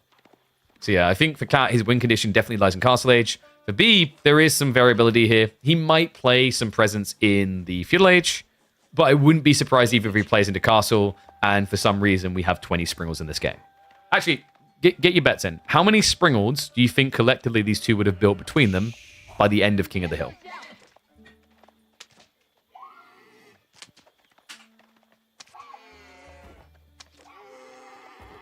Considering the way that you get accelerated to an end state with the Sacred Site, I'm going to go with 12. And they'll probably all belong to B. Love this as well. It's just shoving the deer a bit further away to minimize Cat's value. Cat, has he got a good minigun? Ooh. No, they're too far apart. This would be a jackpot if you can reach out to it. He's going to go safer on the east side, though. So 25 stone, 36 food, about 50 wood. Yeah, the thing about this, the reason why a lot of players rate the stone over, let's say, extra grabs, which I can't believe, he just walked a little bit further. But the reason why the stone is so good is whenever you're going to play Fast Castle, it allows you to gradually get a TC. 2 TC transition after getting 5 relics, or 4, whatever it is. This is a very organic play with this opening. That's why you'll see the highest level GG players almost always seek the stone. How many units can one-shot Springwood hit? So it's 8 tower range. A unit of this size, you can get 4 to a tower, right? So theoretically, the maximum you should be able to hit is 32, because I don't think it has a penetration limit. Someone can correct me if I'm wrong there. I haven't thoroughly tested. But based on like rough guesstimation, I'd say somewhere between 24 and 32 units. And that's assuming like they start lined up at you and you shoot all the way through. Which is like realistically never going to happen. So Sultan Hani trade network coming in. Why is B noob? He cannot trade. Doesn't matter. He just wants the gold trickle. Game's looking beautiful zoomed in. Dude, I still, like, I don't know. Maybe I'm Stockholm syndrome people, but I personally think the game is better zoomed in. Unless you have grand scale fights that require a zoom out. You just capture the details more. There's easier focus on what you want to talk about or look at. Also, for you guys, like, what you have to realize is when it comes to a live stream perspective, it's even more important to zoom in because my local recordings, I could ramp up the quality to 4K, right? But for streaming, especially on like Twitch has hard limitations that make 1080p actually impossible to get at its true quality. So Spimmin have been shoving these deer in, but it looks like Cat has been starting to be a tricky bugger. Yeah, he was aware of what was happening here. He's trying to get in range to snipe, but B's now doing a good job of trying to keep him away. Can he maybe? You can see he just wants just a little nibble. Nah, I won't be able to find it, so I have to run away here. We do have the Pal Scout we talked about for Cat. No Pro Scout still, but with 3 on gold, yeah, it's going to be coming quite quickly here. This is cool though. I love the Pal Scout detail. The tricky part for B is he has 4 gold. Now, he can play the game without gold due to the Sotani trade network. It's just not going to look pretty. So he needs to get a lot of Feudal Force out now. Now, what you want to do as Cat here, these PG are fine to have, but you don't want to lose them. Right? You can say that is true of any unit, but for these, because they're just so valuable when they get upgraded. So like him fighting the Spearman here, maybe a little bit questionable. He can always run away when he's injured. And Cat, whoa boy, whoa boy. Boy, I said boy. Yeah, that was not ideal by Cat. These are very expensive investments. 125 resources at this stage in the game. You expect a lot out of this unit. Now B, it is going to be the Sipahi we talked about, the counter to PG.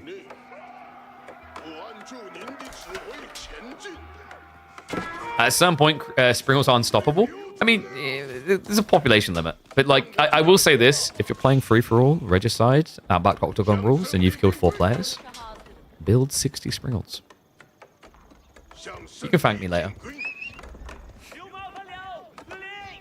Oh, and then don't forget to, like, play an epic soundtrack. Maybe, like, Flight of the Valkyries. So, Pro Scouts is coming in finally. Cat actually added in quite a few spears as well. Smart read, actually, due to the Sipahi. But B, this is risky. He went for the Imam point. He needs to get more melee units out here. Instead, it looks like he's switching into the archers. That's going to take time, though. And while you're doing this, you know, you've already exhausted a very valuable Imam point early on from your Vizier Council. And you know that your opponent is going to be pro scouting. Like, I'd say at this stage, Cat's kind of getting more out of this game than B is. He's going to be rotating around the back to the tree line as well. Really important considering B just decided it won't just transition to archers, and he's actually doing it. We speculated about it in the pre-lobby. I just wasn't entirely sure he was going to commit to it. I guess now it being a longer feudal, he kind of feels like he has no choice. And if he can force a super long feudal off the back of this, it's even better for him because of all those points. So yeah, Pro Scouts coming in for the Ottomans. Welcome to the meta, where everyone and their mum does it. Yeah, this is hard now for Cat to win. What we said before about him needing to get out of feudal age is even more important now. Like, these Imam points make this an impossible fight. You even see the melee armor. Sick read. These Palace Guard barely touch now. They hit for less damage than the spear. Actually, same damage because these are Dark Age spearmen. He's just wearing him down. Like, if you can't kill it, it's not even worth trying. Sipahi are going to be able to peel away. And Cat, he's at risk of losing this map quite swiftly from here, right? B has a snowball point now. Cat's answer is meant to be Zhug, but you guys remember what we said about Zhug and why you can't do it here. Sipahi are already a great counter, but with the ranged armor, you tickle. In fact, with the ranged armor from the meta, you can reduce Zhug damage to 1 into the Sipahi. It takes way too long to kill. The only upside of going Zhug here is you will be able to snipe the Imams, but I think Cat knows it's going to take way too long. So instead, he's prioritizing Palace Guard. He's going to take a defensive line here. And I imagine we're going to be seeing him trying to get ready for a tech up, because that's what B's doing. 1s if you think B's going to win this. 2s if you think Cat is. Because based on predictions, 75% of you back the Ottomans, which is wild. Now, part of that might be for B. I kind of feel part of that is also the thought, why would he pick Ottomans here? What is he up to? What am I not seeing?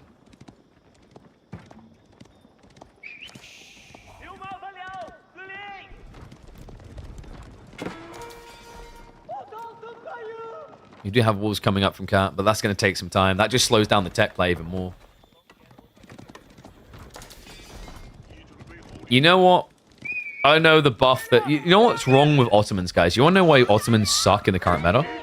The military school can't produce scouts. I mean, actually a fair point. Although I think they would be broken if they could. Because you'd be able to produce a scout quickly, you produce a spearman. So you'd be able to shove in the deer really, really cleanly. I can't believe he's just flooding Palscard in H2 like this. He does have the melee arm activated.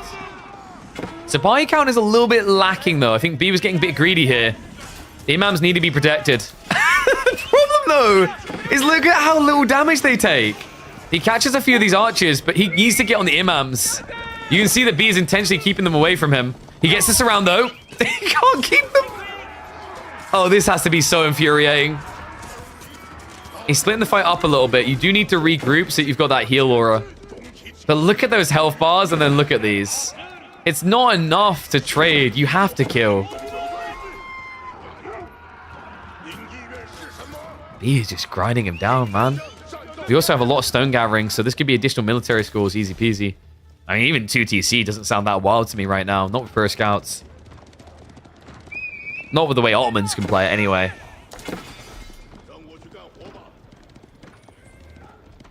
God, just so many PG. And the worry I have now is, you know, he's not going to be going for the Mountain Academy, right? That means instead he's going to be going for Shaolin Monks. And Shaolin Monks can't heal this. This is just permanent damage.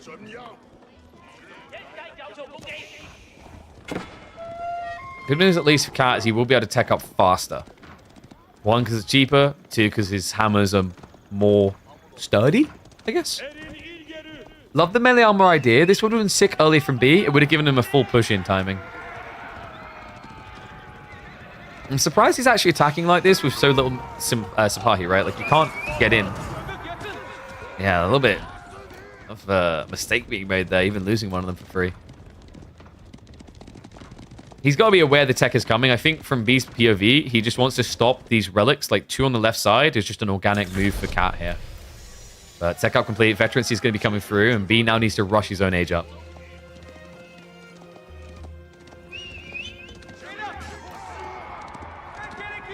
And this is where the Palscar pays off, by the way. It's not going to be as good as you'd like. Like, if we're being realistic here, he doesn't have 16 Palscar worth of health. Has probably about 12. Maybe 13. But, in return, B doesn't actually have an answer to that at all. He can't fight with the archers. You can already see ranged armor 2 is going to be coming in 50. That could be supervised.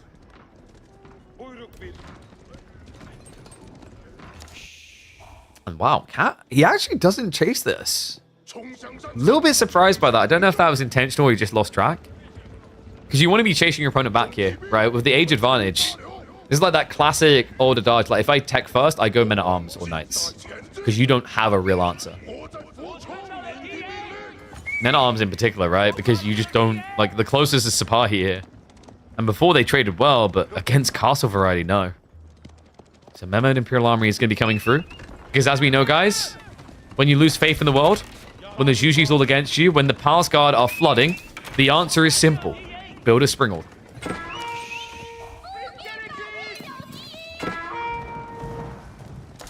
And we do have the first monks hitting the field as well, so Cat will start to inflate his economy behind this.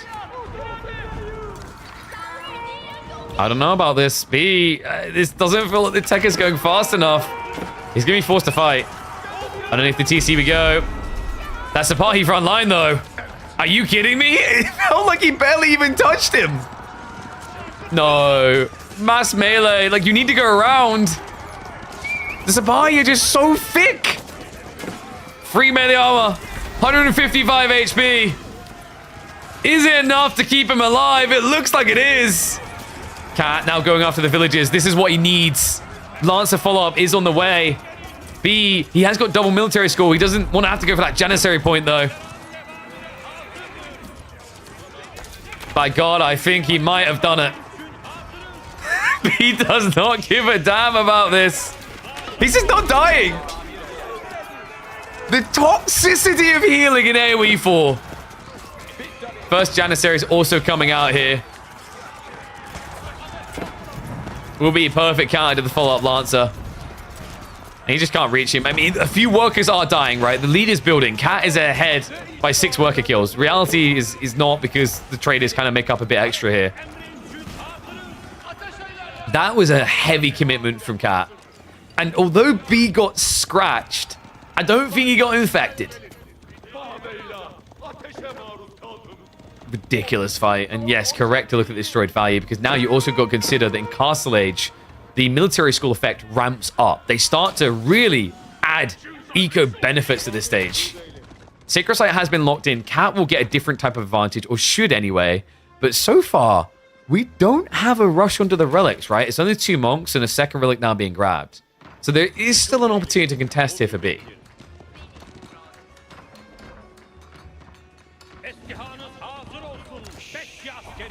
And I think B's building the mango because it's default to begin with anyway.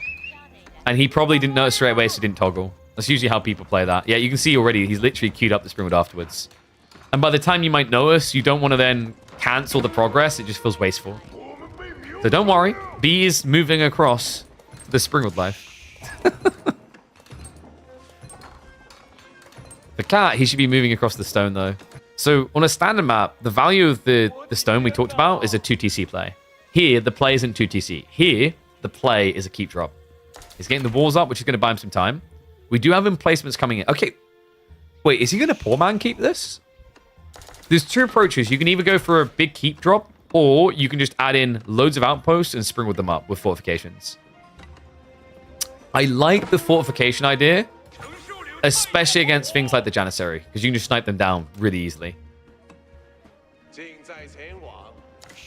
How much is the stream delay? No stream delay. I'm right here. If you mean in-lobby delay, we're 5 minutes behind, but this is literally your live feed. You won't get any earlier in the game.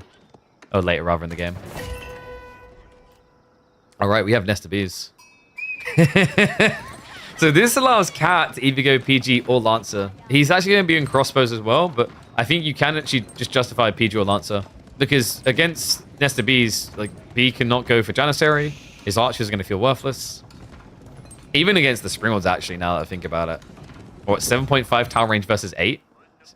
If you're quick and you catch him not looking, you just get in, get out. Shake it all about.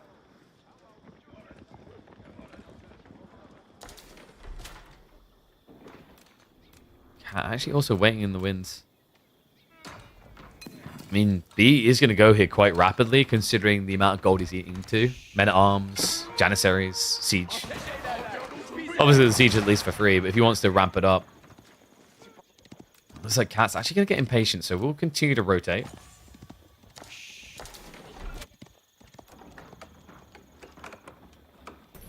More wolves as well. Okay, Cat is just taking this to the extreme. I think it might be more value to double wall the center. And there we go. It is going to be the keep drop. Yeah, he's locked in his win condition. Should be 5 relics soon, right? He's still got to go to the east side. But we do have the west on the way home. Now, I'm a really big fan of taking one of those relics into the center. This matchup, I think it's kind of forgivable not to, because you're expecting possibility of Janissary here. And Janissaries will just snipe a wall low. That being said, there is a realm in which you still get the wall off when you remember that Jannies have low range, and Body of Iron gives you 50% range reduction. I know a Springles count overlay. I mean, why would I need to? It's right there. I mean, what you're asking for is to take this picture and zoom in on it. But like the problem with that is it doesn't work, because the moment they add a new unit, the Springle could move. Sadly, And if we're talking about like a button that I press on my stream deck that like counts up, I guess that's possible. Almost like a how many times did KP mention Pro Scouts this cast button, you know? That's what we need. I need to look into that. Someone drop that on Discord and remind me. I need to look into like just a counter thing for different things in the game. It's like, oh boy, we've got Bruce. How many times am I going to mention Horse Archer this game?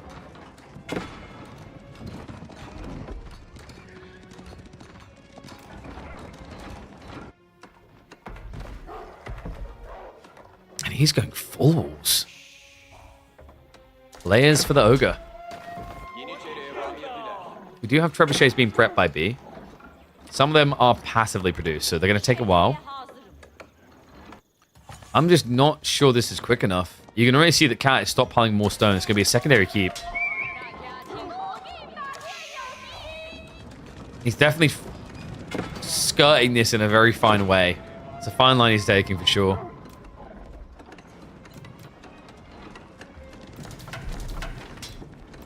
Another keep drop on the way. Now, until that outpost is up, you can't see for sure. The Nesta Bees are moving in for the ambush. Textiles will save the villagers, but it means he cannot see up the hill. He's going to have to march up. And that's unfortunate because had he had that vision, he could have stopped this keep. I think you need to march up to the Nesta Bees. The problem is the Janissaries can't be the ones responsible for it. He's being held hostage. Cat's timing is vile here, man.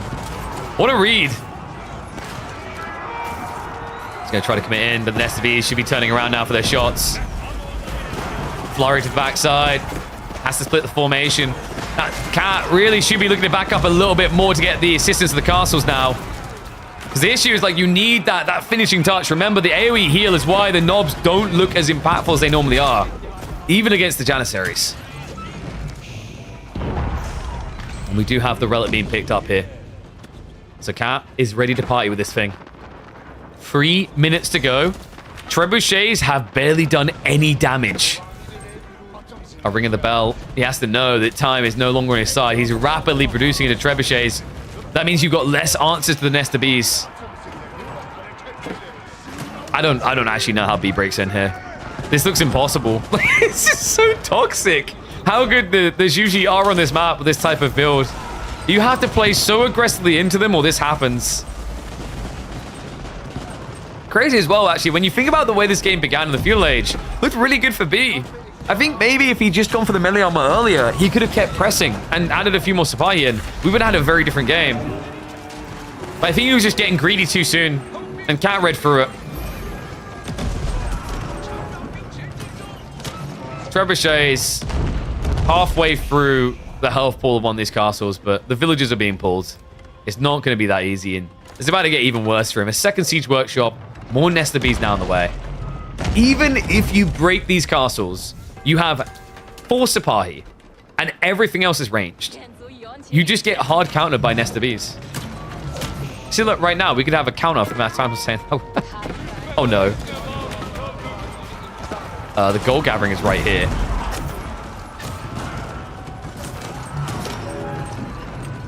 March up the hill is definitely not an easy one. Nesta Bee shots coming in. The Mango's almost dead. We'll have to pull for the repair. And you're just not killing fast enough.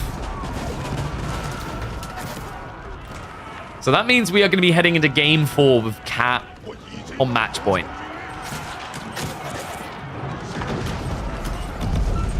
Scary place to find yourself here. Not the first time for B. Maybe it's finally Cat's time to step up into a grand finals. Could be denied the hat trick to start off 2025 by his teammate. We're definitely going to be finding out. Knob shots are just going to be too fast now. Like, you can't back away anymore, and I think B knows it. So does Cat. Like, yes, just approach the wall, please. I've got a little reward for you. Oh no, and the A clicks. Oh, this is a tunnel sadness right now. Knob shots in. It's just ridiculous. The POV from the Zhuji as the Ottomans go down in a burning heap of trash. Oy, oy, oy. So, King of the Hill. Well played, Mr. Zhuji Spammer. I mean, there were moments where Otto's definitely had some potential there. But yes, we do find ourselves now with Cat leading 1 game away from making it into his first ever midweek muster grand finals. Pretty damn impressive. And sorry, we do need to update that bracket while we got a chance, right? Because we did check in on the other series. You do know that it's going to be Dimmu versus Kaiser Johan on Thursday. 8-hour stream? Is that all? Is the vision worse if it's uphill? Yes. Well, no, downhill I don't think gives more, but uphill can block vision, yes. King of the Hill could be more toxic, by the way. If we had the AoE 2 system, remember in Age of Empires 2, being uphill grants bonus damage. Actually, like a surprising amount of games do that. You know that, right, guys? Like, you guys know that Total War has that? So Total War in general, I believe, has that. But Warhammer definitely has that. And it's because the whole idea is if a unit is taller than another unit, it gets a damage buff. So all those people that told you it's fine to be 5'4" lied to you.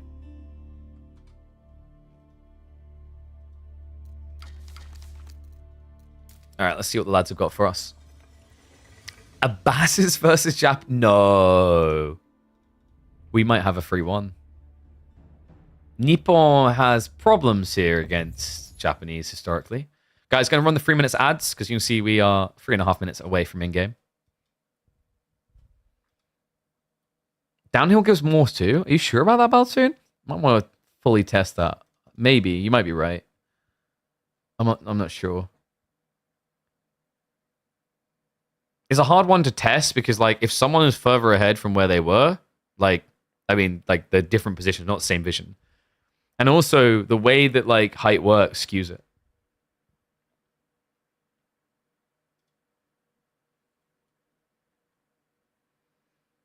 I know, right? Like, we laugh in the face of ads. Who needs ads? Just be subscribed, lol.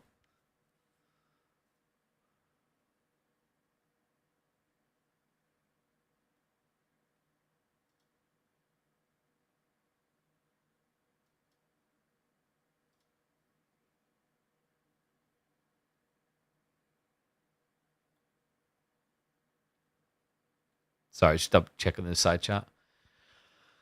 Oof. Ugh.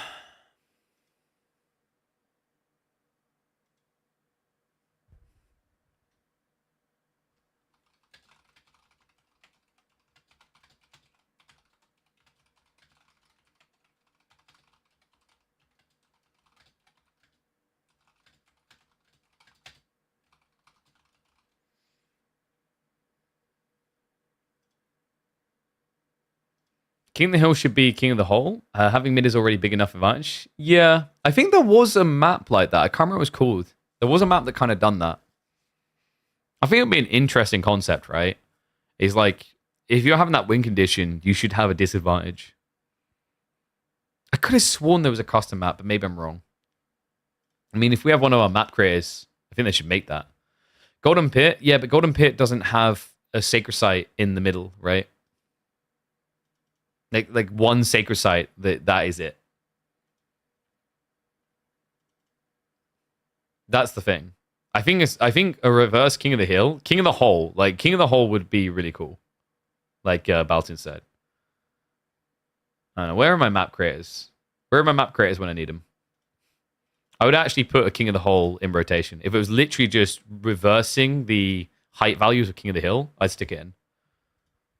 Because I do think that would be really interesting. Mount Samurai can kill Camel Riders. The big problem is, like, Mount Samurai just come out much quicker than Camel Riders. And then, like, the initial hit doesn't happen to them and they do a lot of damage to you. Right? And, like, Camel on Ease seems good until you remember that there's there's the ability to just go into Uma Bannerman. It's all about timing. Isn't that just Golden Pit, like YouTube said as well? No, dude, guys, Golden Pit doesn't have a sacred site in the middle that could end the game, right? Like, the pit would be closer for that relevance. In Golden Pit, the sacred sites are on the outskirts. There's two of them, right?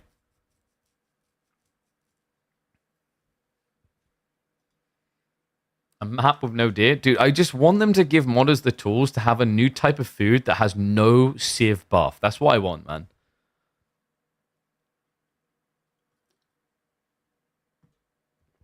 That would be incredible. Yeah, I think if you get a deep enough economy, sure, mass camels with camel handling can destroy Mounted Samurai, but that's so deep in the game. Also, at that stage, like, Japan should have access to their spearmen with the extra Nagayari. 60 sheep map? No, because I hate sheep spawns, and I think sheep RNG. Like, I think the sheep get food mechanic may actually be the most toxic one. Oof, controversial take. All right, 1 second. I need to turn the heat off.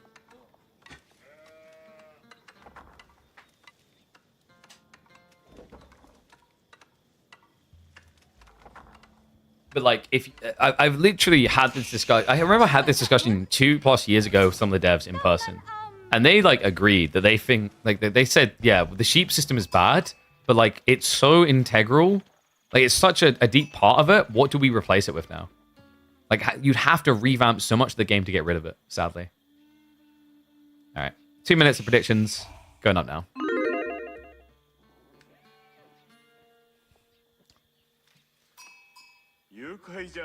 It is indeed the age of animals. These filthy animals going deep into the night. Game number 4.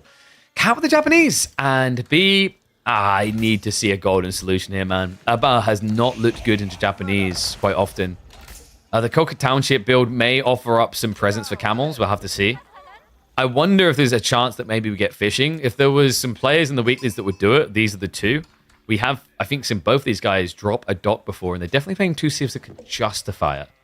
But I imagine for Cat, in particular the Japanese, is going to want that faster timing into potential Coca Township play. And B, because of the threat of that, wouldn't want to go docks himself. So Rocky River could be where it's decided. And reminder that this would be considered an upset, really, when remember that B has made the last 2 grand finals, actually last 3 grand finals. Guy has been on fire, right? We had him in All-Stars, we had him in week 9 and week 8. But yeah, I stand by what I said, by the way. I think the sheep spawn system is toxic. I would never... If someone said I had a map for you that has 60 sheep on it, no berries, no deer, no boar, I would say no. Because what you've just said to me is someone could just get beaten at 4 minutes in the game. Statistically, it shouldn't happen because spawns or whatever, but like it happens all the time. Even when people rotate with reasonable expectations, they somehow just miss sheep everywhere. And part of the problem, by the way, is because sheep move. The fact that sheep move means they can technically move out of their tiles. Because remember, the map is split into a bunch of tiles, and certain numbers of sheep can spawn in each. Usually it's 2 in each tile. However, because they can spawn anywhere within those tiles, they could technically start at the edge of a tile and then move into a different one. So what might be an optimal scouting pattern to find sheep could still find nothing. That's kind of wild. But like we said, the problem is that you have a system that has been so integral to Age of Empires 4 that you can't really remove it now. You're kind of stuck with it, right? Because to get rid of sheep, you need a drastic rework, new food types, a complete reformatting of like the early game interactions. So Culture Wing's coming in. Now, I kind of like this different approach by B. This could still be 2 TC Fast Castle. Most likely, it's just going to be raw Fast Castle. It's ballsy to rush Japanese like this, considering how aggressive their timings are. Even more so when you consider that Cat went for the Kura Storehouse, so he's going to have that constant pump. Yeah, I'm wondering if B was maybe expecting Coca here instead of Kura. We already have the Tawara coming through. Really smart read. It means that you can actually just smoothly move across to the berries and have a better gathering rate already. Likely what we're going to see from Cat is just club the sheep, and then after you tech up, eventually move over with Tawara and get a gathering rate that is comparative to shoreline fish. How did you guys vote, by the way? So Predicky's 64% for B. I can't help but feel on that vote, people might be gambling with their heart because they want even more games here. Because they're really betting on me losing my voice eventually. After all, we are now approaching 8 hours in. But I will not go down with this ship. And there we go. He even goes earlier. So what this tells you is that Cat is taking this timing super seriously. Instead of delaying his tech timing slightly by going sheep first, he's going to take the risky resource, take an accelerated rate, and then come back for the sheep afterwards. I like this. I've seen a lot of players do it the other way around, and I just don't understand why. It's weird. You should always take the riskier resource first. And also, by doing this, when you bring this many villages out, it's worth the 150 resource investment, right? Because of that 50% gathering rate accelerant. Think about it this way. You pay 150 resources. You've got 9 villages out here. Make that 10. 10 villages out here that are gathering an extra 50%, right? And like compared to sheep, it's more like an extra 20%. So if you're gathering like 45 food on average a minute, instead, like with this, you're gathering an extra 15 because you're gathering 60 food a minute. So that's an extra 15 times 10. That's 150. So after 1 minute, this pays for itself. So literally, the moment you bypass that 1 minute mark, the Takasaiku is paid off. If you add in Tawara, which is, I think, 75, that means 2 minutes in, you're still already in profit. Really solid play. I'm a big fan of it.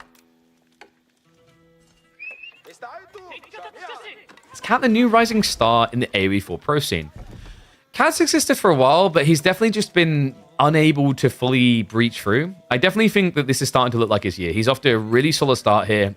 He borderline was qualifying for the EGC tournament, right? He didn't make it in the end, but I think he had...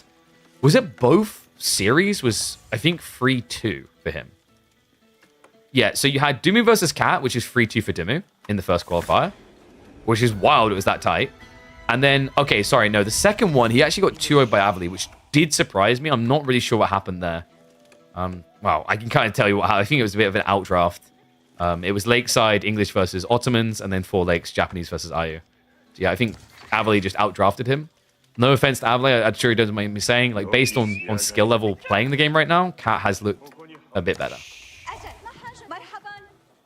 But we'll see.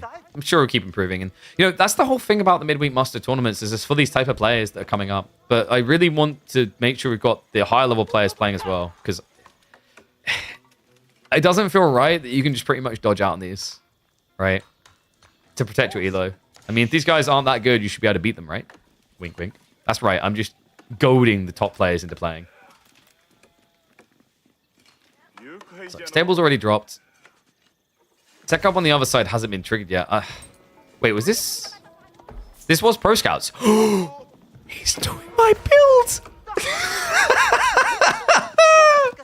Alright, I didn't take it to the extreme of the 2TC, but you wouldn't do that against the Japanese. This was Culture Wing, Preservation of Knowledge, Pro Scouts. That's why his tech timing was a little bit worse. That's sick, man. Now, I'm not saying I invented this. But B has been... He has been lurking in our chat recently. So we theory crafted this out, right? I was saying Ambassadors are kind of low-key interesting for Pro Scouts because there's two builds. You can go Culture Wing into 2TC with Pro Scouts, or you just go Culture Wing, Pro Scouts, Fast Castle. The whole idea is Preservation Knowledge. It costs you basically, what was it, 150 resources, I want to say? But you save 20%. So you're already saving 70 resources back on the Pro Scouts play. And then you save a much more impressive 270 resources on the tech of going castle. Then you have the eco techs afterwards, things like wheelbarrow, fresh food stuff. Like, there's so many things that like, you just get, and you get cheaper. It's worth it. So now we're going to have the tech up coming through. Military Wing is going to give him the double Camel Rider to block the initial Mount Samurai. We do have a double stables opening from Cat, which is peculiar here, actually. Even more so is the fact that Yorishiro dropped this second stables and is producing out of the worst one. What? Okay, this actually makes no sense from Cat. Wait, unless... Hold on a second. Was this intentional? And he's going to get synced up timing on double Mount Samurai. But you could have just had two Mount Samurai. Right? Because you already had the resources to make... Yeah, no, it doesn't make sense to me. It's a bit weird. But, you know, Cat's the pro player, so we'll see how this cooks. What would have made more sense is basically having an archery range behind this immediately, right? He's still gathering the goodies on the flanks. We do have the Uma Bannerman now on the way. That's what I thought he might use the second stables for, but it's come out of the primary. That scout has been denied, so walls going up. Be fully aware of the pressure that's about to be coming his way. Unfortunately, this scout is never going to get touched now. All right, one's if you think Cat's going to win this. Two's if you think B's going to take it. Because we're starting to see the pictures, we're starting to see the way they're cooking. We've got infantry comp from B. It's going to be spear crossbow. His goal is to survive. Survive, survive, survive. Come out at the right time. Cat needs to race for relics. In fact, I wouldn't even be against rushing a Shinto shrine and getting another priest out. Just so that you can block the timing that B is aiming for here, which is about 13 minutes, he'll start coming out. right? Because at 13 minutes, you're going to basically be out of food anyway. Like I said, he's got pro scouts, but you'd like to be able to play towards the center of the map anyway, right? Easy to secure additional deer, and then you even have the option of berries on the flanks.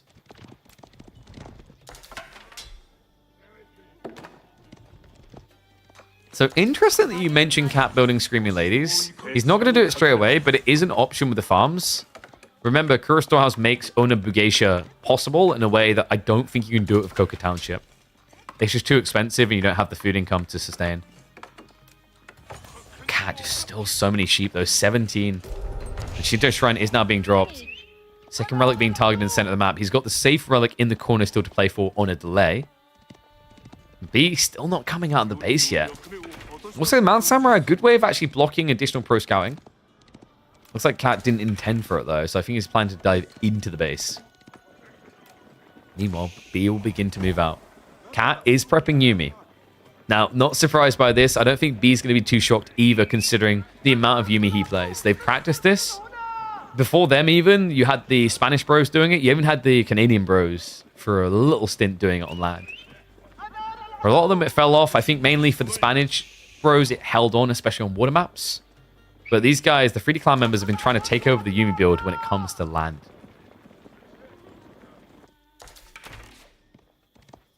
And Shinto is going to be able to just shuffle in here. Wow, he goes more greedy. Yeah, and this might actually pay off because look at what B's doing. He's now going into monks. Logically, the imam should be coming here first. There's just going to be nothing for him. I mean, it's tricky. B, surely... Wait, that looks suspicious. He pulled it from out of range.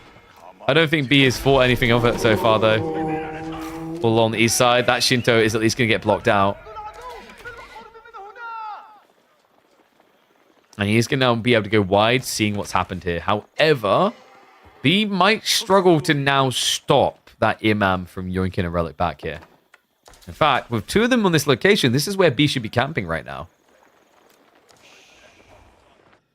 Yeah, I think Cat kind of made a bit of a blunder there. Dragging the relics close together is the quickest way to give B an advantage. Like, his comp isn't mobile. So with relics, you want them as split as possible so you can't guard them all. Right? Because if he has to guard two sides of the map, you can just overwhelm him with Mount Samurai Yuumi. Speaking of those Yuumi, I'm going to start playing in. The crossbows will win this fight, though. Yeah, this is a bit premature from Cat. He doesn't have Steeled Arrow at all. No Yuumi Bannerman. Like, there's no damage buff whatsoever. He's hitting half as hard as his crossbowman. Relic is now going to be shuffling home. At this stage, I think Cat probably is better served by going into the base with a few Mounted Samurai. He's clearly stacking for a main engagement, which I like to a certain degree with Yuumi, if you have the numbers, but we're not there yet. I mean, hell, he does have a Yoroshiro drop. I think you need double archery range Yoroshiro to make this work. That might be coming eventually here. 40 seconds out from the new Yoroshiro. Archery range is going to be up in about 15.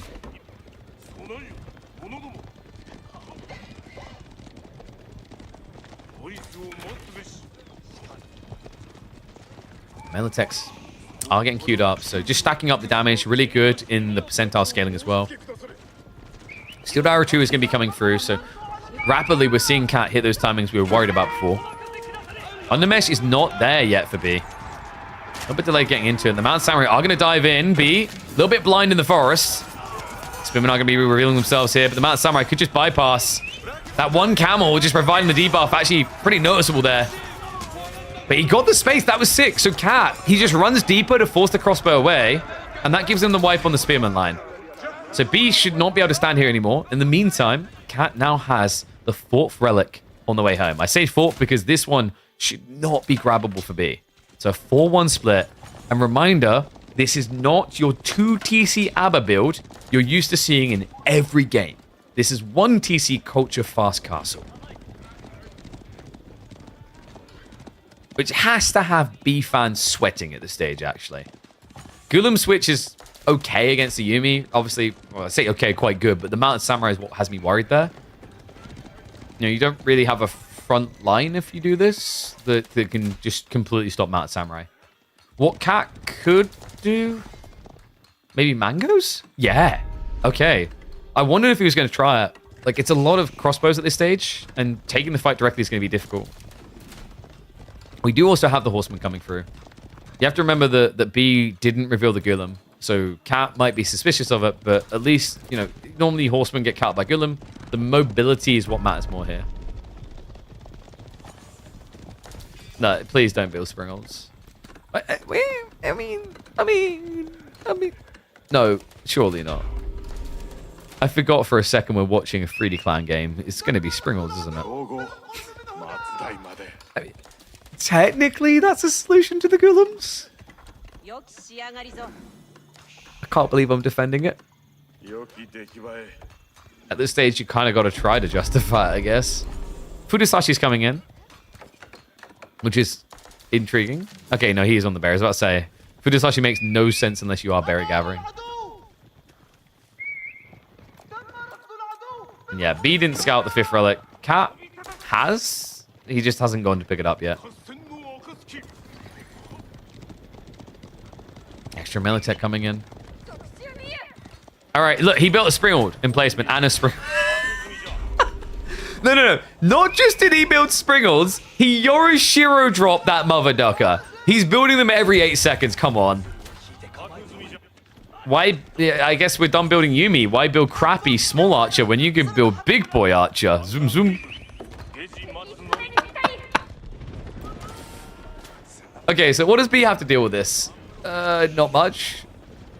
I mean, if Golem can reach it, right, they destroy Springalds because the double strike and no melee armor. But you're going to be running headfirst at the Springalds. One issue I'm seeing for Cat is he keeps getting housed, though. Like, he's kind of producing Springals too quickly here. Yeah, Lad is definitely struggling to keep up. Well, I'm kind of surprised it took 4 games to get this. I mean, in fairness, B was building them the 3rd, right? But, you know, that was kind of for free. And he only done it temporarily before getting Trebs. So Cat is about to hit a new record. He's looking to go up to about 15 Springalds here.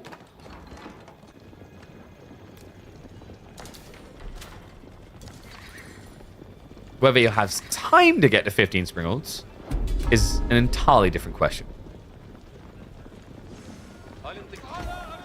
He doesn't know yet. And this is key. Look at where Cat has done this. There's a small stealth forest that could trick B.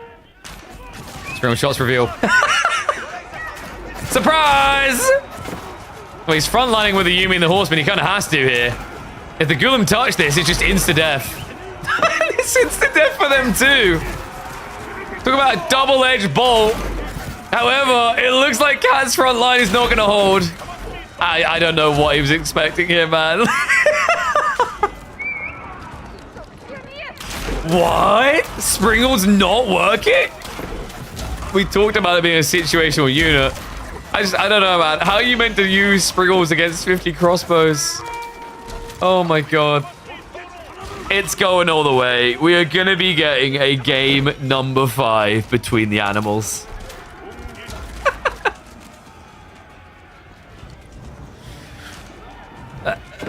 What do you want me to say? Boot camp? I mean, it is very hard to kill even one Golem with Springalds, right? Because Springalds do, was it 10 plus 18? 28 damage. Mitigate 6, so 22 damage.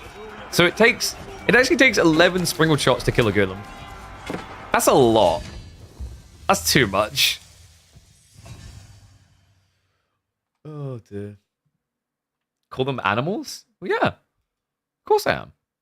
You're all animals. Anyway, let's go ahead and mark that in. Abba versus Japanese. So, comes down to this. Game 5, Bald Land. Oh god, we could still have a very long series ahead of us. What have you picked? Surely not something that would make it too long. Jean versus Atri. Okay, this could be a very quick game then. I think Atri is pretty good here. I wouldn't be surprised if B does something funky like Mind Work, just for the all-in. More likely we'll be looking at Pro Scouts. Jean has looked like she struggled a bit with Pro Scouts. Let me mark it up, though.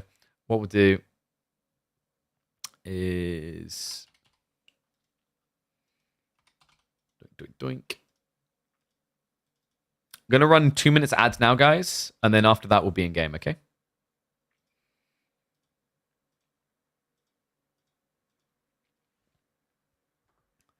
What even is the purpose of Springles now? To lose. Nah, it's situational. Like, there's some melee blobs where it can be worthwhile.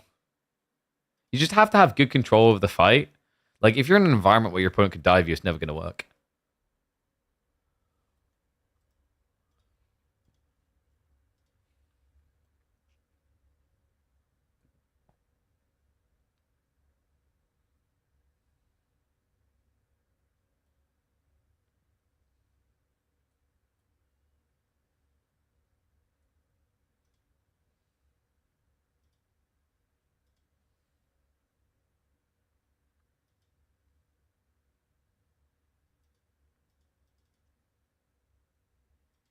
Oh, by the way, guys, do me a favor quickly.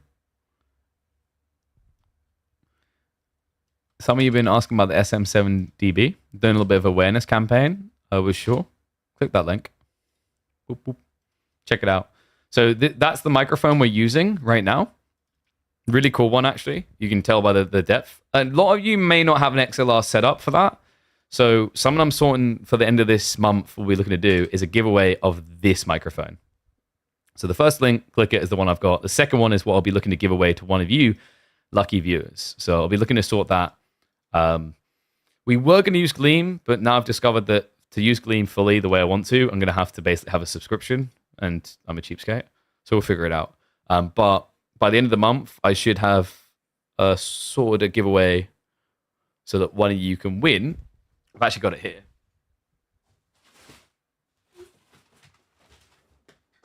The MV6.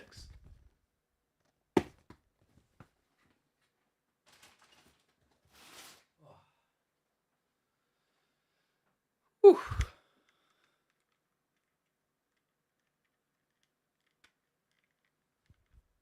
Okay.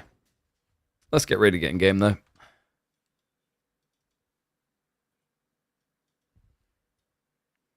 Should have a headset coming for them soon as well to have a look at as well.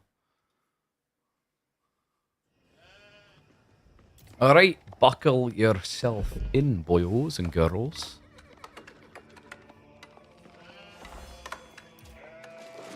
Oh, did we do predickies? I don't think we did. No. Let's get predictions up.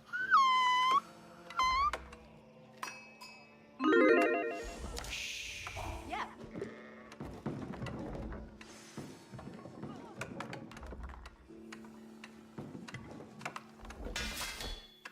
It comes down to this. HRE versus Jean. He's going to get outpost rushed. Oh, ladies and gents.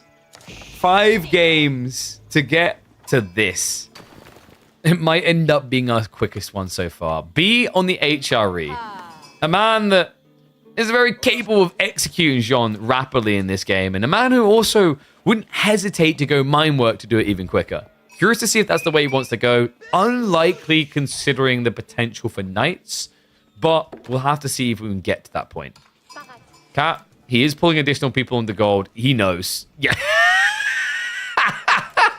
Oh, he's scouted it straight away. Okay, we might actually have a real game on our hands. Great read by there by Cat. Fully aware of HRE's potential to play a Dark Age Rush. He knows it's coming. B shouldn't really add in more than 2 spears here. Which I don't think was his original plan. I think if you want to make this play work, you have to outpost rush. There are some saves where just building the spears is good enough, but against Jean, you have to build the outpost.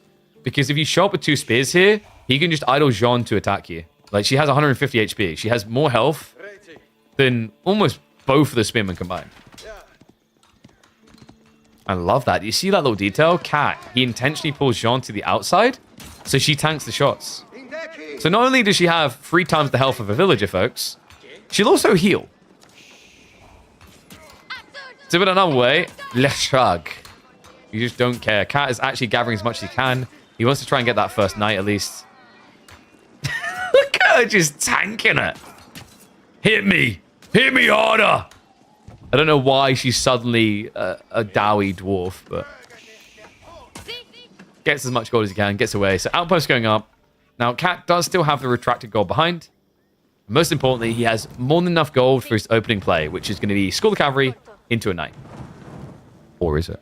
Nah, it's going to be, right? Right? I mean, he's going for a mill. Yeah, like, can we just think about this for a second, Cat? I don't know if he was doing that to try and bait B, but we do have School of Cavalry coming. The mill wouldn't make sense, right? Because you didn't have enough for wheelbarrow. Actually, I guess you could, right? Yeah, because they're 30% discount. I think he was 4 gold short, if I'm not mistaken. So that wouldn't have been an option either. So instead, we'll just get the tech up and 1 knight to follow. B, do you go for an additional outpost? Can you go for an additional outpost here? Probably feels a bit weird. Remember this next time you get tower rushed as Jeanne d'Arc? Yeah, like, she's incredible. 150 HP, and like I said, she heals. You're seeing it. She's ticking back up. So yeah, always just keep that in mind, guys. That's why she's also really good for tower rushing, because she's hard to kill. The amount of effort it takes when, even if you pull villagers and pinch her, she just doesn't die that quickly. I'm not going to say she's going to be able to stab her way out of a surround of villagers, but she's definitely going to waste a lot of your time trying to kill her. Cheap haul in the meantime. Went a lot better for Cat. 18 sheep compared to 9. And Cat's tree lines are pretty far away. Yeah, he got a pretty rough spawn for this. They're usually out of TC range, but this one's a bit further away. You can see by comparison, right? Like, B actually spawned a bit closer. That's harsh. Yeah. That might be the biggest extreme we've ever had on board land in any tournament. Not just that. Another thing, yeah, we talked about the possibility for mine work. It's coming. I thought B might just take the double wood line for Arkin, but why do you want wood? Who cares about archers? So mine work coming in. This is going to be spear plus horseman, which is perfect. Counters the knights, counters the archers. Also means that the Cat has to go for melee Jean. And even if you go melee Jean, you're not safe, right? Because all pikes plus bloomery is plus 3 damage. It means that your spearmen are almost 50% damage up in feudal.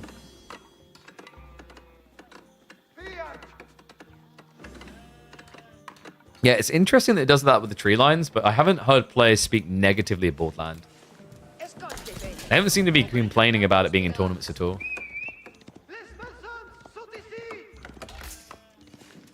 I'm wondering if Cat is also expecting pro scouts. Yeah, well, he knows for sure now. He's like, oh, come on. Not this mine work build. So Cat's goal now is really survival. If he can somehow get past the uncomfortable element of mine work, there is hope. He has got a lot of sheep to do so. He definitely can't go pro scouts against this. He needs to get knights ASAP.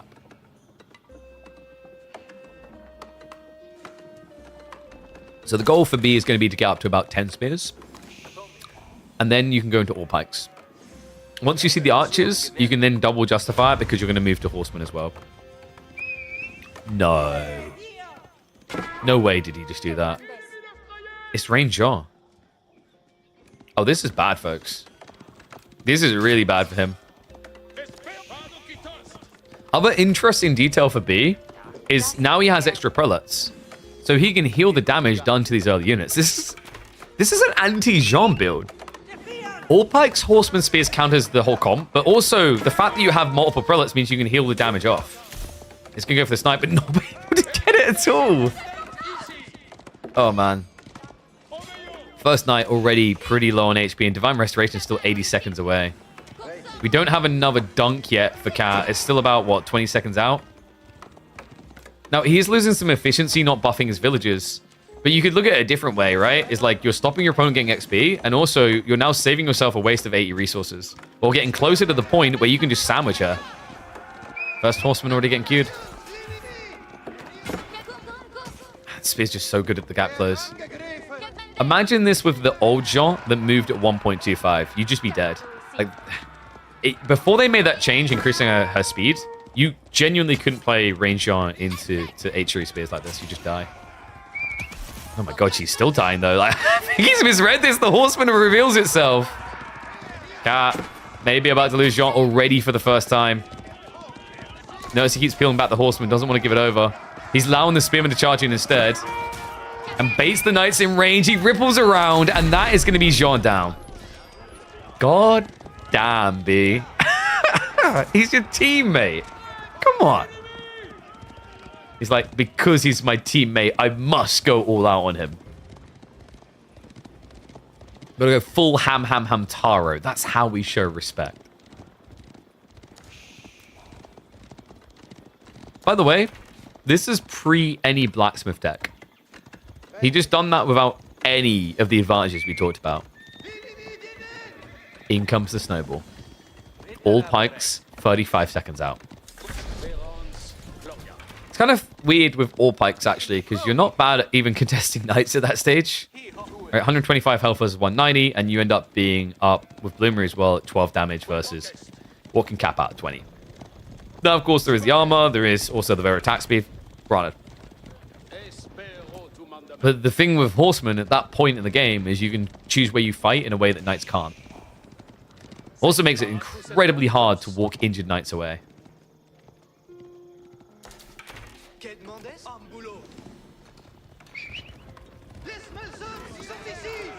So, Cat up to 10 archers here. He is a little bit slow ramping up the Horsemen. It's a bit tricky as well because of the lack of food we highlighted earlier, right? And he hasn't gone Pro Scouts, but he can plant the berries. He could even eventually play maybe North Side, but he's having to waste a lot of time walling in the meantime. So it's giving Cat a more powerful all-in point in this game than he'd otherwise get. We do now have him switching onto the Outburst. So it looks like he's decided to just fall back and get rid of that, but oh no. That may have just opened the gates. B, I mean, he sees that this is happening, right? So he gets away with Pro Scouts with no pressure onto him. The French Knights get the free +1 even if you don't have a blacksmith already. So French Knights from France will get the +1. Like, if French drop a blacksmiths, your bloomery techs are always auto-research. So, you know, if you've built your first blacksmith in age 3, they'd all come in at the same time. But, like, it's always free on the melee tech. Jean lost that about a year ago. It was one of the nerfs they brought into her. She doesn't get melee techs for free. Because she's meant to be all about attack and, like, double advantage of attacking because Jean herself, they took away a lot of the eco perks that she would have had. B, whoa, boy, that's an overcommitment. Yes, if you don't have a blacksmith, you won't get +1. Awesome right in the back, though. Oh, the all pikes. Not so much of an all-in, but it's going to force one out of Cat now. Outpost is making this a bit tricky. We have the Undermesh also coming in. B needs to be careful of the Prelates. They are going to end up getting sniped here. Expensive. Essentially like losing a villager, remember, because he's building them out of the town center. Looks like the Horsemen are still doing damage on the back end of this. Now a 5 eco lead for B.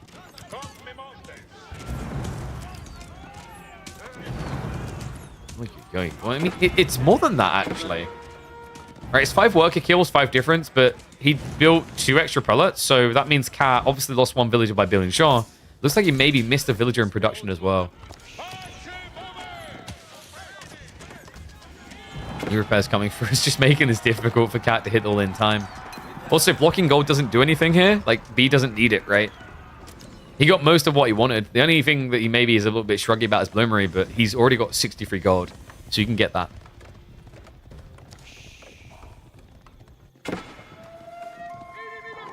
Night count is at least really good for Cat. B's goal isn't to win now. It's now to just get all the food necessary to win, right? Because we have to remember that when we look at the tail end of this, Cat... he never even built the mill, so this is a little bit subpar. He doesn't have Pro Scouts, right? Oh, wait, sorry, no, he did go for it in the end, didn't he? They mirrored it, yeah. So this is now a race. If Cat can get at least 50%, I think he's okay, because he can just get Knight Blob into Royal Institute. And that's the stage of the game where all pikes feels bad. But B should, in theory, have an earlier point he can utilize here. But when I see double outposts, I'm getting this bad feeling that he's just going to rush castle.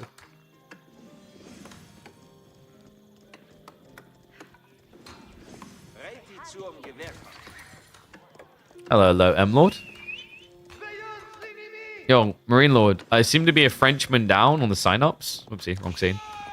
I mean, I see an Eliona in there, but I need someone who's going to be able to make semis, you know? Oh my god, the Horseman again. So you guys remember when you watched Byzantines with Expilatores? This is basically that. You don't get paid the gold, but you kill them as quickly. And no textiles from Cat. Like, when is he gonna learn? He's getting the shivs out as well. I just don't think the horsemen care. Oh, this looks borderline over. He is toast. 30 villagers to 41 now. How is it that Cat is the one with French knights, and yet he's the one who has 0 worker kills? What do you mean you have no fun, Marine Lord? You can do whatever you want in these tournaments. Discover new strategies.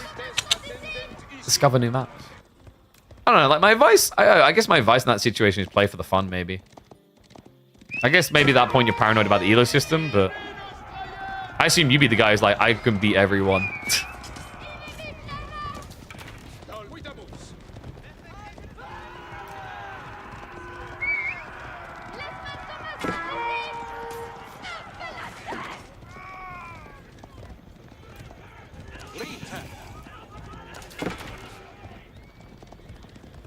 A lot to them, not to me. Yeah, I get you. But like, it's low percentile they win, right? So I guess it can stockpile over time. I mean, I've already been saying we do have something in the works. I'm hoping to have it announced at the end of this month. Something that's basically going to reward people who participate. Basically, something bigger.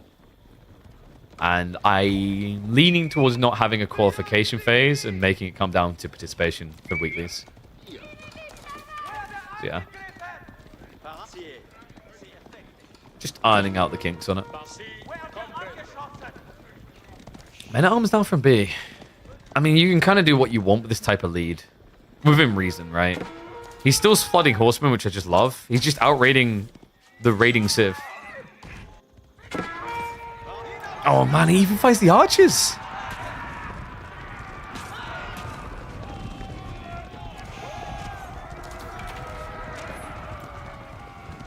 Good reaction quickly out of Cat, but really unnecessary and unacceptable losses here. He commits in again, and what Cat isn't looking?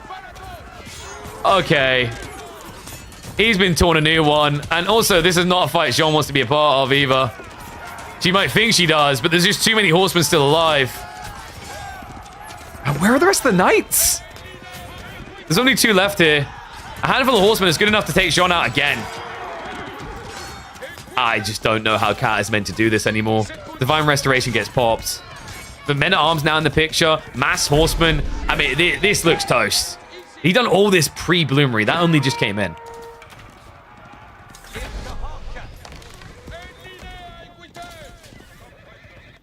Do I need to moan about Joan?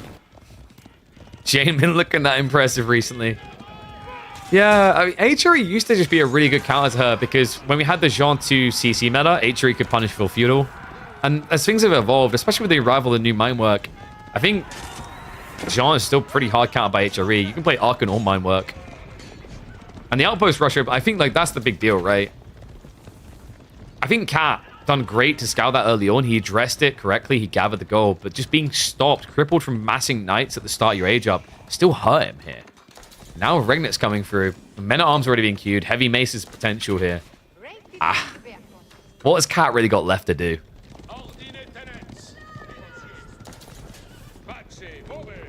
Also, wait. What is this? What is the complaint about Cat in the chat?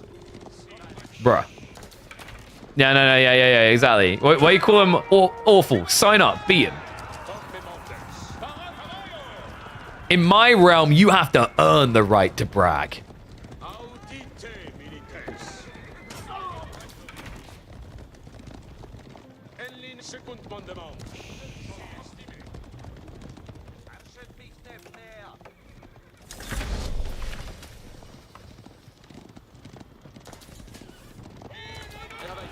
The tech up complete. It looks like the raid is going to get a single villager.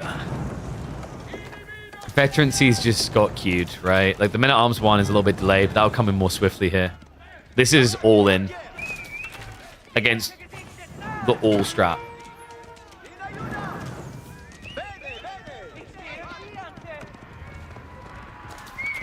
Well, interesting you say that, Marine Lord. We were highlighting this. Last week, Cat and B went 5 games as well. And then, of course, I believe it was 4-1 or 4-2 in the end for B. So yeah, these two, I mean, you can tell that they practice together. They just seem to bounce off of each other pretty damn well. But there's no denying it now, right? Relics are coming home. And Cat is going home in a cardboard box. I think that's what you do with bets. Well, scares him away a little bit. Just buys the necessary time. The elite, or veteran checks rather, just came through.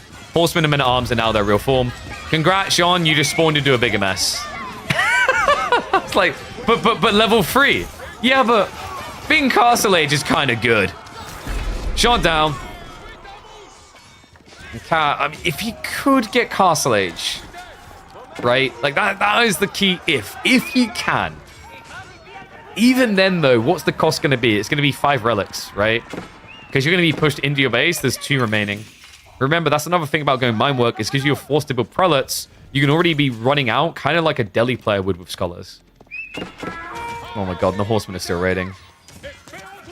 Yeah, those are veteran horsemen with all pikes. They will actually be knights. Oh god. So commiserations to Cat. That is, I think he's... Is that the second time he made semis? It might have been quarters last. No, second time semis against B again. In fact, he actually messaged me. He was kind of curious, like, can we have maybe some more randomness to the seeding so we don't get the same people all the time? I think maybe we can look into that and see, like, how we can tweak it. It might be interesting to have a system where you can't face the same guy twice in a week, but it might be complicated to do, but we'll sort it. But GG's, be on track to make it a hat trick of winning titles here in Midweek Muster. 8, 9, now potentially 10. He's the first person into the finals. What do you guys think? You guys like watching these two? I think B and Cat have just been entertaining. There's some players that when they clash, you just get some of the most hilarious games. And I think you'd all agree these are some of the best at doing that. Who's your favorite duo to watch going up against, though? Let me know in the comments, and I'll catch you all in the next chapter.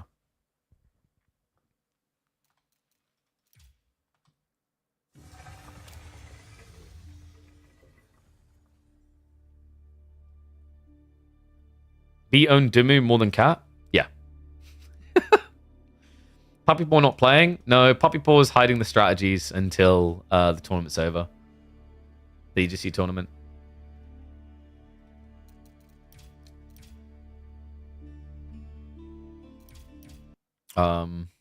He was thinking about it. Like, when we raided him the other day, he was like, he explained why he didn't play, and he's like, oh, maybe I could just play and like have fun and just try new things. I'm like, yeah, I mean, go for it. I don't know. I still think that I don't like the tournament elo system in general. I'd rather have things like this be used in some form to rank players in the seeding anyway, because it does make more sense within reason, right? I don't know. It's a weird one. Because then maybe you could have like these not impact tournament elo, but they could affect partial seeding. So you still have certain seedings that are protected by tournament elo, and there's only like the tournament elo only ever gets impacted by, say, S tier. Then you can have like weeklies like this that you use to qualify some of the other slots or something. I think there's ways. Well, guys, that is going to be it for today. So next stream is going to be on Thursday. Remember, on Thursday we are going to be starting at 5 p.m. CT, 4 p.m. UK time. We'll be kicking off with the other semi-finals, which is going to be Dumu versus Kaiser Johan, to see who will be facing B in the grand finals. Whether it's going to be Dumu back-to-backing it, or if it's going to be Kaiser Johan improving upon his best performance of reaching semi-finals and making it all the way to grand finals. I'm going to end the YouTube stream now. Remember, guys, 5 p.m. CET is when that kicks off on Thursday. I'll put a lot of reminder up.